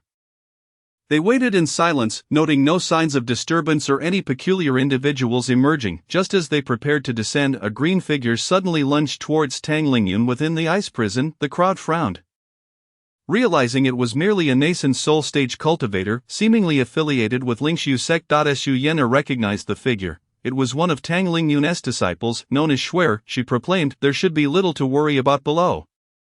Neither Chiang sect nor Hahuan temple has made a move. Let us investigate. Su Yenner, accompanied by a tribulation stage disciple and 3 from the great ascension stage, flew down to stand beside Tang Lingyun's ice sculpture. As soon as they landed, Su Yener heard a quivering accusation laced with tears. You members of the sect association are truly excessive, although Elder Tian Shu has imprisoned my master in the ice prison. It does not grant you the right to humiliate her like this. She is a transcendent cultivator of Lingshu sect. She came to the south to examine the entry of cultivators from Longyin continent. Do you not fear that people from Longyin will mock Fengxiang for this? Su Yener raised an eyebrow, her light and airy voice drifting forth. What are you saying, disciple of Lingshu sect? Senior Ling Yun was dispatched to Tiangang Sea village on a mission. With the emergence of anomalies here, it is only prudent that the most powerful among us descend to investigate for safety. It is her duty to come down. As her disciple, how can you express dissatisfaction? Is this also Senior Ling Yun's intent? Ling Shuer was taken aback, her eyes welling with tears as she protested. In her current state, how could she possibly wish to come down? You are clearly taking personal revenge against her for your grievances with Jiang Tinglang. Su Yener merely scoffed, disinterested in engaging with the nascent soul-stage cultivator. Instead, her gaze shifted towards a house behind them. She sensed a living presence within. Without hesitation, she stepped forward into the house. While a tribulation-stage disciple from the sect association cast a fleeting glance at Ling Shuer, the pressure of his tribulation-stage aura enveloped the courtyard, leaving Ling Shuer breathless. The sect association would not tolerate slander. If you harbored grievances, you could report to the Hall of Judgment and request Elder Tian Shu to uphold justice. However, should you fail to report, yet choose to spread rumors as a disciple of Lingshu sect, tarnishing the reputation of the sect association, I am entitled to bring a lawsuit against you and the entirety of Lingshu sect to the Hall of Judgment. Ling Shuer trembled in fear. Silenced by the threat, she silently gazed at Tang Lingyun imprisoned within the icy confines, tears cascading down her cheeks as she adjusted her posture. Standing tall, with a flicker of her spiritual energy, she brushed away the dirt clinging to the ice, rendering Tang Lingyun's appearance less disheveled. As she approached to clean, a fleeting glimmer of darkness flickered in Ling Shuer's eyes. She had gleaned the intentions of her master from the cold abyss and was acutely aware of her master's formidable strength. At this juncture, she could not afford to engage in conversation with Jiang Tinglang lest she be perceived as opposing him. Her master was at the ascension stage. To act against her within the Lingshu sect could invoke her master's ire and potentially endanger her own safety. She had already displeased her master by speaking in favor of Jiang Tinglang, thus she had come here with the hope of redeeming her master's favor. Perhaps in the future her master might even employ those dark arts to elevate her alongside herself. After all, her innate talent was not remarkable. Though her spiritual source had transformed into a golden hue with the aid of the source refining pill, her innate luck was only a trifling 3 orange strands. Throughout the ages, none of the predecessors who successfully ascended had failed to possess a golden fate. Who wouldn't wish to ascend to immortality? In comparison, the meager life-saving grace bestowed by Jiang Tinglang paled in significance. Her senior sisters were indeed correct. That incident of salvation might not even qualify as such. Although she had been gravely injured at the time, it was not beyond her endurance. Jiang Tinglang's unsolicited assistance merely alleviated some of her suffering. It hardly constituted a true life-saving grace. Upon entering the room, Su Yener encountered 2 corpses. Between them lay a square dining table, upon which rested a decaying fish. The fish had been eviscerated, yet its entrails remained untouched. She approached to investigate, discovering that the 2 corpses had seemingly perished several years prior. The faint trace of a living presence that she had sensed earlier drew her toward the eastern door. Upon opening it, she stood beside a large rice jar, pressing her hand upon its lid. The moment she lifted the lid, a youthful, raspy voice exclaimed, "I'll fight you." Simultaneously, a rusted fish knife was thrust violently toward Su Yener. Without flinching, she remained still. Upon colliding with her protective spiritual force, the knife shattered into 2 halves. The child wielding the knife, his face awash with terror, clutched the broken blade and trembled as he retreated into the rice jar. Su Yener scrutinized him and unexpectedly raised her hand, conjuring a butterfly that materialized at her fingertips. With a subtle motion, the butterfly flew toward the frightened Heizi, merging with his brow. This was the tranquility butterfly. Heizi felt the overwhelming dread and fear in his mind dissipate significantly in an instant, his body ceasing to tremble. His dark eyes regarded Su Yener cautiously as he stammered, "Are you a celestial being or a villain?" He thought her visage was striking and familiar, in stark contrast to the cold, menacing figure who had appeared 3 days prior, masquerading as a celestial and slaying his parents. Observing the child, a flicker of compassion crossed Su Yener's eyes as she spoke softly. Do not fear, I hail from Kunlun Mountain. Can you tell me what transpired here? Kunlun Mountain will protect you. Heizi's emotions were soothed, yet he suddenly burst into tears, his words tumbling out incoherently. A man flew into our village. And everyone thought he was a celestial, so they paid homage, but he insisted on following me home and then killed my parents. He is a villain. I brought a villain home, and he killed my parents. Chapter 40, Such a prodigy, what is wrong with having two masters? Su Yenner's gentle tone, coupled with her sweet appearance and voice, instinctively led Heizi to perceive her as a good person. After divulging all his thoughts, he could no longer contain the tears he had suppressed for 3 days, and he wept uncontrollably. His cries became ragged, yet his words caused Su Yenner to furrow her brow. The child claimed that his parents had died mere days ago. Yet she had sensed no trace of life from the corpses she had examined, and their condition suggested they had been deceased for many years, with even signs of decomposition beginning to show.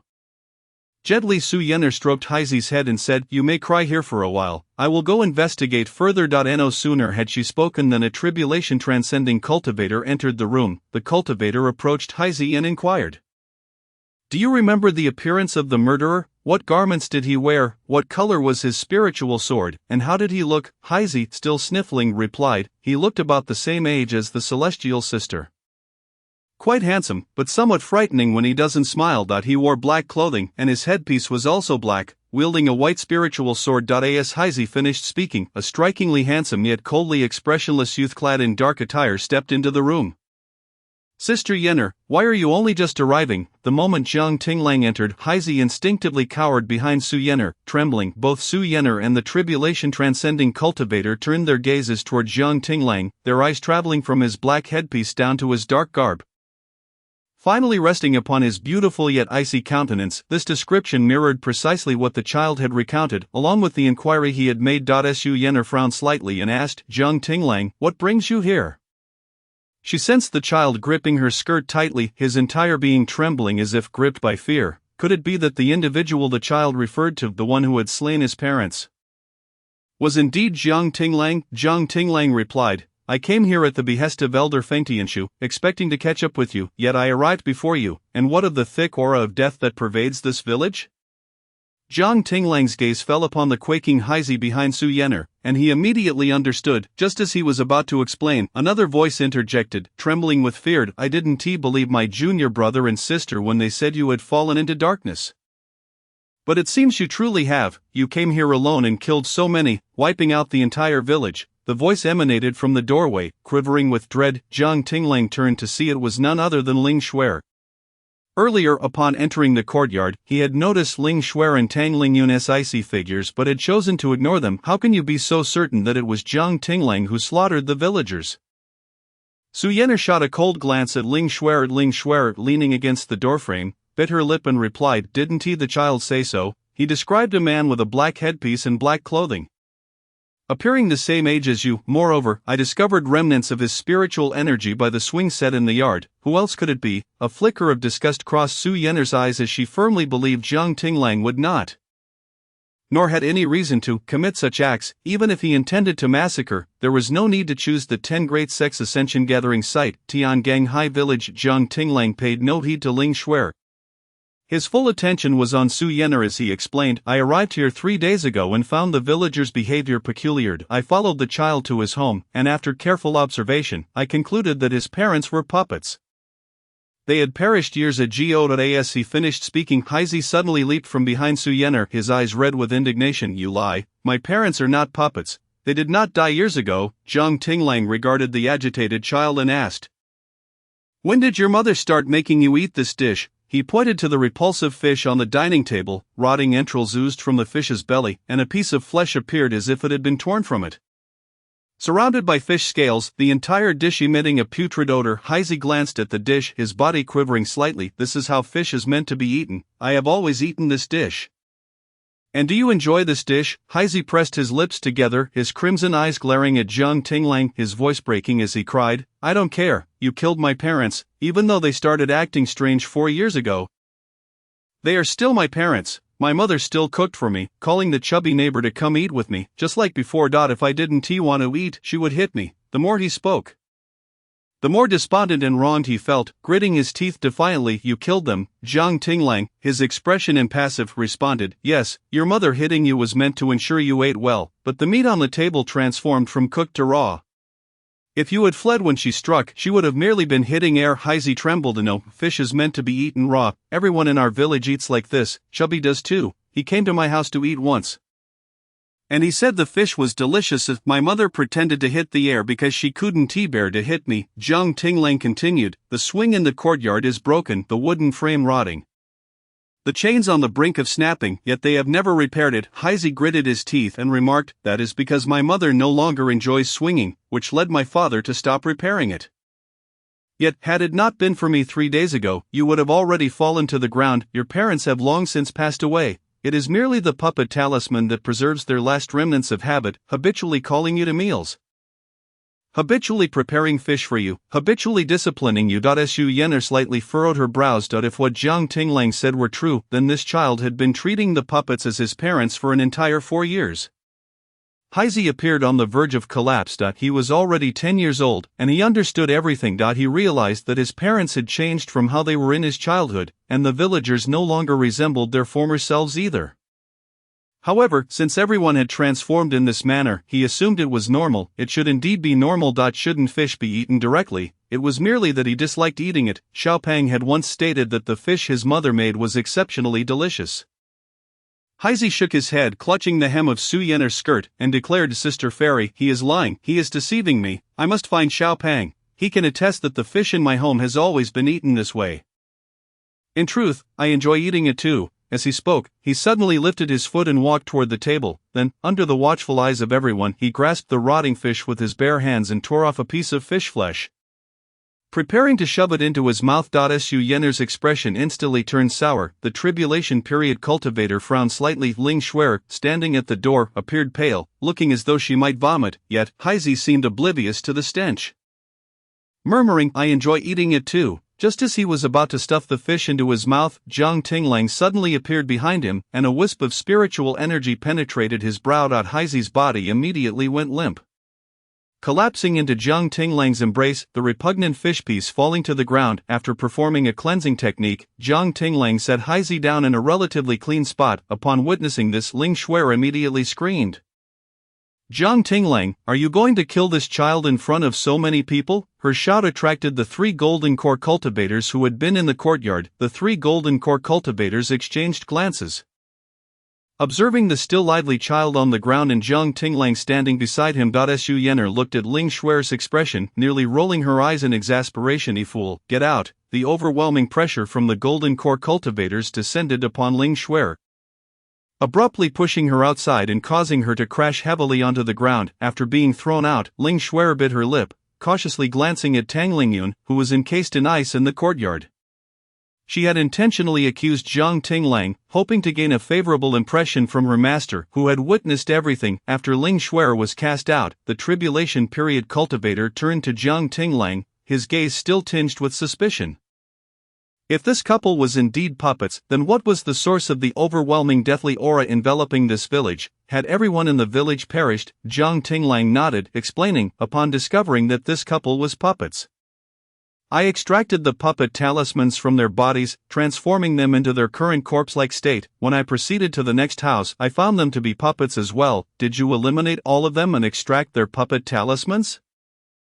Jiang Tinglang replied, "Upon realizing the neighboring house was also inhabited by puppets, I initially intended to wait for you all to arrive before making a decision. However, I did not anticipate that these puppet talismans seemed to be interconnected.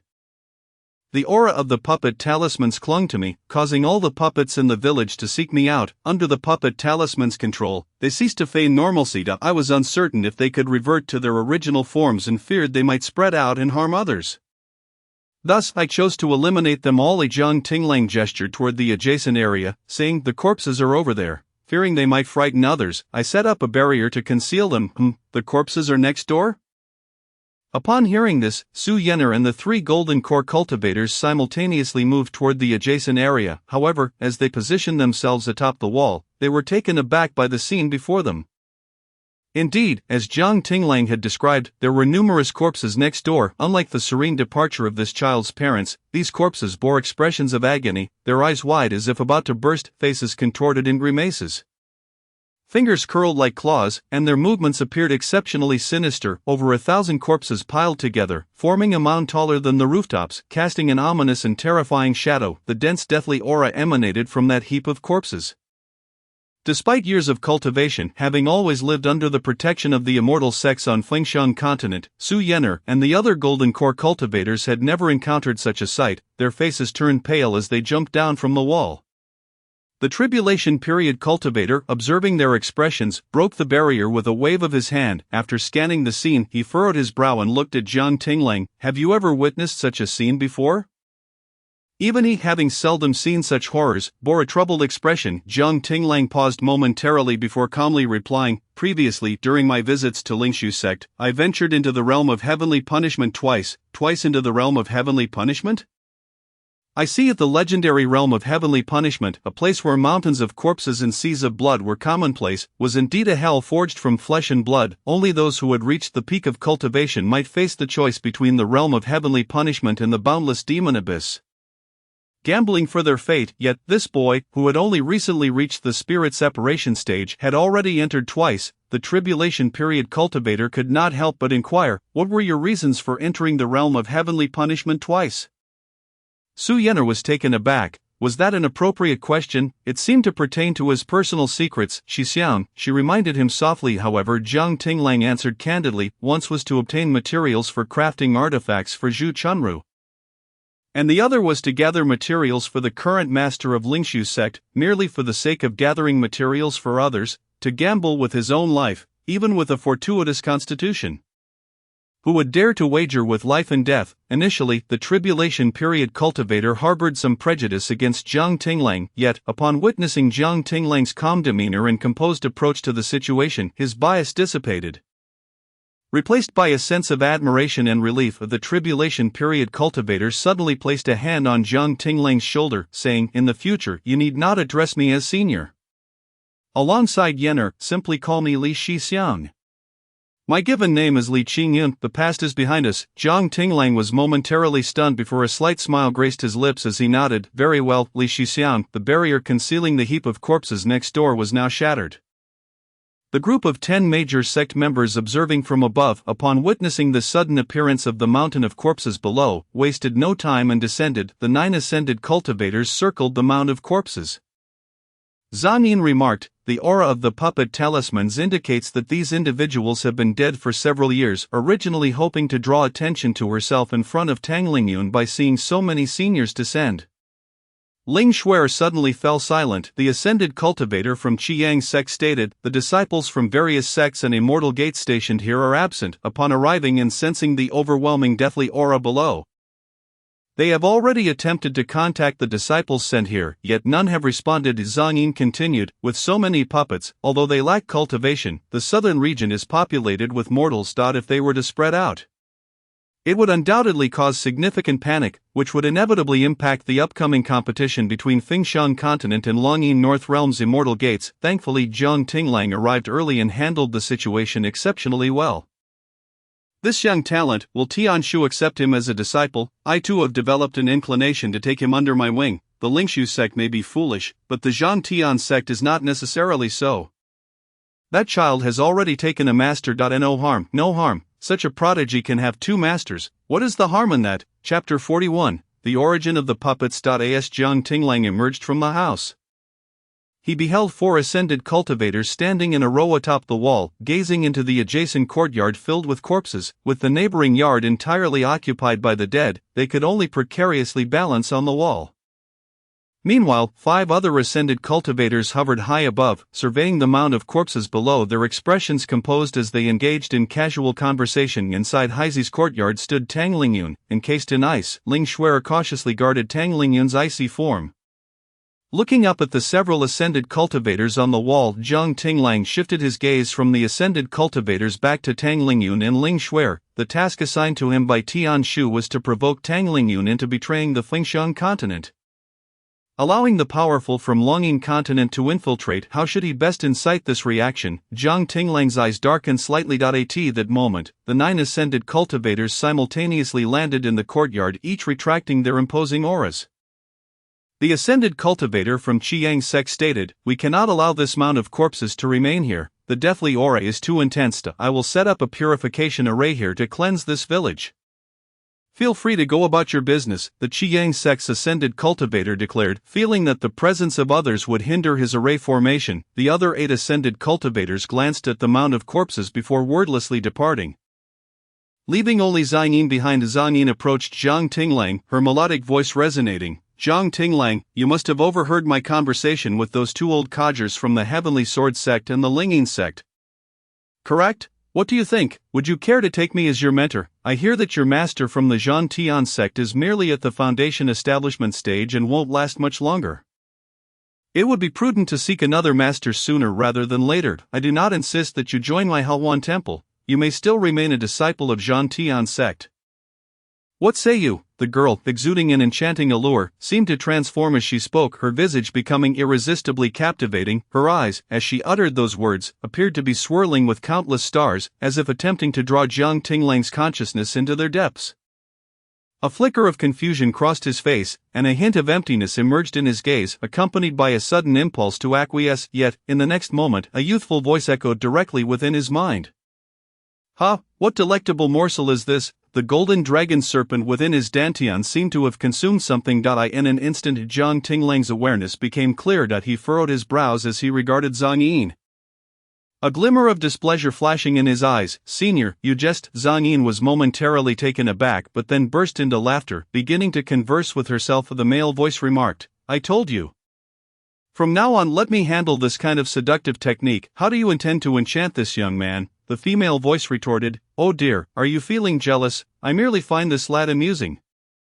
I have no genuine intention to take him as my apprentice." After a brief silence, the male voice continued, "If you wish to take him, it is not impossible. I can serve as his master." The female voice responded, "And what would you teach him?" "The Hawan technique. Have you forgotten that you have vowed before the heavenly Tao to never employ any techniques from the Chiang sect again?" The male voice paused momentarily before stating, "Let him practice the Hawan technique. It is not out of the question. At the very least, his appearance is rather pleasing. Would you not agree?" the female voice teased. "Oh dear. Are you growing jealous again? Will you accept this disciple or not, to have him learn the Hawan technique?" Jiang Tinglang, observing the androgynous Zhang Yin before him, felt a chill run down his spine. Without a word, he turned and swiftly took hold of the still curious Su Yenner, fleeing several miles away. Startled by his abrupt action, Su Yenner paused momentarily, but once they landed in a remote wilderness, she caught sight of Jiang Tinglang's tense expression and suddenly burst into laughter. "Fear not, Senior Zhang Yin has no intention of taking on disciples. He has vowed never to accept apprentices again in this lifetime. He merely enjoys a bit of jest. Besides, even if you wish to have 2 masters, Elder Tianshu may not consent to it. Joining one of the top 10 sects is far less beneficial than entering a celestial sect." Jiang Tinglang's heart swelled with discontent, yet it was not solely due to this. He surveyed his surroundings. Su Yenner immediately grasped his intent, waving her hand to cast a barrier that concealed their forms and sounds. "Sister Yenner, what do you think is the matter with these puppets?" Su Yenner responded. "It seems that the seniors were discussing that perhaps the other 3 realms of the Longing continent are trying to disrupt the celestial competition between our Fengshan continent and the Longing northern realm." Jiang Tinglang remarked, "If this is the doing of the other 3 realms of the Longing continent, then why has it been 4 years without any substantial harm inflicted upon the people of Fengshan continent?" Su Yenner pondered. Indeed, she held the same doubt. While the discussions among the ascended masters were not entirely erroneous, the one peculiar point was that these puppets had not recently emerged but had been present for 4 years. This implied that someone had slaughtered the entire populace of Tiangang village 4 years ago, sealing their last vestiges of life with puppet talismans, rendering them to appear as if they were still alive for a whole 4 years. Moreover, the grade of these puppet talismans should not be very high. For 4 years, both the Celestial sect and the disciples of the top 10 sects had been rotating patrols around Tiangang village. Yet no one reported any issues. The patrols along the borders of Tiangang village were changed every 3 months. What does this indicate? it suggests that nearly all those who guarded Tiangang village had some sort of issue. Either they too had been transformed into puppets or had entirely defected to the enemy. Human nature is fickle. It is improbable that so many would all defect, thus, it must mean they were all turned into puppets, though the puppet talismans on these villagers are of low rank. Their numbers exceed 1,000. To control over 1,000 puppets for 4 years is enough to suggest that the cultivator adept at puppet techniques must possess the ability to create higher-grade puppet talismans. And if that is indeed the case, Su Yanner's gaze suddenly darkened. Yes, it was a case of being blinded by the immediate situation. She had only considered the present without contemplating the broader implications. If these puppet talismans were indeed the handiwork of the other 3 realms of Longyin Continent, aimed at sabotaging the celestial competition between Longyin Northern Realm and Fengshan Continent, then they could have simply sent these ambushed puppets northward. After all, the news of this competition had been announced several days prior. The spies from Longyin Continent would surely be aware, yet now these puppets only revealed themselves after Jiang Tinglang discovered the anomaly, leading to their collective exposure, which Jiang Tinglang subsequently dealt with in one fell swoop. These puppets likely were not created by the other 3 realms of Longyin Continent. Could it be that they were crafted by individuals from Longyin Northern Realm? Su Yanner furrowed her brows. The people of Longyin Northern Realm came to our Fengshan Continent 4 years ago and infiltrated the Celestial Sect and the 10 major sects using puppets? Why not simply transform the disciples of the Celestial Sect into puppets instead of targeting the villagers of Tiangang? They were merely ordinary folk. Furthermore, creating such easily detectable low-grade puppets would risk alerting the enemy. Speaking of ordinary folk, Su Yanner recalled Heizi, a pang of compassion stirring within her. She had instructed her senior brother in the tribulation stage to bring the child back to the Celestial Sect's ship for proper comfort. Jiang Tinglang mused, I am also pondering this matter. Is there a possibility, that the individual responsible for creating these puppets is not from Longyin Continent, but rather a local cultivator? The villagers of Tiangang held some unspoken reason for their demise.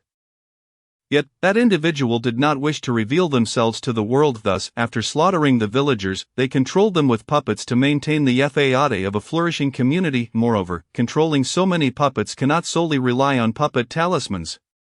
The one crafting those talismans must be situated in Tiangang village. Su Yanner was taken aback, but aside from that child, no one else from Tiangang village survived. Jiang Tinglang replied, as the sole survivor.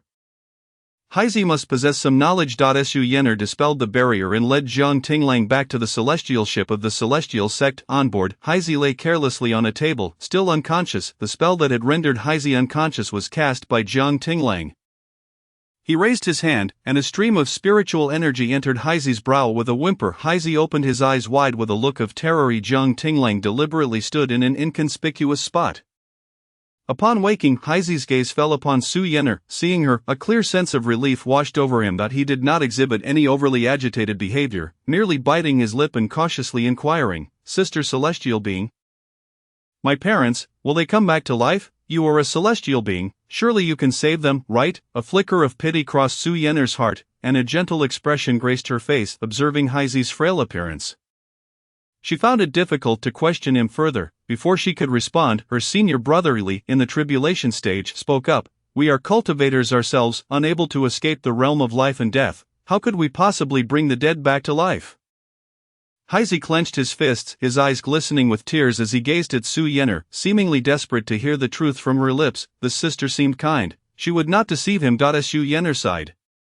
While the truth was indeed too harsh for a 10-year-old child, she felt compelled to speak. Child, your parents actually passed away 4 years ago. The entire populace of Tiangang village perished 4 years ago. The puppet talismans merely sustained a flicker of life within them, making them appear as if they were still alive. But have you not noticed? They have become very strange, completely unlike how they were 4 years ago.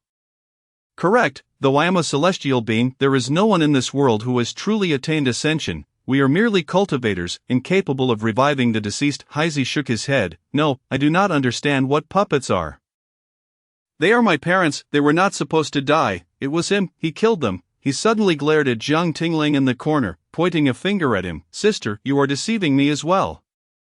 I trusted you so much, yet you were lying. You celestial beings can surely bring them back to life. There has been a celestial being who helped them come back once before. With that, Heise leaped off the table like a small beast, rushing toward the exit. Jiang Tinglang swiftly reached out, grasping the collar of his garment and lifting him up. What did you just say? They were revived once before.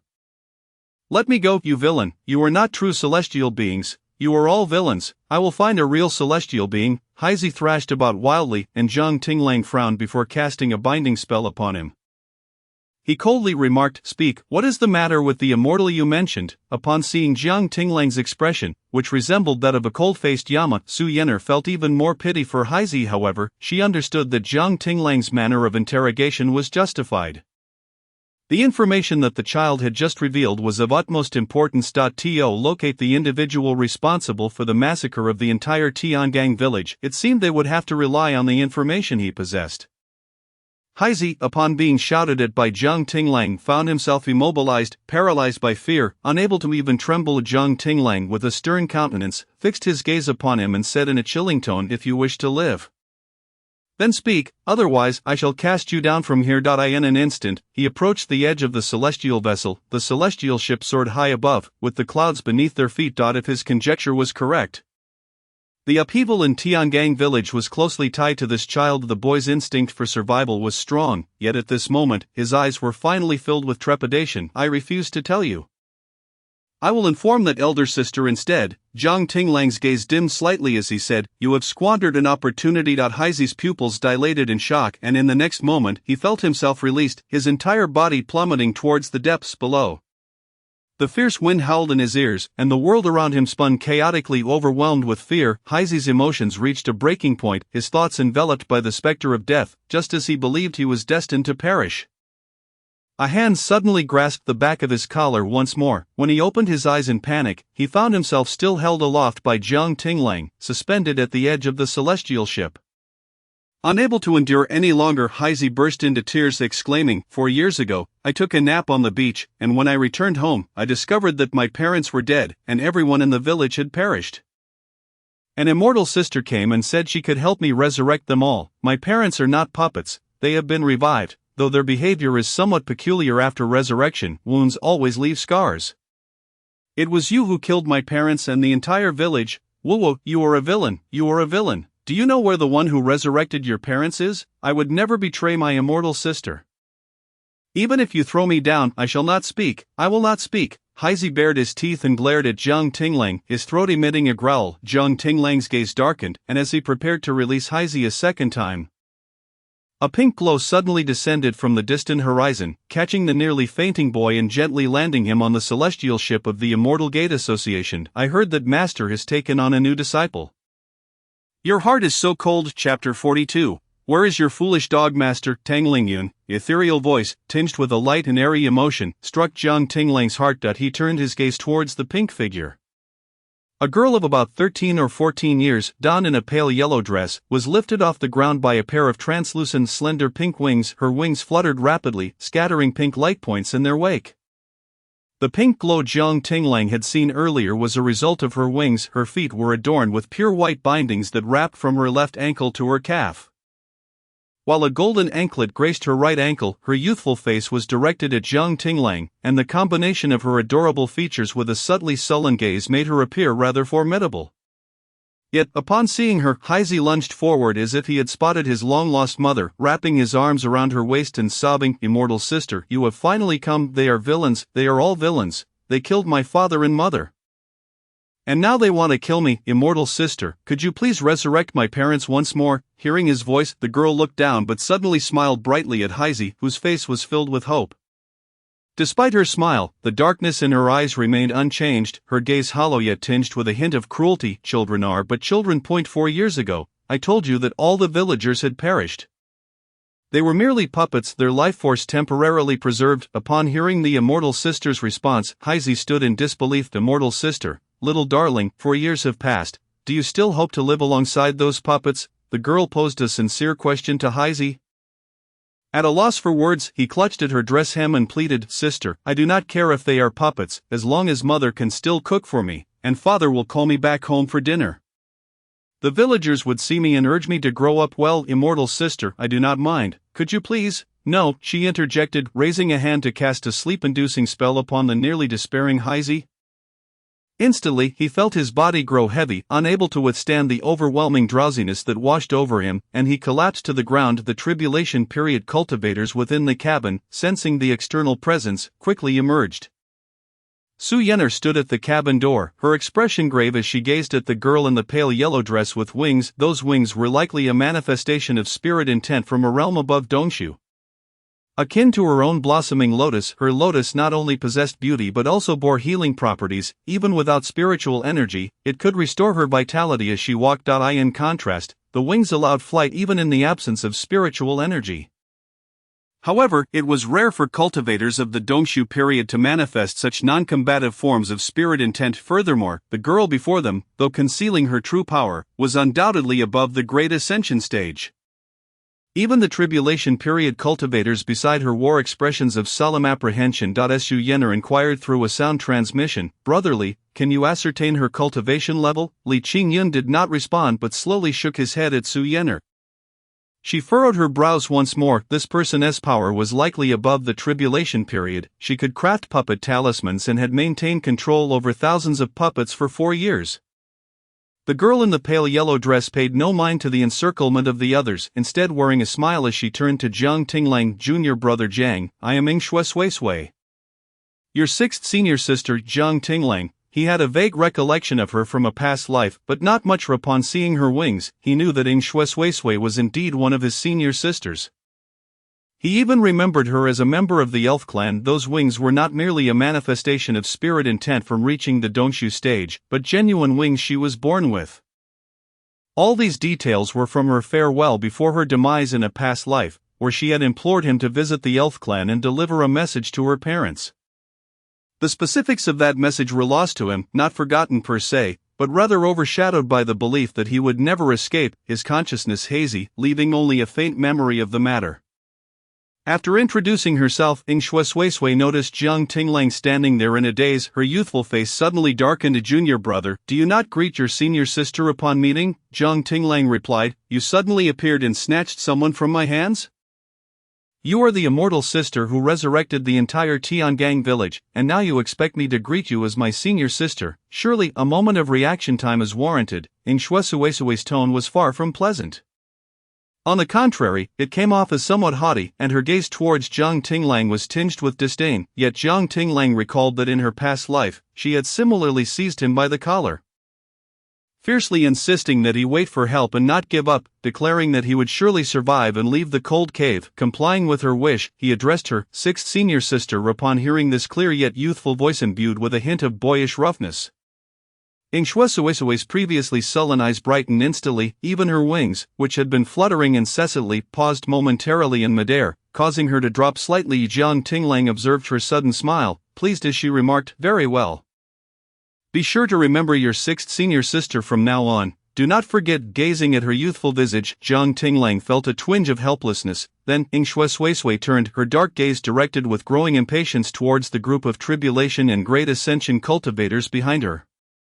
"This child knows nothing. If you have any questions, feel free to ask me immediately. Once you have finished, I must return to the Immortal Gate Association to serve my sentence." Upon hearing Jiang Tinglang refer to her as senior sister, Su Yenner felt a slight sense of relief wash over her. However, just as she began to relax, Sui's arrogant and somewhat imperious voice pierced through. "Did I hear that correctly? This disciple of the Zhantian sect, Jiang Tinglang's 6th senior sister, is saying what? Ask questions." After finishing, "I will return to the Immortal Gate Association to serve my sentence." Su Yenner was momentarily taken aback, while beside her, Li Qingyun's pupils contracted in shock as he stared at Sui. You are the rogue cultivator who was imprisoned in the Kunlun Celestial Prison by Elder Tianshu 3 years ago for using puppet techniques. Weren't you sentenced to 100 years of confinement?" Sui's eyes darkened as she maintained a stern expression. "I will only answer 3 of your questions. Are you certain you wish to ask this?" Li Qingyun promptly closed her mouth. Beginning to recollect the events from 3 years ago concerning Sui, what was the reason for her imprisonment? It seemed that she had used puppetry to control 2 elders of the Immortal Gate Association, compelling them to perform a dance before the judgment hall. The 2 elders, infuriated, had her personally apprehended by Elder Tianshu and confined in the Kunlun Immortal Prison. Li Qingyun, Su Yenner remained in shock. Unable to regain her composure, what kind of place was the Kunlun immortal prison? It was a location from which even those in the ascension stage emerged with their skins shed. The prison was heavily guarded. Overseen by Elder Tian Shu himself, and she managed to escape. Su Yener was eager to inquire why she had fled, and why she had brazenly appeared before the members of the Immortal Gate Association after escaping to the south. Although there were no Ascension Stage individuals on the ship this time, the presence of 10 Ascension Stage cultivators from the 10 major immortal sects surrounded them. How could she have simply run out? Su Yener gathered her thoughts and resolved to first inquire about the case at hand. Those puppets found among the corpses were all your doing, weren't they? Why did you choose to act in such a manner? Ing Shue Sui's gaze darkened as she replied, because I happened to pass by, and this child was crying sorrowfully, pleading for me to resurrect the entire village's inhabitants. Su Yener retorted, that sounds utterly implausible.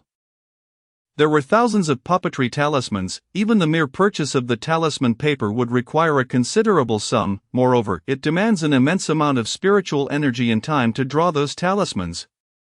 Is your money simply falling from the sky? And what about the spiritual energy? Su Yener held back her frustration and posed a second question. If your intentions were solely for that child, and you acted without malice, then why did those villagers band together to attack Jiang Tinglang? Ing Shue Sui replied, it was merely low-tier puppetry talismans, barely sealing a fragment of their consciousness.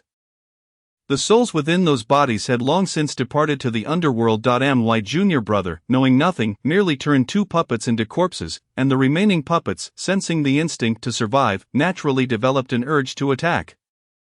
And now for the final question. Su Yener glanced at Li Qingyun beside her. Her eyes conveyed a message. She did not trust the words of this individual, yet Li Qingyun believed her. After all, to turn all the corpses of an entire village into puppets for the sake of a single child's plea over the course of 4 years was an act of sheer madness.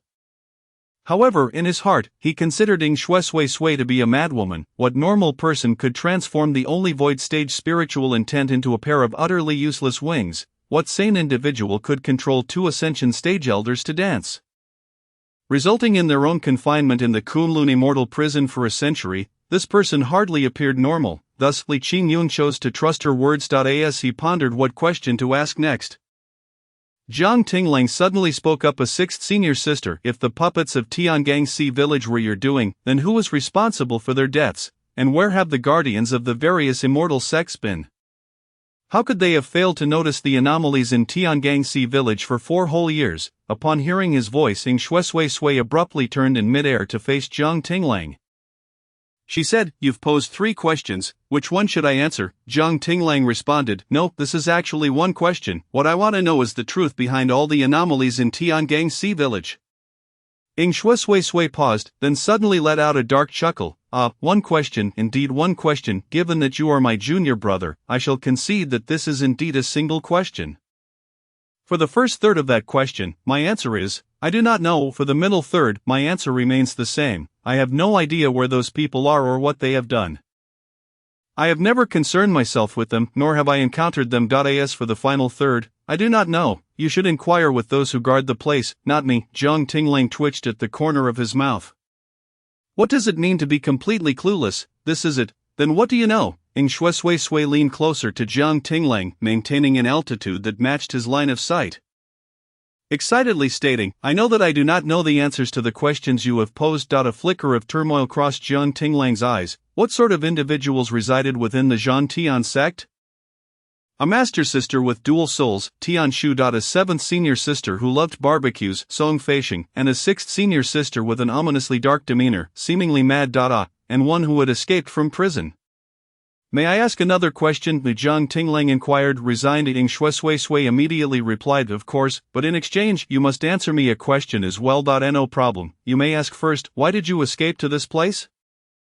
Well, I heard that visitors will soon arrive on Longyin continent, and many Ascension Stage individuals are coming here for inspection. I thought those puppets might be discovered, and that child would be unable to explain.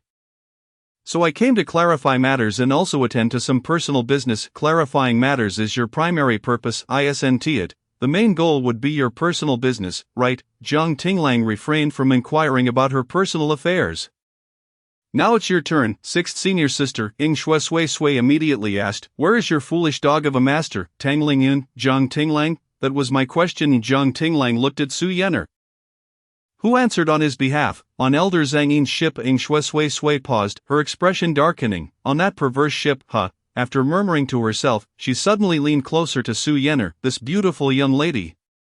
I possess intelligence regarding your sect's patrols along the border. However, in exchange, I require you to bring Tang Lingyun to this ship. Are you willing to trade? Before her stood a dangerous individual. Su Yener appeared somewhat stiff. Li Qingyun, however, spoke up on her behalf. No problem, but you must comply with my terms. Shui abruptly extended her hands, bringing them together, urging, bind her with the immortal binding rope. Su Yener did not move, nor did Li Qingyun, and neither did the surrounding cultivators in the Great Ascension or Tribulation stages. What nonsense! Could someone who had escaped the Kunlun immortal prison be bound by the immortal binding rope? Li Qingyun stated, there is no need for that. Now that we are aware of your sect, it is unnecessary to use the immortal binding rope. As long as you do not leave the ship of the Immortal Gate Association. I trust in Jiang Shidi's character and believe that the sect he currently belongs to is one of righteousness. Shui lowered her hands and pointed into the distance. Since you won't bind me, then you must immediately fetch Tang Lingyun for me. Li Qingyun turned to Su Yener. She nodded and flew directly toward the ship of Hawan Temple. Moments later, the ice-encased Tang Lingyun was brought forth. Accompanying her was the timid and cautious Ling Shuer. Chapter 43. How should this debt be accounted for? Upon seeing Shui, Ling Shuer visibly froze, her attention completely drawn to the pair of pink wings on her back. However, she quickly averted her gaze, anxiously regarding Su Yener, who had brought her in Tang Lingyun, as well as the group of cultivators in the Tribulation and Great Ascension stages behind her. She did not understand why her master was being brought here all of a sudden. However, Elder Zhang Yin had said that since Tang Lingyun was to be brought over, she might as well come along. They did not wish to keep her on the Hawan Temple ship. Ling Shuer had no say in the matter, so she followed along. She was acutely aware that due to Jiang Tinglang, Ling Su's sect was currently very much looked down upon, especially by the Immortal Gate Association and the other 9 major sections. And the predecessor before her, who possessed wings, likely a manifestation of void stage spiritual intent, seemed ominously dark and unapproachable. Ling Shuer could not help but inch closer to the ice-encased Tang Lingyun. Just as she did so, a gust of wind suddenly blew her to the side. She nearly lost her balance and fell to the ground, but fortunately she was just beside the edge of the ship, which provided her some cover. Ling Shuer bit her lip, casting a guilty glance at Jiang Tinglang, who was also present, yet Jiang Tinglang did not look at her. Instead, he focused on the ominous predecessor with wings who seemed far from benevolent. Ling Shuer bit her lip again, a flicker of darkness passing through her eyes. Shui scrutinized the ice sculpture of Tang Lingyun, her voice light and youthful as she declared, how uninteresting. A dignified ascension stage cultivator, yet after so many days, remains trapped in such a small ice prison. If I were to act against you now, it would indeed appear as though I were bullying you. In that case, let me lend you a hand. Suddenly, Shui raised her hand, and a searing stream of magma surged toward the ice prison. The rate at which the ice prison melted visibly accelerated. Su Yener frowned slightly, glancing at Li Qingyun beside her. Li Qingyun shook his head, indicating not to intervene. It was clear that this individual was here to provoke Tang Lingyun. Moreover, among the entire Immortal Gate Association and the 9 major sects, there was not a single person who held Tang Lingyun in high regard. Now, this escaped predecessor aimed to teach Tang Lingyun a lesson. They had neither the ability to prevent a conflict among Ascension stage cultivators, nor did it truly matter to the Immortal Gate Association if Tang Lingyun were to perish here. Although she was an Ascension stage cultivator, the Fengxiang continent was not particularly in need of another early stage Ascension cultivator. If she were to die here, it would provide a perfect excuse to eliminate Ling Su's sect from the 4 major sections. The extremes of heat and cold intertwined. At Tang Lingyun's ice prison, a substantial amount of white vapor began to emanate. The ice prison melted at an observable rate, and after enduring the confinement for so many days, Tang Lingyun suddenly collapsed to the ground, yet the searing magma continued its relentless advance towards her. Tang Lingyun was compelled to muster the scant remnants of her spiritual power in a desperate effort to fend it off.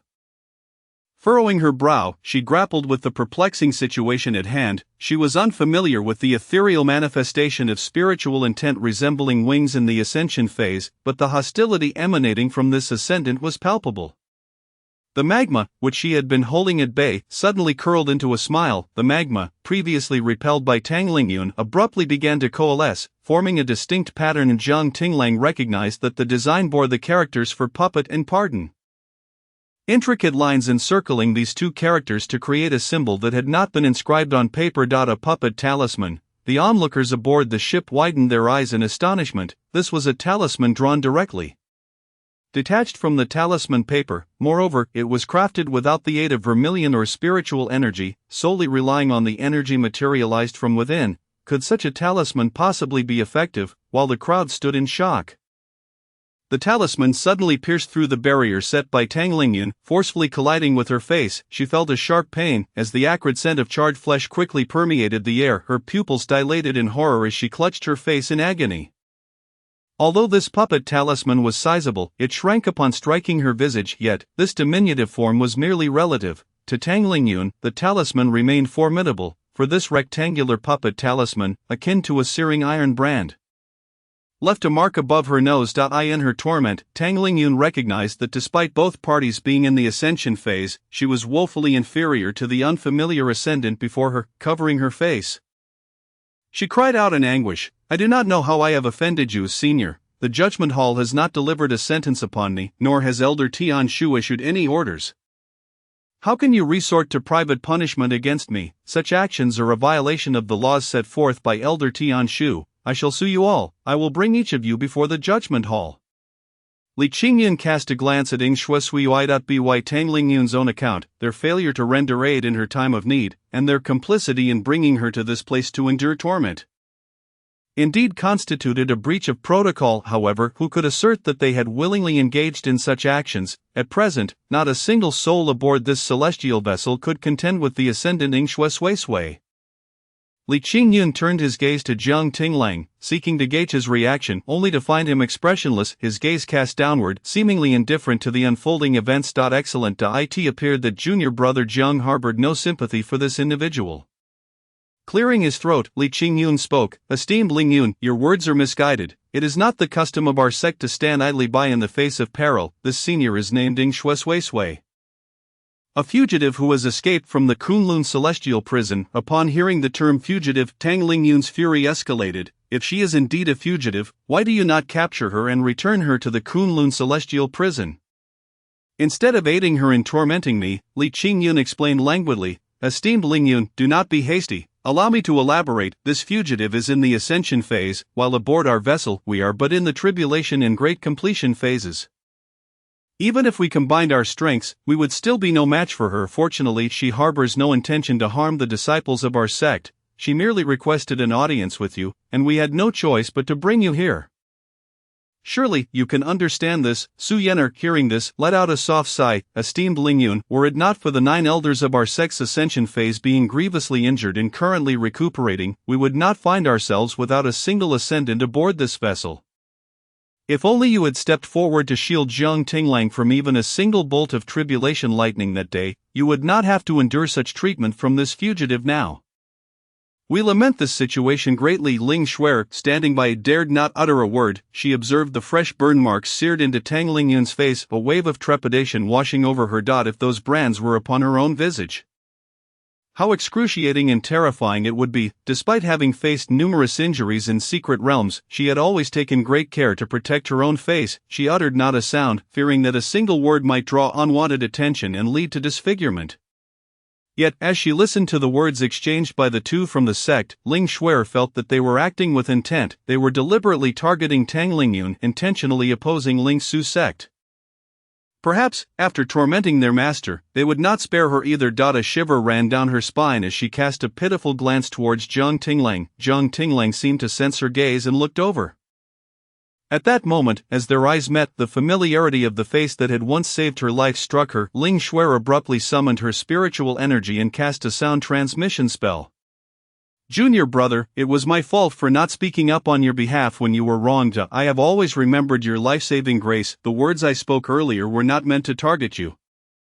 I intended for Master to hear them. My true intent was not as it seemed. I have encountered our ancestor who has ascended to the upper realms, and they instructed me to protect you. I previously advised the senior sisters not to harm you, but they refused to heed my counsel. I followed here to share a secret with you. A monumental secret, concerning the one who seeks to harm you. Ling Shuer paid no heed to whether Jiang Tinglang would respond, pouring forth her words. Upon hearing her mention the ancestor of Ling Su sect who had ascended, Jiang Tinglang's brow furrowed slightly. The ancestor of Ling Su sect had ascended. To protect him, Jiang Tinglang's spiritual energy flowed as he replied with a single phrase, "Your terms." She had spoken at length yet failed to articulate everything clearly. It was evident she sought to negotiate conditions. Ling Shuer finally received a response from Jiang Tinglang, causing her to tremble slightly as she hastily added, "I merely wished to clarify that I never intended to harm you. I did not mean to propose any conditions." She aimed to appeal to his emotions, hoping to soften his heart. However, she soon realized that after uttering those words, Jiang Tinglang averted his gaze from her and returned his attention to Tang Lingyun. At that moment, Tang Lingyun was seething with rage, gritting her teeth as she declared, "Ascension phase, there are still 8 ascendants present. If you truly wish to protect me, you could summon them to capture this fugitive."